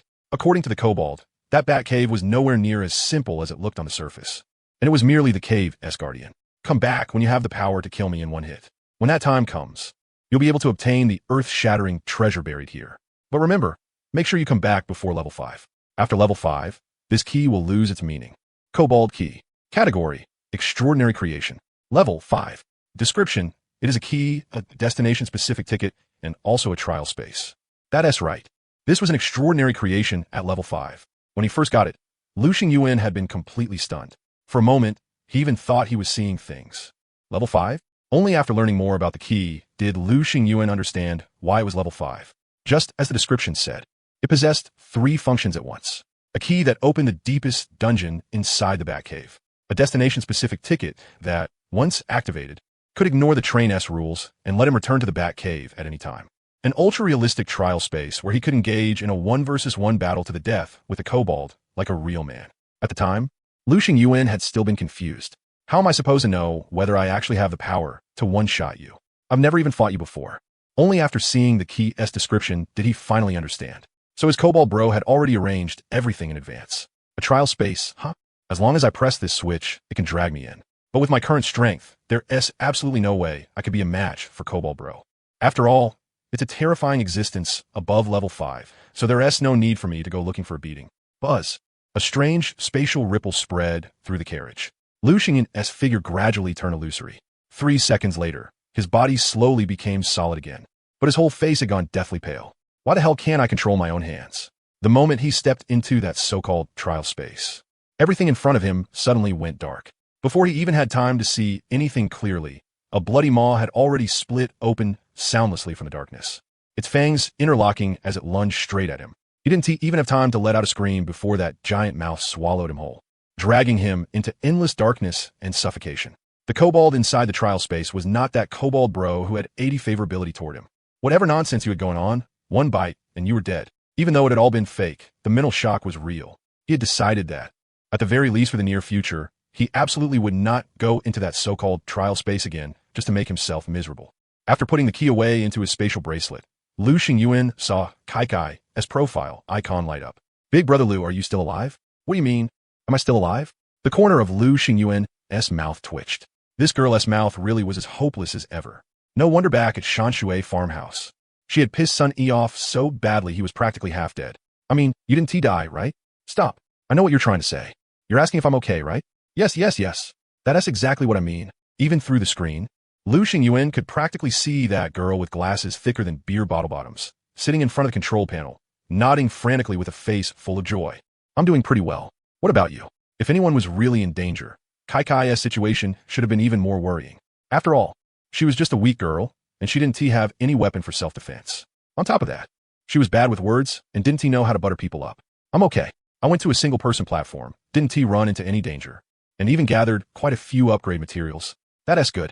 After thinking for a moment, Lu Xingyuan sent over a simple supply package. Inside were water, food, and some materials useful for upgrading. This is for you. The mushrooms you stir-fried helped me out a lot. Really? Big brother Lu really lying to me? The mushrooms I stir-fried actually helped that much? Kai's first reaction was to reject it, because she felt that Lu Xingyuan was lying to her. A kind lie, meant as comfort and encouragement. After all she had done was make the food smell better and taste better. What kind of crucial role could that possibly play? Lu Xingyuan shook his head. That was how it worked. Without Kai's help, he still would have been able to smoothly receive a thank you gift from the kobold. But this kobold key was something the other party definitely would not have given him. Gu Wanqing had gotten one, after all. It was only because he had successfully raised the kobold's favorability toward him to 80 points that this hidden Easter egg had been triggered. Because of that, Kai's help could not be called anything less than crucial. I don't like lying, and I'm not lying to you. And just like you said yourself, every person is born with a use. Even I believe in you, so why don't you believe in yourself? Lu Xingyuan sent the simple supply package over once more, and attached a message. If you refuse again, that's just being pretentious. On the boundless tracks, a black train with only a single carriage moved steadily forward. Looking at the flashing words on the screen, the girl wearing glasses thicker than beer bottle bottoms instantly felt her eyes grow wet. At that moment, she no longer doubted. Even a big shot as amazing as Big Brother Lu believes in me. So what right do I have not to believe in myself? She couldn't hold back the emotions surging in her heart. She read over the words Lu Xingyuan had sent her again and again, and in the end, her tears overflowed even more wildly than the endless rain outside the train window. Big shot, thank you. You're really good at getting people wet. Lu Xingyuan. What kind of insane wording is that this time? The rice was just about done. A rich, sweet fragrance wafted into his nose, carrying rolling waves of steam. Just to cook this pot of rice, he had specially opened the train window. Burning firewood in a sealed environment was no different from slow suicide. Of course, the price was that not only had the rain outside splashed in, but even heavier moisture had poured into the train carriage as well. That soggy, sticky feeling became even stronger, making Lu Xingyuan feel completely cheated. If this kept up, mushrooms were going to grow on his body. The crystal-clear rice looked appetizing at a glance. When he put it in his mouth and chewed, that astonishing texture made Lu Xingyuan raise a thumbs up without hesitation. Sure enough, good rice really could taste amazing even without any side dishes. Too bad what he had gotten was Sichuan-style cured sausage instead of Cantonese-style cured sausage. Otherwise, he could have made a whole pot of clay pot rice. Fortunately, Sichuan-style cured sausage didn't require overly complicated preparation. It only needed to be washed, sliced, placed in a pot, and simply steamed before it could be eaten. Brothers, I'm eating again. Tears of happiness flowed from the corners of Lu Xingyuan's eyes. He had finally found a feeling of being alive again. Before long, the stir-fried mushrooms cooked by Kai's hands were also quickly sent over. I also want to make Big Boss Lu wet. After putting a mouthful of stir-fried mushrooms into his mouth, Lu Xingyuan could only say, Kai, you succeeded. The tears flowing from the corners of my eyes are the best proof that I've been conquered by your superb cooking skills. At the same time, he also understood why the kobold's favorability toward him had increased so much all at once. It was truly because these stir-fried mushrooms were too delicious. If you have any more ingredients in the future, just send them to me. I'll definitely cook them up beautifully for you. When I think about being able to keep making Big Boss Lu wet, my heart gets a little excited. Your cooking is great, but what you say is terrible. While he was eating happily, he suddenly received a one-way trade from Gu Wanqing. Conductor Gu Wanqing has fed you a bucket of Lao Dan pickled cabbage beef noodles. You haven't eaten yet, right? Don't go hungry. Lu Xingyuan opened his mouth, and suddenly felt that the food in his mouth no longer tasted good. A sense of guilt involuntarily grew in his heart. She was thinking about him, but what about him? He had only been thinking about himself. Thinking of this, he somewhat guiltily expressed his thanks to her. Thanks, Sister Ching. Are you eating instant noodles too? Instant noodles are kind of lacking in nutrition, aren't they? There's only this one bucket of instant noodles. I'm gnawing on bread. Damn, there was only one bucket of instant noodles, and you still gave it to me? The guilt in Lu Xingyuan's heart became even stronger. I really deserve to die.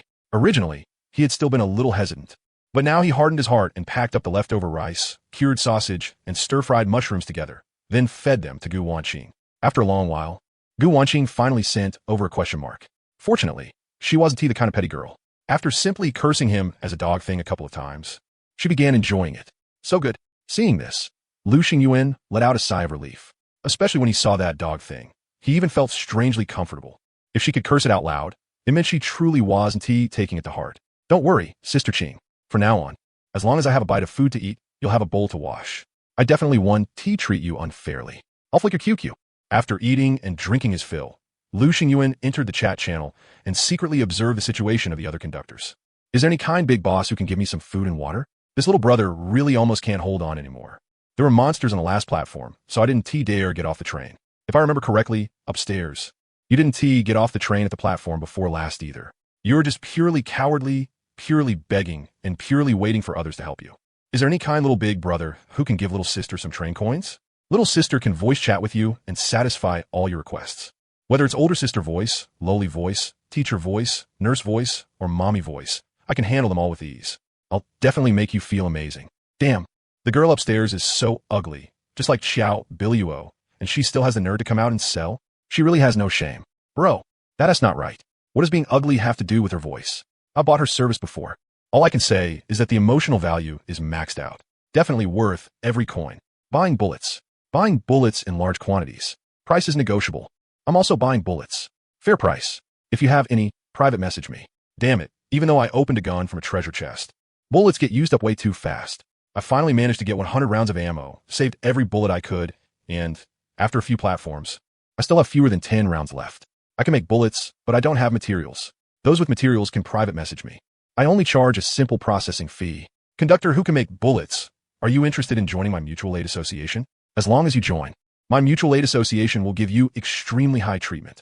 20 train coins, plus will cover all the materials you need to upgrade to level 3. This is the sincerity offered by my Tianhua association. This conductor, don't rush to agree just yet. Look at the conditions offered by my Crimson Legion first. Then it won't be too late to decide. We'll give you 20 train coins, plus all the materials you need to upgrade to level 3. In addition, our Crimson Legion has many young single and unmarried women. If you take a liking to anyone and want her to become your spouse, we're willing to help make the match. Private message me now and immediately receive the roster of female conductors. As the major factions competed over this conductor who could produce bullets, an earth-shaking uproar instantly erupted in the chat channel. 20 train coins plus all the costs to upgrade to level 3. And they even arrange a wife for you? What kind of divine treatment is this? My god, ISNT this way too awesome. I fucking offered 5 train coins and begged the Crimson Legion to pull me into their team, but I was ruthlessly rejected. Yet this kid is great. They're fighting to recruit him. No choice. Who told him to be a rare talent? If he could produce bullets too, you could also get treatment like this. Thinking carefully, this is normal. After all, bullets are scarce goods right now. Having firearms alone, ISNT enough. Only with bullets do you truly have the right to speak. Lu Xingyuan watched the process of the major factions fighting over the recruit with great interest. In the end, this conductor was taken by the Crimson Legion. This conductor who could produce bullets was ultimately just a young guy. How could he withstand the temptation of beauty? When he saw that roster, his entire self was instantly lost. So many lovely women for him to choose from at will. How is this any different from an ancient emperor? Lu Xingyuan, I know you're watching. Are you jealous? At this moment, Gu Wanqing sent him a private message. Clearly, she had also been lurking in the chat channel and had witnessed the entire process. The fact that he can produce bullets should be his innate talent, right? Are you very jealous that he has such an amazing talent? Lu Xingyuan, it's okay. Was his talent necessarily worse than the other party? Yes? Gu Wanqing, oh my, from the sound of it, your talent must be amazing too? Tell your sister Qing. Your sister Qing is famously tight-lipped and definitely won't tell anyone else. Lu Xingyuan thought for a moment. Tell me your talent first to show your sincerity. Gu Wanqing, we agreed to become each other's most reliable partners. Yet you don't even have this bit of trust. You've really hurt big sister's heart. Lu Xingyuan, then should I help you rub it? Gu Wanqing, get lost. If he said everything that had happened in the chat channel hadn't caused waves in his heart, that would be impossible. Once again, He deeply realized just how precious consumables like bullets were. Thankfully, his first hex was unlimited firepower. Otherwise, he would also have to be like the conductors in the chat channel, offering high prices to buy bullets, and even having to watch the seller's attitude. Thinking of this, he couldn't help but think of Gu Wanqing and ask curiously, Sister Qing, doesn't your hand crossbow consume anything? Gu Wanqing, how could not? Even my hand crossbow needs to consume crossbow bolts. Aren't I bargaining with someone selling crossbow bolts right now? It was just that compared to universal bullets. The market for consumables like crossbow bolts was relatively smaller, so the price would not be ridiculously high. Many people were willing to take them out and sell them. Previously, Gu Wanqing had used 1 train coin to exchange for 30 crossbow bolts. The current price was slightly higher. 1 train coin could only be exchanged for 20 bolts. If I'd known this would happen, I would exchange for more back then. Listening to Gu Wanqing talk about how every single one of her crossbow bolts had to be carefully budgeted, Lu Xingyuan found it fascinating. After all, he had never been through anything like that, so he simply had no concept of what it meant to conserve ammunition by pulling bolts back out and reusing them. He only needed to aim at the enemy and pull the trigger. Hex would handle the rest. Unlimited firepower was great, powerful too. What was even more precious was that the Transformer Reassembler hadn't erased that trait. Otherwise, generic bullets wouldn't have worked with the blazing revolver in his hand. He would needed even more expensive specialty ammo. When he focused on the chat channel again, he found that everyone's topic had already changed. The train conductors were all discussing the weather. The rain on my side hasn't stopped either. Damn it all, right when I was about to start moving, a level 2 zombie came out of nowhere and bit a hole in my carriage. I still haven't patched it up, and now rainwater keeps pouring inside. Every now and then I have to use a dipper to splash the water back out. It's exhausting me to death. The left side of my carriage got attacked by a monster too. There's a crack in it, and rainwater is pouring in nonstop as well. The whole floor is wet now. It feels awful. Don't your carriages all feel super damp? Mine hasn't been attacked at all, and the seal is perfect, but it still feels wet and sticky inside. As a man from the north, I seriously can't stand this kind of environment. I feel like mold is about to start growing on me. I used to really long for that Jiangnan Watertown vibe, but now I don't long for it at all. Selling quicklime powder. If anyone needs quicklime powder, private message me. Quicklime powder can absorb the dampness inside your carriage and stop it from getting moldy or rotting. Quicklime powder? Lu Xingyuan's heart stirred, and he quickly sent that conductor a private message. Then he traded away the few rotten bananas he had left and got 3 Gene of lime powder from the other party. He had gotten those fruits at the earliest few stations, and they had been sitting around for quite a while by now. They had already started showing signs of rotting, and now with this plum rain season making everything so damp, if he didn't eat them soon, they really would have to go in the trash. You could put this quicklime in cloth bags or wooden boxes, then place it in the corners of the carriage. Quicklime can efficiently absorb moisture from the air and can also suppress mold growth. It's got great cost performance. At the price I'm selling it to you for, you're definitely making a huge profit. The other party was actually a responsible seller and even carefully told Lu Xingyuan the proper way to use it. Of course, it was also possible that the man knew Lu Xingyuan's name and wanted to leave a good impression on him, maybe to build a long-term partnership with a big shot like Lu Xingyuan. Make sure to pack it in bags. Don't touch it with your bare hands. After the lime absorbs moisture, it'll become loose and soft. Remember to replace it in time. Following the other party's instructions, Lu Xingyuan started placing the lime in the first carriage. As for the second and third carriages, he didn't have the ability to deal with them for now. Seems like it's working a little. Lu Xingyuan carefully felt the air out. The dampness really did seem a little less heavy. But very soon, damn it, the lime clumped up this fast? The lime was useful, but it couldn't withstand just how horrifyingly heavy the moisture in the carriage was. If he wanted the carriage to become fully dry again, he would need at least dozens of Gene of lime. Gu Wanqing was also crazily complaining to Lu Xingyuan on her side. This filthy dampness is making my face break out with pimples. I need to hurry up and reach level 3. Then I'm hoping I can roll the air conditioner modification so it can dehumidify. It turned out Gu Wanqing had seen in the chat channel that when one of the train conductors upgraded to level 2, he had rolled an air conditioner modification. This air conditioner doesn't consume electricity. It consumes train coins. 1 train coin can run it for 7 days. For those 7 days, you can use it however you want. That conductor directly switched the air conditioner mode to dehumidify. The humidity in my carriage is only 40 right now. It feels freaking amazing.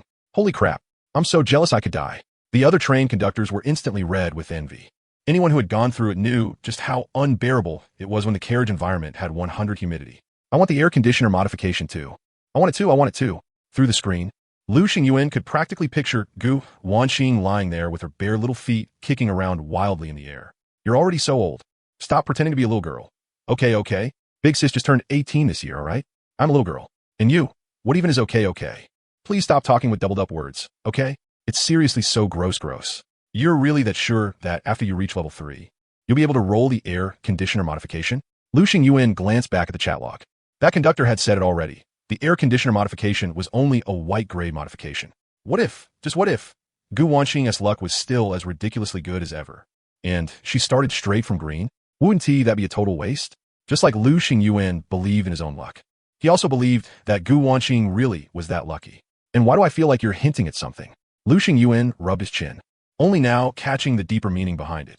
Gu Wanxing. Hee, your sister Qing wants to push for level 3 now. As your big sis-s little underling.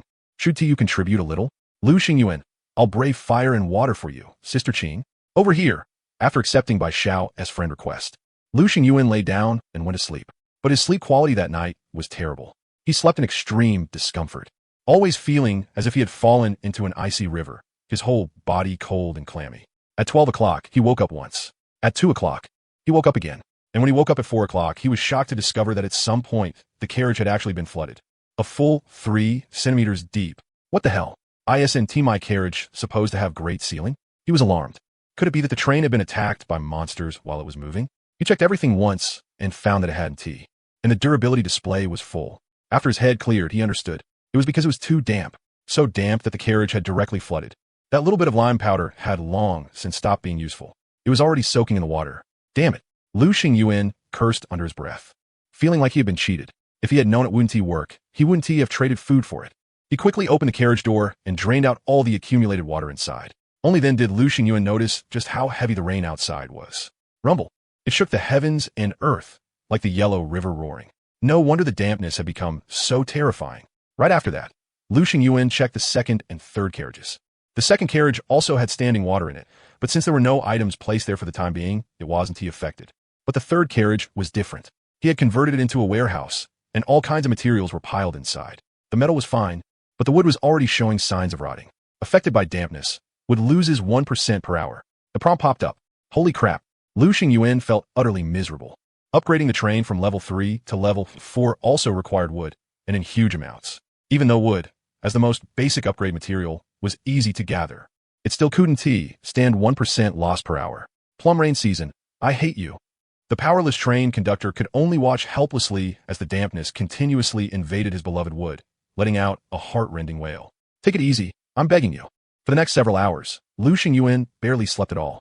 Every 2 hours, he had to drain the standing water from the carriage.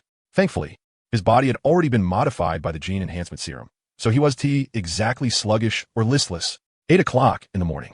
Lu Xingyuan glanced at the hot spring corn seeds that had been enhanced with compound fertilizer. He had bought this bag of compound fertilizer on the trading platform last night. Damn it, the price had gone up too. The other party insisted on using train coins for the trade. With no other choice, Lu Xingyuan could only compromise. After all, the market had changed long ago. Trying to trade food for all kinds of items now was more or less unrealistic.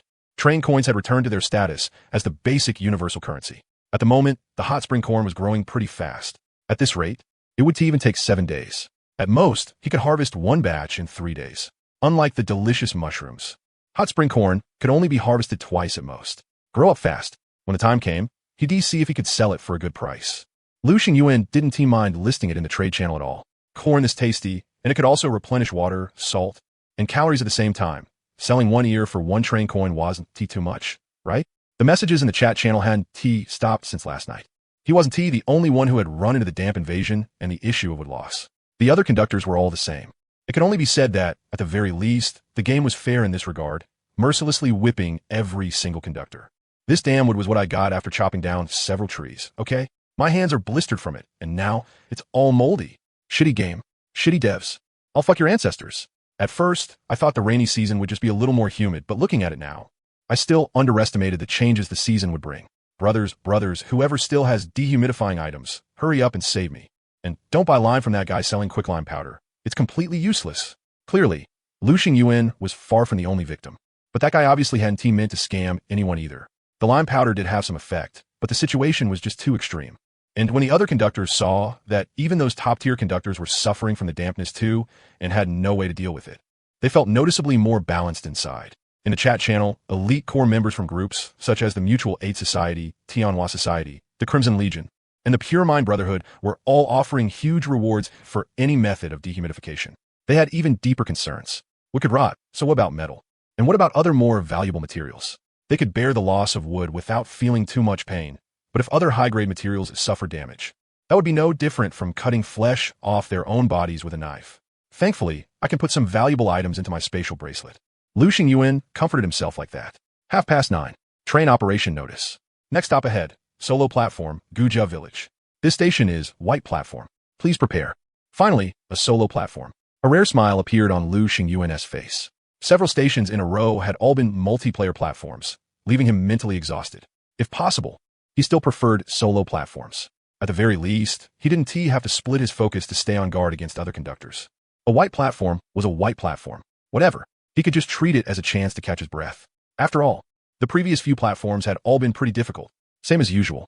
He sent the information about his upcoming platform to Gu Wanqing first to see whether she had been there before and whether she knew any hidden secrets about it. Whether it was Palasi's magic castle or the Batcave, Gu Wanqing's information had played a crucial role. If it weren't for her, he wouldn't have been able to trigger the hidden Easter eggs either.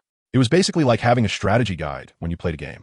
At the very least, you didn't have to fumble around blindly. Gujia Village? Gu Wanqing sounded extremely shocked. Why the hell does this feel like my home? Your home? Lu Xingyuan looked stunned. Yeah, my home is in Gujia Village. Gu Wanqing replied. Though I'm not sure whether the Gujia Village you're going to is the same one I live in. There are plenty of places called Gujia Village in this world. She gave Lu Xingyuan her house number. If you can find this house number, then it's probably my home. Got it. Lu Xingyuan nodded. Right after that, he placed the keen canine Fong into the morphing reassembler. 10 o'clock. He arrived at the platform smoothly. A colorful magic orb dropped onto the ground. Lu Xingyuan picked it up. Congratulations, you obtained one warm sunstone. Warm sunstone. Category: Extraordinary Creation. Level 1. Description: After activation, it can continuously release a gentle, dry heat flow, allowing a small area to remain pleasantly warm at all times. Lu Xingyuan curiously played with a diamond-shaped crystal in his hand, about the size of an egg. It was completely transparent, with a red glow inside that looked as if a tiny flame had been sealed within it. Held in his palm, he could clearly feel that warmth seeping into his skin. It wasn't hot, just right. Can this thing replace air conditioning? Maybe get rid of the dampness inside the carriage? Lu Xingyuan decided to study it more after he came back. Then, he looked at the morphing reassembler. At this moment, the keen canine Fong had turned into a bronze metal plate the size of a palm. Strength rune. Category: Extraordinary Creation. Level 2. Effect description: It can greatly amplify the wearer's strength, granting inhuman explosive power. This. Lu Xingyuan's expression turned a little strange. Why did he feel like this was actually worse than the keen canine Fong? After all, the keen canine Fong had at least increased his speed. No matter what game it was, speed was always a crucial element, far better than strength. After all, back when he played games, he'd even kite around plenty of times. Special mention goes to Darius, pointing fingers, cursing nonstop. So if you had all the strength in the world, but couldn't even touch the edge of your enemy's clothes, what was the point? By the same logic, if the enemy had insanely high burst damage, but couldn't even get close to you, that was just as useless. In short, in Lu Xingyuan's understanding, speed strength. Still, what was happening right now had long been within his expectations. He had thought of this possibility ages ago, that with a random result, the item he got might not be what he wanted. After all, random was uncontrollable.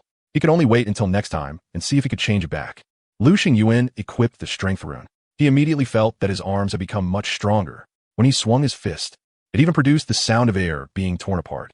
If this punch landed, it would absolutely beat little pearl tears out of Gu Wanqing. Even though it wasn't the attribute he wanted, he had to admit that a level 2 extraordinary creation was not something a level 1 could compare to. The boost it brought right now was anything but ordinary. If he used the Nether Breath dagger, the damage it dealt would increase by at least 3 times. He looked up out the window. The rain outside was still pouring non-stop, pattering and splashing, and the sky had grown even darker, as if it were about to dump down a whole basin of water in one go. The connection point between the tracks and the platform was already covered in standing water, almost reaching the train door. Behind the platform was this trip's destination, Gujia Village. It looked like a very ordinary village. Scattered self-built houses stood around, some 2 stories, some 3. The decoration was quite refined too. Every outer wall was covered in ceramic tiles, and the front gates were especially imposing. Lu Xingyuan had no way to confirm whether this was the Gujia Village Gu Wanqing had mentioned, so he could only get off the train and investigate for himself. And he didn't even have an umbrella. There were people selling them in the trade channel, but the price was ridiculously high, so he couldn't bear to buy one. He could only brave the rain. Lu Xingyuan raised a hand in front of his eyes. trying his best to keep the rain from hitting them, then opened the train door and sprinted over to the nearest house. Gujia Village, number 03. What number did Gu Wanqing say her house was again? It seemed like number 18. Lu Xingyuan searched around for a bit and soon found number 18. Was this her house? Lu Xingyuan looked at the tightly shut courtyard gate in front of him and shoved hard against it, but it wouldn't budge. So he simply went violent and kicked it open with one heavy boot. Right after that, a two-story house with a small flower garden appeared before him. Compared to the nicely decorated houses of other families, this little two-story building looked a bit shabby. The exposed red brick walls had never been plastered over, and the wear of time had left mottled marks all over the exterior. But the yard was fairly clean and had clearly been carefully maintained. Lu Xingyuan's attention moved away from the house itself and focused on a plum tree standing in the middle of the yard. At this moment, the tree was full of plums, one after another, red and plump. How do you tell if it's my house? If you push open the courtyard gate and see a plum tree planted in the yard, then there's a very high chance it's my home. Gu Wanqing's words echoed clearly through his mind. At the sight of this, Lu Xingyuan's lips couldn't stop curling upward. Qingjia, I really fucking made it to your house. Why am I getting weirdly excited for no reason? The front door was standing open, soaked from head to toe. Lu Xingyuan walked inside. The first thing that entered his sight was the two memorial portraits hanging in the center of the living room. It was a pair of young parents. You could somewhat make out Gu Wanqing's features in their brows and eyes. Lu Xingyuan found a clean cloth on the sofa and casually wiped the water droplets off his face and hair. Then he walked up to the two memorial portraits, pressed his hands together, and bowed 3 times. After that, he headed straight for the second floor. This pink room should be Gu Wanqing's room. As soon as he stepped inside, he could even smell a faint fragrance in the air. Could this be the legendary scent of a young girl? You should be glad I'm not a pervert. Otherwise, I'd definitely take 2 deep sniffs and do an epic full-lung inhale. He reached out and felt for the light switch on the wall. The light came on. There was still electricity? Lu Xingyuan's gaze quickly landed on the laptop by the bed. Qingjia, I've decided to conduct a deep investigation into you. You don't mind, right? The computer booted up normally. The desktop was very clean. Browser, music software, various communication apps, and a few games. No messy antivirus software. On that point alone, she already beat over 95% of girls. The Penguin app was set to auto-start and auto-login, but the login failed, showing there was no internet connection. As expected, Lu Xingyuan quickly found a folder on the desktop named Album. He clicked into it and found over 1,000 photos. I'm numb. Do girls really love taking pictures this much? Skipping past those landscape shots that looked like total crap, Lu Xingyuan directly opened the portrait photos. The girl in the photos had a full and soft oval face with delicate, translucent skin. There was a natural pink flush on her cheeks, giving her an extremely youthful look. She had a pair of big, bright black almond-shaped eyes, clear and lively, with smiling ripples in her gaze, paired with naturally fluffy, slightly messy wispy bangs. Her brows and eyes looked relaxed and full of energy. When she smiled, her teeth showed, and the smile was bright and healing, without the slightest sense of distance, overflowing with vivid girlish charm. Her most distinctive feature was her double bun hairstyle. Each strand of hair was clearly defined, and the fluffiness on top of her head and around her bangs was just right. As Lu Xingyuan stared at the face in the photo, it gradually overlapped with a profile picture of Gu Wanqing in his memory. Photoshopped, huh? Lu Xingyuan couldn't stop himself from laughing. He could completely imagine that if Gu Wanqing were standing beside him right now and heard that comment, she would definitely pound him with her little fists. Your Qingjia is naturally beautiful, okay? Why would I even need to Photoshop my pictures? He kept flipping through the photos after that. There were a lot of solo shots. There were also quite a few group photos with classmates, friends, and besties. Every single one was youthful and vibrant, packed with lively energy, like it was about to spill right out of the screen. And as Lu Xingyuan stared at the screen, the corners of his mouth never dropped once, staying fixed in that foolishly affectionate grin the entire time. It was a good thing Gu Wanqing wasn't here. Otherwise, she'd definitely scrunch her cute little nose, look at him with disdain, and say, seriously, can you not be such a creep? After going through the album, Lu Xingyuan started browsing her hard drive. Study materials? He raised a brow, clicked in with an eager look, then backed out again with disappointment written all over his face. They really were study materials. Their Qingjia really was a good student who loved learning, but he still managed to catch her by the tail. She hadn't fully cleaned out her browser history. This string of weird domain names, plus all kinds of forbidden keywords. But why were they all anime-related? She disliked real people that much? Still, there wasn't really anything to criticize. Human nature. Totally understandable.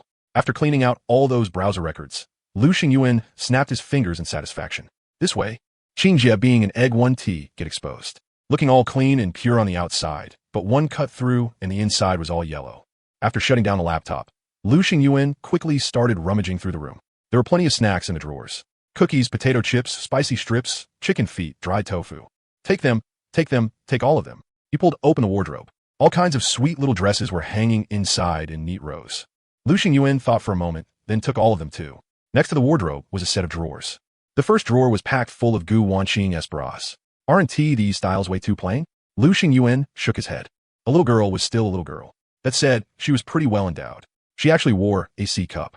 Did excellent women even have excellent figures too? The second drawer, unsurprisingly, was panties. The styles were just as plain, or rather, kind of cute. Every pair had different cartoon prints. There weren't that many. Only about a dozen or so. But Lu Xingyuan didn't let a single one go. He took them all. The third drawer held socks. Most of them were white. Besides that, there were pink ones and light green ones. Her taste really was consistent from start to finish. Lu Xingyuan packed up all the socks too. After that, he rushed into the bathroom. It was filled with all kinds of bottles and jars, enough to make his head spin. Couldn't he be helped? As a guy, 1 bar of soap was enough to conquer the world for him. Still, it really was strange. Even with nothing but soap, his skin stayed pretty good, and he never got any of those random pimples. Whatever, just pack everything first. Lu Xingyuan quickly discovered that his spatial bracelet was starting to run out of space. Luckily, he found something good. Gu Wanqing's extra-large suitcase. It was black, covered all over with cute cartoon stickers. A suitcase should be waterproof, right? Thinking that, Lu Xingyuan stuffed all the clothes and other random stuff into the suitcase. This little blanket and this body pillow too. Lu Xingyuan stroked his chin and packed those away as well. Then he thought of something and leaned down to peek under Gu Wanqing's bed. Empty. Nothing there. Damn, I thought I might find some shady little electric toys hidden under the bed. Very quickly, he had looted Gu Wanqing's room clean enough. He was just about to head downstairs when he suddenly noticed a photo on the wall. It was a picture of Gu Wanqing as a child. In the photo, the little girl around 5 or 6 years old had 2 tiny pigtails. Her round little face looked soft and rosy, and when she smiled, it was even brighter than sunlight. Xingjia was way too fucking cute as a kid. Shocked me to death. I admit it, I'm a total lowly lover. Once again, Lu Xingyuan unconsciously revealed that foolishly affectionate grin. Then, without a second thought, he tucked the photo into his clothes, went back down to the first floor, and headed straight for the kitchen. There were all kinds of rice, flour, grain, and cooking oil in the kitchen too. 1 bag of rice weighing 50 jin, still unopened. Several packs of chun kemming hanging noodles. Half a bottle of peanut oil. 2/3 of a bottle of light soy sauce remaining. Several unopened bags of salt. 1 pack of Lotus MSG that had only recently been opened. 1 box of Wang Shui 13 spice. 1 bottle of oyster sauce. Lu Xingyuan didn't leave a single random thing behind. After all of these were items that could greatly improve quality of life. Very soon, the kitchen was swept clean too. Lu Xingyuan returned to the living room. Only then did he notice the wall covered from top to bottom in award certificates. Outstanding kindergarten child. Model student. 3 good student. Excellent young pioneer of the new era. Outstanding class cadre. First prize in the Olympic math competition. There were so many packed together that the entire wall was almost out of space. And the weight behind these certificates was pretty high too. They weren't just the kind of meaningless awards handed out in kindergarten or elementary school to fool kids. There were quite a few certificates from middle school and high school as well. Lu Xingyuan had no idea why, but he found himself reading them with great interest. From kindergarten to elementary school, from middle school to high school. Looking at those certificates, it was as if he had gone through Gu Wanqing's entire growing up process. As expected of my sister Qing, she is seriously awesome. By the end, he couldn't even help planting his hands on his hips, his face full of shared pride. Even though this had absolutely nothing to do with him, he was still proud. So damn proud, he had to stand there with his hands on his hips. He decided to leave those certificates where they were. Lu Xingyuan didn't touch them. Instead, he came once more before the memorial photos of Gu Wanqing's parents and bowed 3 times. Uncle, Auntie, please bless my sister Qing and keep her safe and smooth all the way. I'm begging you. Outside, the rain was still falling non-stop, pattering loudly. The plum tree in the yard had been beaten into a rather sorry state by the rain. The ground was even littered with fallen plums, and some had already started to rot. What a waste. Lu Xingyuan narrowed his eyes and looked at the tall plum tree in front of him. Sister Qing, I hope these plums really are as sweet as he said. He took a deep breath, then sprang up the tree as easily as a monkey. Rain poured down over him, soaking a bit of his hair that had only just dried, but he didn't care in the slightest. With enough patience and enough caution, he picked every single plum one by one. 1 sack full to the brim, probably around 15 or 16 jin. After confirming there wasn't a single plum left on the tree, Lu Xingyuan finally jumped down, then hurriedly carried all the supplies he had gathered back into the train car. He checked the time. It was only 11:20. There were still 40 minutes before departure. He could absolutely go search other houses for supplies. It was rare to run into a station this safe, so of course he had to make the most of it. 12 o'clock. The train departed on time. Lying on the floor, Lu Xingyuan panted heavily. Even though there were no monsters for him to kill, he was still exhausted enough. Still, looking at the pile of supplies stacked up like a small hill in front of him, a trace of a smile couldn't help but bloom on his tired face. Not a wasted trip, huh? After resting for a bit, Lu Xingyuan finally pulled out a clean towel and wiped the water droplets off his body. The towel was pink, and it carried a faint fragrance. Could this have been used by Gu Wanqing? Lu Xingyuan froze for a moment, but didn't think too much about it. At a time like this, who the hell was going to act precious? After drying his hair, Lu Xingyuan felt a little cold. Damn it, after messing around in the rain for so long. Coming back into the train car still felt freezing. If this kept up, he'd catch a cold sooner or later. Lu Xingyuan felt a little worried. So what if his body had been strengthened by the gene serum? It only made him a little stronger than an ordinary person. He wasn't Superman. In this train world with no medicine, catching a cold or getting a fever could be absolutely fatal. He quickly stripped off his soaking wet clothes. Standing naked in the train car, he used a towel to wipe down his whole body from head to toe. His body was dry, but the train car was still wet. The damp air kept invading his skin, bringing wave after wave of chill. That uncomfortable feeling was still very strong. Even though the windows and doors were all completely sealed shut, it didn't change the fact that the entire world was shrouded in cold, clammy dampness. Wait a second. At that moment, Lu Xingyuan suddenly remembered something and slapped his forehead hard. Don't I still have the warm sunstone? He thought of the reward he had gotten from the Prismatic spell orb. He quickly took out the warm sunstone and activated it according to the instructions. Buzz! A ripple of invisible power burst out from the warm sunstone. Right after that, it was as if a flame had been lit inside the crystal, constantly surging and rolling. Waves of warmth spread out, instantly filling the entire train car. So comfortable. Lu Xingyuan couldn't stop a groan from escaping him. It felt like lying on the grass and basking in the sun. The warm sunstone floated up and hovered in midair, continuously sending out warmth. The dampness inside the train car was instantly driven away. No more water droplets covered the walls. No more sticky, soggy feeling clung to his body. It was as if Lu Xingyuan had come back to life. This was what real comfort felt like. The heat released by the warm sunstone wasn't dry like air conditioning. Usually, if you stayed in air conditioning too long, your mouth and nose would get dry. And if it got a little worse, there might even be streaks of blood in your nose. But the warm sunstone was nothing like that. Lu Xingyuan only felt as free and comfortable as if he were in spring at 26 degrees. The only pity was that the warm sunstone only affected the first train car. The second and third cars weren't affected. Still, this was already good enough. Lu Xingyuan wasn't greedy. He wrung out his wet clothes and hung them up beside the warm sunstone. It would take long for the warm sunstone to dry them out. Anyway, he was the only one in the train car, so he simply sat down naked at the control console without feeling the slightest bit embarrassed. As usual, Gu Wanqing had sent him a whole string of messages. How is it? Is it my house? Holy crap, you're still not back yet? When you see this, reply to me right away. I'm too curious. Thinking of the secret he had discovered in Gu Wanqing's computer, Lu Xingyuan's lips immediately started curling upward. Sister Qing, you really guessed it. It really was your house. Gu Wanqing replied almost instantly. Seriously? You really ended up at my house? Lu Xingyuan, yeah. That's just how coincidental it was. Just how magical it was. I went into your room, and inside I found a computer. After turning it on, guess what I found in it? Gu Wanqing. Gu Wanqing. Found what? Lu Xingyuan let out a sigh. Sister Qing, how am I even supposed to talk about you? You have to use incognito mode.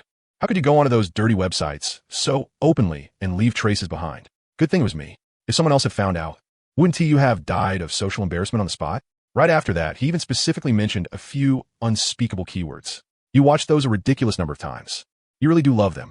Gu Wanqing, holy crap. Stop talking. Stop talking. If you say one more word, I'm going to kill you.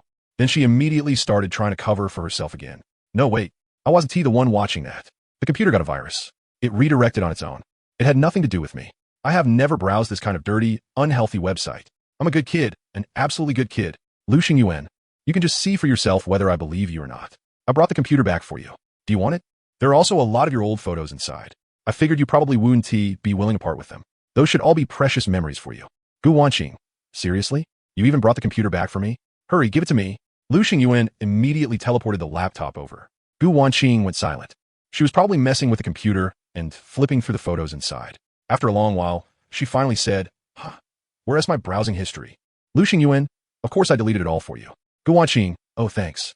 But did you look through my photos? Lu Xingyuan, If you really want my brutally honest take on your photography skills, then I can sum it up in just 6 words. They look like total crap. The scenery shots are unbearable to look at. As for the people shots, they only work because the model herself is decent looking, so they barely pass. Gu Wanqing. Why do I feel like you're complimenting me and insulting me at the same time? Gu Wanqing. You didn't empty out my whole house, did you? Lu Xingyuan. Not that simple. As he said that, he immediately opened the trade window and sent over all of Gu Wanqing's clothes, including her bras, panties, socks, and everything else. Gu Wanqing's reaction was exactly what Lu Xingyuan had expected. Whoa, holy crap, that is way too awesome. No joke. The emotional value really was delivered perfectly. Lu Xingyuan was instantly in a great mood. He suddenly felt like everything he had done wasn't meaningless after all. You even brought over my favorite strawberry panties. Whoa, I'm so touched. I thought I'd never see them again. Gu Wanqing slowly explained the secret behind them to Lu Xingyuan. These panties are the most comfortable out of all the panties I own. The workmanship is great, and the materials are really solid. When you touch them, do they feel soft? Did they? Lu Xingyuan rubbed his chin. Then his expression changed drastically. Damn, that was close. She was testing me. Sorry, I didn't touch them. Gu Wanqing. Really didn't touch them? You really didn't do anything you shouldn't have done to my panties? The hell are you talking about? I'm an upright man. There's no way I do something that perverted and disgusting. All right then, I believe you. Gu Wanqing continued. But those strawberry panties really are my favorite. I'm not lying to you. Lu Xingyuan, a kid is still a kid. Gu Wanqing. Then what kind do you like? Lu Xingyuan answered without hesitation. Of course black lace ones. Gu Wanqing. Then next time I'll get you a pair of black lace boxers. You better remember to wear them. Lu Xingyuan raised a middle finger at her through the air. I'm a real man. Who the hell wears girly stuff like that? You even brought over my sailor uniform miniskirt. Nice. Lu Xingyuan still had some impression of that sailor uniform miniskirt. It had the classic black and white color scheme, with a big red bow at the collar. As for the skirt, it was very short. The length seemed to be less than 40 centimeters. At that length, if she took even slightly bigger steps while walking, the strawberry panties would be fully exposed.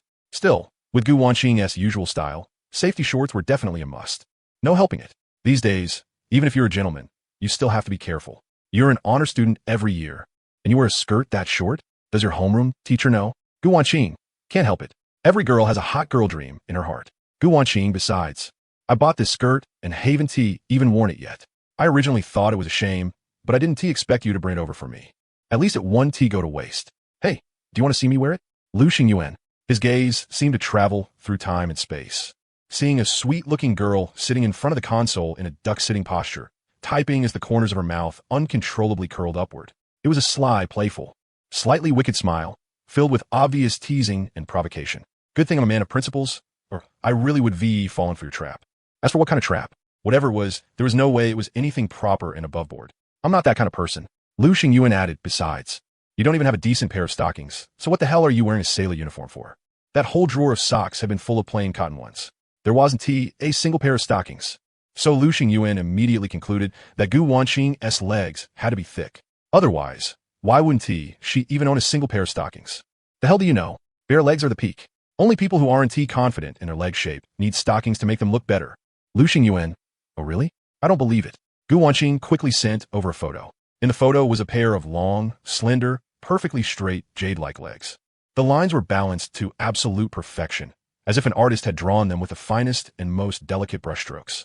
Her skin was fairer than snow, smooth like white jade, and also like rich condensed milk, glowing with a soft sheen under the light. Gulp. Lu Xingyuan's apple moved uncontrollably. Thinking about it carefully, it really had been a long time since he had any milk. Milk was good. Milk was worth drinking. Plenty of protein, after all. Well, what do you think? Gu Wanqing sent. Lu Xingyuan, average. Gu Wanqing, you didn't just pull your pants back up, did you? Then she suddenly seemed to realize something. Oh wow, you shameless junior Hua. You tricked me into sending you a photo on purpose, didn't you? Gu Wanqing didn't put on the sailor uniform. In her own words, you don't even want to see it, so why the hell would I wear it? A trap. A complete trap. Lu Xingyuan held himself back and didn't jump in.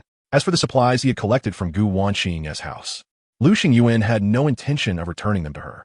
He had worked hard to gather all of that himself. It had nothing to do with her. That was to your house. It was just a station. Besides, the fact that he had returned all her clothes to her without keeping anything back already counted as doing his utmost. If he'd really been a pervert, he would at least skimmed off a few pairs of her panties and a few pairs of little white socks. Damn it. I want to taste just how sweet these plums are. Lu Xingyuan noticed the sack full of plums. Each one was about half the size of a fist, bright red, and giving off a sweet, fresh, fruity scent. This had been something Gu Wanqing had strongly insisted on. She had said that if he saw that plum tree, he absolutely had to remember to pick the plums. After casually finding a piece of cloth to wipe off the white bloom on the plums, Lu Xingyuan popped one into his mouth and bit down hard. His teeth cut in with a crisp crunch, then sank into the soft flesh. The moment his tongue pressed against it, a burning sweetness burst out instantly, rich as honey yet without the slightest sticky heaviness.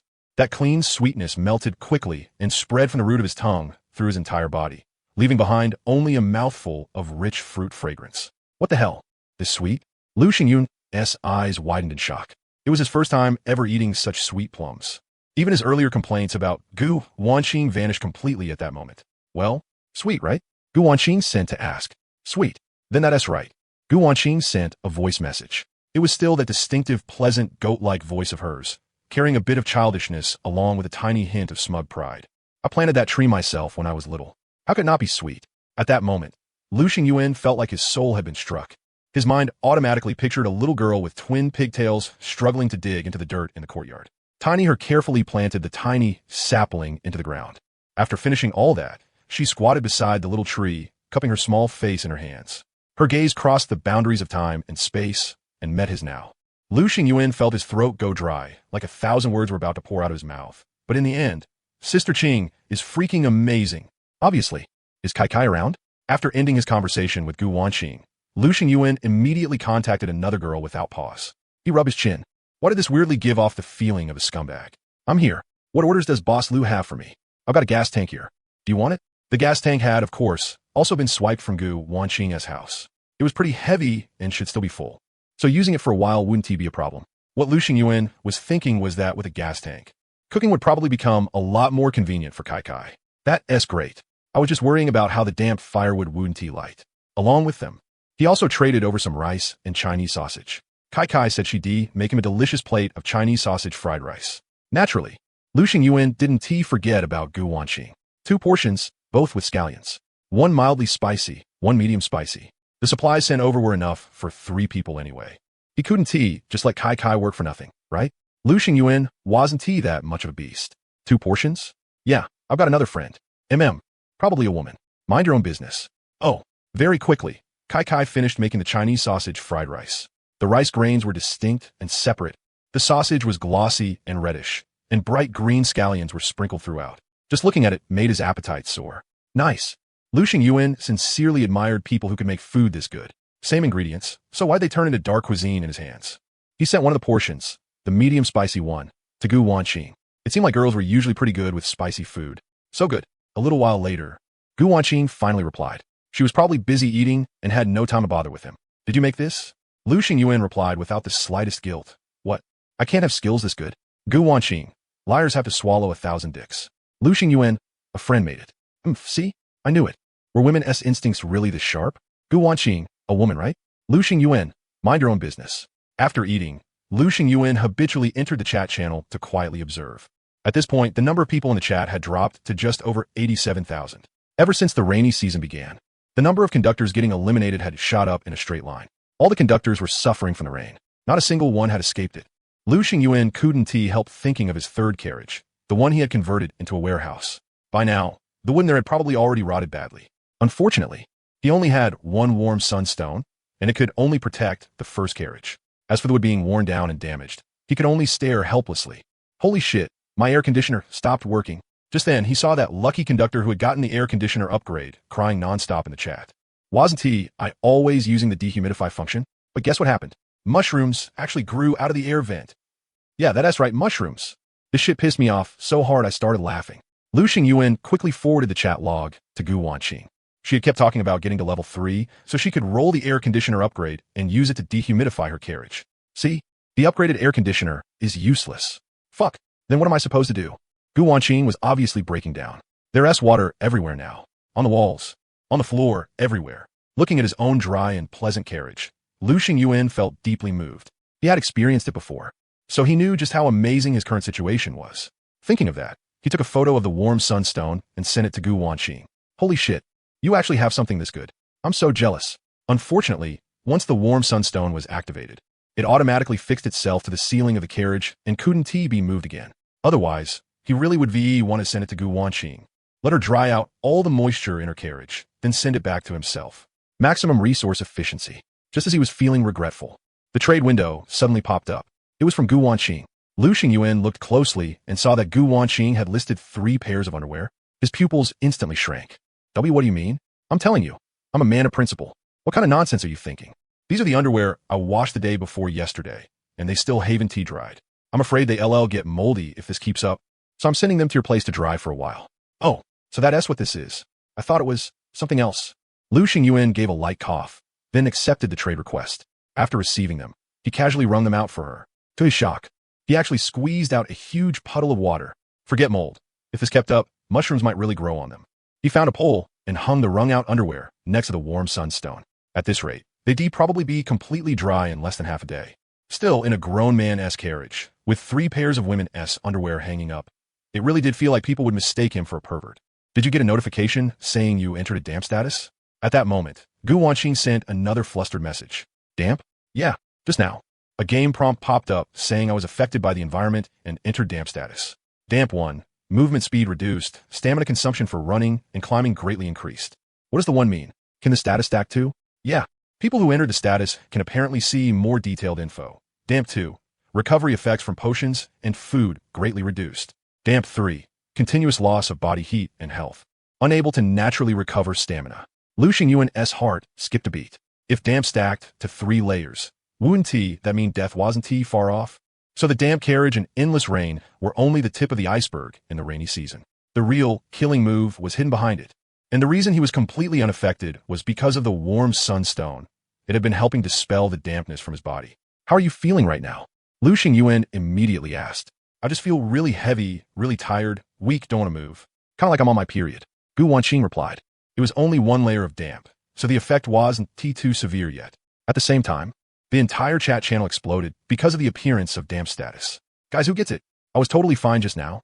Then all of a sudden, I somehow got a status called damp. Holy shit, so it's not just me?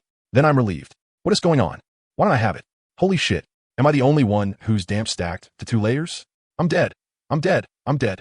Humanity is hopeless. Just destroy everything already. This damn game is way too hard. It's literally held difficulty. It really was held difficulty. If he didn't have the warm sunstone, his situation probably wouldn't be much better. Frightened, Lu Xingyuan hurriedly opened a can of cola to calm himself down. He even added some ice cubes. So hot, so dry. Gu Wanqing really wished she could crawl through the chat window and strangle this bastard to death. Please, I'm begging you, be human. It was hard to tell from the chat channel that more than 80% of the conductors had entered damp status. As for the remaining 20%, even if they hadn't entered it yet, they were well on their way. And among that 80% who had entered damp status, another 20% had stacked it to double damp. There were even a few scattered conductors at triple damp. They could clearly feel their life force draining away bit by bit, and all they could do was beg nonstop in the chat, hoping someone would lend a hand and save them. Getting rid of damp actually wasn't that difficult. As long as you stayed in a dry environment for an extended period of time, it would go away. But the key problem was the nonstop rainy season. It had turned the whole world damp. Even if you shut the windows tight, it was useless. The moisture filling the sky would still seep in through every crack. After watching patiently for a while, Lu Xingyuan more or less figured it out. Those conductors whose damp had stacked to double were basically all suffering from excessive hunger and cold. Not enough to eat, and not enough to wear. Their condition was already bad to begin with. Once damp status was added on top of that, of course it got supercharged. Lu Xingyuan quickly transferred some high-calorie food to Gu Wanqing. Eat more. Try your best to stay full and keep warm. Don't worry about getting fat. You're not fat at all. Gu Wanqing, thanks. I wasn't fat to begin with. Right after that, he contacted the conductor who was selling lime. He planned to win through quantity. Lime might not be able to play a decisive role, but if it could reduce even a little moisture, that was still a good thing. It was just that he wasn't the only one who had thought of this. Other conductors had already contacted the seller earlier and bought up all the lime in his hands. Sorry, big shot, you came too late. All right then. Lu Xingyuan wandered around the trading channel again, but after failing to find anything useful, he could only let out a helpless sigh. For the next stretch of time, Lu Xingyuan had Gu Wanqing send over the damp blankets. After drying them out himself, he sent them back, repeating this over and over. Gu Wanqing's condition at least didn't get any worse. I've decided. At the next stop, I'm not going out. I'll just stay on the train. I'm afraid if I get caught in the rain, my condition will get even worse. That is actually not a bad choice. After all, leaving the train meant opening and closing the doors, and when that happened, even fiercer dampness would pour in. Of course, If the next stop is a platform with pretty abundant resources and no danger, I'd still be willing to go out. Gu Wanqing didn't put it too absolutely. After all, gathering resources was still the top priority. Are you secretly cursing me behind my back or something? Otherwise, why would I suddenly sneeze several times in a row? Lu Xingyuan's heart skipped a beat. Sneezing was the clearest sign before a cold set in. In the chat channel, plenty of grown men couldn't withstand the damp state and had started showing cold symptoms one after another, let alone a delicate little girl like Gu Wanqing. He quickly soothed her. Yep, it's me. I've been secretly cursing you behind your back. Gu Wanqing, oh, I knew it was you. But what were you cursing me for? I was cursing you. Lu Xingyuan thought for a moment.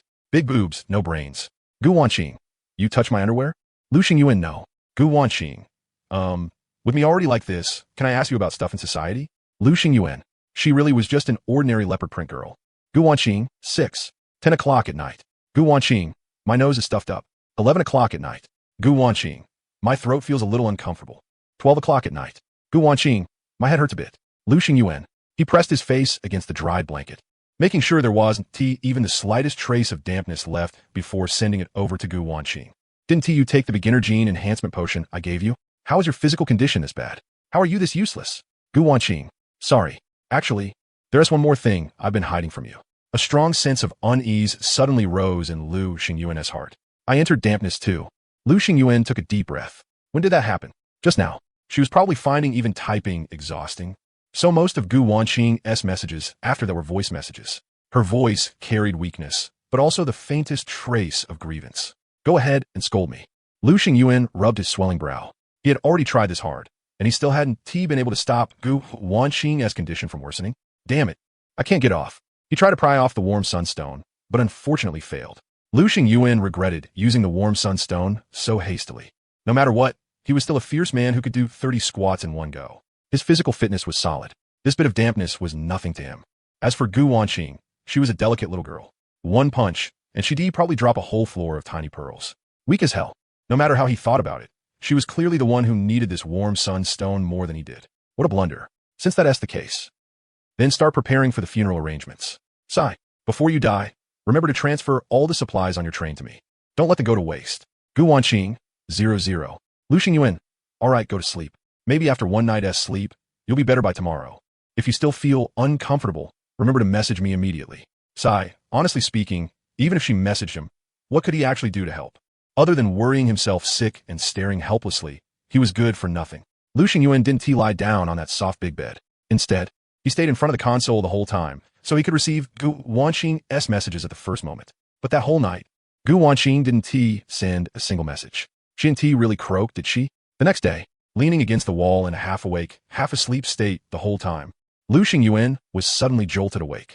He hurriedly sent Gu Wanqing a message. You still alive? A few minutes later, he finally received a reply. 1. Lu Xingyuan let out a breath of relief. Has the damp state eased up at all? Gu Wanqing, no. Lu Xingyuan. It didn't get worse and turn into 3, did it?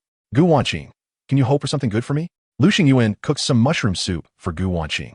As an extraordinary creation, delicious mushroom had the effect of rapidly restoring stamina. It was far better than ordinary instant noodles and flour-based food. Drink it already. After you finish, keep lying down. Don't go to today's platform. Gu Wanqing accepted it. After a long while, she sent a message. The taste is SOSO. Not as good as yesterday's rice. What? You didn't have that ordinary leopard print girl cook it for you? Lu Xingyuan, 6 at a time like this. You are still joking around? Gu Wanqing, aren't you going to send a bowl over to that ordinary leopard print girl of yours? What if she can't hold up either, just like me? Lu Xingyuan, this was specially made for you. Gu Wanqing, oh? Lu Xingyuan, besides, she is tougher than you. She doesn't need it. Gu Wanqing, I hate you. It was only when Kai took the initiative to ask how he was doing that Lu Xingyuan belatedly realized he probably ought to show some concern for her too. After learning that she hadn't entered the damp state and that her body hadn't shown any bad reactions, Lu Xingyuan finally relaxed. At the same time, he viciously looked down on Gu Wanqing again. So useless. Chat channel online count. 79,157 out of 100,000. There were fewer than 80,000 left. Lu Xingyuan clearly remembered that when he checked yesterday, there had still been more than 87,000. In other words, in just one single night, more than 7,000 conductors have been eliminated because of the appearance of the damp state. If they still couldn't find a solution soon, Gu Wanqing would become one of them too, because she had already started showing signs of a high fever. There was no way she'd be able to explore today as platform. Psi. 9:30. Train operation notice. Upcoming stop. Multiplayer platform, Kanyang Elementary School. This station can accommodate up to 5 trains at the same time. This station is green platform. Please prepare. Lu Xingyuan took a deep breath, clasped his hands together, and silently prayed. 10 o'clock. The prismatic Dharma orb dropped right on time. He stepped forward and picked it up. Congratulations. You obtained bulletproof glass times 5. Bulletproof glass.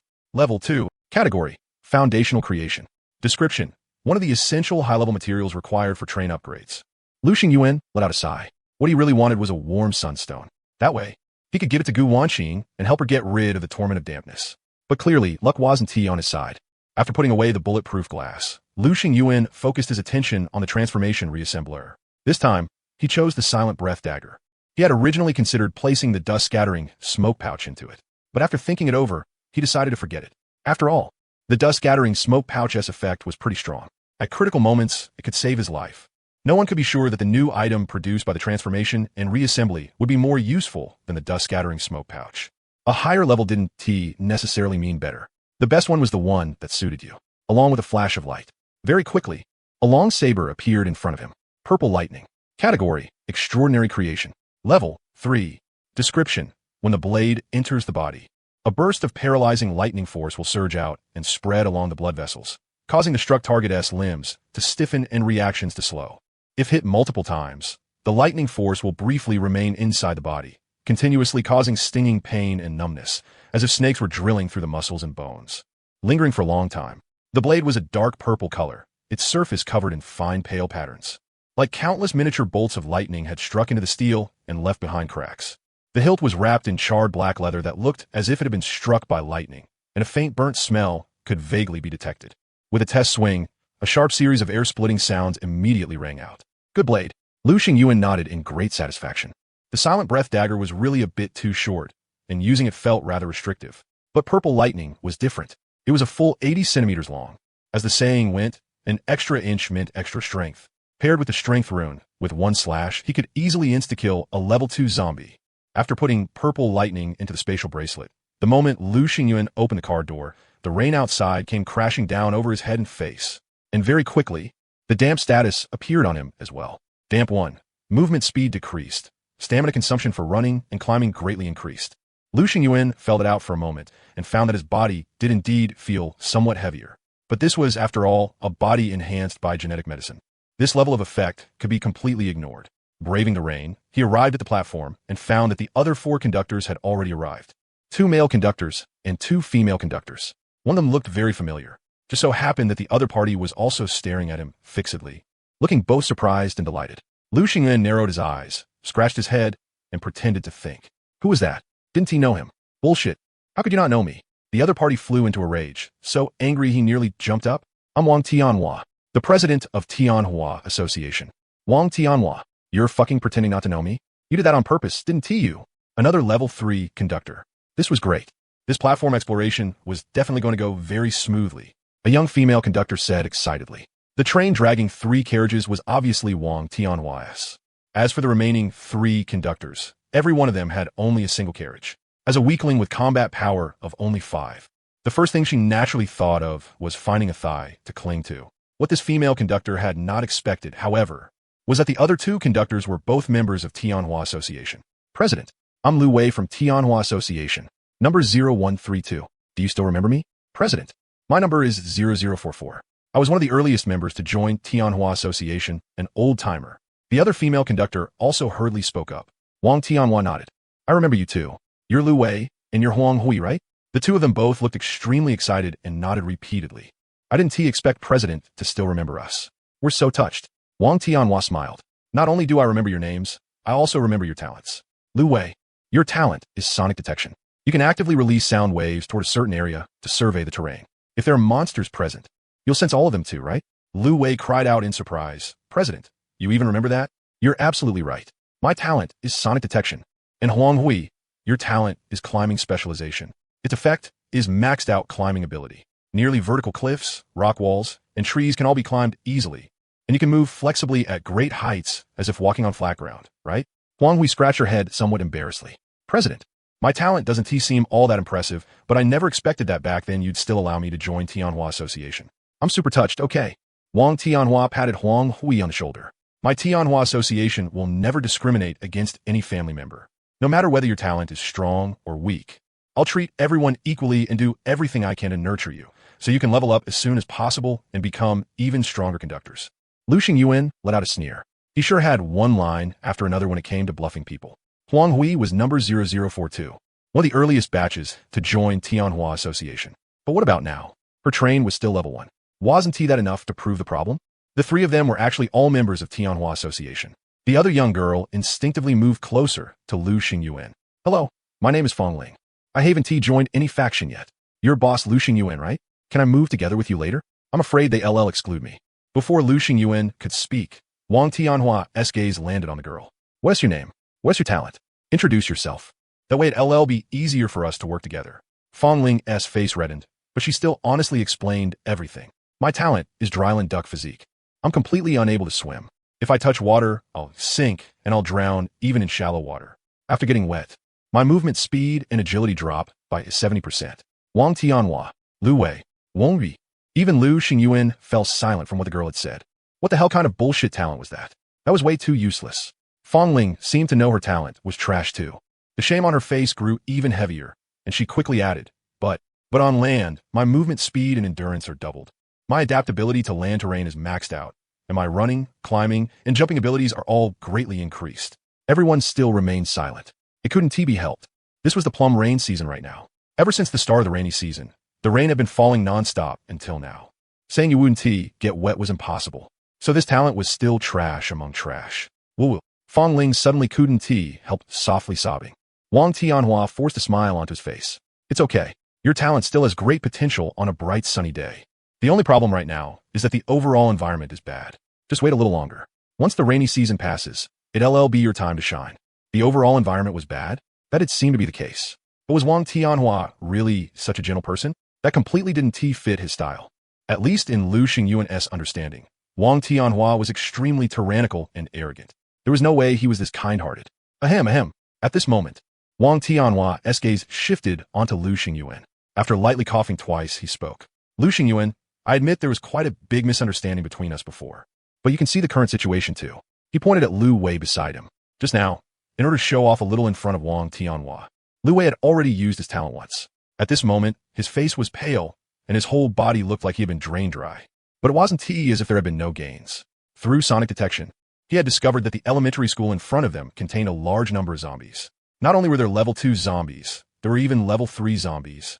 And the number of level 3 zombies had reached as many as 2. Lu Wei said excitedly, President, I found the important intel for you. You absolutely have to be careful. Especially those 2 level 3 zombies. They're extremely dangerous. Lu Wei, you did well. After this station exploration is over, I'll have someone arrange for you to advance to level 2. Wang Tianhua also gave more than enough feedback in time, making Lu Wei's spirits rise at once. His originally ashen face actually flushed with a trace of color. Thank you, President. Thank you for your cultivation, President. That made Huang Hui beside them green with envy. There are 2 level 3 zombies in the elementary school, so we have to work together if we want any chance of winning. Otherwise, the zombies will definitely track us down by our scent. When that happens, forget collecting resources. Even the train could end up damaged. Wang Tianhua said.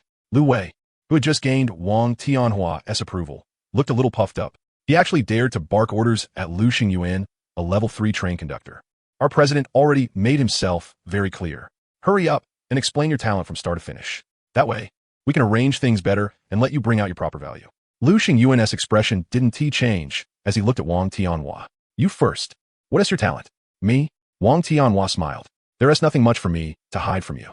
My talent is the power of space. As soon as he said that, he showed a little of it. Space severing. Boom. A wooden crate in the distance exploded instantly. Space shift. The next second, his figure appeared soundlessly 3 meters away. Hiss. At once, the sound of sharp breaths being sucked in kept coming from the group. Even Lu Wei and Huang Hui were both stunned stiff. President, aren't you way too awesome? President is amazing. President is unbeatable. Fong Ling raised her hand and spoke weakly. I want to join the Tianhua Society. Can you give me a chance? I still have 2 train coins here. As she spoke, she took them out of her pocket and handed them to Wang Tianhua. Naturally, Wang Tianhua didn't refuse. He grabbed them at once and nodded. All right, after this stop is over, contact me and I'll give you special approval. That's great. Fong Ling jumped up excitedly. It's good to rest under a big tree. Once I join the Tianhua Society, my days will definitely get a lot better. Right after that, she looked up at Lu Xingyuan too, with a trace of pressure in her tone. Hurry up and say what your talent is. The moment those words fell, a fist the size of a sandbag smashed straight at her face. Bang! Her face twisted out of shape in an instant. Lu Xingyuan really didn't indulge her at all. There wasn't the slightest mercy in that punch. Fong Ling felt dizzy and disoriented, nearly passing out on the spot. By her ear, Lu Xingyuan's extremely indifferent voice rang out. You tell me to talk, so I talk? What the hell do you think you are? The slight upward curve of his lips was dripping with mockery. You. Fong Ling was shocked and furious. Just as she was about to say something, she saw Lu Xingyuan slowly pull out a dark red revolver, and her pupils suddenly shrank. And no, a gunshot rang out. Fong Ling shut her eyes on instinct and fright, but the pain she expected never came. She cautiously opened her eyes, only to see a zombie behind Lu Xingyuan crash to the ground.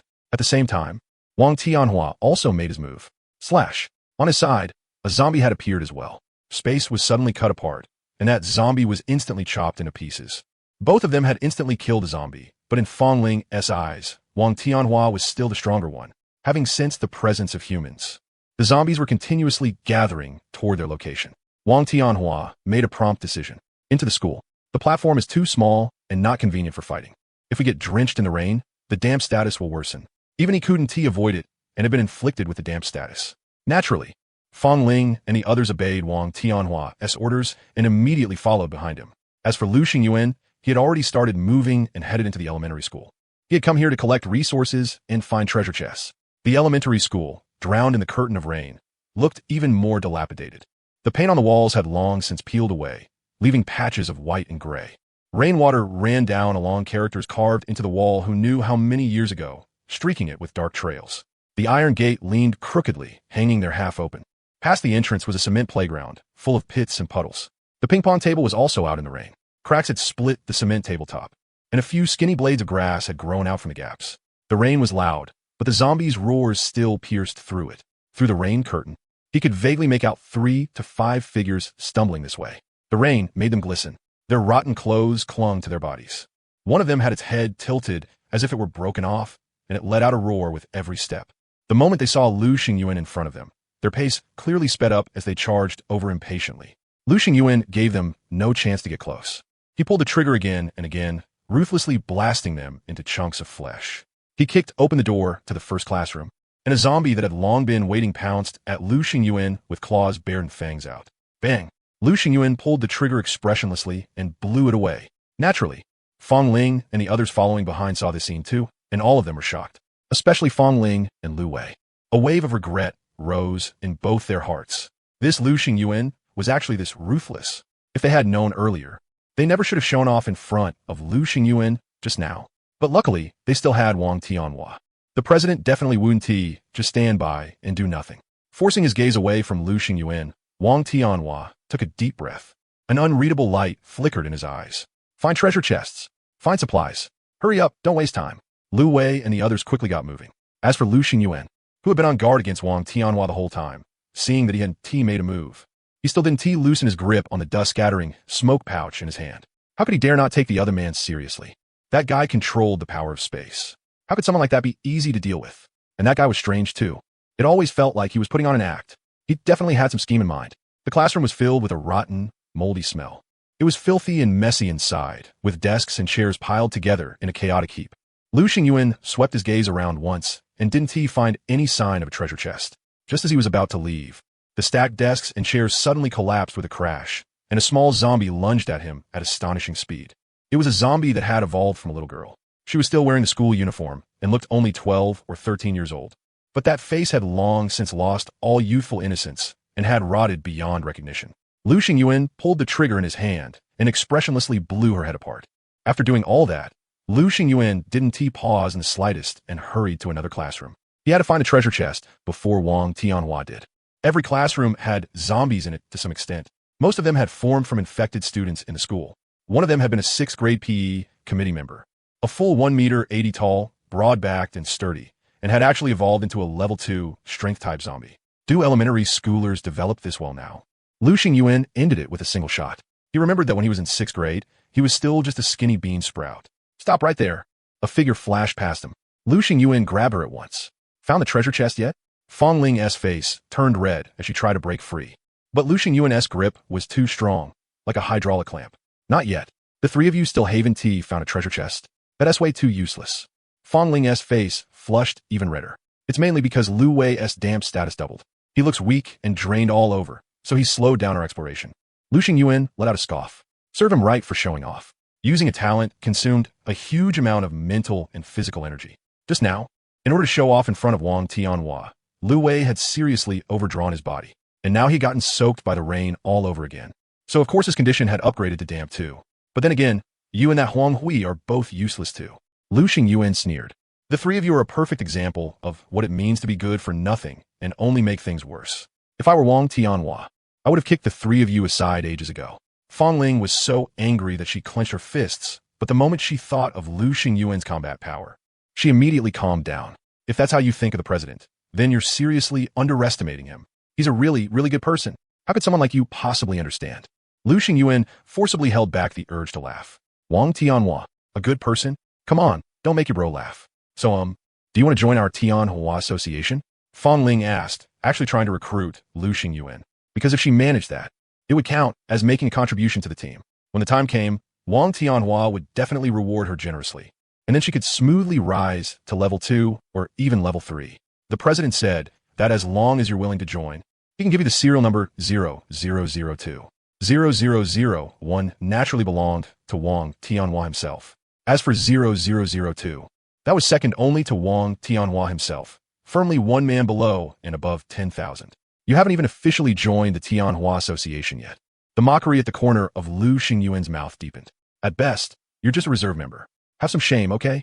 Fong Ling shook off Lu Xingyuan's hand. If you really want to join the Tianhua Association, remember to contact me so I can earn a referral fee. Please, please, I'm begging you. Lu Xingyuan let out a sigh. That guy Wang Tianhua isn't a good person. Fong Ling looked like she wanted to speak, but hesitated. Say whatever you want. I'm the kind of person who's most willing to listen to other people's opinions. Lu Xingyuan signaled for her to continue. Fong Ling gathered her courage.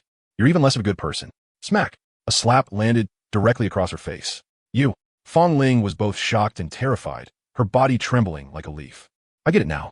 You're just someone who only learns after getting hit. Fong Ling. Seriously, who gets this? This guy's way too disgusting. After confirming that Wang Tianhua and the others still hadn't found the treasure chest, Lu Xingyuan finally relaxed and headed straight for the second floor. Second floor. Wang Tianhua was already here. He was in the middle of an intense battle with a level 2 zombie. Though honestly, it wasn't as intense as imagined. It was completely a one-sided slaughter. Wang Tianhua's talent was too powerful. Even a level 2 zombie couldn't do a thing to him. Behind him, Huang Hui kept cheering him on, while Lu Wei, who had entered a damp 2 state, was lying weakly in a corner. Damn, what kind of useless trash are these people? Lu Xingyuan really couldn't bear to watch, so he directly entered the classroom occupied by the level 2 zombie. Wang Tianhua instantly panicked. I killed the monster, and now you're the one picking up the loot? What the hell kind of justice is that? He suddenly erupted, and the level 2 zombie's head was instantly sliced into several pieces. But by the time he rushed into the classroom, he was already too late. Relax. There's nothing inside. Lu Xingyuan spread his hands. Wang Tianhua looked at him suspiciously. Are you sure? Why do I feel like something's off? Then your feeling must be wrong. Lu Xingyuan shrugged. Wang Tianhua looked around the classroom, then gave Lu Xingyuan another once-over. It really did seem like nothing was wrong. Up ahead is the principal's office. Wang Tianhua stared gravely at the deep brown door. There are 2 level 3 zombies inside. Are you ready? It was perfectly reasonable for the principal to become a level 3 zombie. But as for the other one, who exactly had evolved into it? With a loud bang, the door burst open from the inside. A female zombie wearing a black office outfit and stockings on her legs came out first. She looked like the school's English teacher. At that time, the principal must have been studying English in his office. And the English teacher must have absorbed the principal's essence too, which was how she successfully advanced into a level 3 zombie. English is good. English should be studied. Wang Tianhua attacked directly, continuously unleashing the power of space.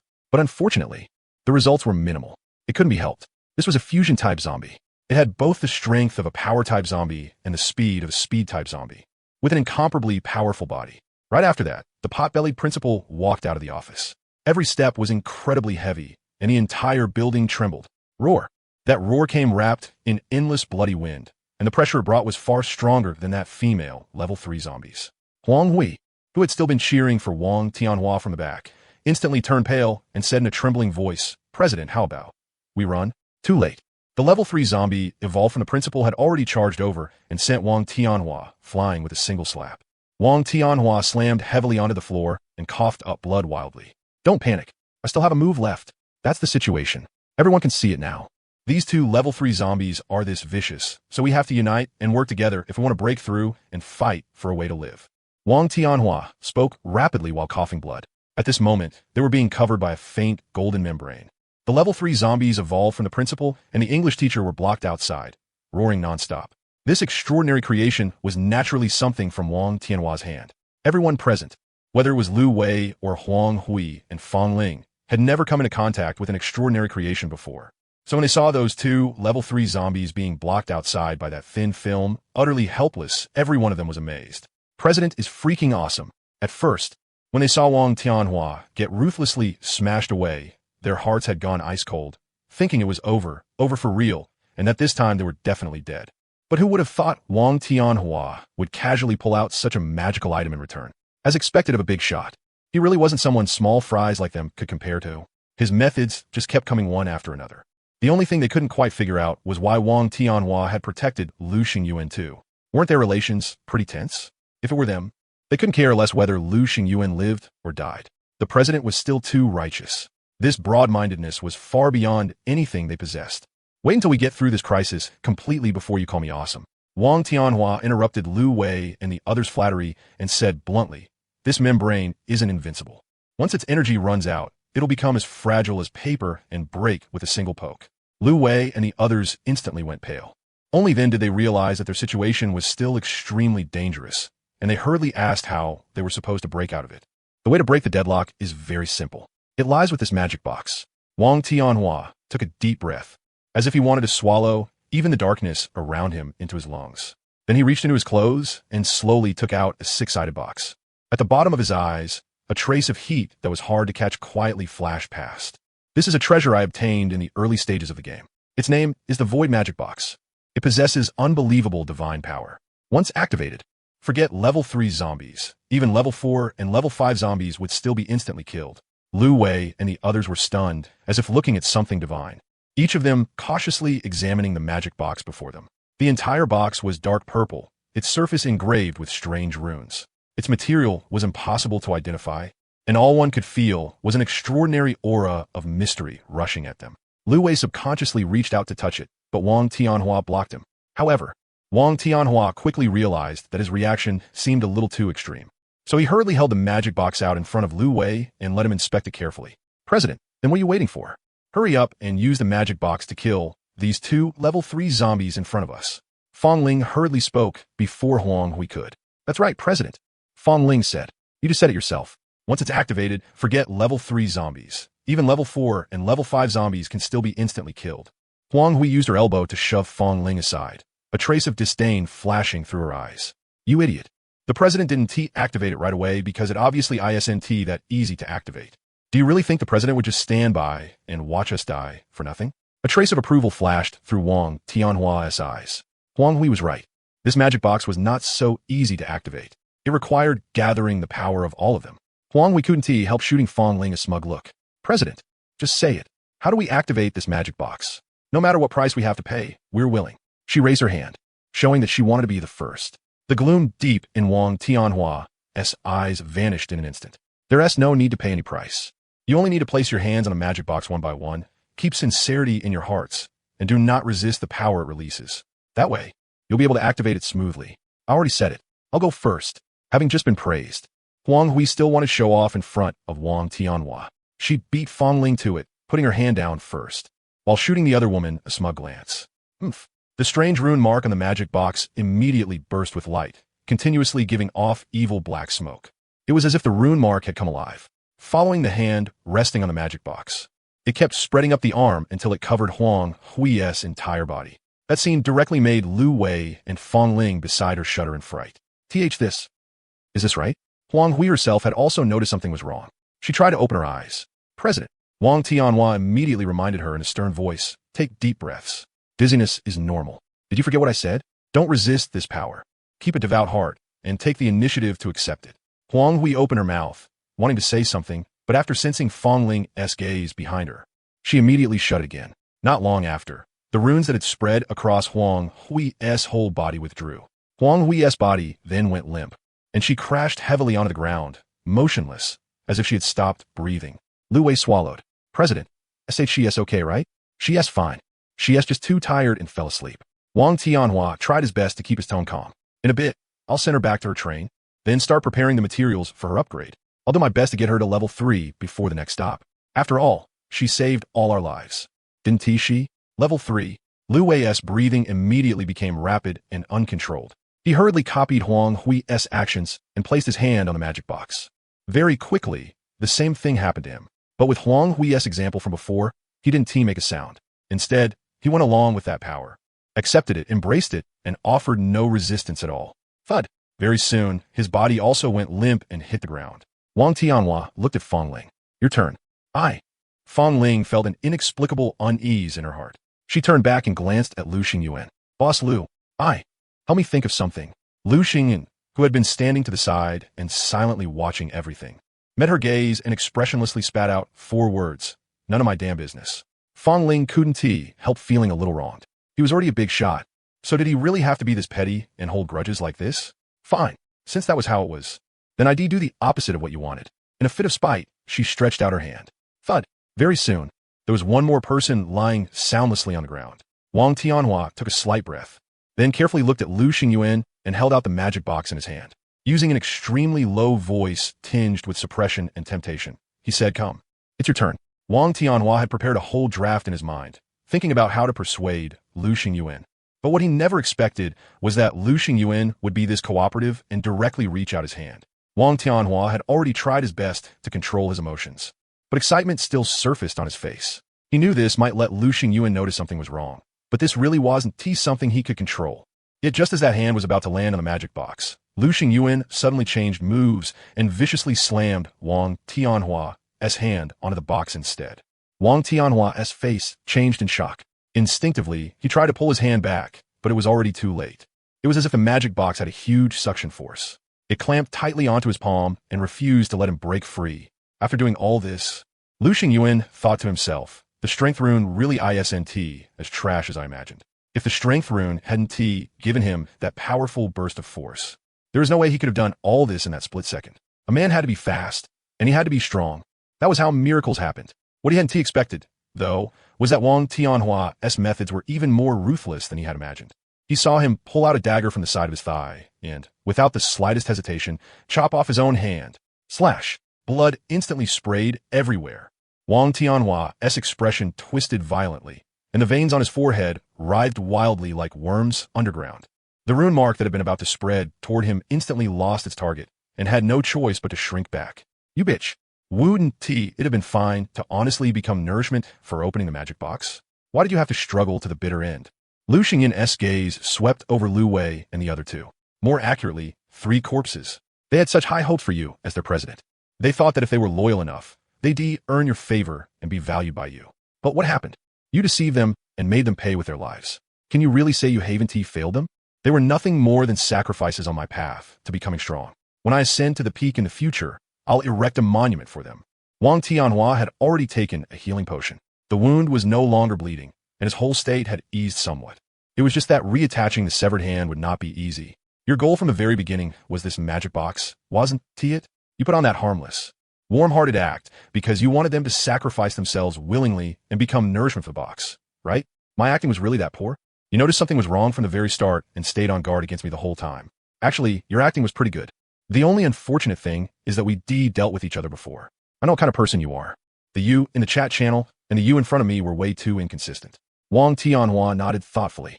Looks like I should act like some nice old guy in the chat channel. That way, I'll be able to deceive more conductors and make them trust me even more deeply. Then he suddenly changed the topic. Enough of that. Join my Tianhua Association. I'll make you existence number 0002, second only to me in status. Believe me, if the 2 of us join hands, we'll definitely be able to conquer the entire train world and become the greatest conductors. Lu Xingyuan nodded. Sure, but before that, you have to tell me what this magic box actually does. Wang Tianhua fell silent. You don't believe what I said earlier? Lu Xingyuan let out a regretful sigh. You keep talking about joining hands with me, but in the end, you don't trust me at all. You're guarded against me at every turn and holding things back at every turn. Forget it. Wang Tianhua shook his head, his eyes gradually turning vicious. I've changed my mind. One great conductor is enough, and that's me alone. There is no need for one more you. It was as if the two of them were perfectly in sync. They moved at the same time. Lu Xingyuan drew his gun and fired. Bang! Wang Tianhua made a grasping motion with his hand. Whoosh! The bullet did not hit. At that critical moment, ripples spread through space, and the bullet's trajectory changed, ending up miles away from Wang Tianhua. The power of space was actually this terrifying. Witnessing all this, Lu Xingyuan let out a regretful sigh. Right after that, a bloody, fishy wind surged and raged behind him. It was the English teacher. It was preparing to teach Lu Xingyuan English. 10 long, sharp fingers kept flashing with a cold gleam. Lu Xingyuan's brows lifted slightly. Wang Tianhua really had too many tricks. Without making a sound, he had actually teleported Lu Xingyuan out of that protective barrier. That way, Lu Xingyuan naturally became the top target of those two level 3 zombies. But fortunately, using spatial teleportation was also an enormous drain on Wang Tianhua himself. At this moment, his face was pale, his chest rising and falling violently. His body had clearly already been pushed past its limit. He bared his teeth at Lu Xingyuan in a sinister grin. Enjoy yourself. After saying that, he stopped paying further attention and instead focused fully on fiddling with the magic cube in front of him. All 10 souls had finally been gathered. At last, it could be opened. Whether there was one more soul from Lu Xingyuan or one less soul from Lu Xingyuan didn't really matter. He had only wanted to get rid of Lu Xingyuan while he was at it. It was just that the other party refused to fall for it and was steady as an old dog. Since that was the case, he could only let it go. What a pity that only willingly offered souls counted. Otherwise, there would have been no need to go through so much trouble. All along the way, he had lied and acted nonstop. He had practically polished his acting skills to perfection. Fortunately, now the time to reap the rewards had finally come. With an excited heart, he pressed the 6 sides of the magic cube one by one in order. Immediately after, a crisp click sounded. The magic cube slowly opened, and a thick cloud of black smoke poured out, forming a bottomless black hole. Wang Tianhua felt a sudden palpitation for no reason and subconsciously moved a little farther from that black hole. Gradually, it seemed like something was about to be spat out from within the black hole. Wang Tianhua saw it clearly. It was a black statue, only about the size of a fist, and it looked utterly ordinary. But he knew very well in his heart that this was absolutely no ordinary object. After all, he had spent so much effort to open it. How could it possibly be something plain and unremarkable? At last, he saw the true form of the statue clearly. It was a little figure sitting upright at a computer desk, looking listless and drained. The little figure's face was too unclear to tell whether it was male or female, but he could still sense endless resentment filling that face. What the hell? Wang Tianhua froze for a moment. Yet in just that brief instant of distraction, that little statue had actually disappeared. Wang Tianhua jolted violently. Then he saw Lu Xingyuan in the distance, sprinting away at top speed, heading straight for the train platform. As for those two level 3 zombies, at some unknown point, they had already been split into 2, as if carved apart by some sharp weapon, becoming cold corpses. His blood pressure shot up instantly, making Wang Tianhua's vision go black. The next second, a furious roar burst from his throat, one that would make even zombies tremble in fear if they heard it. Fuck, your mother. High-level extraordinary objects really were far better than low-level ones. Lu Xingyuan suddenly understood that saying from the photography world, one level bigger in sensor size can crush people to death. If it had been before, facing these 2 level 3 zombies would have definitely left him in a terrible state. But unfortunately for them, he had successfully transformed and reassembled the silent breath dagger into purple lightning. Did they even understand what a level 3 extraordinary object meant? At first, the zombies transformed from the principal, and the English teacher didn't understand. But very soon they did. With the enhancement of the strength rune, purple lightning displayed a terrifying power beyond imagination. Blade up, blade down. The entire battle lasted only 3 seconds before it was declared over. Could anyone say Wang Tianhua was stupid? He hadn't wasted time standing there like some idiotic villain, throwing out meaningless taunts. On the contrary, he had already made use of every second as much as possible, and he had been cautious enough. He just hadn't expected Lu Xingyuan's combat power to be this outrageous, ending the fight within 3 seconds. He also hadn't expected that in just that tiny moment of distraction, Lu Xingyuan would snatch the thing away. Did you fucking turn on auto-loot, or what? Lu Xingyuan himself had no idea what the thing even was. Anyway, his thought process was simple. If Wang Tianhua had gone through that much effort to get it, then it had to be something good. Grab it first and talk later. As for after grabbing it, run immediately. Don't stay. Don't ask questions. Don't taunt. But even though he was already sprinting with all his strength, he still couldn't beat the fact that the other party controlled spatial power. After several spatial blinks, the other party caught up. Die for me, you bastard. Faster than Wang Tianhua's cursing was Lu Xingyuan's bullet. He turned around directly and fired several shots in a row. The power of the explosive flame bullets was enormous. In the curtain of rain, they blasted out a dense burst of firelight, instantly evaporating the rainwater and stirring up a thick cloud of steam. But Wang Tianhua wasn't some pushover either. He had long since been on guard. Fuck, that dog bastard is way too sneaky. How could I not be on guard? Ripples spread through the space in front of him. The explosive flame bullets seemed to pass through his body and exploded behind him instead. Immediately after, he endured the splitting pain in his head and firmly locked onto Lu Xingyuan in front of him. Spatial severing, but as if they had some kind of tacit understanding. At the exact moment he moved, Lu Xingyuan moved too. Dust-scattering smoke pouch. With a bang, the smoke pouch exploded instantly, centered on Lu Xingyuan. Thick smoke and dust spread everywhere. Wang Tianhua immediately lost sight of the target. Then the smoke and dust swallowed him as well, making him completely lose his sense of direction. His expression darkened, and he repeatedly used spatial power to disperse the smoke, even though he was already moving fast enough. Lu Xingyuan's figure still disappeared from before his eyes. Fuck! He quickly chased toward the platform, but all he saw was the train tail growing farther and farther away. 11 o'clock. The road was clear. Departure permitted. After that, the empty train belonging to Lu Wei and the others also automatically departed. Wang Tianhua slammed his fist hard against the railing beside him, his eyes so vicious it looked like he wanted to eat children alive. Lu Xingyuan, this isn't over between us. You dare to steal my stuff. I'm going to skin you alive and tear your bones apart. The more he thought about it, the angrier he got. The more he thought about it, the more wronged he felt. He had worked so hard for so long, only for it all to become someone else's wedding dress in the end. And that person just happened to be the one he hated most, the one he loathed most. You can't play like this? Okay. When he arrived in front of his own train, Wang Tianhua's expression suddenly changed. There were several black dents on the carriage, and the windows had also been shot out. A picture had already formed in his mind. Lu Xingyuan had sprinted all the way back to his own train, and the moment the hand pointed to 11 o'clock, he immediately pressed the departure button. Then while the train was moving, when another train passed by his own, he seemed to think of something, pulled open the carriage door, and without the slightest hesitation, pulled the trigger again and again. Very soon, a high-priced bounty from the Tianhua Association appeared in the chat channel. Any conductor who can kill Lu Xingyuan may bring his head to the Tianhua Association and exchange it for 100 train coins. The moment this bounty was posted, it instantly blew up the entire chat channel. Holy shit, am I seeing this right? 100 train coins? That is fucking insane. What exactly did Lu Xingyuan do to make the Tianhua Association put out such a huge bounty? Brothers, that is 100 train coins. Whoever gets that reward, forget everything else. They can at least level up smoothly to level 5. Am I the only one curious whether the Tianhua Association can even pay that many train coins? Why do I feel like yes, just talking big? Does anyone know the inside story? What exactly happened? Why would the Tianhua Association suddenly put out such a sky-high bounty? I want the gossip. I want the gossip too. We, the Jingyan Brotherhood, officially oppose the Tianhua Association's hegemonic behavior. Lu Xingyuan, are you interested in joining our mutual aid association now? As long as you join us, I guarantee the Tianhua Association won't dare touch a single hair on your head. If conductor Lu Xingyuan is willing to open all his collections and let us choose freely, then our Crimson Legion can offer you protection. Although I don't know exactly what happened, I believe it definitely wasn't Boss Lu's fault. Boss Lu is a very good person. There's no way he would ever do anything wicked or harmful. Tianhua society should look for problems in themselves. He took off his clothes, wrung out the water from them, then hung them by the warm sunstone to dry. Gu Wanqing's 3 pairs of underwear were already dry, warm to the touch, and even carried a faint sun-baked scent.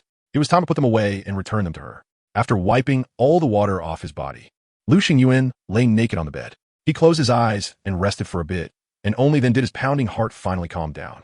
Wang Tianhua was an expert. That move with spatial power had endless variations, and he also had all kinds of bizarre tools on him. Good thing he had been one step ahead. Otherwise, he really would have been done for. Sure enough, he still couldn't underestimate the heroes of the world. If someone could build such a massive force, how could he not have some real skills? Under the warm sunstone's continuous effect, the dampness on Lu Xingyuan's body quickly disappeared. His whole body turned dry and comfortable, making him feel incomparably refreshed. He got up and walked to the operation console. Gu Wanqing's private chat was at the very top. Good. She's not dead yet, so I can relax. Gu Wanqing, What exactly did you do that was so outrageous that they're offering a sky-high bounty of 100 train coins for you? Lu Xingyuan looked through the chat screenshots she had sent over and quickly figured out the whole story. 100 train coins, huh? You're really willing to spend. You've almost got me want to turn my own head for that bounty. Lu Xingyuan didn't answer that question. Instead, he asked about Gu Wanqing's condition. How are you? Feeling any better? What dampness level are you at now?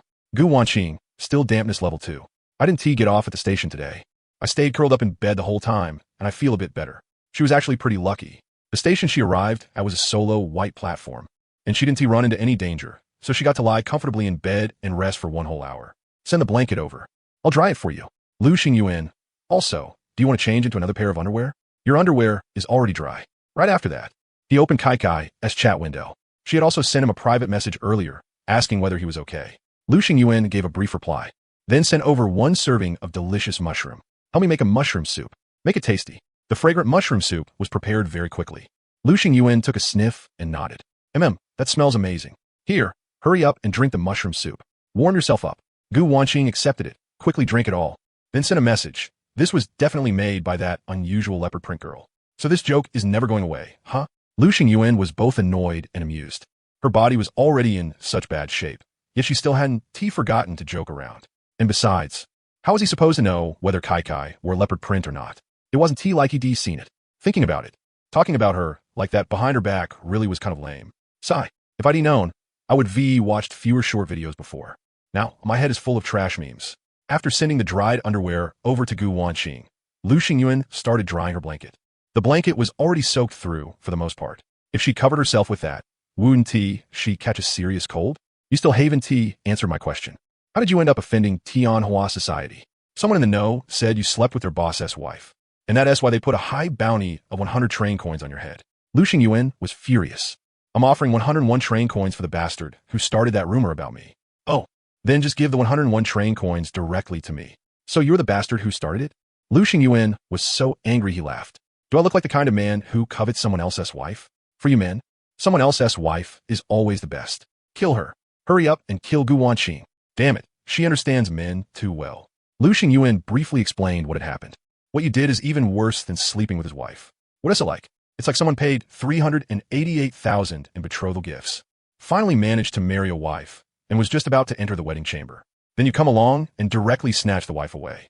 The poor lawful husband didn't even get to enjoy anything first. Lu Xingyuan fell silent. They say crude words can still carry reason, but yours are way too crude. After teleporting the dried blanket over to Gu Wanqing, she went to sleep. Wrapped in the dry blanket, she looked like a spring roll. She said that was the only way she could fall asleep faster. Lu Xingyuan reminded her to wake up after 1 hour and switch blankets. He simply boiled 2 handfuls of hanging noodles and cracked in 2 rooster eggs.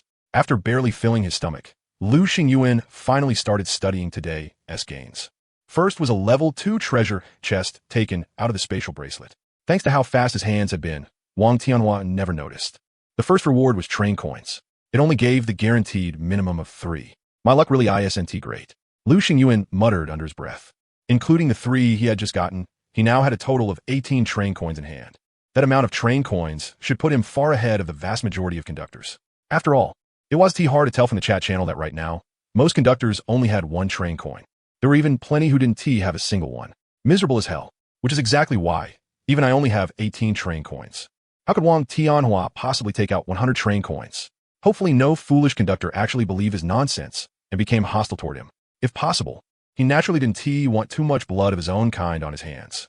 After all, in this cruel train world, everyone was struggling with all their strength just to survive. Of course, there was more than just that in the treasure chest. There was also a case of 500 milliliter bottled mineral water, 24 bottles total. Just in time, his own water supply was almost used up, so this counted as a timely replenishment. The rainwater outside was filthy and muddy. Although many conductors, forced by survival, had risked using it to quench their thirst, Lu Xingyuan already had other options, so there was no need for him to gamble with his own safety. The rest of the contents in the treasure chest were upgrade materials: 100 units of wood, 100 units of metal, 20 units of glass, 10 units of rubber. Actually, that was pretty good too. After all, in the past few stations, Lu Xingyuan hadn't collected any upgrade materials at all. On the contrary, his wood had been continuously depleted. Even the metal showed signs of corrosion. Thinking of this, he checked the materials needed to upgrade from level 3 to level 4.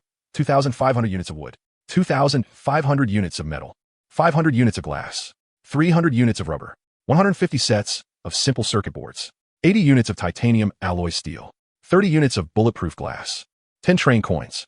That's right. Not only had the required materials increased drastically, but new materials had also been added. And that was even the most important part. The most important part was that the upgrade actually consumed train coins. Damn it, the ways to obtain train coins were already so limited, and now everywhere you looked, things needed train coins. Lu Xingyuan only felt like the money in his pocket wasn't enough. Rubbing his throbbing brow, Lu Xingyuan set the upgrade matter aside and began studying that little figurine statue. Why does this thing feel so ominous? So evil? He muttered quietly in his heart, and the detailed information about the item appeared before him. Leave on a whim. Category: World Wonder. Description: toss in the corresponding amount of train coins to begin a leave-on-a-whim journey that ignores the rules of the world. World Wonder? Lu Xingyuan's eyelids twitched wildly. Baseline creations, extraordinary creations, and now there's another World Wonder? And the key point was, it actually had no level distinction. After carefully reading its description several times, Lu Xingyuan felt like he roughly understood what it meant. In other words, I could go to one more platform. The rule of this world was that every train conductor could only reach one new platform per day. But with this World Wonder, he could completely go to 2 platforms in a single day and get 1 extra chance to explore. It looked pretty awesome, but the startup cost was 20 train coins? Are you sure you're not joking with me? So this was the price of a trip you could leave for a moment's notice. And Lu Xingyuan oddly felt a bit of irony in it, because the wonder looked like a little person desperately working in front of a computer desk. The endless resentment radiating off him was enough to prove what kind of workhorse slave he was. 996? No, 007. Making a workhorse like that start a spontaneous journey. Wasn't that absurd? Without enough coins, it simply couldn't be activated. And even if he had them, Lu Xingyuan wouldn't be willing to spend them. He could only stuff the item into his spatial bracelet. But the result? Unable to carry? The two fundamentally weren't things from the same dimension, so naturally it couldn't be stored inside. This really gave me a huge problem. Lu Xingyuan had a bit of a headache. This thing was so valuable that he naturally had to keep it on him. Leaving it in the train definitely wouldn't be safe. But the problem was that it couldn't be put into the spatial bracelet right now. Did that mean he had to keep it in his pocket the whole time? He could barely manage to keep it in his pocket, but it still wasn't all that secure, nor was it very convenient. In the chat channel, the discussion quickly shifted from the sky-high bounty to the harsh survival environment at this stage. After all, no matter how outrageous the bounty was, it had nothing to do with the vast majority of people. The bounty of 100 train coins itself was already Lu Xingyuan's strongest warning.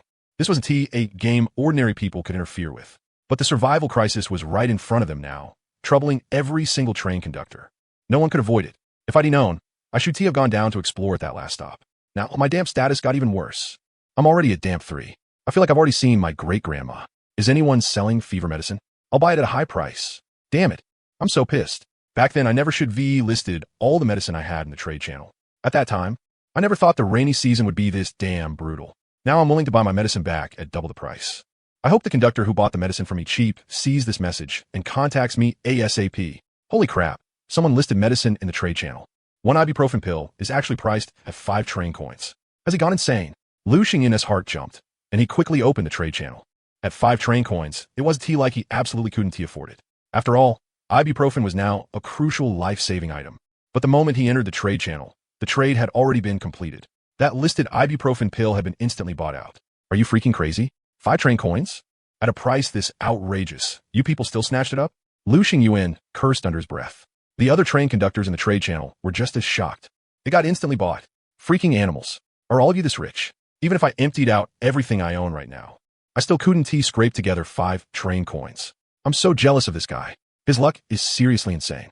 He actually got a whole pack of ibuprofen from treasure chest, 12 pills in total. He is living the dream now. This guy listed more. Holy crap. Now he is selling 1 ibuprofen pill for 10 train coins. He is literally jacking up the price on the spot. 10 train coins. Lu Xingyuan's teeth ached.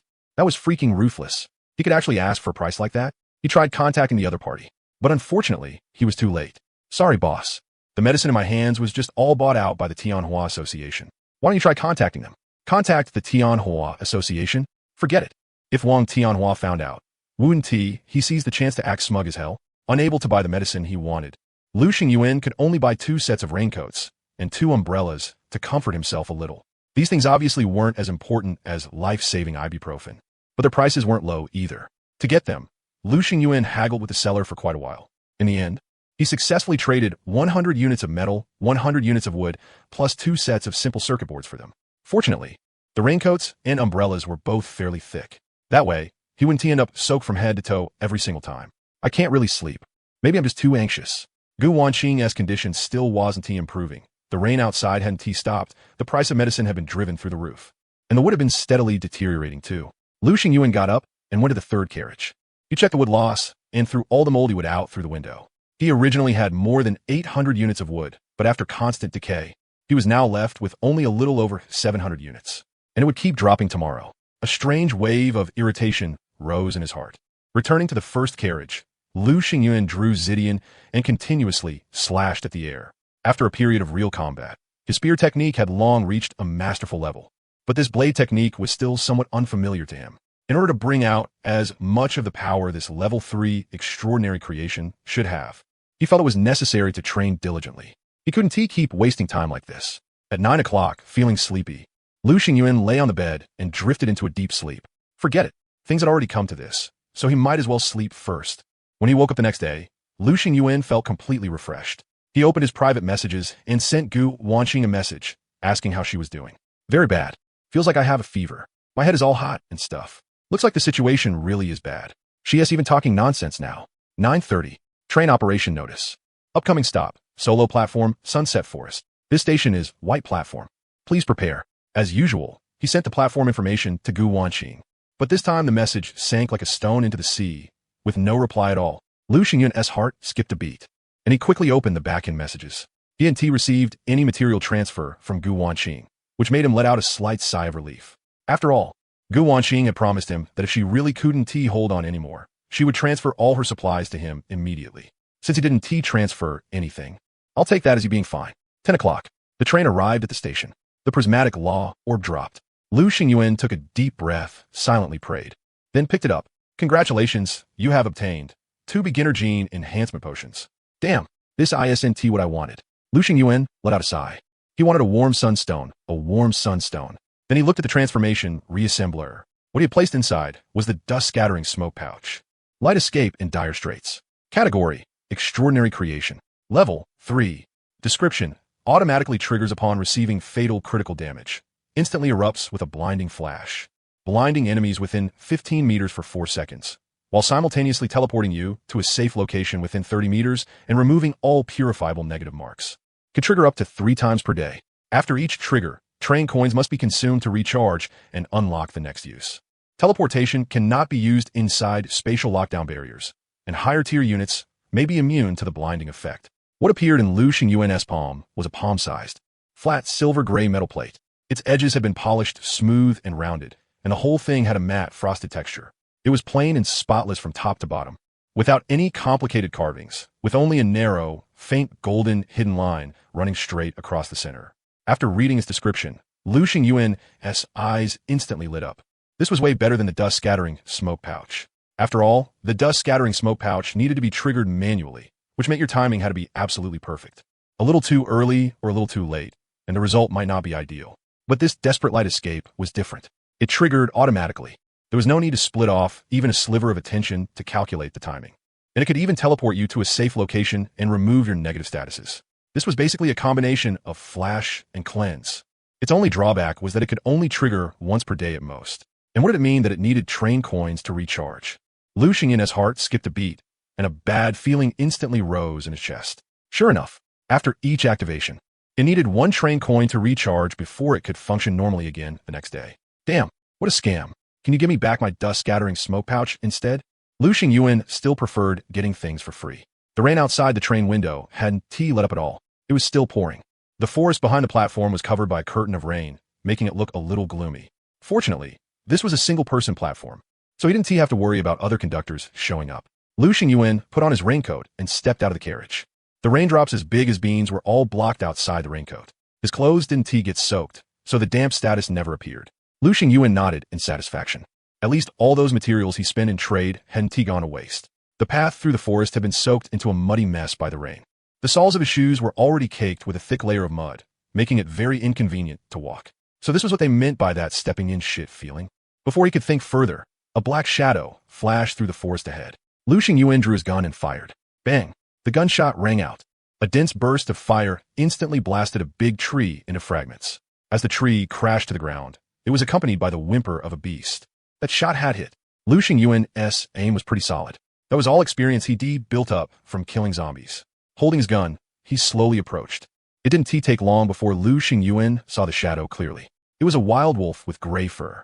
Its eyes were vicious, its claws sharp, and its fangs pointed. Unfortunately for it, half its body had already been charred black from the explosive flame bullet, and blood was still pouring from the wound. Even so, it remained ferocious, continuously letting out low growls full of threat at Lu Xingyuan. Lu Xingyuan drew Zidian and cut off its head with one slash. What a waste of a fine wolf pelt. He sighed regretfully. Then he put the spoils into his spatial bracelet and continued deeper into the forest. If he remembered right, wolves were supposed to be pack animals. If there was one, then there had to be 2, 3, or 4. Lu Xingyuan put away the explosive flame revolver in his hand and tightly gripped Zidian. Getting a few wolf pelts wouldn't be bad. And wolf meat was also a high-quality source of protein. He'd heard it didn't taste very good, but with Kai around, with her cooking skills, she should be able to make wolf meat extremely delicious. The earlier gunshot and that wolf's dying whimper had already drawn the pack's attention. Before Lu Xingyuan could move much farther, several black shadows darted out from among the trees. Every single one of them was a wild wolf with gray fur. Some were big, some were small. The biggest one was 1.5 times larger than the beast he had killed earlier. Wolves were ruthless and didn't waste words. The moment they saw him, they pounced straight at Lu Xingyuan without the slightest hesitation. The growls rumbling in their throats were intensely intimidating, but Lu Xingyuan was, after all, a seasoned expert. He stood where he was, completely unmoving. If he weren't worried that moving too much would damage the raincoat on his body, he would be taken the initiative long ago. His ears perked up, listening to the howling wind.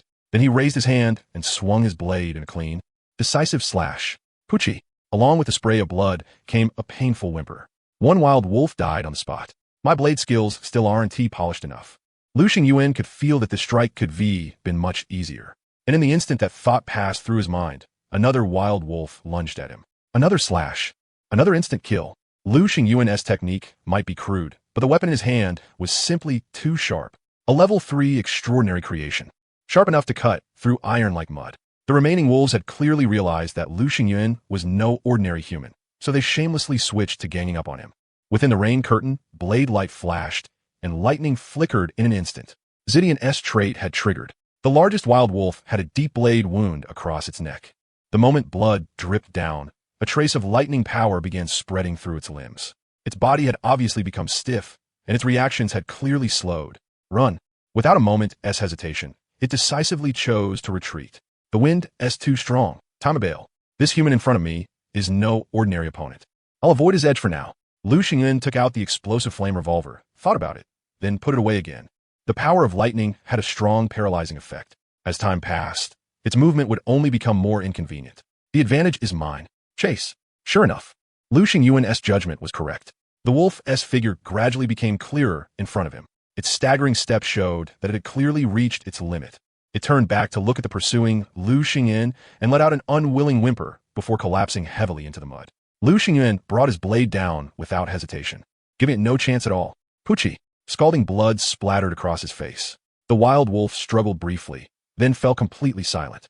The storage in his spatial bracelet had already reached its limit, so there was no way to put it inside. 20 kilograms really wasn't enough. Lu Xingyuan could only hoist it up and carry it back to his carriage. So heavy, it had to weigh at least 150 Gene.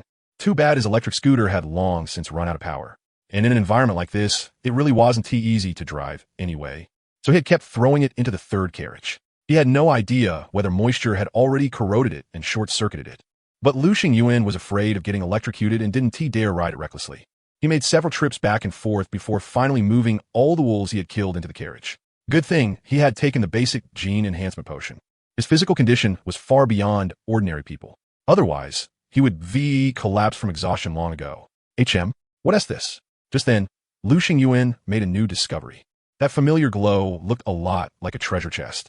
He walked over and pushed aside the branches. Sure enough, it really was a treasure chest, hidden away tightly enough.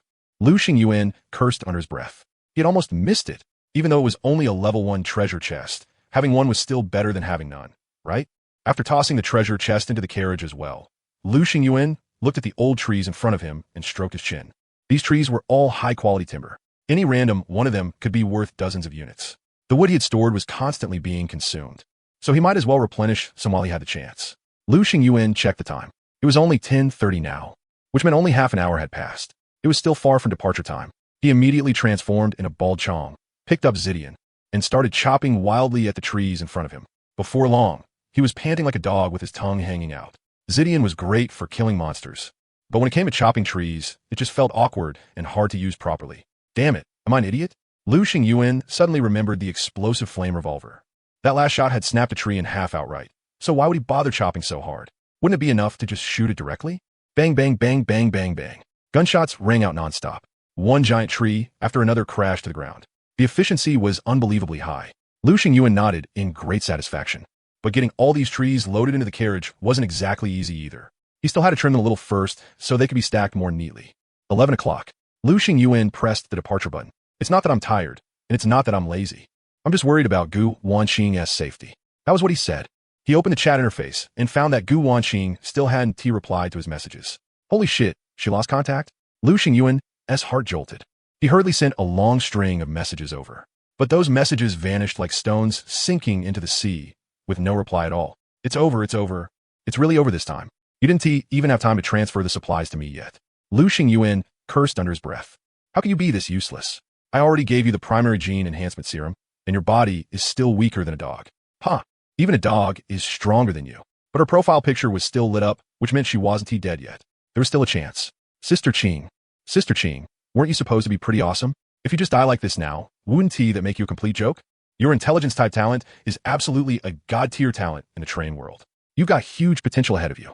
Are you really willing to just die like this? There's definitely still a solution. Lu Xingyuan bit his finger as his brain spun frantically. Treasure chest.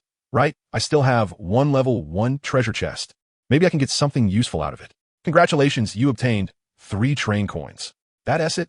That's all that was in the treasure chest? Lu Xingyuan's vision went dark, and he nearly coughed up blood. Come on, stop joking with Brother Lu, okay? Damn it, can't you give me something actually useful? Wait, I still have one more move. Lu Xingyuan suddenly slapped his thigh, and his eyes lit up at once. As they say, heaven always leaves a way out. That's right, exactly. This is what they mean by leaving on a whim. 20 train coins, right? I've got enough now. It's time for a trip the moment I decide to go. Lu Xingyuan gritted his teeth, stomped his foot, and immediately activated the world wonder in his hand. At once, 20 train coins turned into a stream of light and poured into that little figurine sculpture. The little figure, which had looked completely drained and half dead just moments ago, instantly came alive. It smashed the keyboard, flipped the table, grabbed its bag, and ran off on the spot. Holy shit, that's awesome. Lu Xingyuan was dumbstruck. Right after that, a prompt sounded in his ear. The trip the moment you decide to go has begun. Train operation notice. Next stop, single-person platform, Empire Graveyard. This station is abandoned platform. Please prepare yourself. What? Abandoned platform? Lu Xingyuan rubbed his eyes hard to make sure he wasn't seeing things, and only felt his vision go black again. Where the hell did this take me? Why did an abandoned platform suddenly pop out of nowhere? How is this okay? He had originally thought it would be like a normal arrival, taking him to an ordinary platform. But from how things look now, he felt like he had seriously underestimated the power of this world wonder. The place it took you on a trip was a special platform. There was probably no normal way to reach this kind of platform, right? Lu Xingyuan suddenly felt nervous, suddenly uneasy. 5 minutes later, the train arrived at the station. A prismatic orb dropped down. Lu Xingyuan took a deep breath and picked it up. Congratulations, you obtained Warm Sunstone. It's here. It finally came. Lu Xingyuan's eyes instantly turned moist. Then he looked at the Transformation Recombiner. What he chose to place into it was the primary gene enhancement serum he had just gotten. Congratulations, you obtained Intermediate Healing Potion. Intermediate Healing Potion. Category, Standard Creation. Level, Level 2. Description, after consumption, it can cure the consumer's common illnesses. It is ineffective against severe conditions and curses. A double jackpot. Who in the family understands this? A total unlucky bastard actually got a double gold drop. For the current Lu Xingyuan, these 2 items were without a doubt golden legends. They were exactly the kind of life-saving items he needed most. The kind that could solve his urgent crisis. Sigh. If only you 2 had come earlier. Then I wouldn't have had to spend 20 train coins on this trip the moment I decided to go. Looking out the window, Lu Xingyuan's heart pounded wildly. The earth had long since died. Gray-white dust stretched all the way to the horizon, and the surface was covered in countless circular craters, some as large as lakes, some as small as bowls, layer upon layer, dense as a honeycomb. There was no wind, no sound. Even the air itself felt like it had been frozen for hundreds of millions of years. At the edges of the craters, twisted stone pillars occasionally stood upright, as if some force had melted them in an instant and then cooled them again, preserving their posture or struggle. This place actually wasn't affected by the rainy season at all. Not a single drop of rain could be seen outside. This. Am I supposed to get off the train? Lu Xingyuan swallowed with difficulty. A vast terror kept spreading through his heart. Getting off here meant death. Damn it. What kind of trip the moment you decide to go sends people to a place like this? Geneva, give me my money back. Lu Xingyuan truly wanted nothing more than to smash the little figurine sculpture in his hand. But just because you didn't get off the train didn't mean danger wouldn't come looking for you. In the distant graveyard, a gigantic black shadow, like some earth dragon, kept bursting out of the ground, sending dirt and sand flying into the sky. At first the disturbance was still small, but the farther it went, the more earth-shaking it became, until the whole world trembled.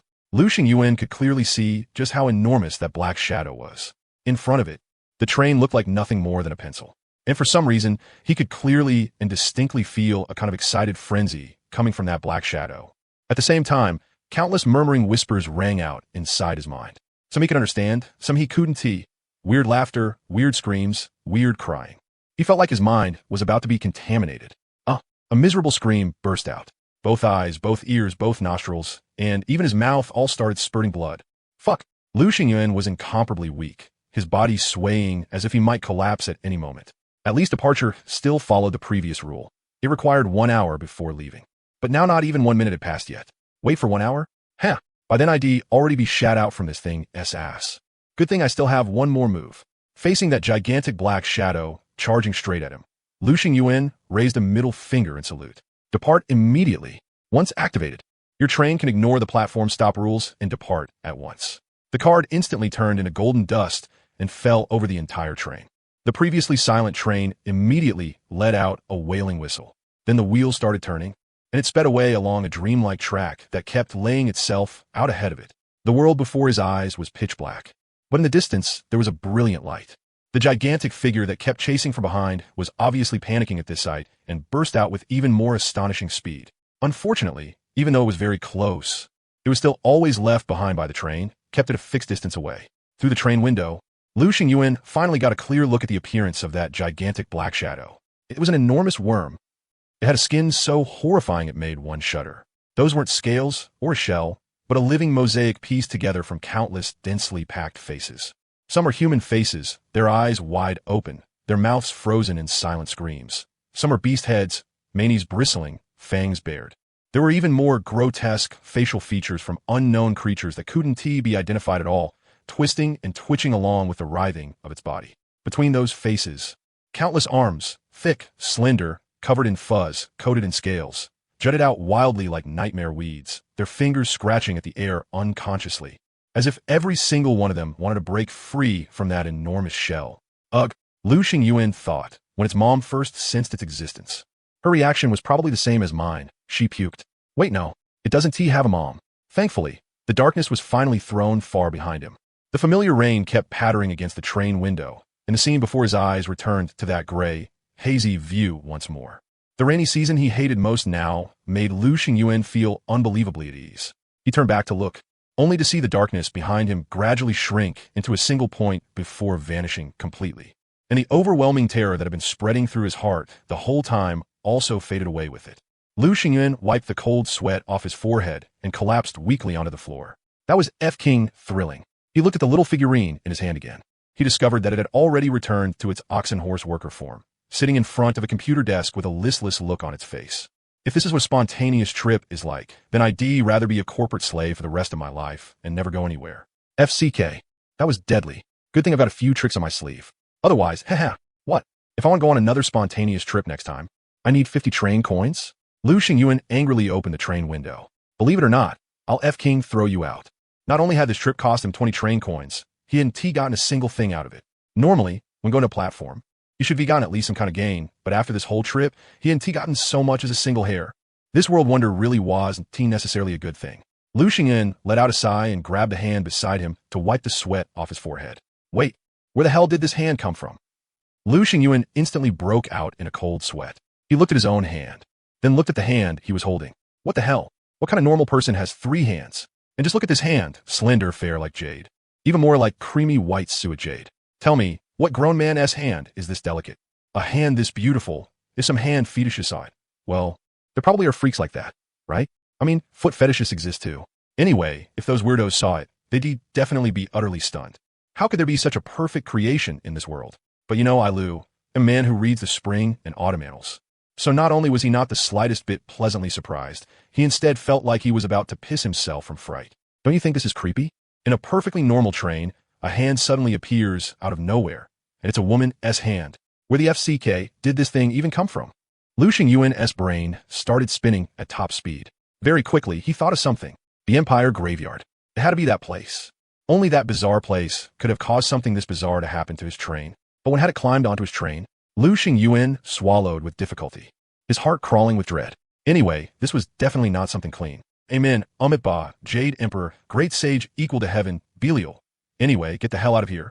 Lu Xingyuan yanked open the train door and kicked. Whoosh. That hand traced a beautiful arc through the air before disappearing into the boundless curtain of rain. Lu Xingyuan wiped the sweat from his forehead, and a slightly relieved smile appeared on his face. Scaring myself for nothing. What hand? There was no hand at all. That bit of memory from just now, delete it from my brain immediately. With one huge leap, Lu Xingyuan jumped straight onto the bed. Then, in the very next second, he fell silent. That hand was lying quietly on the bed, and it had even thoughtfully tucked itself in with a little blanket. Even though it was only a hand, Lu Xingyuan could somehow read a trace of laziness and comfort from it. Tucked in under a little blanket and lying on the bed, it sure is comfy. Lu Xingyuan fell silent. Hallucination. This had to be a hallucination. As long as I pretend not to see it, then I can just act like it never appeared. Gu Wanqing must be put too much pressure on me, so now I'm having mental problems. I'm definitely making her compensate me later. Lu Xingyuan quickly got up and stayed far away from the bed. Then he opened the trade window with Gu Wanqing and sent over the warm sunstone and the intermediate healing potion together. Right after that, he kept spamming messages in the chat window to remind her. Wake up, hurry, and accept it. These are life-saving items I busted my ass to get for you. Don't die. If you accept them, you can live. Hurry up. Come on. Truthfully, he was still pretty panicked inside at that moment. After all, if Gu Wanqing really stayed unconscious with a high fever and never woke up, then wouldn't all his hard work have been for nothing? Fortunately, maybe his calling had worked because the prompt of trade in progress very quickly changed to trade completed. Gu Wanqing accepted it. That's good. Not long after, he received a message from Gu Wanqing. Holy crap, I'm alive? I clearly just saw my great-grandma waving at me. Then I dazedly drank the potion you gave me, and all of a sudden I'm full of life again? Brother Yuan is amazing. Your little bro worships you, worships you, worships you. Lu Xingyuan had been somewhat resentful. But after seeing how perfectly Gu Wanqing had delivered that emotional value, his mood instantly improved quite a bit. You sure your body is fine now? Absolutely. I've never felt this good in my life. I feel like I could punch one cow to death. No. 2 cows. Did you activate the warm sunstone? Hurry up and use it, or you'll enter the damp state again in a bit. Got it. Maybe because she had just recovered from a serious illness. Gu Wanqing seemed especially obedient and gentle, like a well-behaved little puppy. To be honest, I've already entered damp 3. I started getting a fever during the daytime yesterday. I just didn't dare tell you back then. I was afraid you'd scold me, so I kept hiding it. I thought maybe if I sweated out a little, I'd get better, but I didn't expect the fever to get even worse. She herself wasn't sure how high the fever had gotten. 40 degrees? 41? Or maybe something even more exaggerated. Anyway, her whole mind had already become muddled. Her vitality was draining away like crazy. If it had been 10 or so minutes later, she probably really would have logged out for good. And the only reason she was able to receive Lu Xingyuan's supplies at the very last moment was pure willpower holding her up. After all, she had made a promise. Even if she died, she would still transfer the supplies over and make some contribution to Lu Xingyuan's journey. So she had dragged that terminally ill body of hers up and struggled to operate everything. See, even at the very last moment, I still didn't forget about you. So I'm supposed to be touched? Lu Xingyuan rolled his eyes irritably. Isn't it because your body is useless? You obviously took a primary gene enhancement potion, but your body is still as fragile as Lin Daiu's. Speaking of that, Gu Wanqing herself also felt a little embarrassed. Starting today, I'll work out, okay? 300 sit-ups every day. I'll strive to get abs within half a month. Right after that, Gu Wanqing started marveling at the warm sunstone again. This warm sunstone feels that good? You really know how to enjoy yourself, kid. The feeling brought by the warm sunstone was like bathing in gentle sunlight at 26 degrees. Warmth wrapping around her whole body, lazy and comfortable. Sister Qing. Lu Xingyuan knew it was time to ask Gu Wanqing for compensation. For your sake this time, I paid a huge price. At this point, he couldn't help glancing at the hand lying on the bed again. Ugh, it was seriously hard to look at. Not only had he almost died at the platform, he had also emptied out every last train coin on him. I'm broke now, boohoo, miserably broke.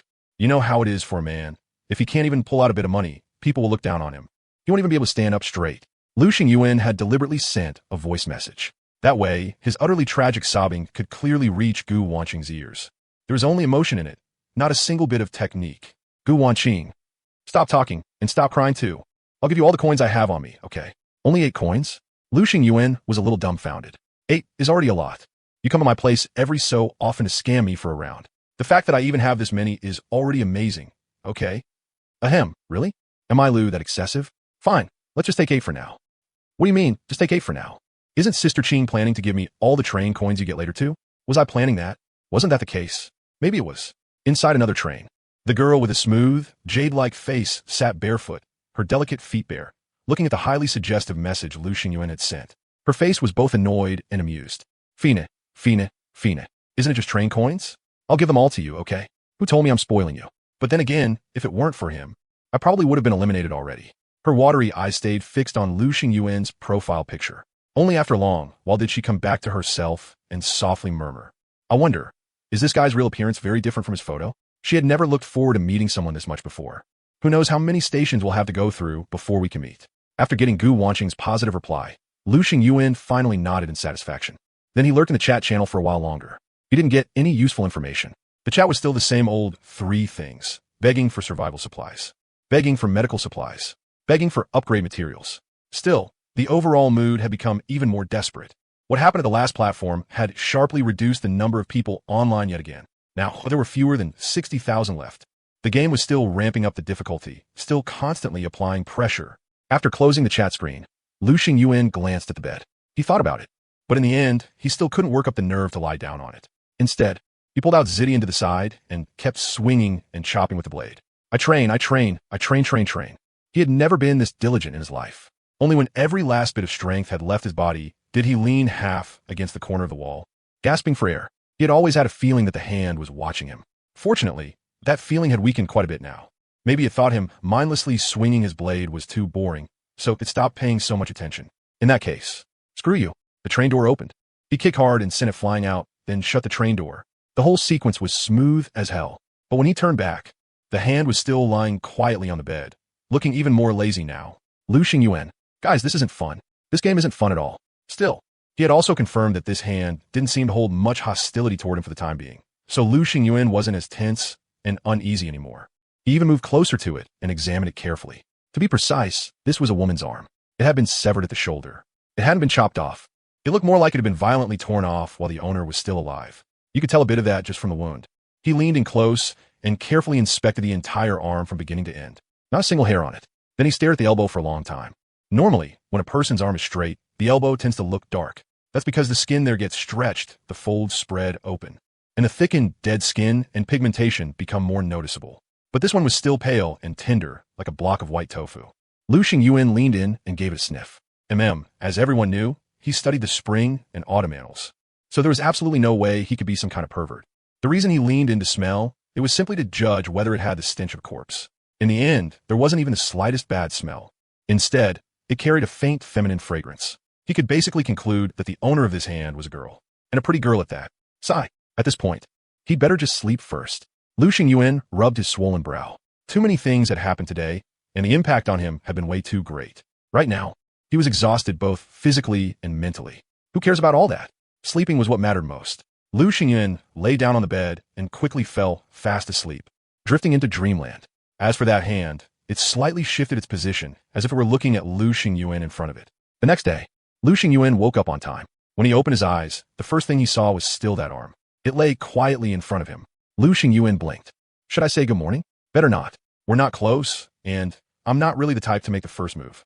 Brush teeth, wash face, eat breakfast. Only then did Lu Xingyuan remember that he seemed to still have 1 tube of beginner gene serum left. Was this thing supposed to be used for morph reassembly? Or just drunk directly? Forget it. Better use it for morph reassembly. Lu Xingyuan thought about it. There really weren't many things left that he could use for morph reassembly now. The blazing revolver was still on cooldown, let alone the other things that had already gone through reassembly afterward. He didn't want to try using train coins for morph reassembly, but those things just wouldn't fit in. He could try this take off whenever thing though. Failed. What about the treasure chest? Failed too. Lu Xingyuan was so mad, he almost flipped the table. And you still dare call yourself a colored hex deck? Geneva, refund me. Then it looked like he could only use this beginner gene enhancement serum for morph reassembly after all. 9:30. Train operation notice. Approaching station, multiplayer platform, fashion amusement park. This station can accommodate up to 3 trains at the same time. This station is green platform. Please prepare. Another multiplayer platform. But fortunately, only up to 3 trains could stop there at once. Lu Xingyuan was actually pretty afraid of dealing with other conductors, because he was rather introverted and afraid of violence. What if someone bullied him? Weak, pitiful, and helpless. Sobi. He sent the upcoming platform information to Gu Wanqing. Fashion amusement park? What kind of trash place is that? Never been there. You're seriously useless. Every time I ask you something, you know nothing. Lu Xingyuan grumbled and cursed. Isn't your intelligence talent a little too trash? Shut. How do you know my talent is an intelligence talent? Why you? We've dealt with each other this many times already. If I still couldn't guess what your talent is, wouldn't that make me an idiot? Oh, then I'll just come clean. My talent is platform intelligence. Gu Wanqing declared that she was done pretending. All information about the station I'm heading to appears in my mind in complete detail. What dangers there are, what treasures there are, what hidden Easter eggs there are, I know everything clearly. And it was precisely because of that she had been able to seek advantages and avoid harm. And as a woman on her own, do so well for herself. Do so well, my ass. If I hadn't saved you, you'd have been dead as hell already. Oh, come on. You keep bringing up life-saving stuff like that, and it gets really boring.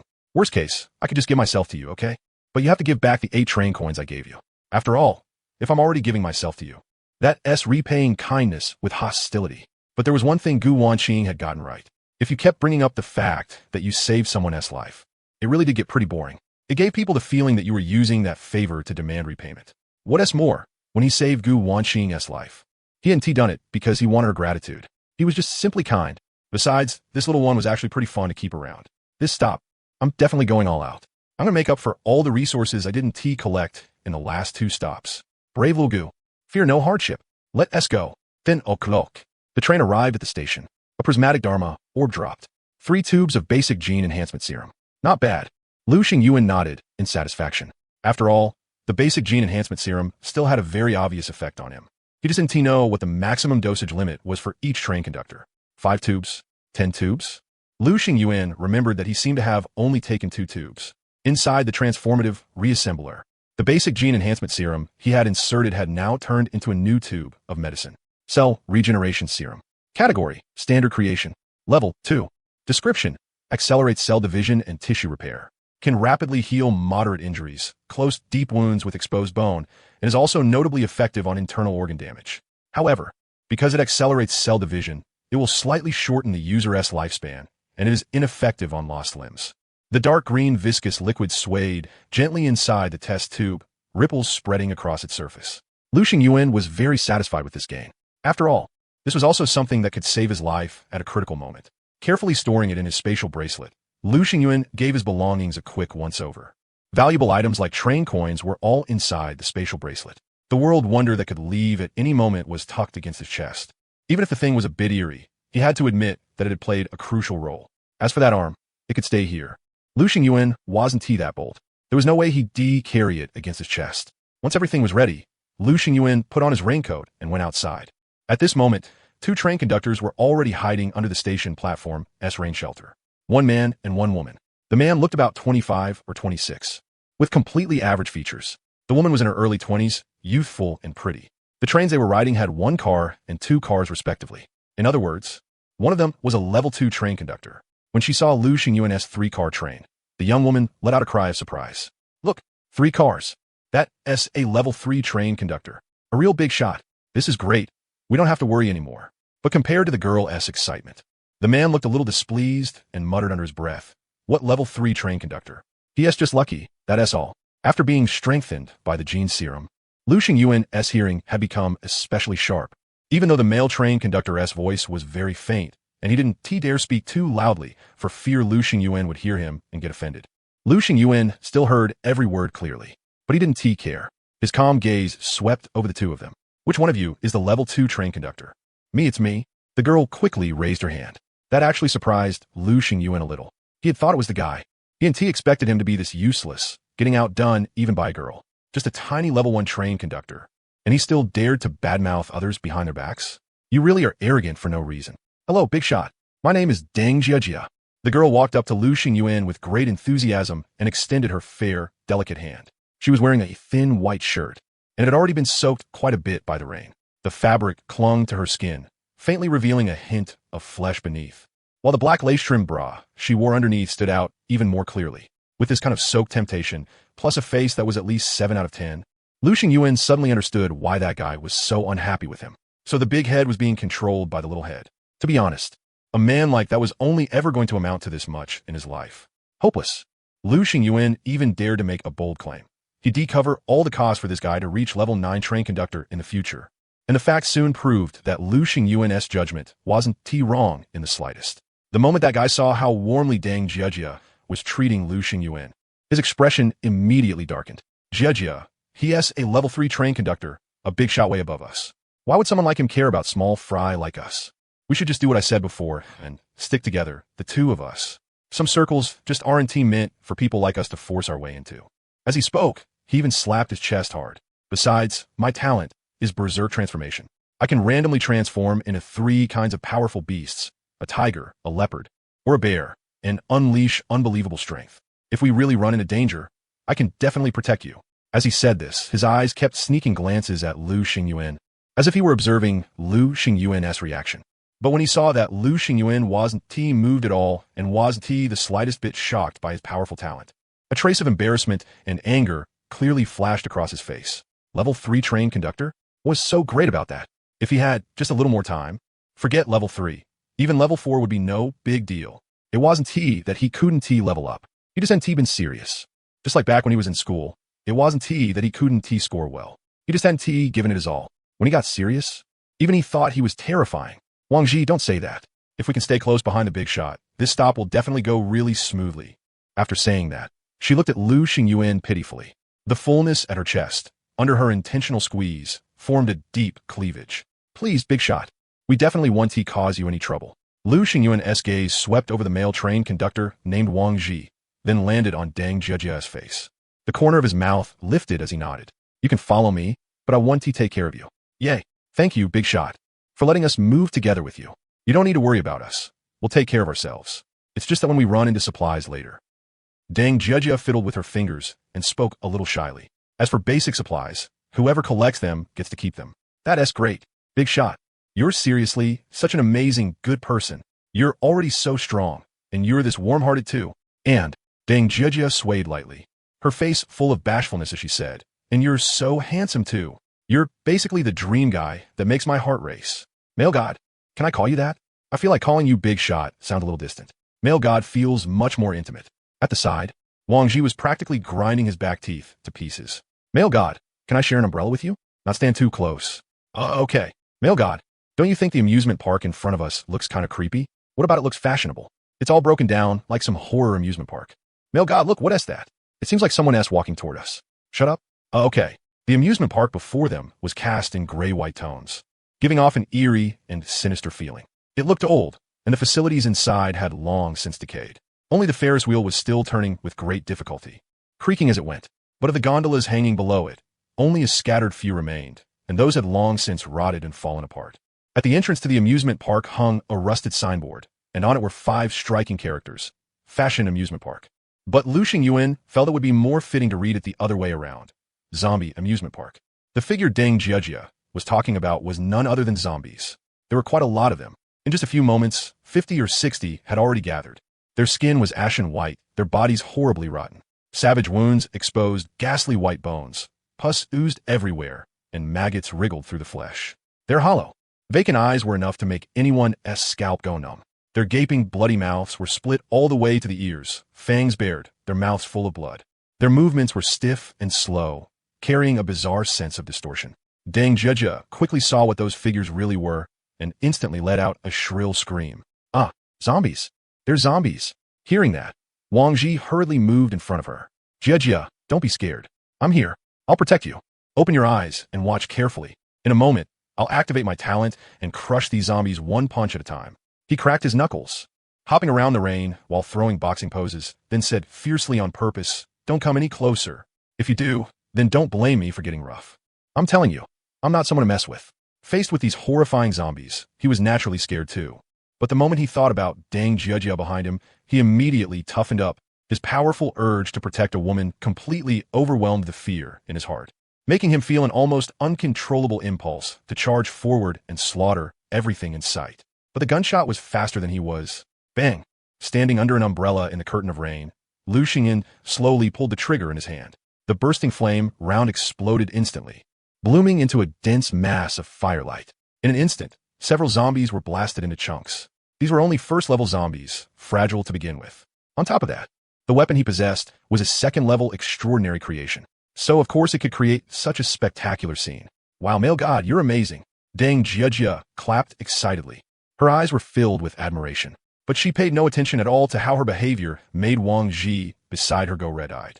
Or rather, she knew exactly what the result would be, but she didn't care. This guy really has no sense of fair play at all. He obviously struck on purpose before I could. Wang Ji cannot take it anymore.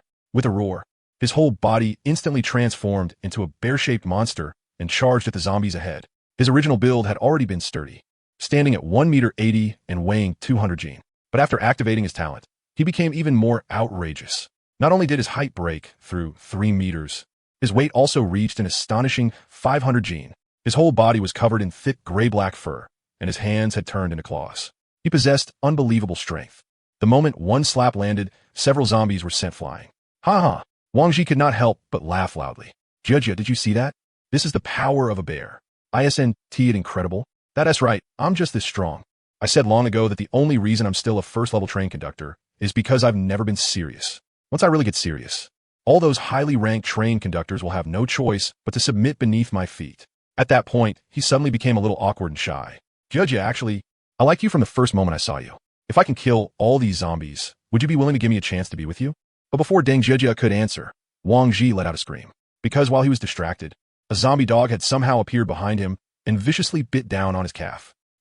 He cried out in pain and kicked the zombie dog in front of him, flying with one leg, his whole body falling into an extremely violent rage. Damn it, you bunch of beasts. How dare you make me lose face in front of Jia? I want you all dead. However, his talent was indeed fierce, but did not last long enough. In only 1 minute, he returned to normal, and a powerful wave of weakness washed over him. His body swayed in the rain as if he might collapse at any moment. Lu Xingyuan, who had originally planned to quietly watch his performance, immediately withdrew his gaze and could not help shaking his head. A man not only had to be fierce, he also had to last. Wang Ji was not only not fierce, he also did not last. A man like that was a terrible deal. Okay? And Lu Xingyuan's reaction just so happened to be fully seen by Wang Ji. He clenched his fists, feeling utterly humiliated and enraged. What hurt him even more was that when Deng Jia saw him in this state, she could not help rolling her eyes. Clearly, she had not said a single word, yet somehow she had already said everything. A second-level zombie soon appeared on the battlefield, but it could not pose even the slightest threat to Lu Xingyuan. His finger kept pulling the trigger, the gun continuously spitting dense firelight. After several explosive flame rounds, that strength-type zombie was blasted directly into a pile of broken chunks. Deng Jia cried out in even greater excitement. Male god, you're way too amazing. That is a second-level zombie, and you just shattered it that easily? You're practically invincible. Right after that, she looked at the violent flame revolver in Lu Xingyuan's hand with feigned curiosity. Male god, does your gun not need bullets? How come I don't think I've seen you reload at all? It's already absurdly powerful, and it doesn't even need reloading. That's way too incredible. Lu Xingyuan swept a calm glance over her. He had no obligation to tell her anything. Stepping over the severed limbs scattered across the ground, Lu Xingyuan held his umbrella and strolled leisurely through the rain, slowly advancing toward the amusement park. Seeing this, Deng Jia had just started to follow when Wang Ji beside her grabbed her arm. He was utterly drenched by the rain now, looking completely miserable, and his face had taken on a strange grayish-white color. His lips trembled as he said, Jia, he doesn't care about you at all, so why bother? You should cherish the person right in front of you. Cherish the ones who cherish you. Deng Jia stood in the rain holding a small umbrella. The rain still dampened her face, and a few strands of hair clung to her cheeks, yet it gave her a kind of tragic beauty. Wang Ji stared in a daze. Jia, you're really too beautiful. But only a moment later, his gaze seemed drawn by a magnet, involuntarily freezing on the patch of smooth, creamy skin at her chest. Her shirt, warmed by her body temperature, lay close against her skin, outlining a hazy silhouette and faintly revealing a blush of color beneath. His Adam's apple bobbed unconsciously, as if a subtle fragrance were floating in the air. Stirring his soul, his heart hardened, and he made a bold decision. Jia, you saw it too. The strength he has is only because he's relying on that gun in his hand. If he didn't have that gun, what would he even be? He wouldn't be worth a damn. If I snatch that gun and give it to you, would you be willing to give me a chance to be with you? He looked straight into Deng Jiajia's eyes. I can tell. You really want that powerful gun. Deng Jiajia's heart trembled, and her gaze instinctively dodged away. What nonsense are you talking about? That SA treasure is important to him as his very life. How could I possibly covet someone else's treasure? You're seriously looking down on me too much. After a pause, she murmured softly again, although that gun really is pretty amazing. Those words were meant for herself, not for Wang Ji. Wang Ji, you better not misunderstand, okay? When the two of them hurried after Lu Xingyuan, they discovered that he had already fought his way all the way to the center of the amusement park. This was exactly where the Ferris wheel stood. A steady stream of zombies leaped down from the Ferris wheel cabins like divine soldiers descending from the heavens. Unfortunately for them, before they could even hit the ground, Lu Xingyuan blasted them into pieces in midair. Right at that moment, an elevator car suddenly fell from the sky and smashed down toward Lu Xingyuan. Deng Jiajia's pupil shrank. She was just about to warn him, but for some reason, the words that reached her lips retreated back down. Fortunately, Lu Xingyuan reacted even faster than they had imagined. It was like he had a radar mounted on top of his head, and he easily dodged it. But the instant the elevator car exploded apart, a level 3 zombie burst out from inside. The feeling this zombie gave Lu Xingyuan was completely different from the fusion-type zombie he had encountered before. Its body was smaller, and it didn't have the gaping, blood-soaked maw of a traditional zombie. Instead, it had a pair of strangely clear eyes. It just stared straight at you, and for no reason at all. That gaze sent a creepy chill through your whole body and made goosebumps rise all over your skin. Its forehead was abnormally swollen, with blood vessels bulging out like tree roots and pulsing. Psychic-type zombie. Level 3. Description: does not devour flesh and blood, only thoughts. Its brain is abnormally active, with black blood vessels under the cortex swelling and throbbing. Silent. Does not chase prey, only tilts its head and stares at targets. Those stared, it will suffer intense headaches, auditory hallucinations, or fall into fearful memories. Can release psychic pulses to drive low-level zombies. Its skull is abnormally hard. A psychic-type zombie? Another new kind of zombie he had never run into before. After a brief 0.001 second of thought, Lu Xingyuan pulled the trigger in his hand. Bang! Flames surged, but the shot went wide, while the psychic-type zombie stood rooted in place without moving at all. Right after that, Lu Xingyuan felt a sharp stab of pain in his brain, as if 1,000 needles were relentlessly jabbing at his nerves. So this was how the psychic-type zombie attacked. It stared at its target and caused the target to suffer intense headaches. And the reason the shot had gone off target was probably because of the other side's psychic attack. Taking advantage of that opening, the other zombies swarmed forward and charged straight at Lu Xingyuan. Level 1, Level 2, packed together so densely they looked like a madly writhing black tide. He done for. Wang Ji cried out in shock, but he had absolutely no intention of stepping up to help. First, he wanted Lu Xingyuan dead anyway. Who told this guy to act so damn cool? Second, this was a level 3 zombie. Even Lu Xingyuan couldn't handle it. So what could he do?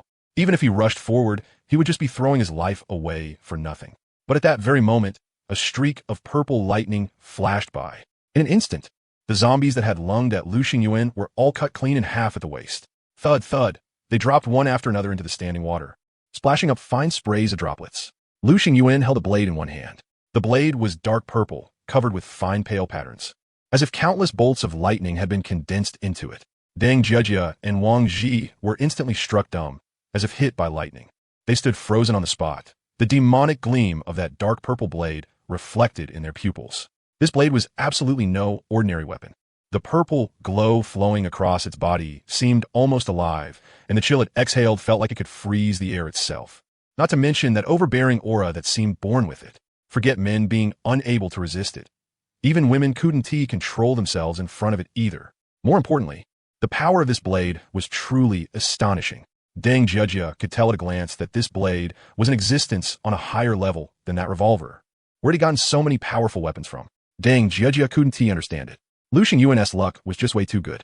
It was honestly hard not to be jealous. The psychic assault made it impossible for Lu Xingyuan to aim properly, but he still had his blade. A blade didn't require that kind of precision. He just had to slash, enduring the intense pain in his head. He lunged straight at the psychic-type zombie in front of him. The purple lightning in his hand split through the curtain of rain, dragging a dim streak of electric light behind it. One of the psychic-type zombie's arms was instantly sliced off. Its psychic attack also faltered for a moment, giving Lu Xingyuan time to breathe. After all, psychic attacks consumed an enormous amount of energy. It had no way of maintaining an uninterrupted assault. Just as Lu Xingyan was about to press the advantage and finish the psychic-type zombie with one more strike, even more level 1 and level 2 zombies surged forward, protecting it and buying it space to escape. Lu Xingyuan raised his blade and brought it down. Those level 1 and level 2 zombies were instantly chopped into chunks of corpse. Suddenly, his step stopped, and he sharply turned his head to look at Deng Jiejia off to the side. Trying something sneaky? Deng Jiejia's body trembled violently. Her senses were only average, but she simply couldn't withstand the terrifying pressure Lu Xingyuan gave off, like some wild beast. Her hands immediately froze, and she forced an awkward smile at Lu Xingyuan. Male god, don't misunderstand. I don't mean anything else. Lu Xingyuan said nothing. He only stared at her coldly. Deng Jiejia swallowed frantically, an inexplicable chill rising in her heart. She didn't get to finish. Slash. A flash of cold light swept past. One of her arms was cut off on the spot. Scalding blood splashed onto the ground, mixing with the rainwater and gradually fading in color. There, right in front of Deng Jiejia, was a treasure chest glowing with silver light. That treasure chest had appeared together with the psychic-type zombie just now. It had been hidden inside the elevator car that came crashing down.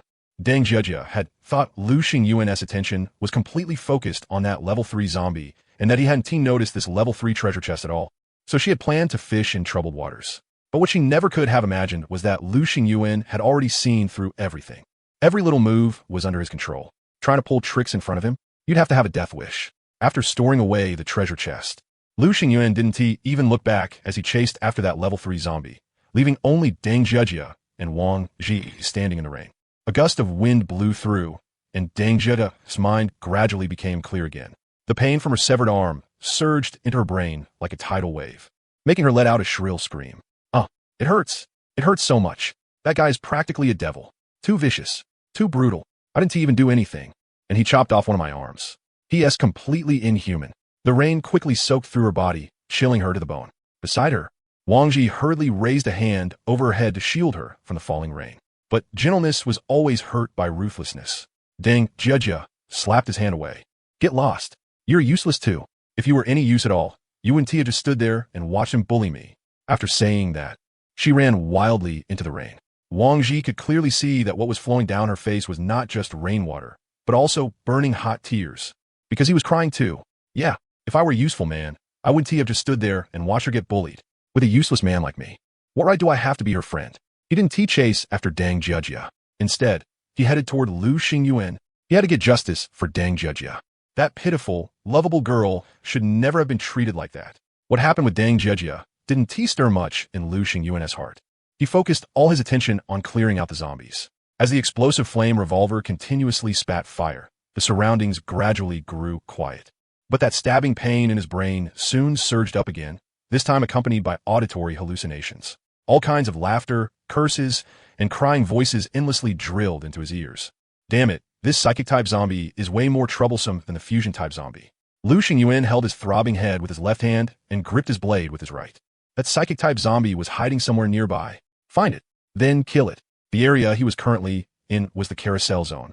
Several carousel rides there had long since broken down and rotted away. The horses meant for tourists to ride were all horribly disfigured, like shattered mirrors, giving off a bizarre and sinister feeling. Lu Xingyuan swung the purple lightning in his hand, chopping every obstacle in front of him into fragments. With him no longer blocking his view, he quickly spotted the psychic-type zombie hiding in the corner. Found you. But then, a sharp pain suddenly exploded in his head, as if a needle as thick as a finger had stabbed straight into the deepest part of his brain. Ugh! He gagged uncontrollably and threw up several puddles of clear liquid. This was a pain 100 times worse than a migraine attack. Against something like this, he truly had no power to resist at all. After all, mental attacks were just too bizarre. You couldn't see them, and you couldn't touch them. The only way was to endure it through sheer willpower. Actually, at a time like this, Lu Xingyuan could have chosen to retreat and fly off, since he had already gotten the treasure chest. But, fuck your mother. Now I'm pissed. I'm chopping you into mince today, no matter what. How could anyone not get mad at this kind of sneaky attack from the shadows? Bang, bang, bang. Lu Xingyuan kept pulling the trigger in his hand. Every bullet flew crooked, but that didn't mean they were useless. After all, the explosive flame bullets spread out in a radial blast and came with splash damage. Under such densely packed attacks, how could that psychic-type zombie possibly come out unscathed? Its feet were charred black, constantly giving off black smoke in the rain, and a strange stench mixed with the smell of burning spread through the air. With its feet damaged, it lost its incredible mobility. That gave Lu Xingyuan a chance to catch up to it. The purple lightning in his hand slashed down, drawing a streak of dim light. In an instant, the psychic-type zombie in front of him was split in two. This scene was seen clearly by Wang Ji, who had just caught up from behind. He froze on the spot at once. The savage scene of Lu Xingyuan striking with his blade delivered an enormous mental shock to him. He swallowed hard. Maybe I shouldn't go looking to settle accounts with Lu Xingyuan, after all. Anyway, I'm not exactly a man with any backbone. Why force myself to act tough for this one moment? Forget being a real man for 3 seconds. What are you here for? Lu Xingyuan held his aching head. The after effects of the mental attack were still there and hadn't faded so quickly. I'm just here to make up the numbers. Get the hell out of here. Lu Xingyuan shouted coldly. I'm leaving right now. Wang Ji immediately curled himself up into a ball. But right then, Lu Xingyuan suddenly called out to stop him again. Wait, where's that woman? Wang Ji was stunned for a moment. I don't know either. Lu Xingyuan seemed to think of something, and a spine-chilling smile appeared on his face. She can't really be that bold, can she? Inside the black 3-section train carriage, Deng Zheja looked at the huge pile of supplies, and her eyes instantly lit up like light bulbs. So much good stuff, so many resources. This bastard really has it too good, and when he already had this many resources, it wouldn't have mattered if he gave that level 3 treasure chest to me, right? What a stingy cheapskate. A man who wasn't generous enough to women was destined never to get a wife. She quickly took out the sack she had prepared beforehand and frantically looted the supplies inside Lu Xingyuan's train. The first thing she targeted were naturally water and food. Next came the high-level resources. Titanium, alloy steel, bulletproof glass. I've never even heard of these materials before. They should be able to sell for a good price on the trade channel, right? And what kind of awesome item is this? Why is it giving off such a warm glow? It must be because of this item that this carriage doesn't have the slightest bit of dampness. It's so dry and comfortable, it feels amazing. Too bad I can't pry it off. Seeing that the time was about to reach 10:40, Deng Zheja stopped what she was doing and prepared to return her own train. Too bad there were still so many resources she couldn't take with her. She could only sigh regretfully. Talent, wall penetration, activate. She pressed the index and middle fingers of her left hand to the space between her brows, and the thick train wall was quickly passed through by her. At a glance, she could tell that the door of Lu Xingyuan's train had been reinforced. Breaking it through brute force wouldn't be an easy task. But who said brute force was the only way? The corners of Deng Zhejia's mouth lifted proudly. She would be dumb enough to expose her talent like Wang Ji had. A talent was the most crucial trump card. It could produce miraculous effects at a critical moment. Just like now, if she hadn't hidden her talent, then who would have known that her talent could let her pass through train compartments and easily enter someone else's train? That level 3 zombie was so powerful. You probably wouldn't deal with it that easily, right? Deng Zhejia felt that she had more than enough time and could totally carry out a little more. But after thinking about it, she decided to forget it and play it safe. Only the instant she phased out from Lu Xingyuan's carriage, her head was suddenly pressed against by something black, hard, and ice-cold. Deng Zheja instantly froze in place. If possible, Deng Zheja sincerely wished that the thing pressed against her head was hot. That way, it would have felt more familiar, and she would have felt more at ease. But unfortunately, the sensation was far too unfamiliar, making her heart turn cold uncontrollably. She swallowed hard and moved her gaze away from the dark red gun body, focusing it on the young man in front of her. He could only really be called a big boy because no matter what, that handsome face still carried a hint of youthful immaturity. And yet, it was precisely such a big boy whose actions were so brutal, especially those pitch-black eyes. Cold as still pool water. Gulp. She swallowed again uncontrollably. Didonti shoot. She had no time to think about why he had come back so fast. Deng Zheja knew clearly that the top priority right now was to stabilize his emotions and give herself a chance to talk her way out of this. I was just helping you tidy up your carriage. The moment those words came out of her mouth, she nearly started crying on the spot. What the hell? How did I say something this ridiculous? Helping him tidy up his carriage? That's a joke. Forget him not believing it. Even I can't convince myself.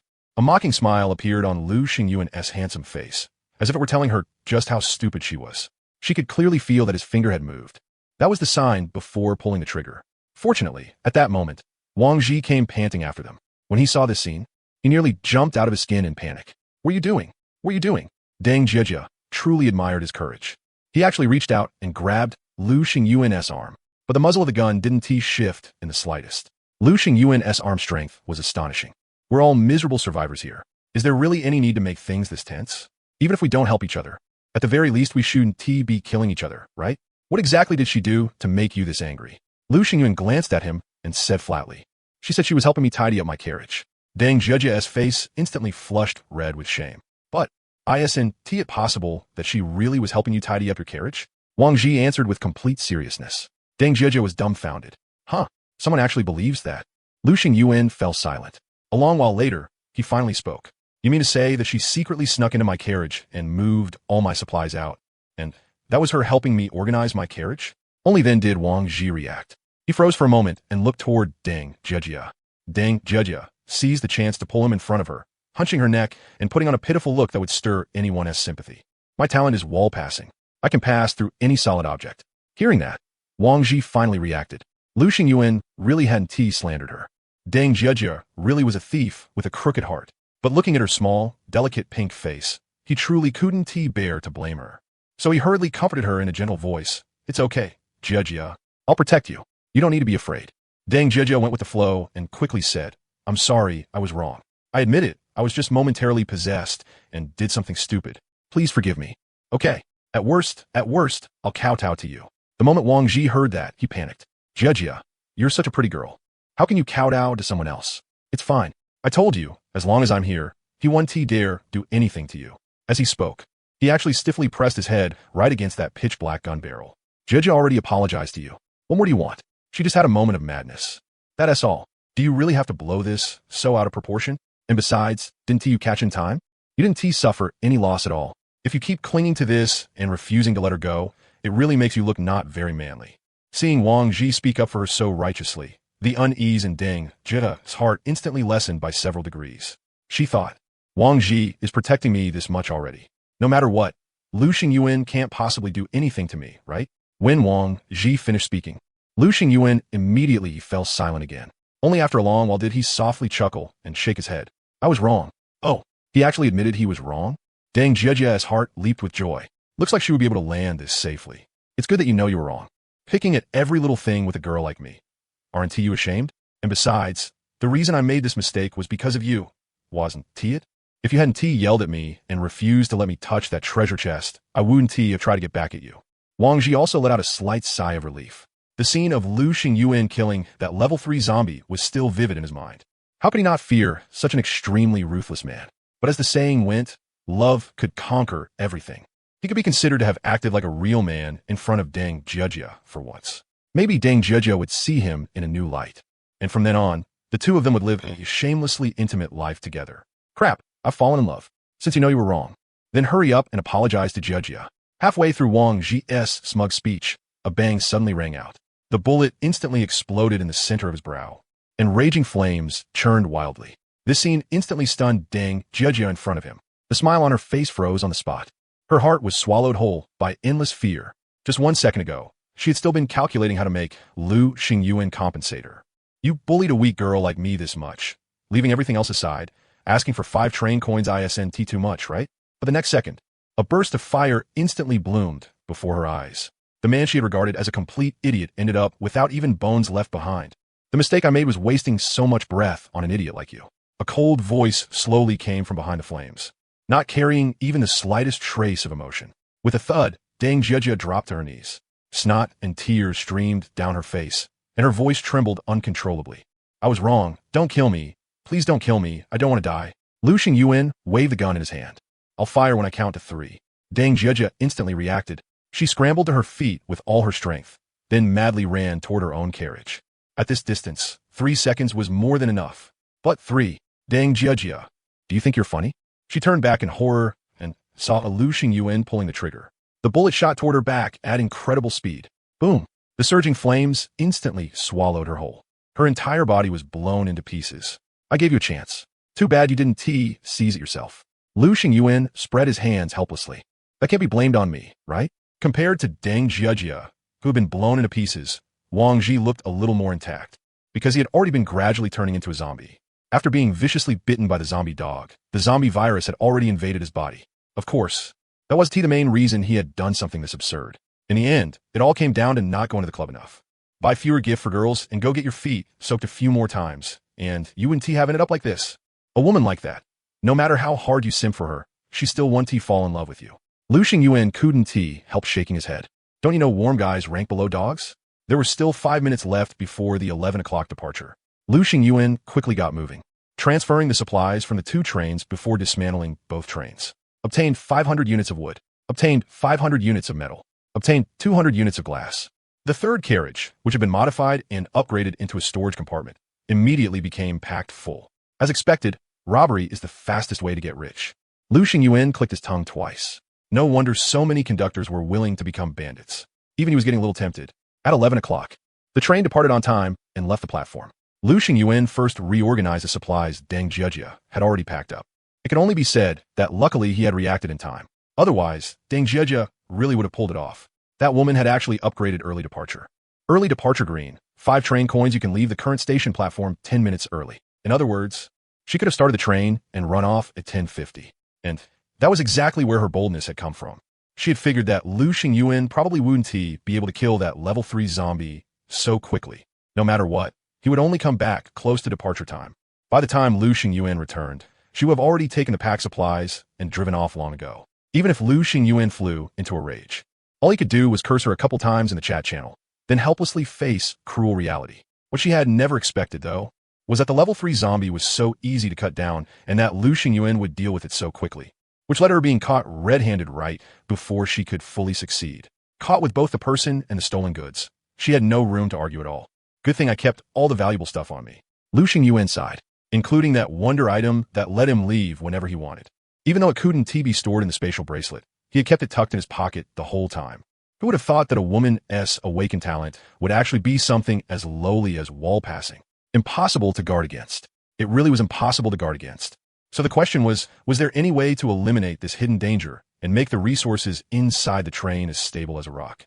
Safe from being schemed against by despicable people like these? Are you looking for a safe? After Gu Wanqing learned about Lu Xingyuan's experience, she immediately sent over a screenshot. Basic magic safe. Category, extraordinary creation. Level 1. Description, a safe cast with special magic. It contains an enormous storage space of 5 cubic meters. Items placed inside will receive absolute protection. Other than you, no one can open it. If someone tries to forcibly dismantle it with violence, it will immediately sound an alarm and notify you. Durability, 300. Huh. There's actually an extraordinary creation like this? Lu Xingyuan's eyes lit up slightly. This safe really did fit his requirements quite well. Not only did it have an exaggerated 300 durability, it would also notify you the moment anything happened. What he feared most right now was leaving the train, only for someone to tamper with it while he remained completely unaware. If he could sound the alarm right away, then he'd be able to rush back in time and not give petty scum any chance to take advantage. In this tiny 5 cubic meter space. And you call that super huge? Give it to me. Lu Xingyuan shamelessly reached out to Gu Wanqing. Baby wants it, baby gets it. Gu Wanqing said irritably. I want it too. It's not like this thing is mine. Turns out it had been listed in the trading channel by another train conductor, meant for trading with others. Gu Wanqing had only casually taken a screenshot and sent it to him. Lu Xingyuan immediately clicked into the trading channel and quickly found the beginner magic safe that was up for sale. It was just at this price. 30 train coins? Why don't you just rob people? Lu Xingyuan tried to haggle with the seller, but the other party was clearly a pretty arrogant piece of work and had directly set up an auto reply. If you're here to bargain, then please turn right and leave. If the item is expensive, that is not the item's problem. It's your problem. Maybe reflect on yourself more. 666. That cocky huh? Looks like the matter of the safe could only be shelved for now and figured out later. But speaking of which, you're seriously useless. Lu Xingyuan looked at the slender pale arm lying on the bed. Still looked just as comfortable. Still just as lazy. The sight of it made his temper flare. A thief broke into the house, and you're not even going to do anything about it? In truth, it wasn't like it had done absolutely nothing. When Deng Jiejia had sneaked into the carriage and looted her way all the way to the bed. She had naturally seen that arm too and had been scared half to death on the spot. But after confirming that it was only an arm and not an actual person, she let out a slight sigh of relief and cursed. What kind of weird fetish is this? What a pervert. She didn't understand it, and she didn't respect it either. So she ultimately chose not to pack up the arm and take it away. After venting for a bit, Lu Xingyuan finally focused his attention on the gains from this station. A level 3 treasure chest. A level 3 treasure chest would definitely not disappoint. Congratulations. You obtained attack speed ribbon ×1. Congratulations, you obtained train coins ×8. Congratulations, you obtained titanium alloy steel ×1. Congratulations. You obtained Glock pistol ×1. Congratulations, you obtained Universal Bullets times 20. Oh, as expected of a level 3 treasure chest. There really were quite a lot of things inside. Attack Speed Ribbon. Category, Extraordinary Creation. Level 2. Description, when wrapped around the wrist. A faint yet undeniable force will guide your movements and slightly increase your attack speed. It was a crimson ribbon about 3 chi long, smooth in texture like glowing satin. When wrapped around the wrist, the end would naturally hang down and flutter lightly with movement, like a lingering streak of flame that had yet to disperse. It was actually an item that could increase attack speed. Lu Xingyuan's eyes immediately lit up. Compared to a submachine gun, the blazing flame revolver naturally had a much slower firing rate. On average, it could only fire 1 bullet per second.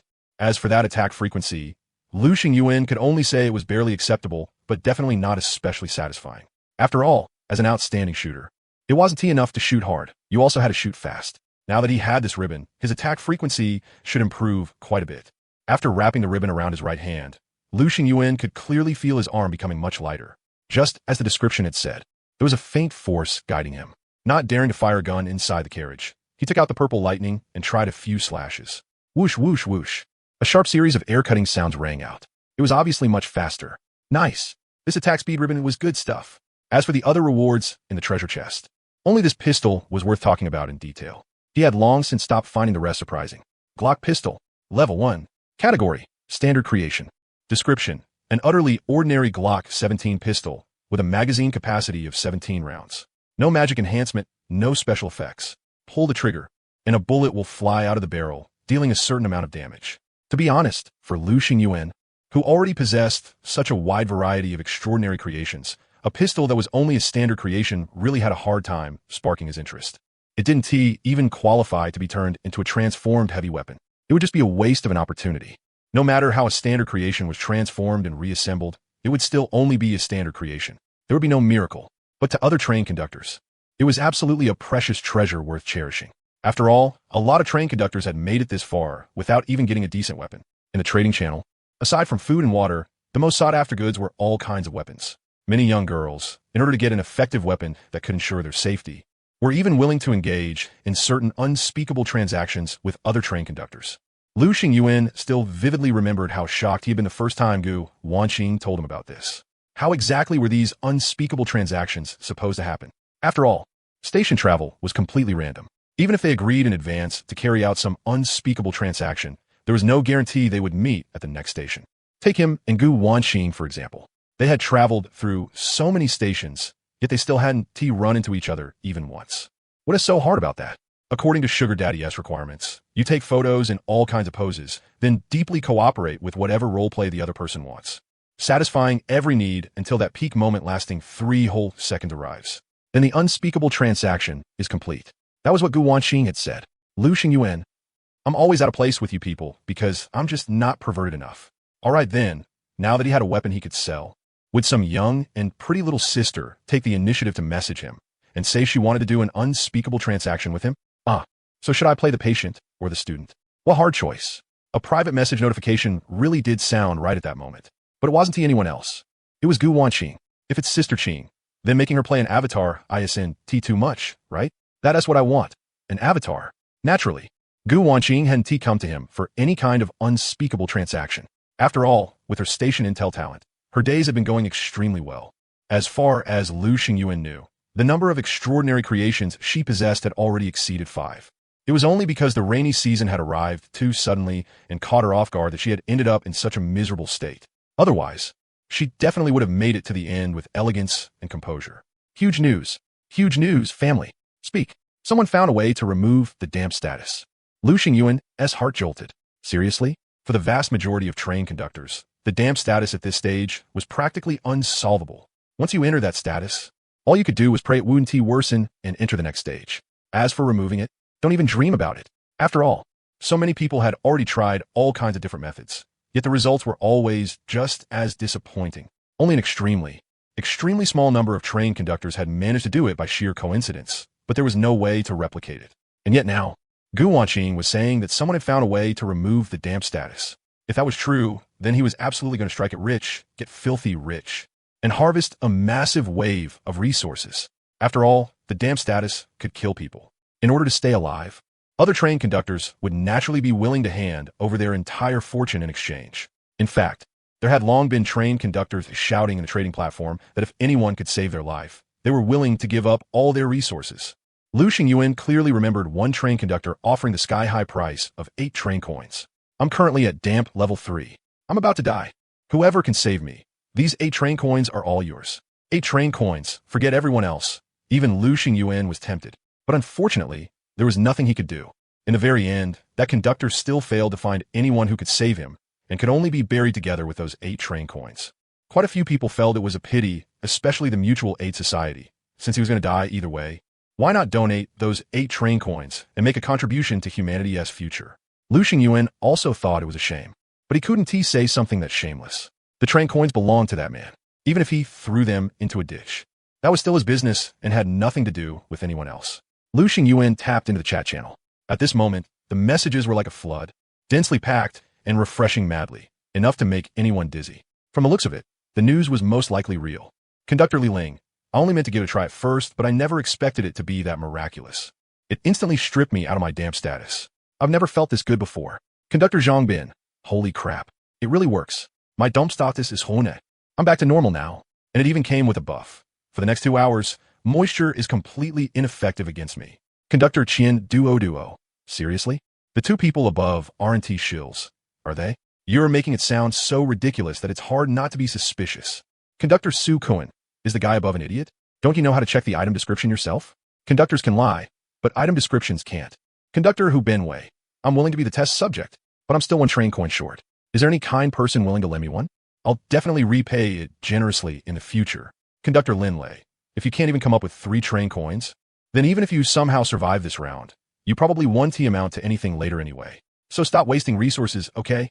Why not give me the 2 train coins in your hand? I guarantee I'll put them to proper use. After quickly skimming through those chat records, Lu Xingyuan felt even more shocked. Not only could this miraculous item remove the damp status, it could also provide a buff that made you immune to moisture for 2 hours. And yet it only cost 3 train coins. Forget everyone else.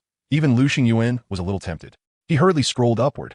Very soon, he found the information related to that item. Qinhong Fiery Blaze. Category: Extraordinary Creation. Level 1. Description: Made with special chili peppers, and after passing through the hands of a certain master, not only has its flavor reached perfection and become exceptionally delicious, it has also been endowed with a miraculous power to dispel cold and remove dampness. The chili peppers in the picture were a bright, translucent red, like they had been coated in a layer of honey glaze. Their glossy, oil-slick surface was reflective enough to show a person's silhouette. Just looking at them, that fragrant, spicy warmth seemed to drill straight into the nose, making people swallow unconsciously. Although in the real world, chili peppers did have the effect of dispelling cold and removing dampness, this was the train world, after all.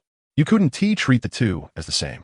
If chili peppers really could suppress the damp status, then it wouldn't only have been discovered now. And the item's description section clearly proved this as well. Chili peppers originally didn't have such an effect. It was only after passing through the hands of some mysterious master that they were given this miraculous power. Still, this style felt strangely familiar. Lu Xingyuan rubbed his chin. And at that moment, Gu Wanqing sent another message, grumbling nonstop. Their hands are way too fast. I can't beat them at all. The moment it went on sale, it got instantly snatched up. She had already brought out the hand speed she'd built up over 18 years of being single. But all she could say was that there was always someone better. In front of those true experts, she was basically a little scrub. Even though she had a warm sunstone that could drive the chill from her body, once she left the train, the damp status still inevitably attached itself to her, affecting her exploration of the platform to some extent. And besides, Qianhong Fiery Blaze wasn't too expensive either, just 3 train coins. For a girl like her who wanted to try everything new, that was nothing at all. What the hell, are they crazy? Do you know what absurd sky-high price those resellers are asking after flipping it? Gu Wanqing was numb all over. 5 train coins. They bought it for 3 train coins 1 second, then sold it for 5 the next, making a net profit of 2 train coins just like that. Was making money really supposed to be this easy? Despite the heavy markup, the price of 5 train coins was still instantly snapped up. There was no helping it. Qianhong Fiery Blaze was already sold out, and according to that buyer, the raw materials used to make it had already run out. Even the seller didn't know when it would be back in stock again. That undoubtedly made it even scarcer. In order to stay alive, the conductors were naturally willing to accept that outrageous premium. One of the portions had even been bid up to 8 train coins. If I'd managed to buy one, I could flipped it right away and pocketed 5 train coins on the spot. If I bought 10 portions, that would been 50 train coins. If it were 100 portions, that'd be 500. Oh my god.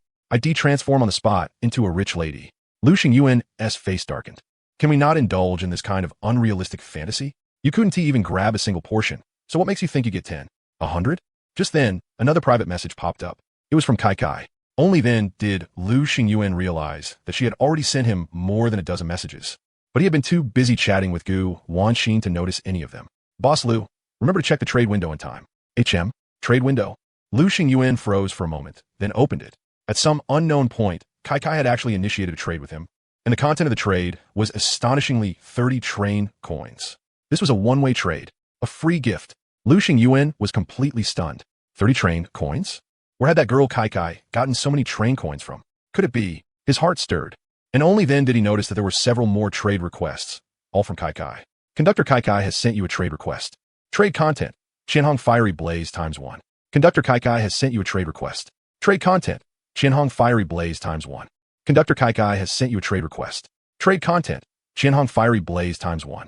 Counting carefully, Kai had directly fed him 10 portions of Qianhong Fiery Blaze. That's right. The Qianhong Fiery Blaze that everyone else wanted so badly, but couldn't get even one of. Kai had directly given him 10 portions. At this point, if Lu Xingyuan still couldn't figure out, then he might as well smash his head against a wall and die. So that mysterious big shot, the one countless conductors were calling a god, was actually you. He had actually sensed it earlier. When he saw that picture, he had felt an inexplicable sense of déjà vu. Wasn't this exactly the same as the dishes Kai had fed him before? It was just that back then. He dared to be sure. Only now, with conclusive evidence, could he finally confirm that Qianhong Fiery Blaze had come from Kai's hands. He quickly checked the unread messages Kai had sent him earlier. Boss Lu, I think I've done something really incredible.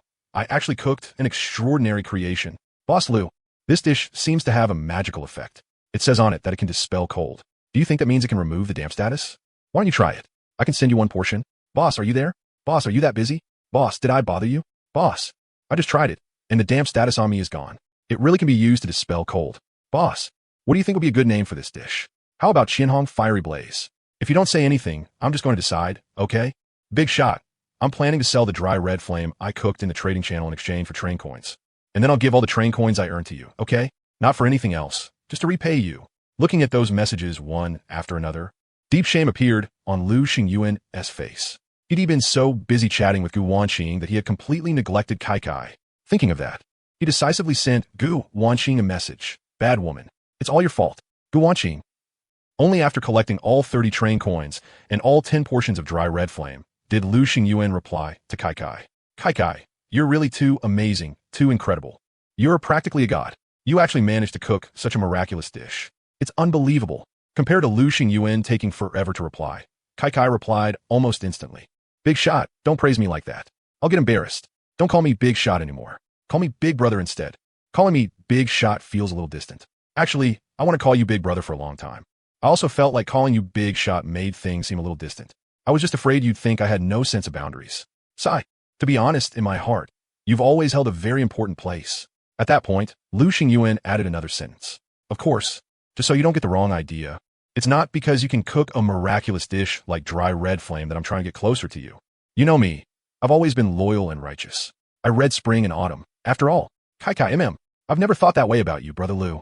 In my eyes, you've always been a sacred person, not some despicable petty man who curries favor with the powerful, despises the poor and loves the rich, clings to the influential, flatters others, cozies up to the elite, and bullies the poor while sucking up to the rich.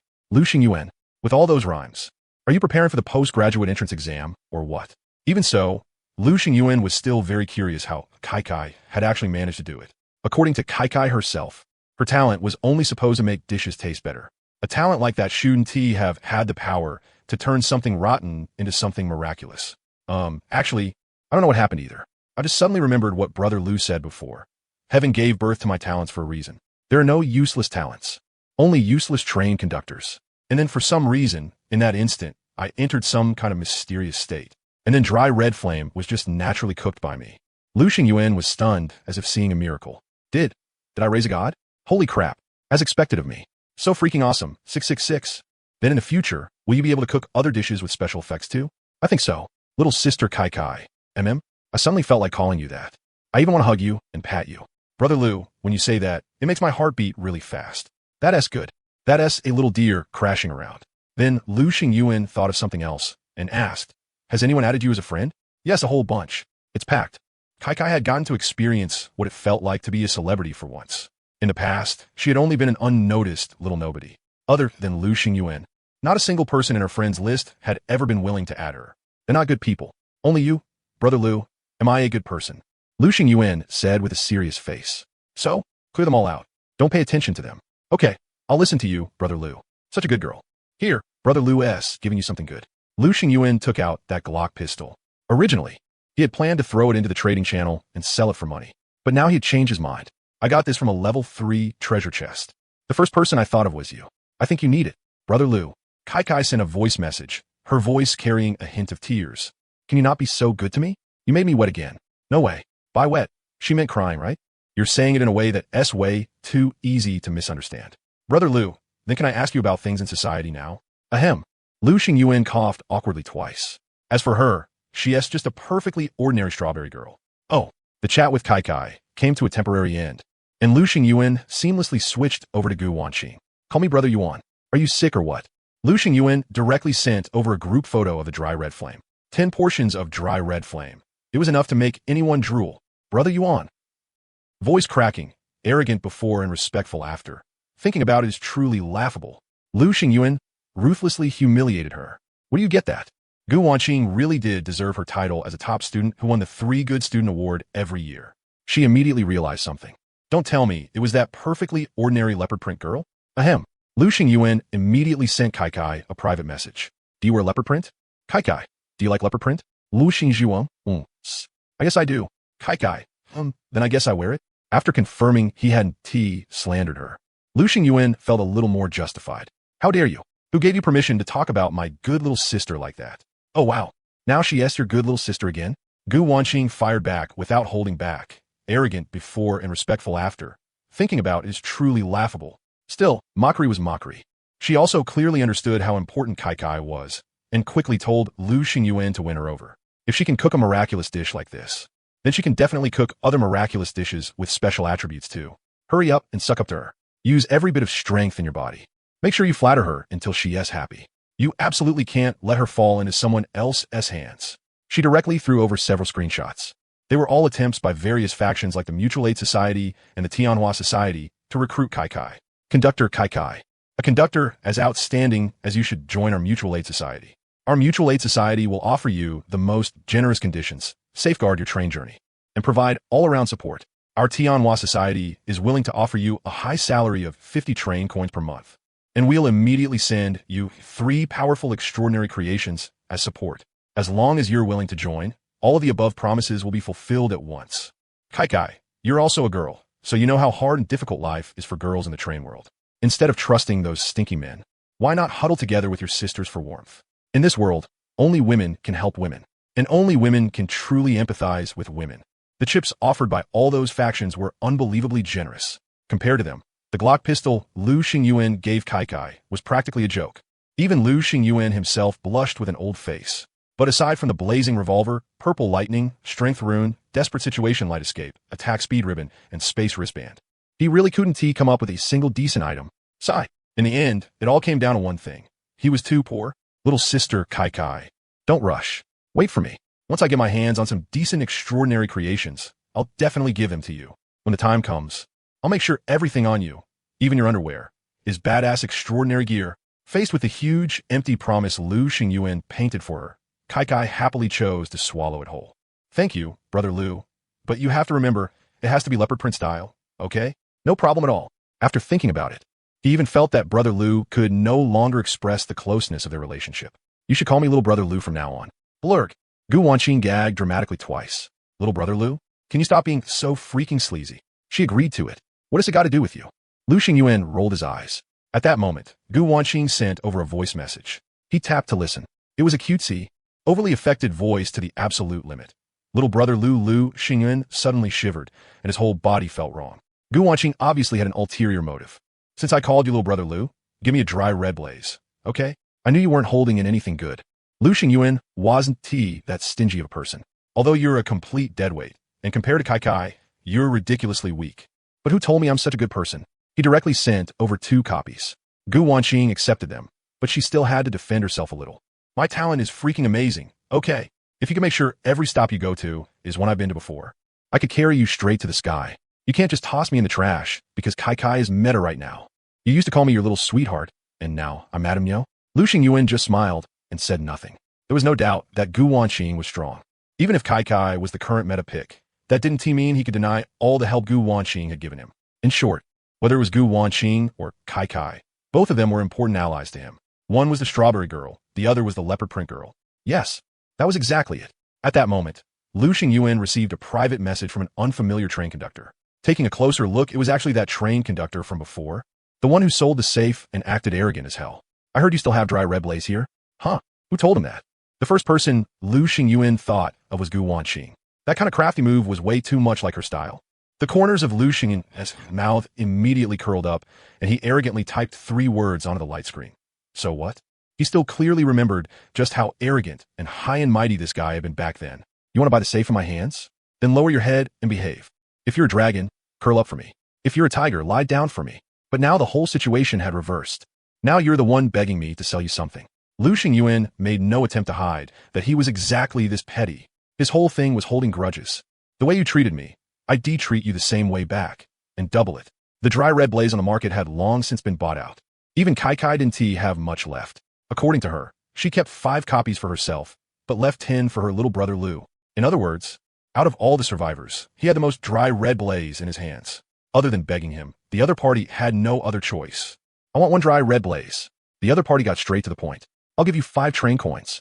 That is already a lot. I advise you not to be so ungrateful, and just take the deal while it's good. Huh? When Lu Xingyuan saw that message, he nearly laughed out loud. Brother, get this straight. Are you the one in a hurry to buy, or am I the one in a hurry to sell? Figure out who the disadvantaged side really is. Lu Xingyuan directly chose to ignore him and leave him hanging. Anyway, he wasn't in a rush. The one in a rush was the other guy. Sure enough, after seeing that he still wasn't replying, the other party panicked. Bastard, what do you mean by this? Are 5 train coins still not enough to fill your appetite? 6 train coins is my bottom line. I advise you not to be so ungrateful. The fact that he had raised the price himself meant he was truly in a hurry. Since that was the case, Lu Xingyuan had even less to fear. I can sell you dry red blaze, but the price is 100 train coins. 100 train coins? Are you freaking insane? Why don't you just go rob someone? Isn't that exactly what I'm doing? The other party was obviously a smart person and quickly understood Lu Xingyuan's real intention. You want the magic safe in my hand, right? I can trade with you. You use dry red blaze in exchange. Plus 10 train coins. TCH, what do you mean by that? Don't tell me you don't want this safe anymore. To be honest, a safe is nothing more than icing on the cake for me. Better to have it, but if I don't, it doesn't really matter. But you? If you don't have this dry red blaze, can you even make it through tonight? I already heard about it. You've already entered dampness level 3.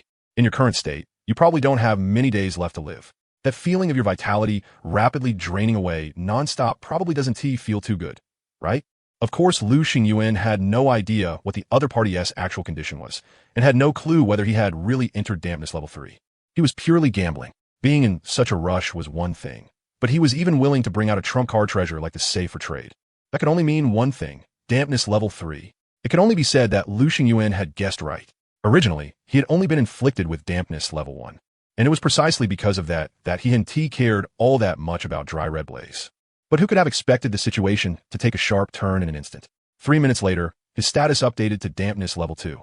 5 minutes later, it updated again to dampness level 3. This time, he was genuinely panicking, because he could clearly feel his vitality constantly draining away, his body being hollowed out bit by bit. This feeling was truly awful.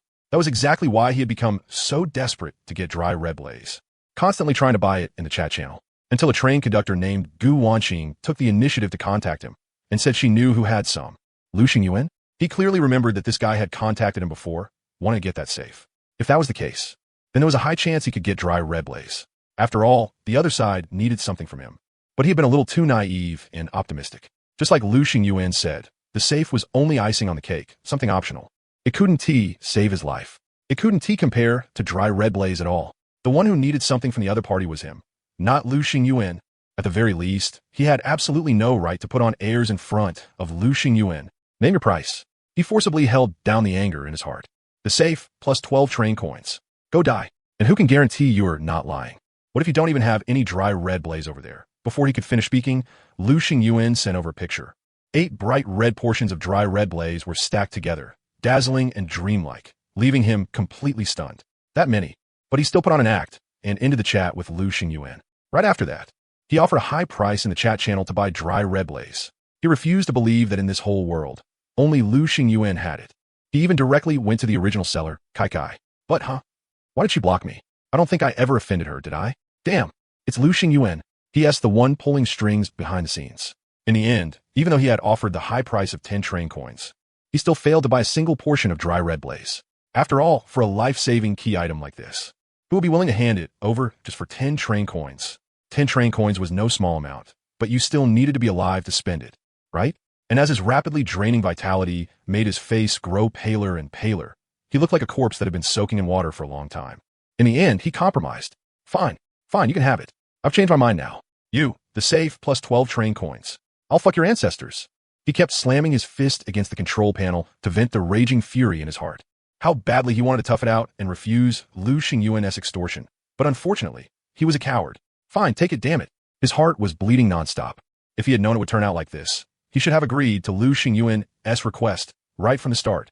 Do you wish to place the basic magic safe? The moment the safe reached his hands, the prompt appeared before Lu Xingyuan's eyes. After placing it, it should still be able to deform and restructure, right? Lu Xingyuan stroked his chin. Then he placed the safe inside the first train car. Very quickly, a wooden box-style safe appeared beside the console. It wasn't particularly fancy. If anything, it looked old and plain.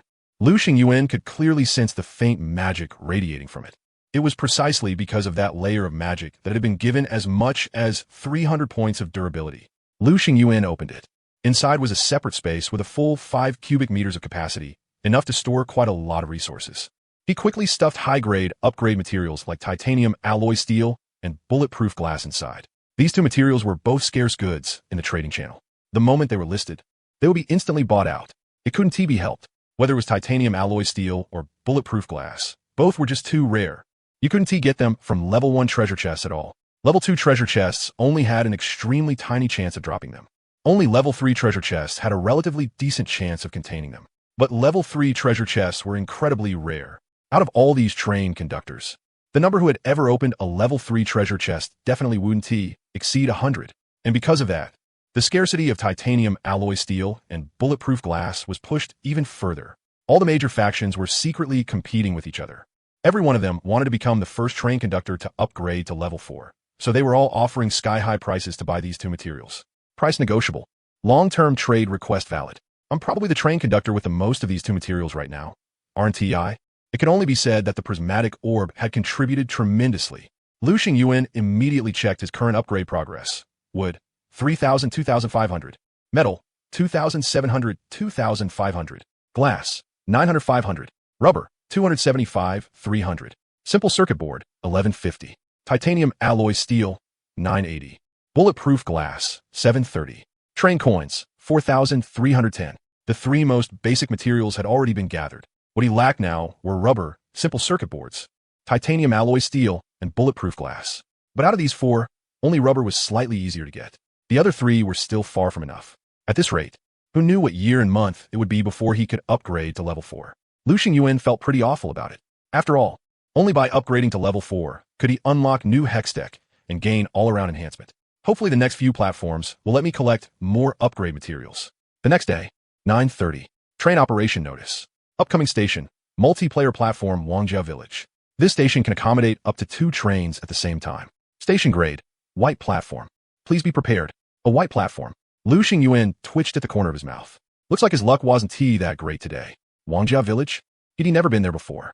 Gu Wanqing couldn't provide Lu Xingyuan with much information. Lu Xingyuan wasn't discouraged though. After all, it was just a white platform. There was no way it could be hiding any kind of secret bonus. 10 o'clock. The train began to slow down and steadily came to a stop at the edge of the platform. A prismatic orb dropped down. Picked up. Congratulations. You obtained. Simple circuit board times 30. Not bad. Lu Xingyuan's mood improved a little. Even if the platform's harvest might be disappointing, he still had the prismatic orb to make up for it. What he chose to transform and recombine this time was the beginner magic safe. A burst of bright light flashed, and the old plains safe immediately turned into a sunflower. Storage: sunflower. Category: extraordinary creation. Level 2. Description: a sunflower that will always face its owner. Beneath the flower disc is a dimensional stomach pouch with a capacity of about 20 cubic meters. The owner may reach into the center of the flower at any time to retrieve stored items. Aside from that, any creature that attempts to approach or touch it will be instantly devoured whole by the giant mouth that splits open from the flower disc. Oh, it had changed from passive to active. The previous safe had 300 points of durability, but it could only passively take hits. This storage sunflower, on the other hand, could launch fierce attacks against any creature with ill intentions. That suited Lu Xingyuan's taste perfectly. That was how it should be. Those illegal intruders deserved the harshest punishment. Pure defense had never been his style. The sunflower lightly rubbed against the back of Lu Xingyuan's hand. It was spiritual. Show me a fierce look. The sunflower understood. Its body instantly swelled dozens of times in size. Its bright yellow petals turned pitch black. In the center of the flower grew sharp fangs that gleamed with a cold light. Enough to make anyone shudder. Forget train conductors. Even if a zombie barged into the carriage, it could swallow it in a single bite. Awesome. The sunflower returned to its original form. Lu Xingyuan patted its head, then got off the train. The rainy season was still going strong. Dense raindrops poured from the gloomy sky, and the air was thick with dampness. Even with a raincoat on, Lu Xingyuan instantly entered a damp state. Although he had stored most of the dry red flame inside the sunflower, he still kept 2 portions in his spatial bracelet, just in case. But right now, it was only damp one, so there was no need to waste precious dry red flame, limited by the scarcity of raw materials. Even Kai Kai had no way to make more at this stage. In front of Lu Xingyuan was a small village, shrouded in a curtain of rain. It carried a bit of the charm of a Jiangnan water town. Dozens of households were neatly arranged there. Lu Xingyuan quickly withdrew his gaze and turned it toward the unfamiliar train conductor standing before him. The other party was a young man in his 20s, wearing glasses. His whole person looked like a walking corpse, his eyes numb and hollow. As for his train, which only had a single carriage, it could only be described as miserable beyond words. The battered carriage was full of holes, and on it were dark red bloodstains that the rain still couldn't wash clean. Several sets of wheels had even vanished completely. Lu Xingyuan fell silent. No, was this guy really this miserable? So miserable that even someone as cold and heartless as him felt a trace of sympathy. How much hardship had this guy gone through to make it all the way here? Thinking of that, Lu Xingyuan took out a piece of bread and tossed it over. The man caught the bread in a fluster, tore it open, and wolfed it down. But halfway through eating, he couldn't hold it back anymore, and tears started streaming down his face. At first he only sobbed quietly, but later it turned straight into loud wailing. Boss, thank you. Thank you for letting me fill my stomach before I die. My train's durability has less than 20 points left. Once the next journey starts, those monsters chasing me nonstop will definitely reduce the durability to 0. And that means my game will completely end. Wait, what did you say? Monsters chasing you? You mean that while your train is moving, monsters chase after you? Lu Xingyuan's expression hardened. What the hell was that? Why had he never run into anything this strange before? More importantly, he had never heard any other train conductor mention it either. The train conductor in front of him gave a bitter laugh. That's right. This kind of unlucky thing only happened to me alone. As for the reason, I think it's probably because of this. He took out a black crystal. The crystal was the size of a fist, and its surface was covered in strange patterns that flickered on and off. The moment it was taken out, even Lu Xingyuan felt an uncontrollable throb in his chest. What is that? I don't know. The train conductor continued with a bitter smile. All I know is that ever since I got it, the nightmare began. Like a flood, monsters chased him down in a relentless frenzy, never growing tired. They were even more vicious than the monsters on the platforms. For other conductors, the train was a safe haven and the platform was dangerous ground. But for him, it was the exact opposite. And before he got this crystal, something this bizarre had never happened. I only got it 3 days ago. Just 3 days, and it tortured me into this half-human, half-ghost state. When he got to the painful part, he couldn't help but burst into tears, and the way he got it could only be described as bizarre. Back then, just like today, he had arrived at a 2-train platform. But strangely enough, even though it was already 10:05, the other conductor still hadn't shown up. At the time, he didn't think much of it. After all, the platform notice only said that at most 2 trains could be accommodated at the same time. It didn't mean 2 trains would definitely stop there. Just as he was about to explore the platform, that train came out of the fog. The feeling he had when he saw that train was exactly the same as Lu Xingyuan's feeling when he saw his train. Too horrible to look at. The 4 walls of the carriage were long gone, and the thin sheet of iron underfoot was riddled with holes. Dark red blood crisscrossed everywhere. Carelessly painting a grim and tragic picture, the first thing he saw was that brand new skeleton. Do you know what my first thought was at the time? Fresh out of the oven. That's right, fresh out of the oven. It was like this skeleton had still been a living, breathing person just a few seconds earlier. But in those few seconds, he had been gnawed clean, so thoroughly that not even a shred of minced flesh between the cracks of his bones was left behind. He still remembered that back then, he had nearly been scared into a heart attack. He hurried back into his own carriage and didn't even dare explore the platform. That was a blue platform. There had to be a ton of resources there, but I was scared stupid. My legs wouldn't even move. I could only hide in my carriage and shiver. But as time passed, he saw that nothing seemed to be happening with that train. So he gathered his courage and went over. You got some guts, kid. Lu Xingyuan couldn't help giving him a look. The latter let out a bitter laugh. I don't even know what was wrong with my brain back then. A prompt popped up and informed him that the conductor was dead, that it was now an ownerless train, and that he could transfer the supplies and dismantle the train. The moment he saw that, he got excited. He boarded without hesitation and started looting. 3 train coins. He found 3 train coins. He remembered it clearly. At that time, I thought there had to be something even better. And then he found this crystal that gave off an eerie feeling from every angle. At the time, there was a voice in my heart telling me not to touch it, but I couldn't follow that voice. At that moment, the nightmare began. After the train departed, he heard a thunderous roar like a mountain flood breaking loose. At first, he thought it was a mudslide. It wasn't until the monsters started attacking and the train's durability dropped that he realized something was wrong. He went to the very back of the carriage and looked out through the window. On the tracks behind him, there were actually countless monsters, packed so densely that they formed a wildly surging black river. Every single one of them was vicious and savage to the extreme, launching relentless attacks at him without pause. The window shattered, the carriage caved in and warped, and even he himself was injured. If the train hadn't been fast enough, he would have been long dead already. But given the current situation, it was only a matter of time before he died anyway. It wasn't like he hadn't asked in the chat channel, but the answer he got drove him to despair. He was the only one this had happened to. It wasn't until the second day that it finally hit him. Everything, absolutely everything, had started with his crystal. It was only after getting it that those bizarre monster attacks began. So the moment he realized it, he chose to throw it away. He tossed it straight into the endless railway. You monsters are after this thing, right? Fine, you can have it. But the crystal he had thrown away appeared back in his hand the very next second without any warning. No matter what method he tried, burning it, smashing it with a hammer, or trying to trade it away, he couldn't get rid of it completely. It was like the devil's curse itself had latched onto him. Only in the moment of death would he finally be freed. After hearing the whole story, Lu Xingyuan also fell silent.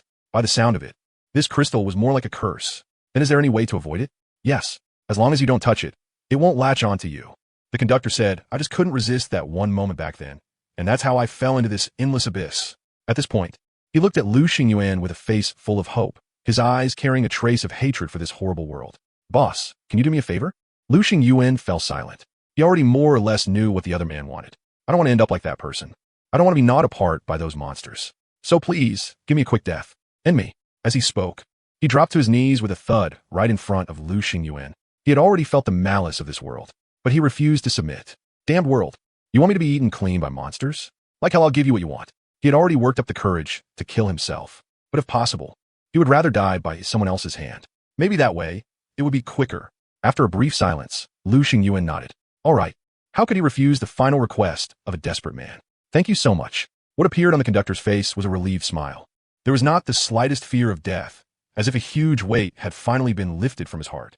Remember, after I die, don't go near it. Before he could finish speaking, the bullet sank into the center of his forehead. With a bang, endless firelight burst out, blowing him into chunks of flesh all over the ground. That crystal filled with an ominous aura, however, remained completely unharmed as it slowly rolled to Lu Xingyuan's feet.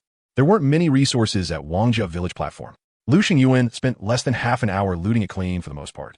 In total, he obtained some survival supplies, plus 1 unit of circuit board, 3 units of rubber, and several units of wood, metal, and glass. The train belonging to the conductor cursed by the crystal was still parked where it had been. Lu Xingyuan thought about it, and figured that no matter how small, meat was still meat, so he dismantled that man's train too. He ended up getting quite a few resources from it. Even though the train was already battered and falling apart, its foundation was still there. After finishing all that, Lu Xingyuan quickly got back on the train so his damp status wouldn't worsen. He took off the raincoat and hung it on the hook by the train door. The warmth given off by the warm sun stone quickly drove the chill from his body. It was now 10:50, with 10 minutes left before departure. Then he might as well wait patiently. Lu Xingyuan flopped down onto the bed. This stop had neither danger nor treasure chests. To be honest, it was somewhat disappointing. Maybe for other conductors, a platform like this was a dream paradise, but for someone like him, carrying multiple extraordinary creations, it was undoubtedly torture. A perfectly good opportunity had been wasted for nothing. Give me more high-level platforms, preferably purple or gold. The highest level platform he had visited so far was only blue. Of course, an abandoned platform like the Imperial Graveyard didn't count. Thinking of this, Lu Xingyuan couldn't help but look toward that snow-white arm, still lying on the bed. But it would have been better if he hadn't looked. The moment he did, he was so scared he almost pissed himself. That cursed crystal, the one that had driven the conductor to seek death, had somehow appeared on the bed without him noticing when. Holy crap, what the hell is going on? I clearly never touched it. Lu Xingyuan felt like his whole world had gone bad. He was not the kind of conductor who thrived on taking risks. In this train world full of dangers, taking risks would only get you killed faster. Moving forward steadily and surely was the wisest choice. So he had absolutely no interest in that cursed crystal. There was already one creepy arm in the train car. If you threw in another cursed crystal, how the hell was he supposed to keep playing? So even when that crystal rolled right up to his feet and the hint couldn't have been any more obvious, he still had no intention of touching it. Instead, he backed away and moved even farther from it. Don't come near me. Stay the hell away, you disgusting crystal. But now, it had somehow appeared inside the carriage completely intact. What the fuck? Was there seriously no justice left in this world? No reason at all. I didn't even touch it. Wait. Lu Xingyuan suddenly thought of a possibility and whipped his head toward that snow-white arm. Fuck, was this your doing? Are you some kind of damn dog? Last time, someone sneaked into my train car and you didn't T-react at all, fine. But this time you actually went out of your way to cause me trouble? I'll fucking kill you. Furious, Lu Xingyuan jumped straight onto the bed, pinned the arm down, and tightly grabbed it by the wrist. After venting his anger, Lu Xingyuan had no choice but to face the cruel reality. The cursed thing was attached to him now. The moment the train started moving, there would be a non-stop stream of monsters hunting him down. Thinking of that, a helpless smile appeared on his face. So when a person was truly speechless, they really could laugh from anger. 11 o'clock.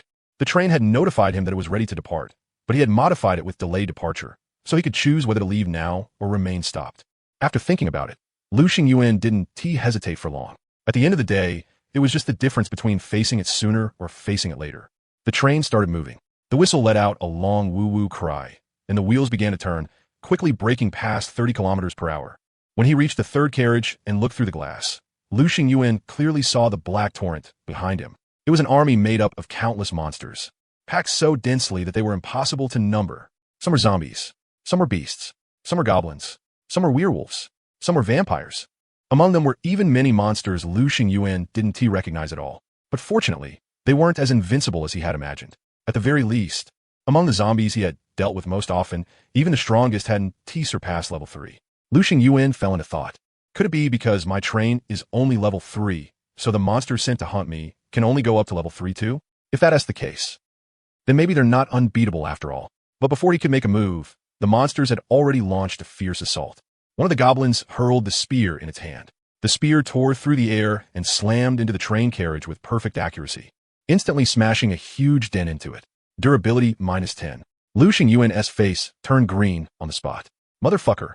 He stopped hesitating and immediately opened fire through the window. He smashed the window himself again, but that didn't matter. He had modified the train with auto repair, so at worst he'd just spend a few more train coins. Either way, it was time to blow these bastards outside to pieces. Bang, bang, bang. In the dim curtain of rain, dense bursts of fire kept exploding one after another. The monsters chasing from behind were blasted into chunks one after another. The blazing flame revolver was seriously too overpowered. Not only was its damage insane, it also had splash damage. Every single shot was guaranteed to reap the lives of 6 or 7 monsters. Among the monsters chasing him, level 1 monsters made up the overwhelming majority, followed by level 2. The proportion of level 3 monsters wasn't especially high. But because the total number of monsters was so huge, even a small proportion of level 3 monsters still couldn't be underestimated. Lu Xingyuan kept pulling the trigger in his hand. Never in his life had he slaughtered enemies this freely. Watching monster after monster get blasted apart by him, his whole body and mind felt exhilarated. It gave him the same thrill as playing one of those browser games where one hit dealt 999 damage. Of course, that was also thanks to his blazing flame revolver having the infinite firepower trait. Otherwise, with this level of rapid-fire shooting, his cylinder would have gone empty ages ago. In fact, it was also the first time the web between his thumb and index finger had gone numb. The powerful recoil of the blazing flame revolver kept hammering his arm, but fortunately his body had long been enhanced by the gene serum, so he could barely endure it. Still, These monsters weren't just live targets that stood there and took a beating. Another wave of violent counterattacks came. The rocks hurled by strength-type zombies. The spears thrown by goblins. The beams spat out by vampires. These attacks pounded the carriage like a torrential downpour. The carriage could no longer bear the strain and had already twisted out of shape. Auto repair. Repair it for me. Train coins deducted. Materials deducted. The carriage quickly returned to its original state. Before long, auto repair again. Fuck your grandma. My coins. My supplies. I'm going all out with you bastards. As he watched the number of train coins in his pocket drop lower and lower, Lu Xingyuan's eyes turned completely bloodshot. Fuck you. Fuck you. Fuck you. Fuck you.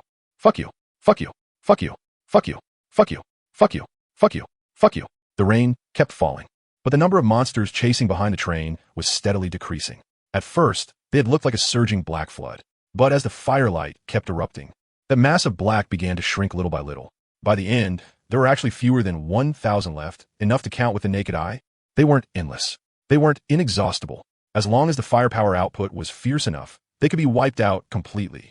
But the only person who could truly meet that condition was probably Lu Xingyuan. If it were any other train conductor, there was no way they could do what he was doing. First, an absurdly powerful weapon with infinite firepower. Second, the auto-repair modification. Those two conditions were both indispensable. Quickly gnawing down a hot spring corn to restore the stamina he had burned through, Lu Xingyuan kept drawing his gun and firing. At this moment, he was still in a bloodshot frenzy. He couldn't help it. He had already used auto-repair 5 times, and now he had fewer than 10 train coins left in his pocket. At the start, he had nearly 50, because of these bastard creatures. The savings he had worked so hard to build up had been completely squeezed dry. A level 3 zombie was thrown from long range.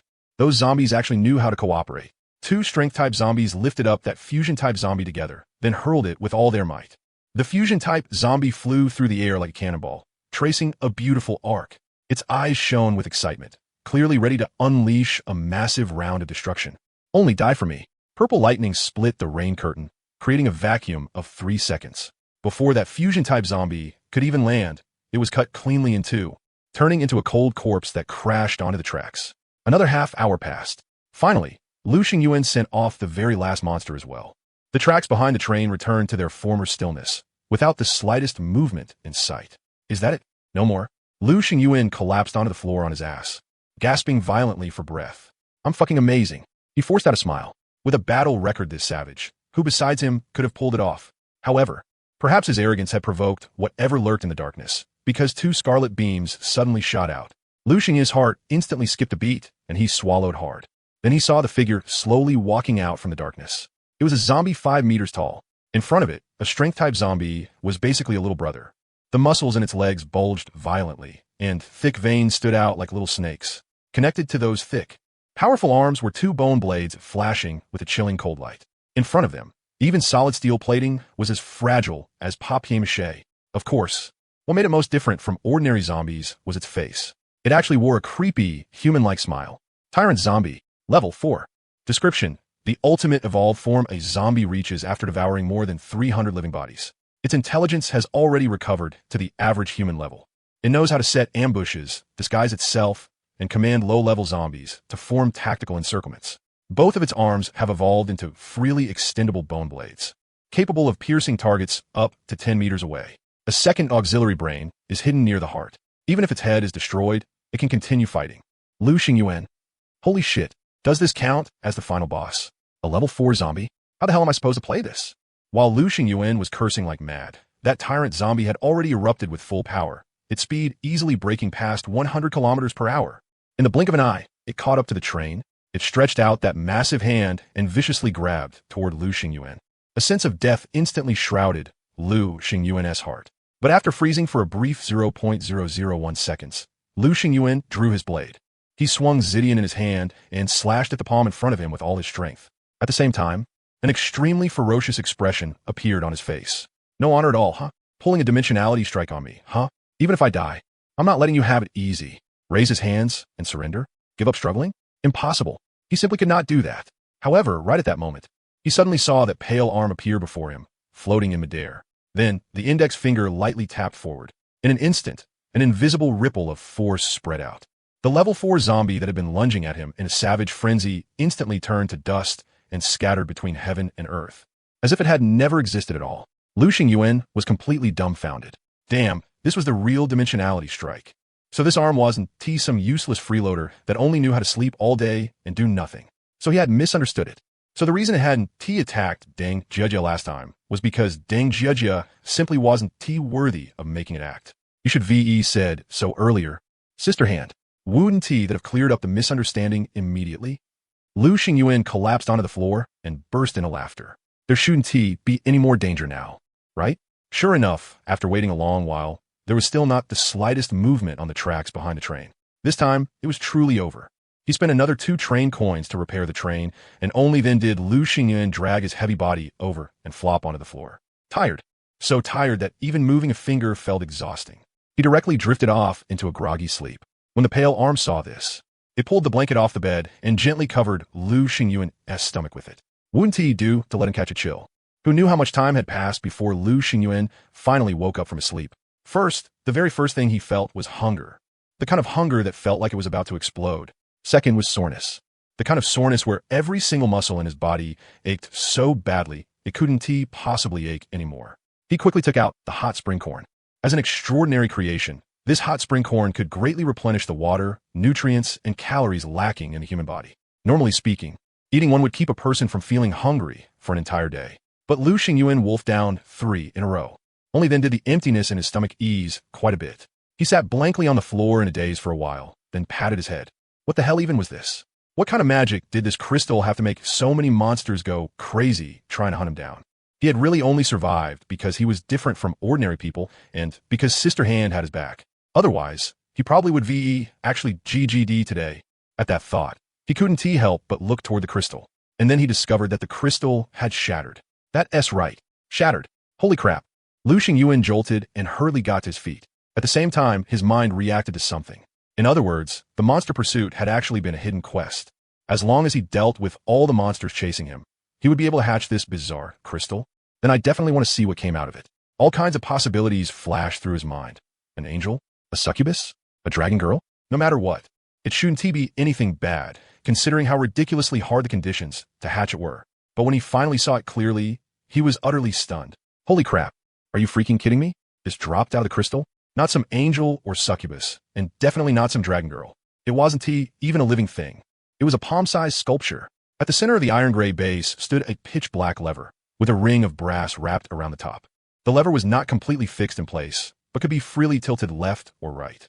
There were 2 grooves on the base, engraved with symbols, a circle on the left and an X on the right. Fork of Fate. Category, World Wonder.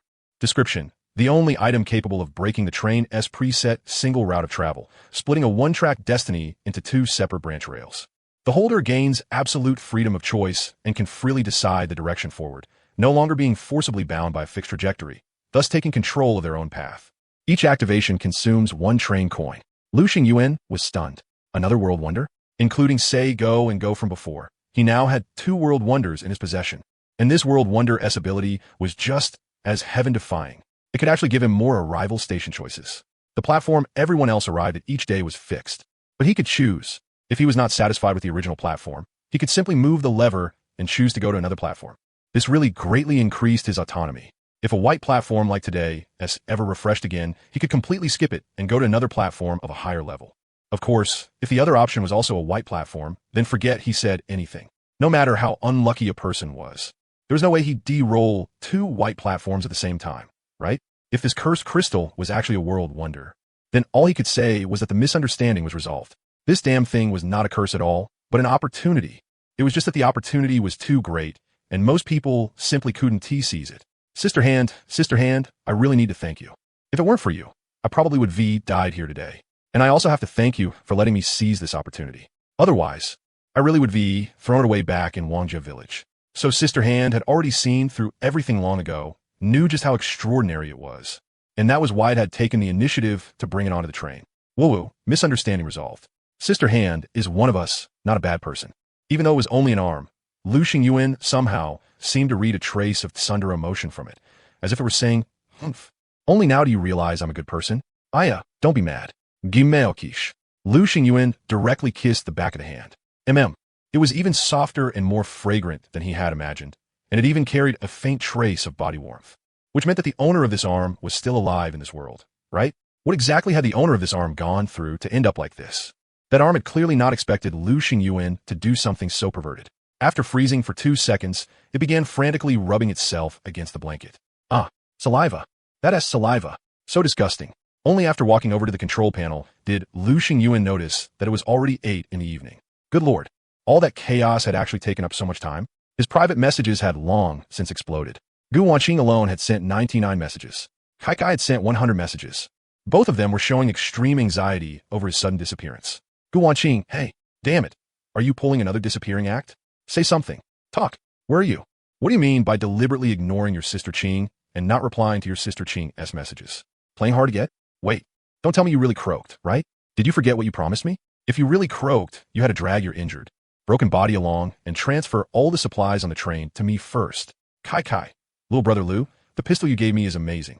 I used it on the platform and killed a zombie. Really, it's all thanks to the pistol you gave me. Otherwise, I probably never would VE seen you again. HM, are you okay? Why aren't you replying to my messages? Little brother Lu, what is wrong with you? Nothing happened to you, right? Don't scare me like this. Woo-woo. To be cared about by others honestly felt pretty good. Looking at those messages, Lu Xingyuan couldn't stop a warm feeling from rising in his chest. He quickly replied to both of them, saying that he had just gone through a brutal battle and had passed out from exhaustion. Kai Kai didn't reply. A few minutes later, she directly sent over a portion of stir-fried wolf meat she had cooked herself. This wolf meat was the one Lu Xingyuan had given her last time. Little brother Lu, after such a brutal battle, you must be starving, right? Hurry and eat. Hurry and replenish your energy. Lu Xingyuan was so moved he nearly teared up. As expected of the goddess, I raised. Sure enough, gentle and considerate. Then there was Gu Wanqing's side. Really? I thought you got concussed and passed out. Listen to that. Is that even something a human would say? And here I thought you were a model student, the class advisor's most trusted little helper, the school's proudest representative. Who would be thought that in private? She smoked and drank too. After finishing the stir-fried wolf meat, Lu Xingyuan asked Gu Wanqing and Kai Kai about their upgrade progress, mainly because it's still kind of hard for me to reach level 4 right now. So I might as well help you upgrade first. After the train upgrades, not only do you get 1 more carriage, you also gain another 100 points of durability. Besides that, the most important thing is that it can refresh the train modification function. And only now you realize that? Don't you think that is a little too late?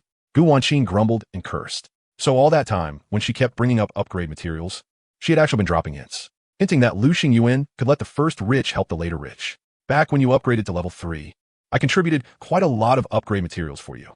But don't worry, your sister Qing isn't some freeloader either. I've gathered a lot of upgrade materials myself. Right now, I'm only one last step away from reaching level 3. 5 units of circuit boards, plus 10 units of rubber. Lu Xingyuan sent them over directly. Soon after, Gu Wanqing sent him a screenshot of the refreshed upgrade modifications. Delayed departure green, 2 train coins after modification. The train's maximum stopping time at a platform increases by 1 hour. You may still choose to depart at the originally scheduled time, 1100 hours. Auto repair blue. 8 train coins install an automatic repair module on the train, granting its self-repair capability. Freshwater collection green. 5 train coins install a water collection device on top of the train. Every time you reach a platform, you automatically obtain a small amount of clean fresh water. Holy shit. Lu Xingyuan instantly felt unbalanced. That auto repair was something he had only managed to refresh by using a blue modification card. But what about Gu Wanqing? She paid no price at all and got it directly. Why? Because her face was big? Bullshit. This lady here has a standard melon seed face, not some big pancake face. Getting auto repair just means your big sis here is lucky. Unlike you, you're unlucky as hell. In this freshwater collection, aren't you tempted? Every time you arrive at station, you can get free and safe freshwater resources. Tempted? How could Lu Xingyuan not be tempted? Even though it was the plum rain season right now, with endless rainwater outside, that rainwater couldn't be drunk. People had already tested it personally. Drinking it would trigger all sorts of illnesses. Mild cases meant diarrhea, severe ones meant fever, and with the damn conditions on top of that, even Ultraman would be flashing red. Hee hee, brother Yuan. Well, I'm 1 coin short for the upgrade modification. Could you maybe support me a little? Seeing Gu Wanqing's ingratiating tone, Lu Xingyuan really couldn't hold it together. I still like that unruly look you had just now better. May good people live in peace their whole lives. May my brother Yuan stay hard every single day. What kind of blessing is that? I'm already hard every single day. As for Kai Kai, she still had some distance left before reaching level 3. She was especially short on circuit boards. Buy as many as 30 sets. Little brother Lu, you don't need to worry about my upgrade. I'll work hard myself. I don't want to hold back your progress toward level 4 because of me. TSK. If you hadn't said that, I really might have ignored you. But now that you've said it, how can I just sit by and do nothing? Sigh. It's fine. Now that I have the fate switch, I never have to worry about not being able to collect upgrade materials anymore. Thinking of that, Lu Xingyuan waved his hand grandly and transferred them over directly. After that, he himself had barely any circuit boards left. Woo, baby don't cry. Baby is a strong baby. Kai Kai's level quickly rose from level 2 to level 3. The modifications she refreshed were as follows. Auto Sentry Blue. 10 train coins install a basic automatic weapon system to guard a certain area while the train is stopped. Simple Recon Drone Green. 5 train coins obtain 2 small reconnaissance drones bound to the train. With 1 hour of battery life and a maximum control range of 5 kilometers. They can transmit real-time images, mark supplies, organisms, and danger zones, and can be retrieved, recharged, and reused. Environmental Camouflage Coating Blue. 8 train coins install switchable camouflage coating across the entire train. It can simulate surrounding colors and textures. When stopped, it can blend into platforms, tunnels, and mountain terrain, greatly reducing the chance of being discovered by hostile players and mutants. Huh, 2 blues and 1 green? Lu Xingyuan laughed in anger. When I upgraded to level 2, I got a white modification. When I upgraded to level 3, I also got a white modification. So how come from beginning to end, she didn't get a single white modification at all? It was just a pity that Kai didn't have any train coins on hand. Where are your coins? Kai, I gave them all to you. Lu Xingyuan. Alright. All he could say was that if Kai hadn't given him so many train coins, then when he was being chased by monsters earlier, he really wouldn't have been able to repair the carriage and provide himself with stable cover. It's okay. As long as I find more chili peppers, I'll be able to keep making dry red flame and sell it in the trading channel. Lu Xingyuan had already reminded her that the price of this dry red flame could absolutely be raised a bit. 3 train coins? Even 5 train coins a portion wouldn't be too much. Fine then. Anyway, the effects of train upgrade modifications wouldn't disappear. They would stay until reaching level 4. Of course, the main reason was also that Lu Xingyuan himself didn't have many coins left either. Otherwise, how could he possibly not lend a hand? Could train coins really only be obtained through treasure chests? Sigh. The acquisition method was still way too limited. As for the chili peppers Kai mentioned, millet peppers wouldn't work. Dried chili peppers wouldn't work either. It had to be that kind of ordinary, yet not ordinary chili pepper. What kind of bullshit was that? After hearing it, Lu Xingyuan's head started throbbing. He threw himself onto the bed and fell asleep with his face buried down. As he slept, he pulled that arm into his embrace. Soft and fragrant. Hugging it feels nice. The arm struggled several times, but it still couldn't break free from Lu Xingyuan's embrace, and in the end, it could only compromise helplessly. The next day, in a mix of excitement and tension, 9:30 arrived. Train operation notice. Upcoming station, Solo Platform Greybridge Market. This station is white platform. Please prepare. Hey, I knew it. For someone as unlucky as me, pulling 2 white platforms in a row is basically standard procedure. Right after that, he felt the fate switch in his arms turn warm. Another operation prompt popped up. Train operation notice. Upcoming station, multiplayer platform, Dark Forest. This station can accommodate up to 5 trains at the same time. This station is blue platform. Please get ready. A blue platform. Lu Xingyuan's spirits instantly lifted. At the same time, he let out a sigh of relief. That was more like it. No matter how bad someone's luck was, there was no way both stations would be white, right? The tracks ahead quickly split into 2, one to the left and one to the right. On the left was the white platform, Greybridge Market. On the right was the blue platform, Dark Forest. Now, all he had to do was move the lever in his hand to decide which way to go. Of course, he was choosing the blue platform. Without the slightest hesitation, Lu Xingyuan pushed the lever to the right. The train immediately changed direction and headed toward Dark Forest. After that, out of habit, he sent the information on the upcoming station to Gu Wanqing. Sis Qing, do something useful for once. The way you say that makes me sound useless. When have I not played a key role for you? Gu Wanqing said irritably, if I couldn't give you intel on station. Wasn't it, because I'd never been there before? If I had been there, would I not share with you? And this time, what a coincidence. She actually had been to Dark Forest. This was a mission station. Little Red Riding Hood in the thatch cottage would make a request, asking you to escort her through the Dark Forest to her grandmother's house. During the escort, werewolves would launch attacks. If Little Red Riding Hood suffered even the slightest injury, the mission would count as failed. Werewolves? What level? Mostly level 1 werewolves, a small number of level 2 werewolves, and in addition, one final boss, a level 3 werewolf. If the monsters were only level 3, Lu Xingyuan felt no pressure at all, and even if it were level 4, it was like he couldn't try challenging himself a little. After all, he still had Hansis. He decided he would bring Hansis along on future adventures too. With Hansis backing him up, he would feel a little more at ease. It was just that. Not going. Go on, go on, go on, go on. Don't you want to see the scenery outside? Is lying on the bed sleeping all day really that comfortable? In the end, Lu Xingyuan was completely out of options. After all, he couldn't force hand sis. Could he? Besides, having it stay behind to guard the train was safer. He didn't dare carry those two world curios with him anyway, since there was no way to put them into the spatial bracelet. The storage sunflower, on the other hand, could store them perfectly. With the sunflower as protection plus hand sis, forming double protection, those two world curios should be very safe. Any hidden bonus? As long as you reached the thatched cottage, the mission to escort Little Red Riding Hood could be triggered. What Lu Xingyuan really wanted to know was whether there were any extra rewards. Yes, he had actually guessed right.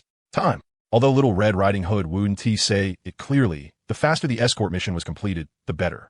Finishing within 30 minutes only counted as passing. Finishing within 20 minutes counted as excellent. Finishing within 10 minutes was a perfect score without question. And there was a very high chance of receiving an extra gift from Little Red Riding Hood. I think you might have shot at 20 minutes, but 10 minutes is way too absurd. Gu Wanqing had personally gone through this mission, so she understood its difficulty better than anyone.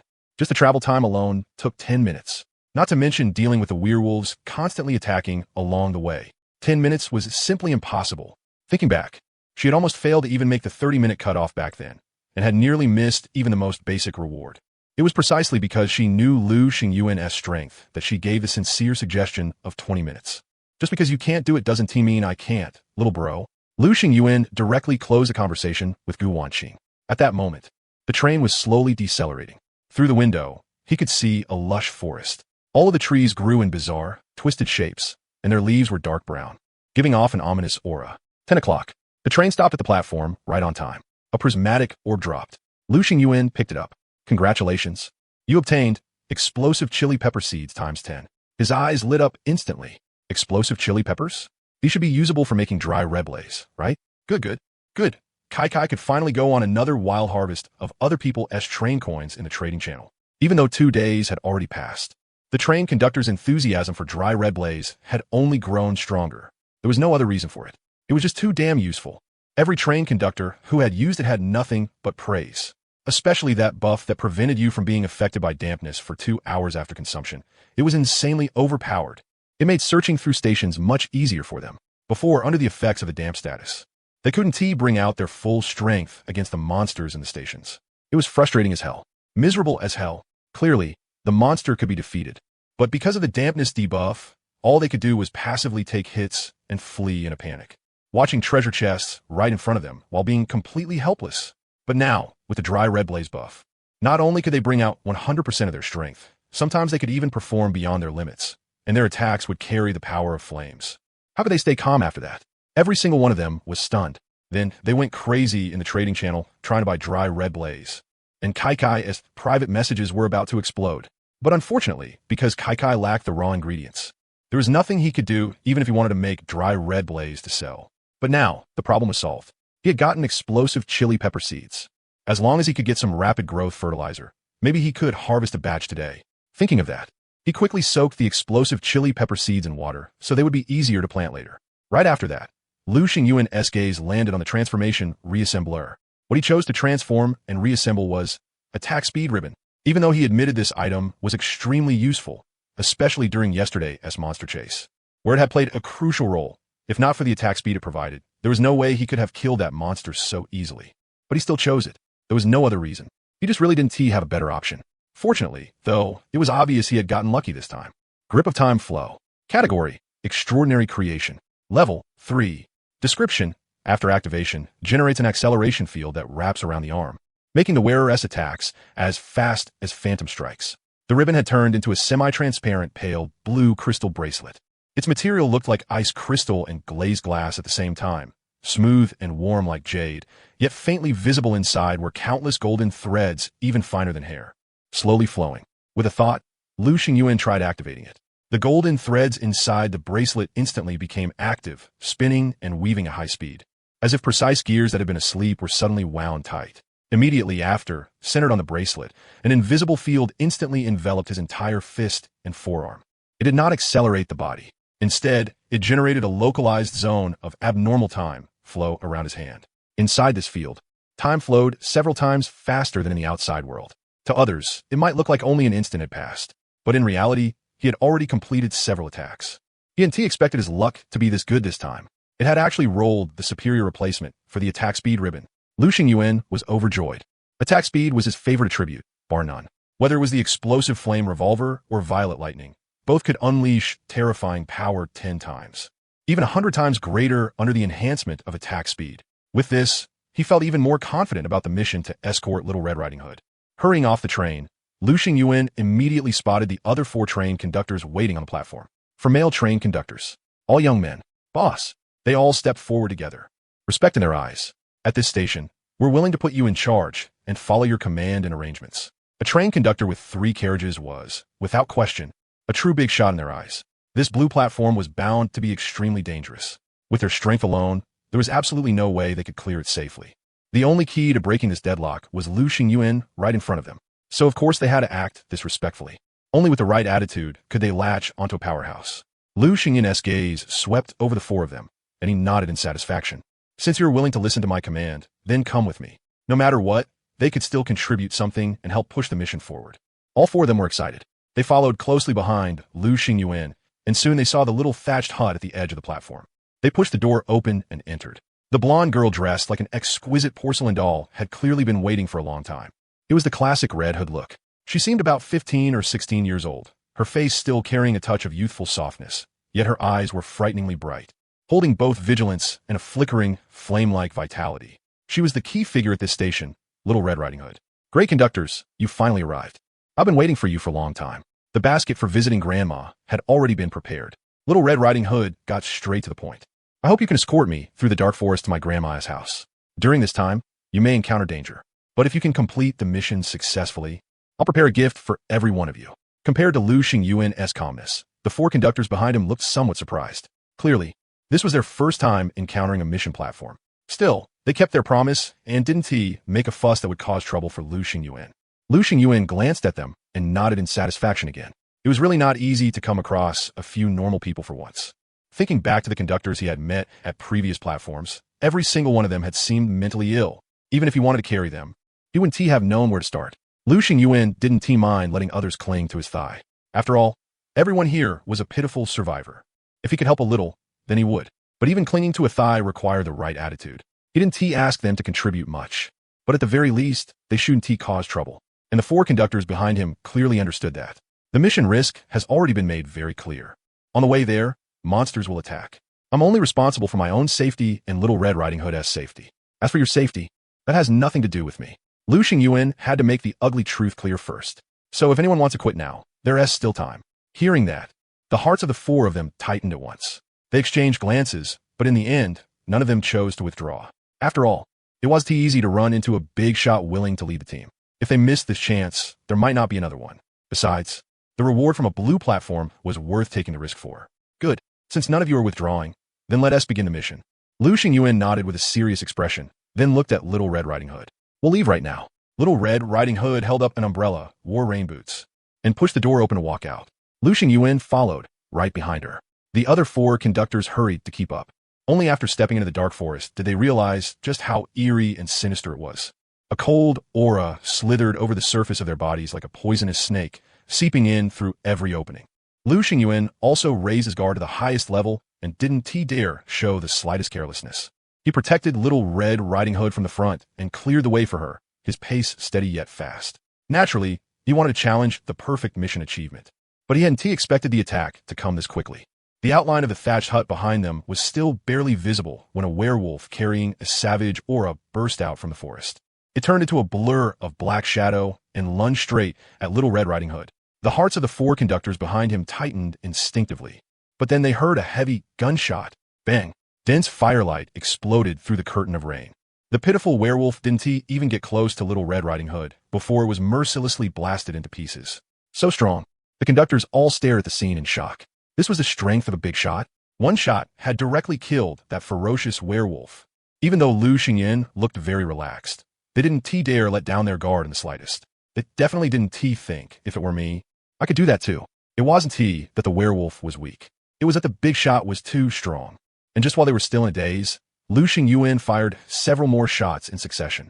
His movements were so fast that they left behind streaks of afterimages. This was the terrifying boost brought by Grip of Time Flow. The Flame Burst Revolver, a weapon with overwhelming recoil, was actually being used by him like a submachine gun. Those werewolves hidden in the darkness that hadn't even revealed themselves, yet were instantly and mercilessly blown apart. Killed the moment they showed their faces? That was a lie. Even if they didn't show their faces, they still died. Wow. Conductor, you're really so valiant. Worshipful light flickered in Little Red Riding Hood's eyes. Protecting your safety is my duty. Even the gaps between battle, Lu Xingyuan still had time to talk to Little Red Riding Hood. It was easy to imagine just how effortlessly he was handling everything. But very soon, elite werewolves of a higher level than ordinary ones appeared. Ordinary werewolves were only around 5 feet tall, but elite werewolves were as tall as over 6.5 feet. And they had even bulkier bodies and thicker limbs. Roar! It stood across the middle of the road, blocking their path, and let out an angry howl at Lu Xingyuan in front of it. A thick, bloody stench rushed straight at him. But in the very next second, with a thunderous bang, the elite werewolf blocking the road was instantly blown apart. The hell are you posing for? Don't block my way. I'm gonna fucking hurry.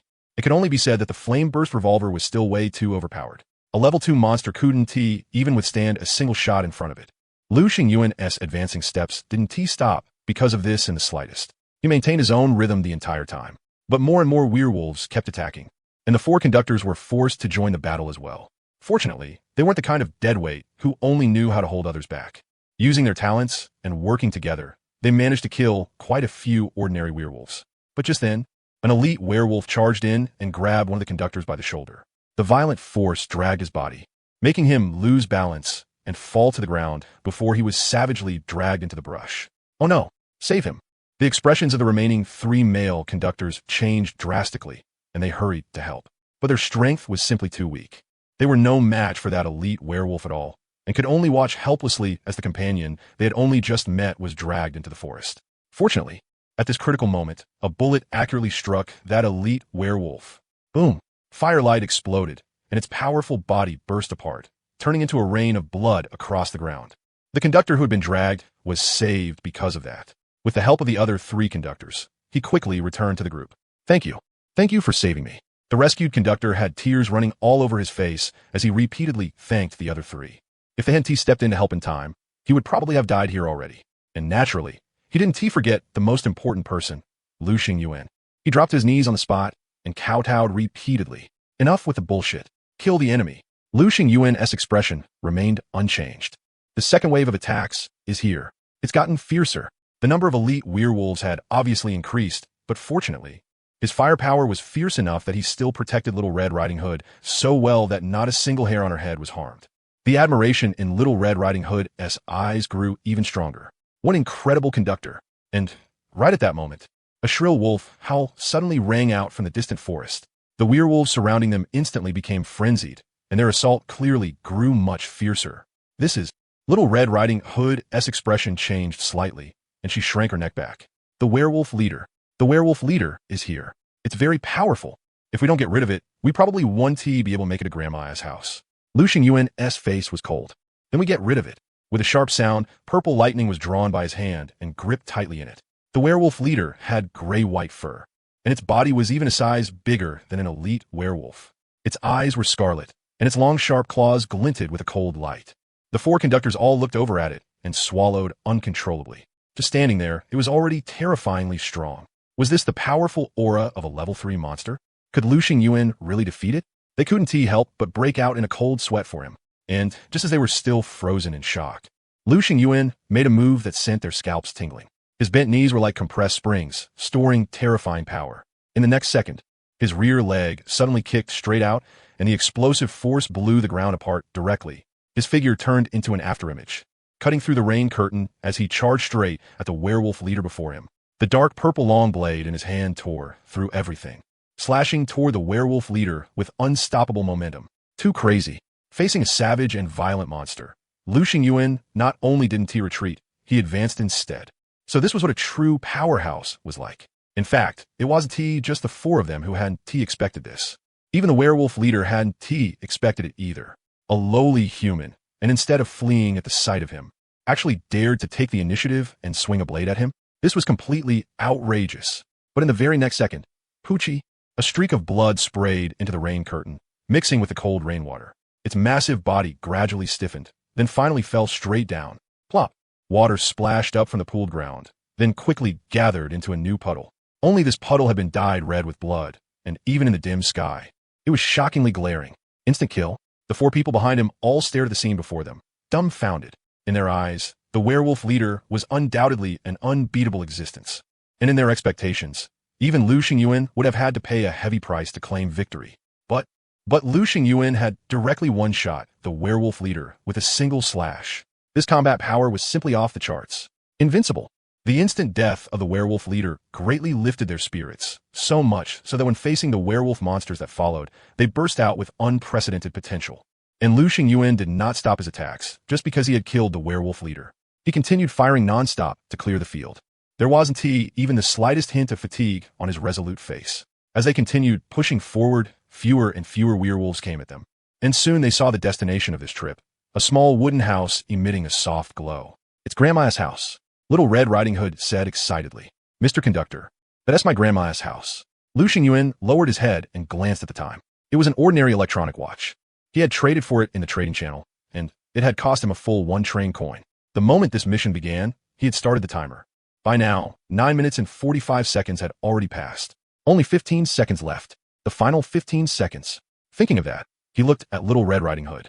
"Can I carry you?" Little Red Riding Hood let out an ah, and then a shy blush appeared on her face. Of coup, before she could finish speaking, she felt her body suddenly lighten, and she was already in Lu Xingyuan's arms. Subconsciously, she wrapped her arms around his neck. Feeling that strong and forcefully beating heart of his, her bright crystal-like eyes kept flickering. With an Ultraman flying kick, Lu Xingyuan kicked the door open directly and charged into the wooden house in the wildest possible posture. He lowered his head and glanced at the time. 9 minutes and 59 seconds. This was way too thrilling. This was what you called living on the edge. So this counted as completing the escort mission within 10 minutes. Right? Can you put me down now? Just as Lu Xingyuan was still stunned, a timid voice sounded. Little Red Riding Hood looked at him with a blushing face. "GRA Grandma is still watching. If Grandma wasn't here, then of course you could keep holding me. You could hold me as long as you wanted. But Grandma is here, so I'd be very embarrassed. Sorry, I was too rash. Please don't mind it. Beautiful Miss Little Red Riding Hood." Lu Xingyuan put her down, then added another sentence. "Of course, it might also be because you're too light. Holding you felt like holding a feather. I couldn't feel any weight at all. If you didn't know how to compliment a girl, then compliment her for being light. Most of the time, you wouldn't mess it up." Little Red Riding Hood immediately revealed a pleasantly surprised expression. "Really? Then it looks like my dieting has been working. It wasn't for nothing that I've been controlling myself to only eat 3 werewolves per meal now." "Why you said what?" Lu Xingyuan's body stiffened. Something was wrong. No, more than wrong. He had the distinct feeling that he had overlooked something, and with that reminder, he reacted instantly. Suppose that if his group had failed the escort and been killed by the werewolves, then what would have happened to Little Red Riding Hood? Now the answer was revealed. Little Red Riding Hood would have taken action herself and wiped out the werewolves with an invincible posture. No wonder he just felt that those werewolves were acting strangely. They were clearly terrified of Little Red Riding Hood, yet they still had no choice but to attack her. They had all been controlled, set up that way from the start. Even though they knew Little Red Riding Hood was an extremely terrifying, unbeatable existence, they still had no choice but to launch suicidal attacks against her. This was just Little Red Riding Hood's everyday entertainment. Just a way to kill boredom. I'm really King speechless. Lu Xingyuan felt a powerless urge to laugh, but couldn't sigh whatever. Anyway, he had only come here for one simple reason: to complete the mission and get the reward. As for what the truth behind all this was, it had nothing to do with him. And Lu Xingyuan's guess was also confirmed by Grandma herself. "You're calling this King Kong Barbie in front of me, Grandma?" She had an 8-pack, was 9 feet tall, and her arms were thicker than my thighs. Even though she smiled very kindly, she still gave Lu Xingyuan intense psychological pressure. No exaggeration, if she punched me once, she'd definitely end up kneeling down and begging me not to die. The 4 conductors, who had arrived late, also fell into deep shock the moment they saw Little Red Riding Hood's grandma. This was completely different from the grandma they had imagined. There was no need for small talk. Lu Xingyuan just wanted to get the reward as soon as possible. Right, the reward. Little Red Riding Hood only belatedly reacted, then quickly took out 1 level 4 treasure chest, plus 4 level 3 treasure chests. This level 4 treasure chest was naturally for Lu Xingyuan. As for the other 4 level 3 treasure chests, they were for the other 4 conductors. Each and every one of them was stunned. What? Level 3 treasure chests? This had to be a dream, right? The reward was actually this generous. Lu Xingyuan didn't say anything. He only needed to mind his own share of the reward. As for the rewards of the others, that was their business. It had nothing to do with him. He wouldn't entertain thoughts he shouldn't have. People who were too greedy often died very quickly. This is your reward for escorting me to Grandma's house in such a short time. Please, you must accept it. Lu Xingyuan was the first to take the level 4 treasure chest. Seeing this, the others quickly reached out as well. At the same time, they also realized that the mission reward was actually tied to time. It could only be said that they had truly benefited hard from Lu Xingyuan's carry. If not for Lu Xingyuan, how could they possibly have gotten such a good reward? Thank you, boss, for carrying us. The few of them were so excited, they practically wanted to kneel on the spot before Lu Xingyuan. Lu Xingyuan waved his hand. This is what you all deserved. After that, he looked at Little Red Riding Hood. If the rest nothing else, then we'll be taking our leave first. Mainly because the way Little Red Riding Hood was looking at him was practically dripping with affection. What if, just what if, she wanted to keep him at the station and not let him leave? Then what was he supposed to do? Wait. Little Red Riding Hood suddenly grabbed Lu Xingyuan's hand and said tenderly, I still have one more private gift for you. Oh, so this was the extra gift Gu Wanqing had mentioned? Lu Xingyuan immediately stopped in his tracks and turned to look at the brooch Little Red Riding Hood was holding out to him. The brooch was shaped like a red hat. It looked especially delicate, and the material seemed to be some kind of special metal. Yet it was so light that it had almost no weight at all. Grandma slightly lifted her eyes and glanced at Little Red Riding Hood, seeming a little surprised that she would actually give away something this valuable. But she didn't say anything more. This was Little Red Riding Hood's own choice, and she had no right to interfere. Lu Xingyuan put the brooch away and nodded at Little Red Riding Hood. Then I'll be going. I'll walk you out. Little Red Riding Hood actually took the initiative to escort Lu Xingyuan for part of the way. That completely threw Lu Xingyuan off. You're walking me out? Then what was the point of me escorting you to Grandma's house in the first place? After hesitating for a moment, he really couldn't bear to refuse her, so he could only nod and agree. The two of them shared one umbrella as they walked along the forest path. Lu Xingyuan could tell that Little Red Riding Hood was deliberately slowing her pace, so he slowed down with her. It was just a pity that Grandma's house was simply too close to the platform. No matter how deliberately they slowed down, the moment of parting still came all too soon. You should head back. Standing by the train door, Lu Xingyuan waved goodbye to Little Red Riding Hood. Little Red Riding Hood stood alone in the rain with her umbrella. I want to watch you leave. All right then. When a hand pointed to 11 o'clock, Lu Xingyuan pressed the departure button. Woo! Along with the clear whistle, the train slowly started up and moved down the tracks toward an unknown distance. Lu Xingyuan turned back and watched that small, thin figure standing in the rain shrink into a dot before finally disappearing from sight. Lu Xingyuan closed the train door and let out a sigh. If I'd known it'd turn out like this, I wouldn't have hugged her. The biggest taboo in this line of work was falling for your passengers. Getting into someone else's body was fine. Getting into someone else's life was not. Shaking his head, he began counting up what he had gained from this station. 1 level 4 treasure chest, plus Little Red Riding Hood's brooch. Not bad at all. Treasure chest opened. Obtained 20 train coins, 10 units of titanium alloy steel, 10 units of bulletproof glass, 100 universal bullets, 1 electric chair, 5 vials of basic genetic enhancement serum. As expected of a level 4 treasure chest, the rewards inside were truly generous.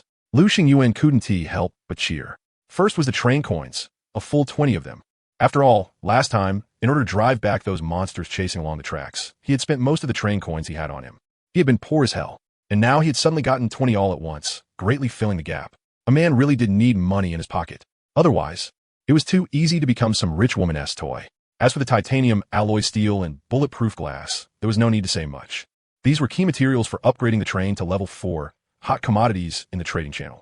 The major factions were practically ready to beat each other's brains out over these two materials. The demand for universal bullets was just as huge. After all, the monsters of the platforms were all thick-skinned and absurdly tough, practically legendary damage-soaking kings. Even emptying a full magazine might not be enough to kill one. These 100 bullets could be split in half and shared with Kai Kai.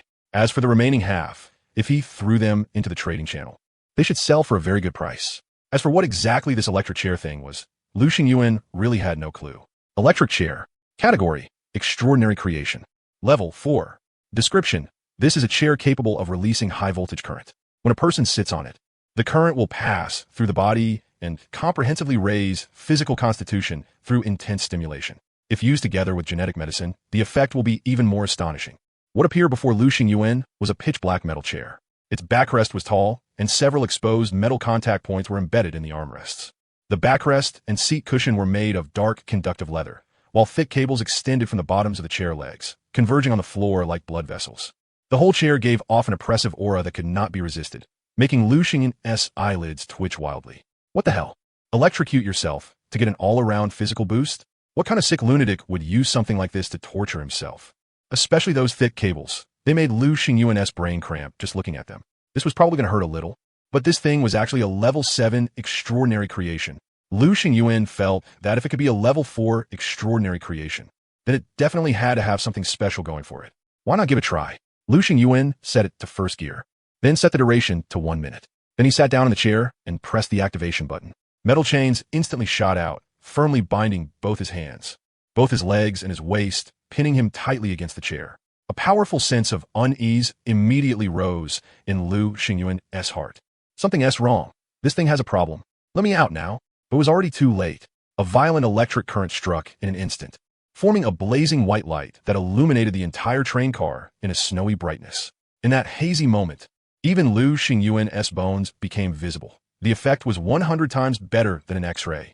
Ah, his pig-slaughtering screams echoed endlessly through the train car. The violent current directly scrambled Lu Xingyun's mind. As his entire body convulsed non-stop and his eyes rolled back over and over, he shouted nonsense. Tanks don't have rear-view mirrors. Guns and cannons don't have eyes. And black bros don't speak the same language. On the bed, that pale, lotus root-like arm was watching the raving Lu Xingyun strangely. Clearly, it couldn't he understand why anyone would go looking for abuse. Could this be what people called being born with cheekbones? That 1 minute felt unbelievably long. From now on, Lu Xingyun would never casually mock men who said they could only last 3 minutes ever again. 3 minutes was already very long and very impressive, okay? When the electric shock finally ended, Lu Xingyun dropped with a thud, face first onto the floor, and even spat out a puff of black smoke from his mouth. It took a long while before he recovered. Then he instinctively dragged himself away from the electric chair, as if it were some terrifying flood beast. He desperately wanted to stay as far away from it as possible. I'd rather have Gu Wanxing step on my face than go suffer through that again. That was too damn torturous. But my body. Lu Xingyun uncertainly felt the changes in his body. It had actually become a little lighter, more agile, stronger. 2. Could this be the change the electric chair had brought him? His expression instantly turned complicated. Torture was torture, but the benefits the electric chair brought were absolutely real. And it had also clearly stated that if used together with genetic medicine, the effect would become even more astonishing. And as it happened, the level 4 treasure chest had contained 5 vials of basic genetic enhancement serum. After a long silence, he finally spoke in a faint voice. Fine. I'm a glutton for punishment. I'm a glutton for punishment, all right? As long as I can become stronger. So what if I become some legendary king of withstanding electricity? Still, he decided to set the electric chair aside for now and test it again later. Lu Xingyun took out the brooch Little Red Riding Hood had given him. This thing's level was frighteningly high.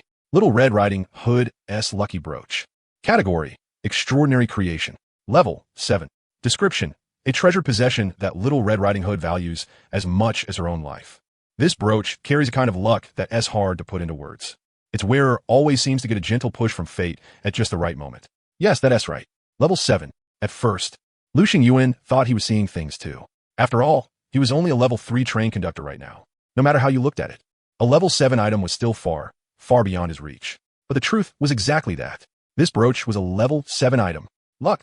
Lu Xingyun muttered to himself. He really did feel like he needed a bit of mystical force in his life. After carefully pinning on the brooch, Lu Xingyun immediately split the 100 universal bullets into 2 portions. One portion went to Kai, while the other was listed on the trade channel for sale. The price was set at 5 train coins. Naturally, it was bought the instant it went up. After all, bullets were the most scarce consumable right now. Only with bullets did people have the capital to fight monsters, and only then could they explore the platform better and gather supplies.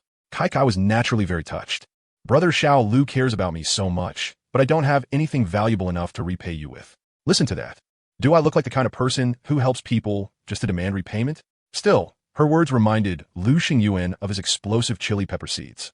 They were no longer bubbling, which meant they had absorbed enough water and could now be planted. Unfortunately, the planting pot in front of him was just too small. It could only hold 4 plants at once. If he planted them too densely, it would affect their growth. And the production cycle was actually 3 days. Lu Xingyun couldn't wait that long. So he quickly entered the trade channel and searched using the keyword fertilizer. Sure enough, he found quite a few. Basic fast growth compound fertilizer, 5 units, price, 3 train coins.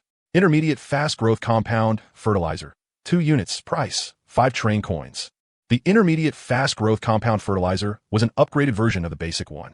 It was a level 2 extraordinary creation. Compared to the basic version, its effects were much more obvious. By mixing a smaller amount into the soil, crops could be ripened in a shorter amount of time, and output would increase even further. For certain cash crops with naturally long growth cycles, it could also achieve highly efficient accelerated ripening, while causing only minimal depletion to soil fertility. Lu Xingyuan tried bargaining with the seller. Damn it, he failed. The other party refused to lower the price by even a single train coin. With no other choice, Lu Xingyuan could only grit his teeth and accept it. He spent 8 train coins and obtained 5 units of basic fertilizer and 2 units of intermediate fertilizer. Lu Xingyuan went straight for the heavy stuff. Intermediate fertilizer, pour it on. All he could say was technology and ruthless tricks really were awesome. It didn't take long before the chili seedlings were covered in bright red peppers. Each plant had roughly 20 peppers growing on it. With 4 plants, that made 80 peppers. Kai needed 5 peppers to cook 1 plate of dry red inferno. In other words, the peppers in front of him could make a total of 16 plates of dry red inferno.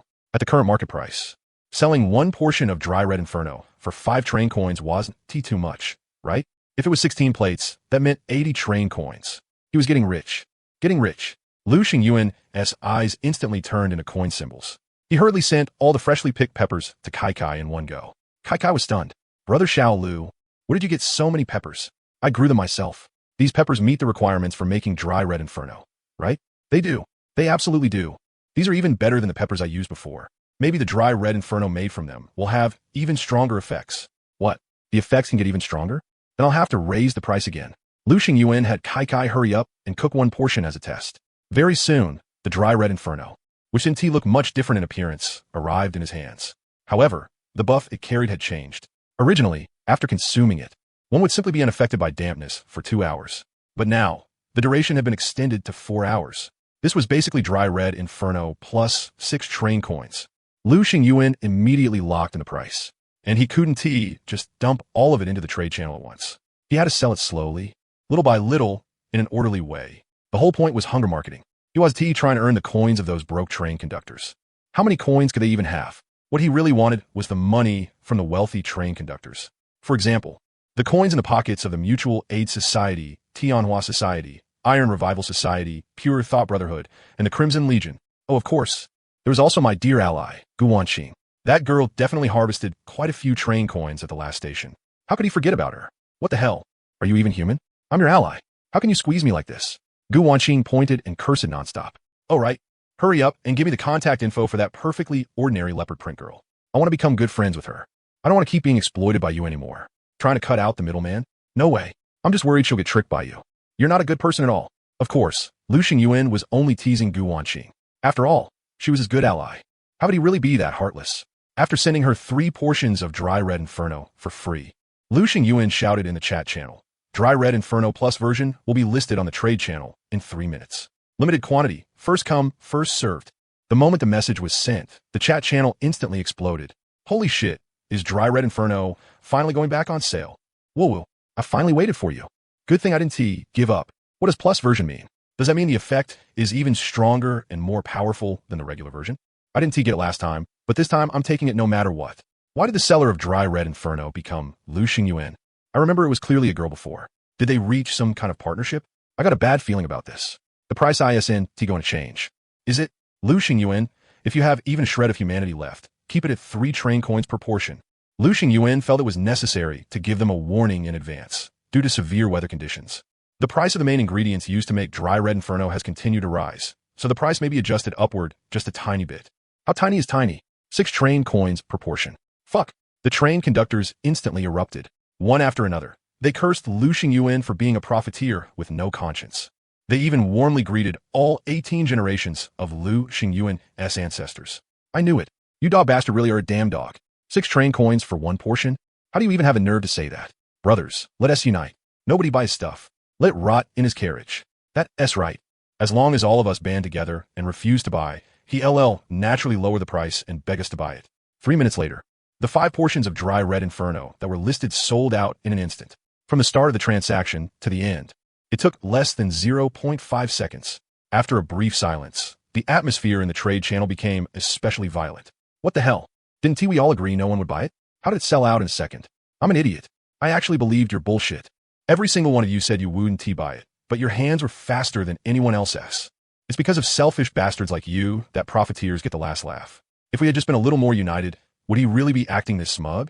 Holy shit, I didn't get one. I admit the price is outrageous, but don't forget, this is a key life-saving item. Nobody can be sure when this rainy season is going to end. If we keep being stuck with this damp status, we're all going to be finished sooner or later. Boss Lushing Yuan, put up 2 more portions. Give me 1 more chance to grab it. This time I definitely won TB too slow. Panway of the Mutual Aid Society. You shouldn't keep something like dry red blaze all to yourself. If you're a responsible train conductor with a sense of duty, you should share it openly. Wang Tianhua of the Tianhua Association. I need 20 portions of dry red blaze. The price is negotiable. Wang Rong of the Scarlet Legion. Many sisters of my Scarlet Legion are suffering terribly. If you're a man, you shouldn't just sit back and do nothing. Bai Xiao of the Pure Mind Brotherhood directly sent Lu Xingyuan a private message. Brother Lu, do you still have any dry red blaze left? I need some over here. The price is negotiable. After thinking it over, Lu Xingyuan sold all the regular version of dry red blaze Kai had previously given him to the other party at a price of 4 train coins each. Now that he had the plus version, he naturally had no interest in the regular one anymore. And it was a good chance to do the other party a favor too. Thanks, brother. Bai Xiao was deeply moved inside. If there's ever anything I can help with in the future, just say the word. No need to be polite with me. Right after that, he distributed the dry red blaze to the team members who urgently needed it to save their lives. The rescued members were all stunned beyond belief. President, where did you get this dry red blaze from? Could it be that the president has a connection to Lu Xingyuan? The president really is worthy of being the president. That's incredible. Actually has connections like that. Exactly. The Mutual Aid Society and the Tianhua Association couldn't get even a single portion of dry red blaze from Lu Xingyuan, but our president could. Doesn't that already prove how capable our president is? Looking at all those amazed remarks, the corners of Bai Xiao's mouth couldn't help but lift slightly. Give me half. Gu Wanqing's shamelessness far exceeded Lu Xingyuan's imagination. From this trade, he had gotten a total of 80 train coins. Yet Gu Wanqing actually dared to ask for half of it right away. Why should I? Lu Xingyuan fired back without the slightest politeness. Because I'm pretty. Huh. Looks are nothing in front of sexiness. But my chest isn't small either. Sorry, I like girls with big butts. And have you considered that my butt isn't small either? Do you really think all these train coins belong to me alone? I still have to give half of them to Leopard Print Girl. Do you think it was easy for her to stir-fry all that? Then you still have 40 train coins left. Giving me 10 isn't too much, right? It's way too much. Cheapskates drink cold water and wake up as demons in the morning. Oomph. If I hadn't told you about the hidden Easter egg at the last stop, could you have cleared it so smoothly? Gu Wanqing had obviously mistaken the explosive chili pepper seeds as the reward given by Little Red Riding Hood. Lu Xingyuan smiled, but didn't explain much. Instead, he transferred 5 train coins to her. Forget it. Who told me I spoil you? Actually, his need for train coins really was pretty high, even though he didn't need to restock ammunition for his weapon in the trade channel like Gu Wanqing did. Don't forget that he was still carrying the World Wonder Takeoff anytime. If he wanted to activate that thing again, it would cost him 50 train coins. Lu Xingyuan admitted that this thing was kind of scam and had nearly gotten him killed at that abandoned platform. But there was no denying that the platform it took you to really was exciting. The risk was high, and the rewards were high too. Because of that, if possible, he still wanted to go on another takeoff anytime trip, provided that he could first find a life-saving item like depart immediately. However, Lu Xingyuan had also lied to Gu Wanqing. He had given half the train coins to Kai at all. Little brother Lu, you should keep these train coins yourself. I don't need them. Just look at Kai. That level of awareness was really something worth learning from. She had worked hard stir-frying the dry red blaze. It really wasn't nearly as easy as people imagined, and she was exhausted too. So Lu Xingyuan decided that the second batch of dry red blaze would be stir-fried tomorrow instead. He couldn't let Kai wear herself out. Even though Kai refused again and again, Lu Xingyuan still put 20 train coins in her hands and told her to buy whatever she wanted in the trade channel. Girls ought to have some money in their pockets. Otherwise, they might get tricked away by some punk with just a cup of milk tea. 5 coins to Gu Wanqing, 20 coins to Kai. He still had 55 train coins left in hand, and adding the ones from the treasure chest just now, as well as what he had left over before, his total number of train coins had directly broken past the 100 mark. I can count as a rich man now. Never has an opening been this wonderful. Raise your arms and shout. Now that he had money, naturally he had to spend big. Lu Xingyuan clicked into the trade channel and started a shopping spree. The first priority was naturally upgrade materials. Rubber, circuit boards, titanium alloy steel, bulletproof glass. If the price was right, he could buy them first. Upgrade. Only by upgrading could he unlock new hexes. For others, upgrading sooner or later might not make much difference, but he was different. The earlier he upgraded, the earlier he benefited. Next came extraordinary creations. Equipment, items, and the like. If they were suitable, he could take them too. Unfortunately, extraordinary creations were extremely rare in the trade channel. And even when they did appear, the prices were outrageously high. You call this price sincere? What Lu Xingyuan had his eye on was a level 1 pendant. When a wearer took damage, it would automatically form a shield to protect the body. He had the level 3 light escape in desperate straits. So he naturally had no use for a level 1 thing like this. But Gu Wanqing and Kai Kai could use it. After getting it, he could even upgrade it with the transformation reassembler. But the other party was clearly just messing with Lu Xingyuan. I need 10 portions of dry red blaze plus version, plus 20 train coins. Get lost. Get as far away as possible. Just then, his private message notification lit up. It was a train conductor whose profile picture looked somewhat familiar. Huh. ISNT this the train conductor I saved at the last stop? At the time, the other party had been dragged into the woods by an elite werewolf. Lu Xingyuan had acted in time, killed the werewolf with one shot, and saved his life. Boss, I'm here to repay the favor. I have an extraordinary creation in my hands that you should be able to use. I want to give it to you. Repay the favor? An extraordinary creation I should be able to use. Given to me? Lu Xingyuan directly sent out a whole string of question marks. Although he had saved the other party's life and successfully carried him to a level 3 treasure chest, to be honest, he had never thought about getting anything in return. In his view, it had simply been something done in passing. As long as he didn't make trouble and stayed honest and obedient, what was wrong with carrying you a little? Lu Xingyuan only wanted to say that the Little Red Riding Hood stop should have been one of the very few multiplayer platforms that had actually felt comfortable to him. The most important reason was that there hadn't been too many idiot train conductors. I can carry you for a while, but you'd better not be full of schemes. Yet such a simple truth was something many people just didn't understand. They were always plotting behind his back, even setting their sights on him. At that point, all he could say was sorry. But the train conductor in front of him, along with the other 3, had all been very obedient. They did whatever they were told to do, never caused trouble, and could occasionally even help a little. That felt very comfortable. So even though each of them had gotten a level 3 treasure chest, Lu Xingyuan didn't have any major thoughts about it. They had deserved it. So repay the favor? There was no need, right? But very soon, Lu Xingyuan realized he had spoken too soon. The other party straightforwardly sent the item over. Purple platform designation card. Level 1. Type. Extraordinary creation. Description. After use, the upcoming platform will be forcibly changed to the purple platform Goblin Camp. Note, Goblin Camp is a slaughter platform. The danger level is extremely high. Please choose carefully. Holy shit. A purple platform? No way, right? Up to now, the highest level platform Lu Xingyuan had ever been to was only blue. As an existence, second only to a gold platform. A purple platform's resources were bound to be exceptionally abundant. But a slaughter platform? Extremely dangerous? No wonder she had been willing to hand it over to him. Lu Xingyuan fell into thought. But as the saying went, judge actions, not intentions. He didn't care about the considerations behind her actions. The fact that she had thought of him was already quite good. I'll accept this item. Lu Xingyuan did not act too pretentious. He was not that kind of hypocritical person. Buffed. Who was secretly laughing behind his back. Did I say something wrong? I'm really not a hypocritical person to begin with. Without blushing or his heart skipping a beat, Lu Xingyuan pressed the accept button. Immediately after, he sent her a portion of dry red flame as compensation. Dry red flame was an essential item. At the moment, it was even harder currency than train coins. Sure enough, the other party was extremely excited and thanked him repeatedly. Big boss, you're really too polite. It's fine. This is what you deserve. After ending the chat, Lu Xingyuan played with the item card in his hand and thought, it would have been great if this had appeared in my hands earlier.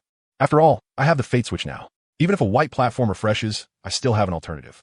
It's not like I could be so unlucky that both platforms are white, right? Impossible. Absolutely impossible. But what was with this inexplicable guilty feeling? Lu Xingyuan hurriedly got up and went to the electric chair. He felt like he needed to get shocked a little. Wild thoughts were unacceptable, right? There was also the beginner gene enhancement potion. He had heard that using the two together would have a better effect. This time, Lu Xingyuan still chose the first setting. Only then did he notice that this thing actually had 5 settings. Damn, the first setting is already this intense. Is the 5th setting something a human can endure? Set the time to 3 minutes. 1 minute always felt too short. If Gu Wanqing found out, wouldn't she laugh at him? 3 minutes. A real man. Potion swallowed. Start. Ah. A pig-slaughtering scream instantly echoed through the train car. Lu Xingyuan convulsed madly and rolled his eyes like crazy. Sister Han, lying on the bed, watched all of this with great interest. Unfortunately, it was not in its complete form. Otherwise, it would definitely be cracking sunflower seeds, drinking cola, and happily watching this scene.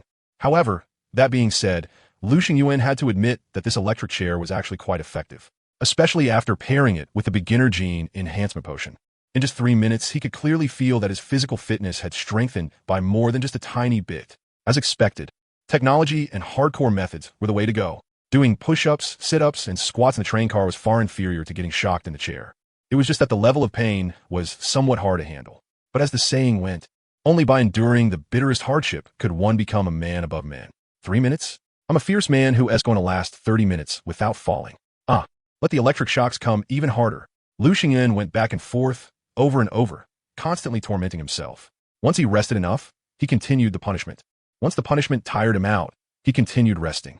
Repeating this again and again.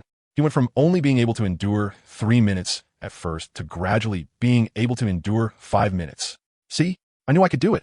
This change made Lu Xingyan especially energized. As long as he could see changes, that was enough. What he feared most was working hard for a long time only to see no results at all, always feeling like he was spinning in place. That feeling was truly despairing. 11 o'clock at night. Lu Xingyan ended a day of torment. After wetting a towel and briefly wiping himself clean, he plunged headfirst onto the bed. Tired, but tonight he could definitely have a good sleep. Only, rumble, thunder rolled like thousands of troops and horses roaring wildly. The sky became even gloomier and darker, and the rain grew even more fierce and violent, striking the train car like pebbles and making crackling sounds. The wild wind howled, like the shrill wails of evil ghosts. Even the train swayed slightly once or twice. The messages in the chat channel had now become like snowflakes, densely packed and endless. Damn, why is there thunder? It feels like the sky on my side is about to collapse. So it's the same over there for you guys too? I keep feeling like something bad is about to happen. Don't tell me it's the end of the world.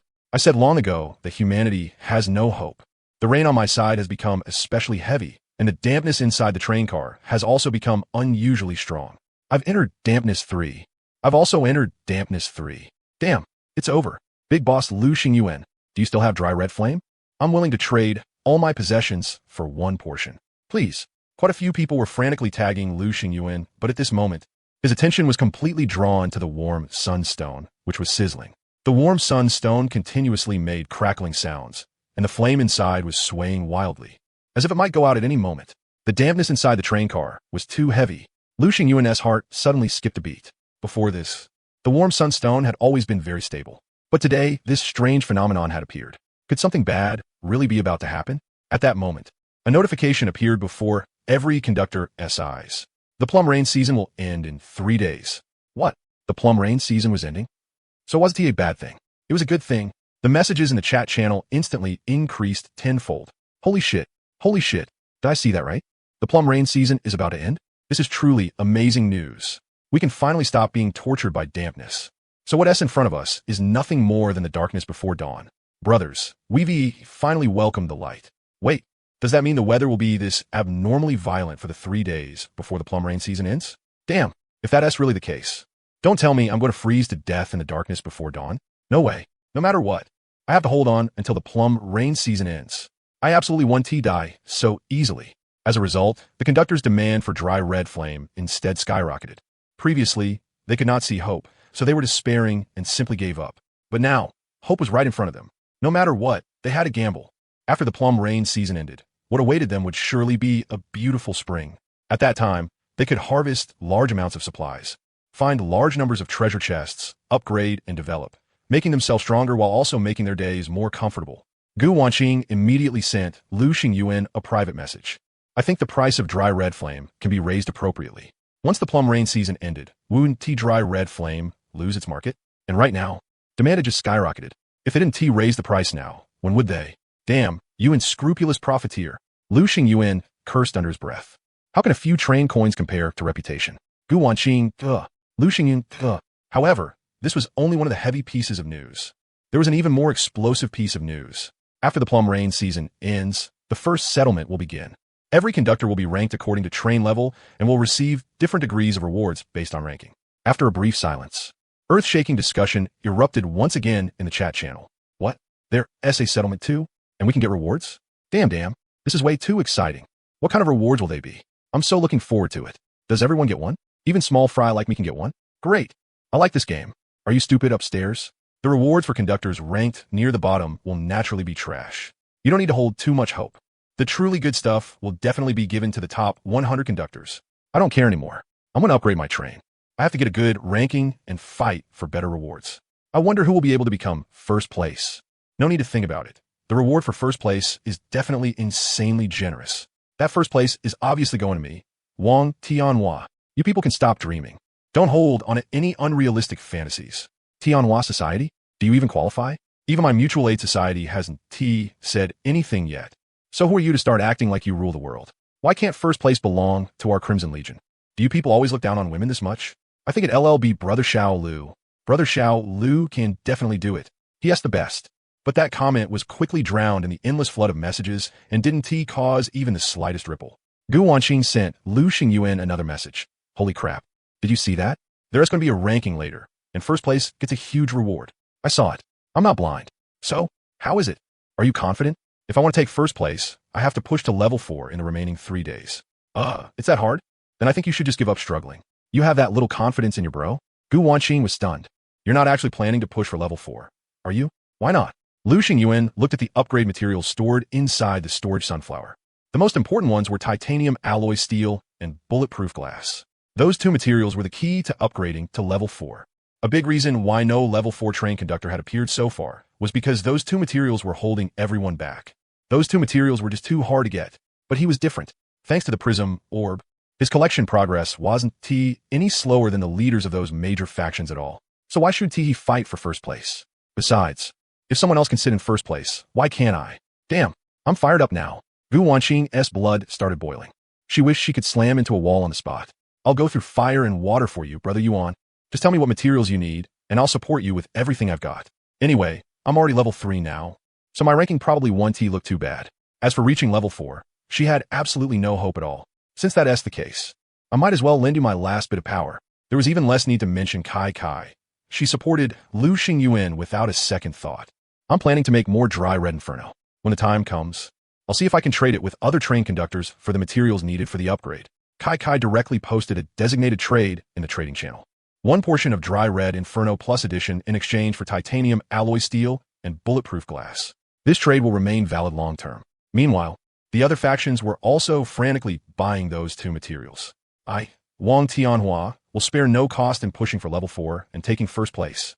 Whoever is willing to donate titanium alloy steel and bulletproof glass will gain the friendship of my mutual aid society. The Pure Mind Brotherhood is purchasing titanium alloy steel and bulletproof glass at a high price. The offer will absolutely satisfy you. This was destined to be a sleepless night. Everyone had fallen into an extreme frenzy. Lu Xingyuan, however, kept a calm mind. He lay on his bed and slept soundly all the way until the next morning. 8 o'clock. Lu Xingyuan opened his eyes and woke up. The one still in his arms was Sister Hand. Morning, Sister Hand. He was no longer as afraid of that unknown arm as he had been before. Instead, he had started treating it like a member of the train. For breakfast, I'll just keep it simple with 1 hot spring corn. While gnawing on the corn, Lu Xingyuan walked over to the planting pot. A new batch of explosive chili peppers was about to mature. That meant he could make more dry red inferno to sell. Still, the darkness before dawn really was even harder to endure than he had imagined. In just one night, nearly 3,000 train conductors had been eliminated. Faced with such violent wind and rain, they really couldn't hold on, and they still had to endure this kind of extreme weather for 3 more days. It was too hard. What should I morph and recombine today? After breakfast, Lu Xingyuan stroked his chin and thought. Just then, a prompt popped up. The cooldown on the current item has ended. A new round of morphological recombination is now available. Would you like to make a selection? The blazing revolver could be morphed and recombined again. The moment that prompt appeared, Lu Xingyuan's spirits instantly lifted. The cooldown S over. I can morph and recombine again. That's great. After all, the blazing revolver was only a level 2 extraordinary creation. It still had room to improve. After so many stations, he had finally waited for the moment when it could be morphed and recombined again. Selecting the blazing revolver as the target of this morphological recombination, Lu Xingyuan couldn't help but feel excited. What kind of level 3 ranged weapon would it become? It shouldn't disappoint. Next came the patient wait for arrival. Thinking of that, Lu Xingyuan gave himself a new round of electric shock. BZZZT. BZZZT. But Lu Xingyuan could already keep a completely straight face through it. Level 1. 5 minutes. No pressure at all. He only felt like every cell in his body had been activated, entering a highly active state. I've already used up all the basic gene enhancement potions. I need to find a way to get more. Lu Xingyuan calculated inwardly.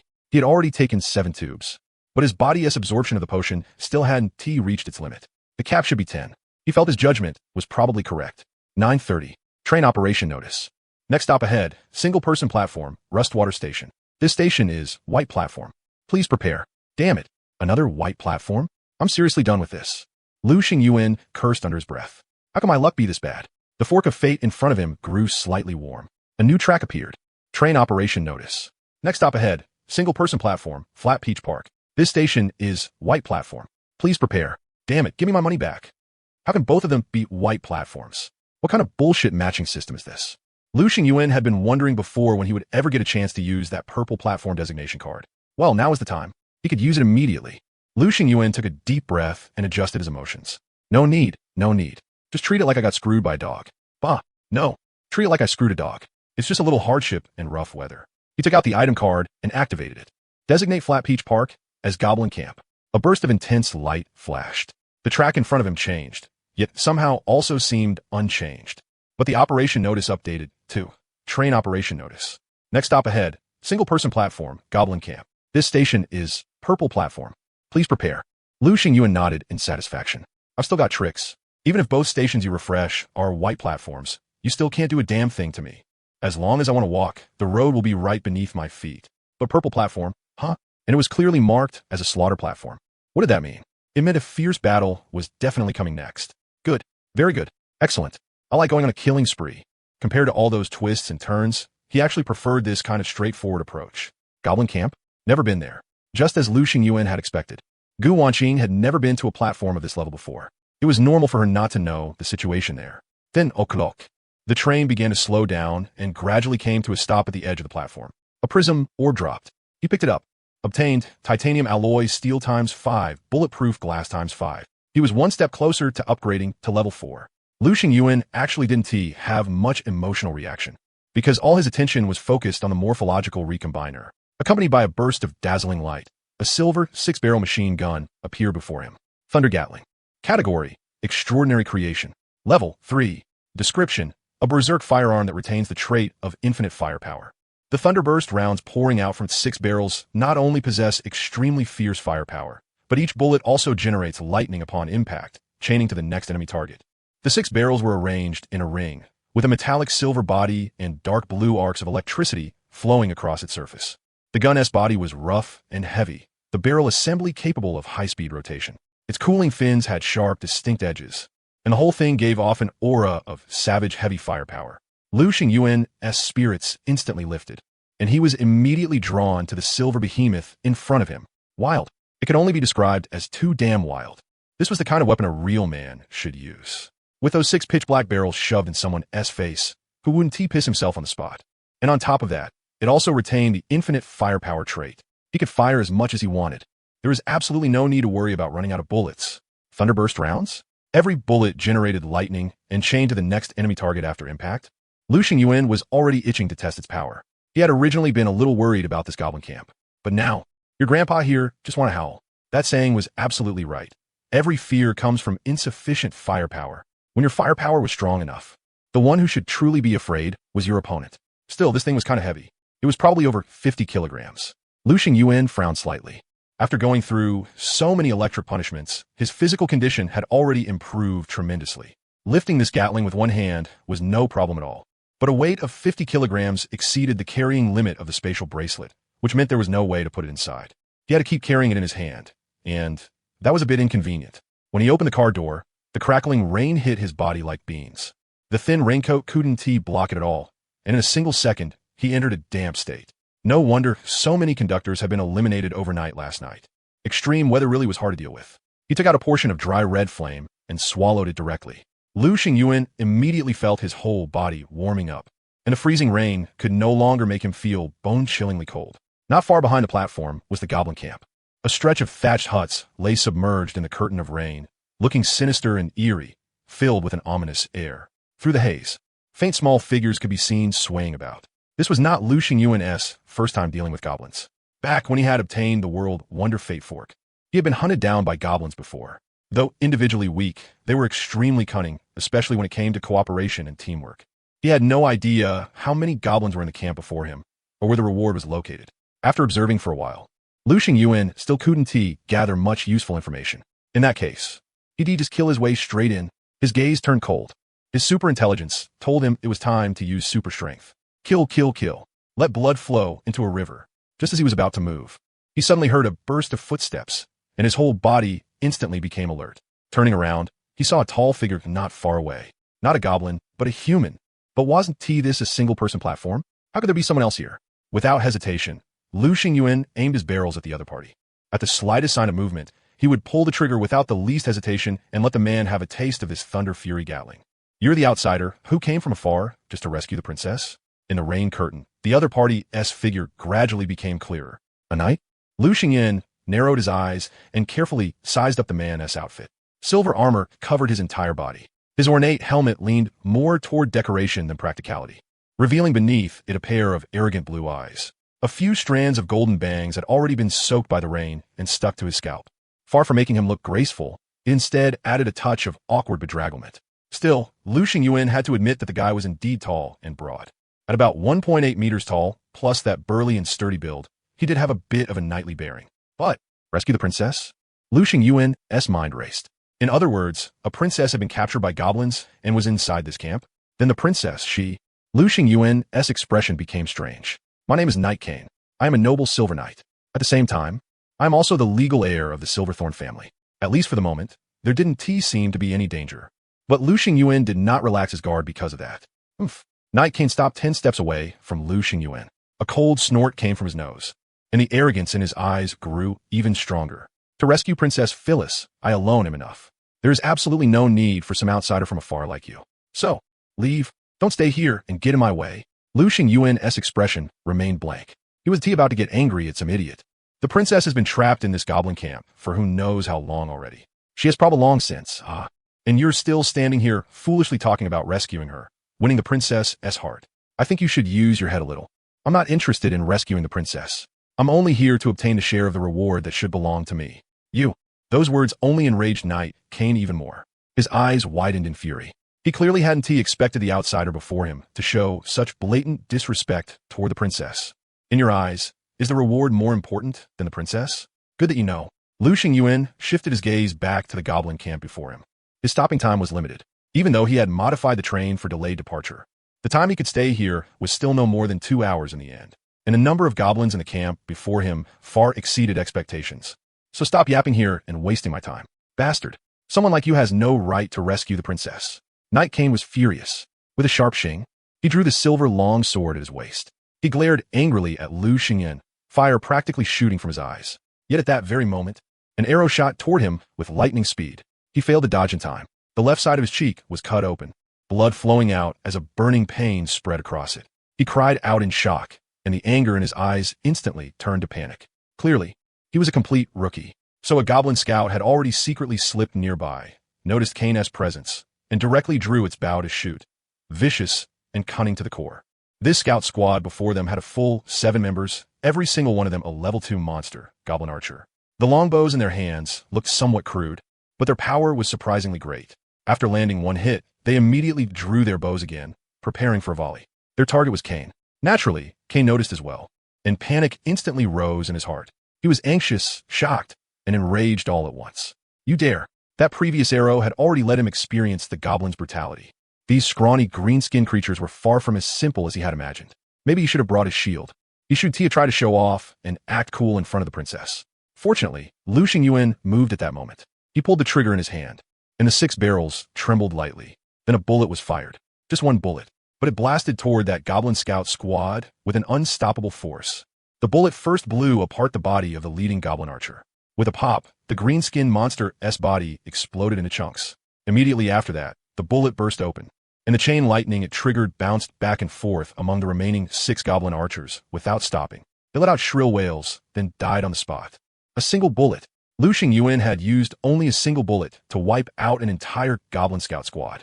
All that could be said was that the furious thunder gatling was way too overpowered. Yeah, no, every one of them was a level 2 monster, and yet in front of the furious thunder gatling, they were as fragile as tofu, shattering at the slightest touch. Kane was stunned too. He had thought he was about to be shot into a pincushion and left gravely wounded. But to his complete surprise, the outsider he had mocked, looked down on, and treated with arrogance, had saved him from disaster with just one bullet. This. His face immediately flushed red. He truly had no idea how to face Lu Xingyuan now. He finally worked up the courage to say something, only to hear the other man say flatly, "Stay here and don't do anything. I'm afraid, trash, like you will drag me down and affect me getting the reward that belongs to me." "You?" Kane's eyes instantly widened. What did he mean by that? Could it be that he was planning to face an entire goblin army by himself? He had to be crazy. There were over 1,000 goblins in the camp ahead. Impossible. There was no way he could do it. It was precisely because Kane understood that he had wanted to speak up and persuade him. But the moment he opened his mouth, Lu Xingyuan cut him off harshly. "If I told you shut up, then shut up. Can't you even be a useless burden lying still?" Kane's mouth hung open, but from his dry throat, not a single syllable came out. Just then, a horn sounded from within the goblin camp. Clearly, the goblins had already learned what had happened here. The peaceful camp instantly descended into chaos. Torches swayed wildly. The goblins began putting on armor, grabbing war spears, and organizing into ranks, transforming into a frenzied dark green torrent as they charged toward Lu Xingyuan. Looking at the mighty goblin army surging over, Kane couldn't help but swallow. Individually, goblins were weak and small, but the goblin army before him was so massive and overwhelming that it left him breathless. At that moment, he finally understood why even the princess had failed and become their captive. Anyone who underestimated goblins was bound to pay a terrible price. Then what about the outsider before him? Would his price be just as terrible? Terrible? I only want them to feel despair. The trigger was pulled. The 6 barrels spun at extreme speed, letting out bursts of shrieking noise, like the wild roar of a top-class supercar engine with the pedal slammed all the way down. The bullets pouring out from the pitch-black barrels were even denser than the curtain of rain before them. Round after round struck the charging goblin army with perfect accuracy. The exploding lightning lit up the entire world in blinding white brilliance. How dazzling! How impossible to look at directly! How awe-inspiring! The silver-white barrels turned red-hot from the high-speed firing. The falling raindrops instantly evaporated into clouds of steam with sharp, sizzling sounds. But those faint noises were utterly insignificant compared to the goblin screams. They were completely routed. If Kane had to use 4 words to describe what he was seeing, nothing was more fitting than completely routed. That dark green tide was forever held back outside, unable to cross that invisible red line and get any closer to Lu Xingyuan. Under that overwhelming firepower, their bodies burst apart like smashed, rotten watermelons, splattering everywhere, with no way to piece together a complete corpse. The smell of blood in the air was so thick it could only be described as choking. It kept pounding at Kane's brain, telling him that this was not a dream, that everything before him was real, that it really was this bloody and this brutal. He moved his gaze away from the goblins endlessly rushing to their deaths, and onto Lu Xingyuan, who stood there holding the silver-white machine gun and firing without pause. This outsider whom he had treated with such arrogance now stood tall in the rain, his entire body radiating a wild aura, especially those bulging muscles. They carried an explosive sense of power. So handsome. That was what he thought. So damn handsome. That was what he said. Especially those black eyes. Like charming yet dangerous black gemstones, making people lose themselves in them. Only when a strange screech rang out did Kane snap out of his daze. He looked toward the sound and saw goblins that were clearly a whole size bulkier appear. They wore thick armor and held spike clubs in their hands, their every step shaking the ground. These were level 3 monsters, goblin warriors. Not one of them, but 10. Their eyes were blood red as they locked onto Lu Xingyuan, roaring in fury so loudly it shook the heavens. Kane's scalp went numb at once, and he couldn't help but break out in a cold sweat for Lu Xingyuan. 10 goblin warriors. How could one man possibly be their match? What now? What were they supposed to do now? But compared to his panic, Lu Xingyuan remained extremely calm. He aimed the barrels at the 10 goblin warriors charging over with savage momentum. Fire! It minus, it minus, it minus, it minus, it minus, it minus, it minus, it minus, it minus, it minus, it minus, it minus, it minus, it minus, it minus, it minus. Unload. The bullets kept unloading, as if they cost nothing. They blasted violently toward the 10 goblin warriors. It could only be said that the goblin warriors really did deserve their reputation for thick skin and tough flesh. They weren't blown into pieces immediately, but in the second, their bodies started turning into mangled masses of blood and flesh. By the 3rd second, an arm and a leg were already gone. By the 4th second, boom, those thick bodies like balloons swollen to the limit, exploded completely and turned into a rain of blood. That scene left Kane completely dumbstruck. This. Was it this way too savage? And Lu Xingyuan, the one behind all, curled his lips slightly upward. The furious thunder Gatling already had outrageous damage output. Its only weakness was that it burned through ammunition too fast. Maybe before the barrels had even fully started spinning, all the bullets would already be gone. But he was different. He possessed the infinite firepower hex deck. It directly gave the Furious Thunder Gatling the trait of infinite ammunition. It could fire as much as it wanted, as wildly as it wanted. Conserve ammo? Didn't T exist? If those goblin warriors hadn't died too quickly, he could have kept firing forever. The dense, packed bullets had practically formed a motionless straight line with the deaths of those 10 goblin warriors. The mountain of corpses and sea of blood before them, finally, seemed to welcome a moment of peace. The sounds of gunfire, charging, and wailing all faded away, leaving only the crackling patter of rain hitting the ground. You, Kane finally spoke, looking at that straight-back figure before him and with difficulty forcing out a sentence. You were right. I really should just be a useless burden lying still. Lu Xingyuan swept him a cold glance. Can I go get the reward that belongs to me now? Kane gave a bitter laugh. Of course you can. But why are you so uninterested in the princess? If I were the princess, I'd definitely fall in love with you, my brave savior. Lu Xingyuan's face darkened. Do you want to taste my bullets too? Kane instantly shrank his neck back. He couldn't understand why Lu Xingyuan was suddenly so angry. Maybe all strong people were like this. Their tempers were always this strange. But right then, an invisible force struck. Lu Xingyuan's expression changed slightly. His reaction had already been fast, but he still got caught. In an instant, vine after vine wrapped around the Furious Thunder Gatling in his hands. Sharp thorns grew over the trigger, making it impossible to pull. The barrels were stuffed full and completely clogged. Sealed. The weapon had been sealed and could no longer be used. Kane's pupils shrank as if he had just realized something, and he let out a startled cry. There's still a level 4 monster here, a goblin mage. His scalp went numb, literally numb. No matter what, he had never expected that this goblin camp in front of them was actually hiding such a terrifying existence. It's over. We're really done for. Kane hid behind Lu Xingyuan, trembling uncontrollably. A level 4 monster was already overwhelmingly powerful to begin with. And now Lu Xingyuan's most crucial weapon had been sealed. What were they supposed to fight it with? A fierce gust of wind swept in. The next second, a goblin in a loose black robe floated into the air. Its face was covered in bumps and deep crisscrossing wrinkles, making it look incomparably ancient. In its hand, it gripped a wooden staff, topped with a dark green gemstone. Goblin Mage. Level 4. Description: the absolute elite among goblins. On average, only one such existence is born out of every 10,000 goblins. Not only do they possess intelligence far beyond their kin, they also command the magical powers of elements and curses. At that moment, the Goblin Mage was staring fixedly at Lu Xingyuan with icy eyes. As for Kane at the side, it ignored him completely. Trash like that wasn't he even worthy of entering its sight. Damn train conductor. You actually dared slaughter my clansmen. I'm going to rip out your heart and swallow it whole. It spoke in human language and let out a mocking laugh. I had my eyes on your weapon long ago. I've already seen how powerful it is. It wasn't he for nothing that I hid in the shadows, waiting for a chance to launch a sneak attack and seal it. Now that you've lost your weapon, you're no match for me at all. Seeing Lu Xingyuan fall silent, Kane's heart sank to the bottom. Yeah, he definitely had no moves left either. That meant the only thing waiting for them was death. Only. In that case, I can only use my ultimate move. Those pitch-black eyes were even calmer than before. But an ultimate move? Kane's mind shook. He still had an ultimate move? The Goblin Mage in front of them was also startled. Then, as if it had realized something, it sneered. You're bluffing? Do you really think you can bluff me? Kane froze for a moment. So he was bluffing the enemy? That made sense. No matter how strong someone was, they couldn't possibly be this strong. Lu Xingyuan said nothing. He took Zidian out from his spatial ring. Then he gripped the blade with both hands, closed his eyes, and steadied his breathing. At this moment, heaven and earth fell silent, and even the falling raindrops seemed to freeze. The only thing he could hear was his own heartbeat. The world was chaos, yet a glimmer of light flickered within it. Now, in a daze, a cool female voice rang out from deep within his mind. Lu Xingyuan's gaze became more resolute than ever before.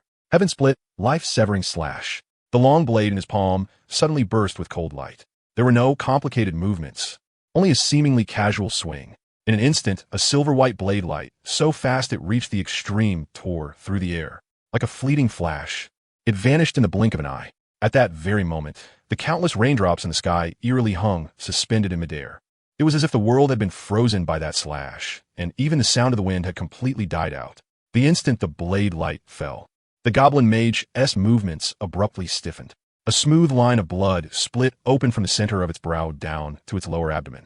It didn't even manage to scream before crashing to the ground, all life extinguished. Only then did the suspended rain begin to fall again, striking Lu Xingyuan's still figure. The blade was unstained by blood, only raindrops rolled across it. All around them, there was nothing but dead silence. Kane stared blankly at the scene, letting the rain pour over his face. At that moment, it felt as though his soul had also been cut apart by that slash, leaving behind only an empty shell. How? How is this possible? That was a powerful level 4 monster. How could it have been instantly killed with a single slash? Guarantee those words just meant to scare the enemy? You were serious? Huh, you could actually do it. This makes me look like a complete clown. Kane stared dumbly at that figure with its back to him. That figure stood there quietly, completely motionless, yet just standing there gave off a terrifying sense of strength. This was the bearing of a true powerhouse. Kane was practically having a brain orgasm. Are you blind, you idiot? Why the hell aren't you coming over to help me up already? You can slack off. But you can't not even have the most basic common sense to read the room. Kane froze. Then he suddenly snapped back to his senses and hurried forward, grabbing Lu Xingyuan to support him. Only then did he notice how frighteningly pale the other man's face was, as if he had just been fished out of water, and his entire body was trembling. 10 minutes later, after eating 5 hot spring corns in a row, Lu Xingyuan finally recovered somewhat. But even now, he was still extremely weak. There was no helping it. That was just how ultimate moves were. If it could be used casually, it would deserve to be called an ultimate move. But at least the outcome was satisfying, wasn't it? That level 4 goblin mage had been instantly killed by him, just like that. He had successfully turned the tables in a desperate situation. There shouldn't be any more monsters now, right? Suppressing the weakness in his body, Lu Xingyuan looked toward the goblin camp ahead. It was completely quiet, not looking dangerous at all. Let us go. Time to claim the reward I deserve. Kane held an umbrella for Lu Xingyuan at the side. His whole attitude, now one of pure respect. He just hadn't understood before. That didn't mean he was the kind of person who refused to listen. On the contrary, he was very sensible and knew how to go with the flow. And at this moment, not a trace of arrogance could be seen on him anymore. A strong person deserved respect, no matter where he went. Without question, Lu Xingyuan was a true powerhouse. That slash was seriously way too cool, you know that? Lu Xingyuan was expressionless. I know it was cool, but you don't need to repeat it 108 times. My ears are practically growing calluses. But seriously, Kane was still in an excited state, but seeing the displeasure on Lu Xingyuan's face, he wisely shut his mouth. Still, forget 108 times. Even if he repeated it 1,008 times, he wouldn't get tired of it. Inside the dungeon of the goblin camp, the two of them finally saw the captured Princess Felice as they had hoped. Just as Lu Xingyuan had expected, Princess Felice was already in a miserable state. Her clothes were tattered, her hair was a mess, and her body was covered in all kinds of marks left behind by the goblins. The moment she saw Kane, Princess Felice immediately burst into tears. Kane, my brave knight, you finally came. You finally came to save me. I thought I'd never see you again. Kane looked awkwardly at Princess Felice as she threw herself into his arms. Your Highness, I think you got it wrong. The one who saved you wasn't me, but this train conductor here. Princess Felice immediately turned to look at Lu Xingyuan, and a deep flash of amazement passed through her eyes. Great train conductor. So you're my true savior. Although I didn't witness your bravery with my own eyes, I can fully imagine it. After all, I've personally experienced just how savage those goblins are, yet you were able to slaughter them all by yourself. That alone is enough to prove how valiant you are. Lu Xingyuan had no interest in the princess's favorability. He only wanted to get his reward as soon as possible, so he immediately shot Kane a look. Kane instantly understood and quickly signaled for the princess to give the hero who saved her the reward he deserved. Princess Felice took out a gorgeous treasure chest from the storage item she carried with her. This is a level 5 treasure chest. I now give it to you. A level 5 treasure chest. Lu Xingyuan's breathing instantly quickened. As expected of a purple platform, the reward it gave was truly generous. All that hard work hadn't been for nothing. But the very next second, Princess Felice took a pearl hairpin from her hair and held it out in front of Lu Xingyuan. What is this? This is the key to open a level 5 treasure chest. Lu Xingyuan's eyelids twitched wildly. Holy crap, a level 5 treasure chest actually needed a matching key to open? What the hell kind of nonsense was this? Good thing the princess was righteous. Otherwise, if she had only given him the treasure chest without the key, he probably would be broken down on the spot. After putting away both the treasure chest and the key, Lu Xingyuan looked at Kane again. Kane, slacking off all day like this isn't really a solution. Why don't you help me search around this camp and see if there are any valuable items? Kane patted his chest, his face full of sincerity. No problem. Being able to help you is my honor. Lu Xingyuan also started searching through the camp, and he really did find something. Huh. Isn't this titanium alloy steel? I didn't expect it to just be tossed casually on the table. And this is bulletproof glass. So the materials needed for upgrades could randomly appear at higher level stations. By the end of the search, Lu Xingyuan had obtained a total of 5 units of titanium alloy steel, 7 units of bulletproof glass, as well as several simple circuit boards and some rubber. The quantity wasn't that much, but it was still an unexpected gain, and he was already very satisfied. He had originally thought that aside from the level 5 treasure chest and key, there wouldn't be any other harvest. These were all materials needed for upgrades. With settlement about to arrive, every single unit of titanium alloy steel and bulletproof glass was extremely important. Do you really lack these things that badly? Princess Felice, who had been silent the whole time, suddenly spoke.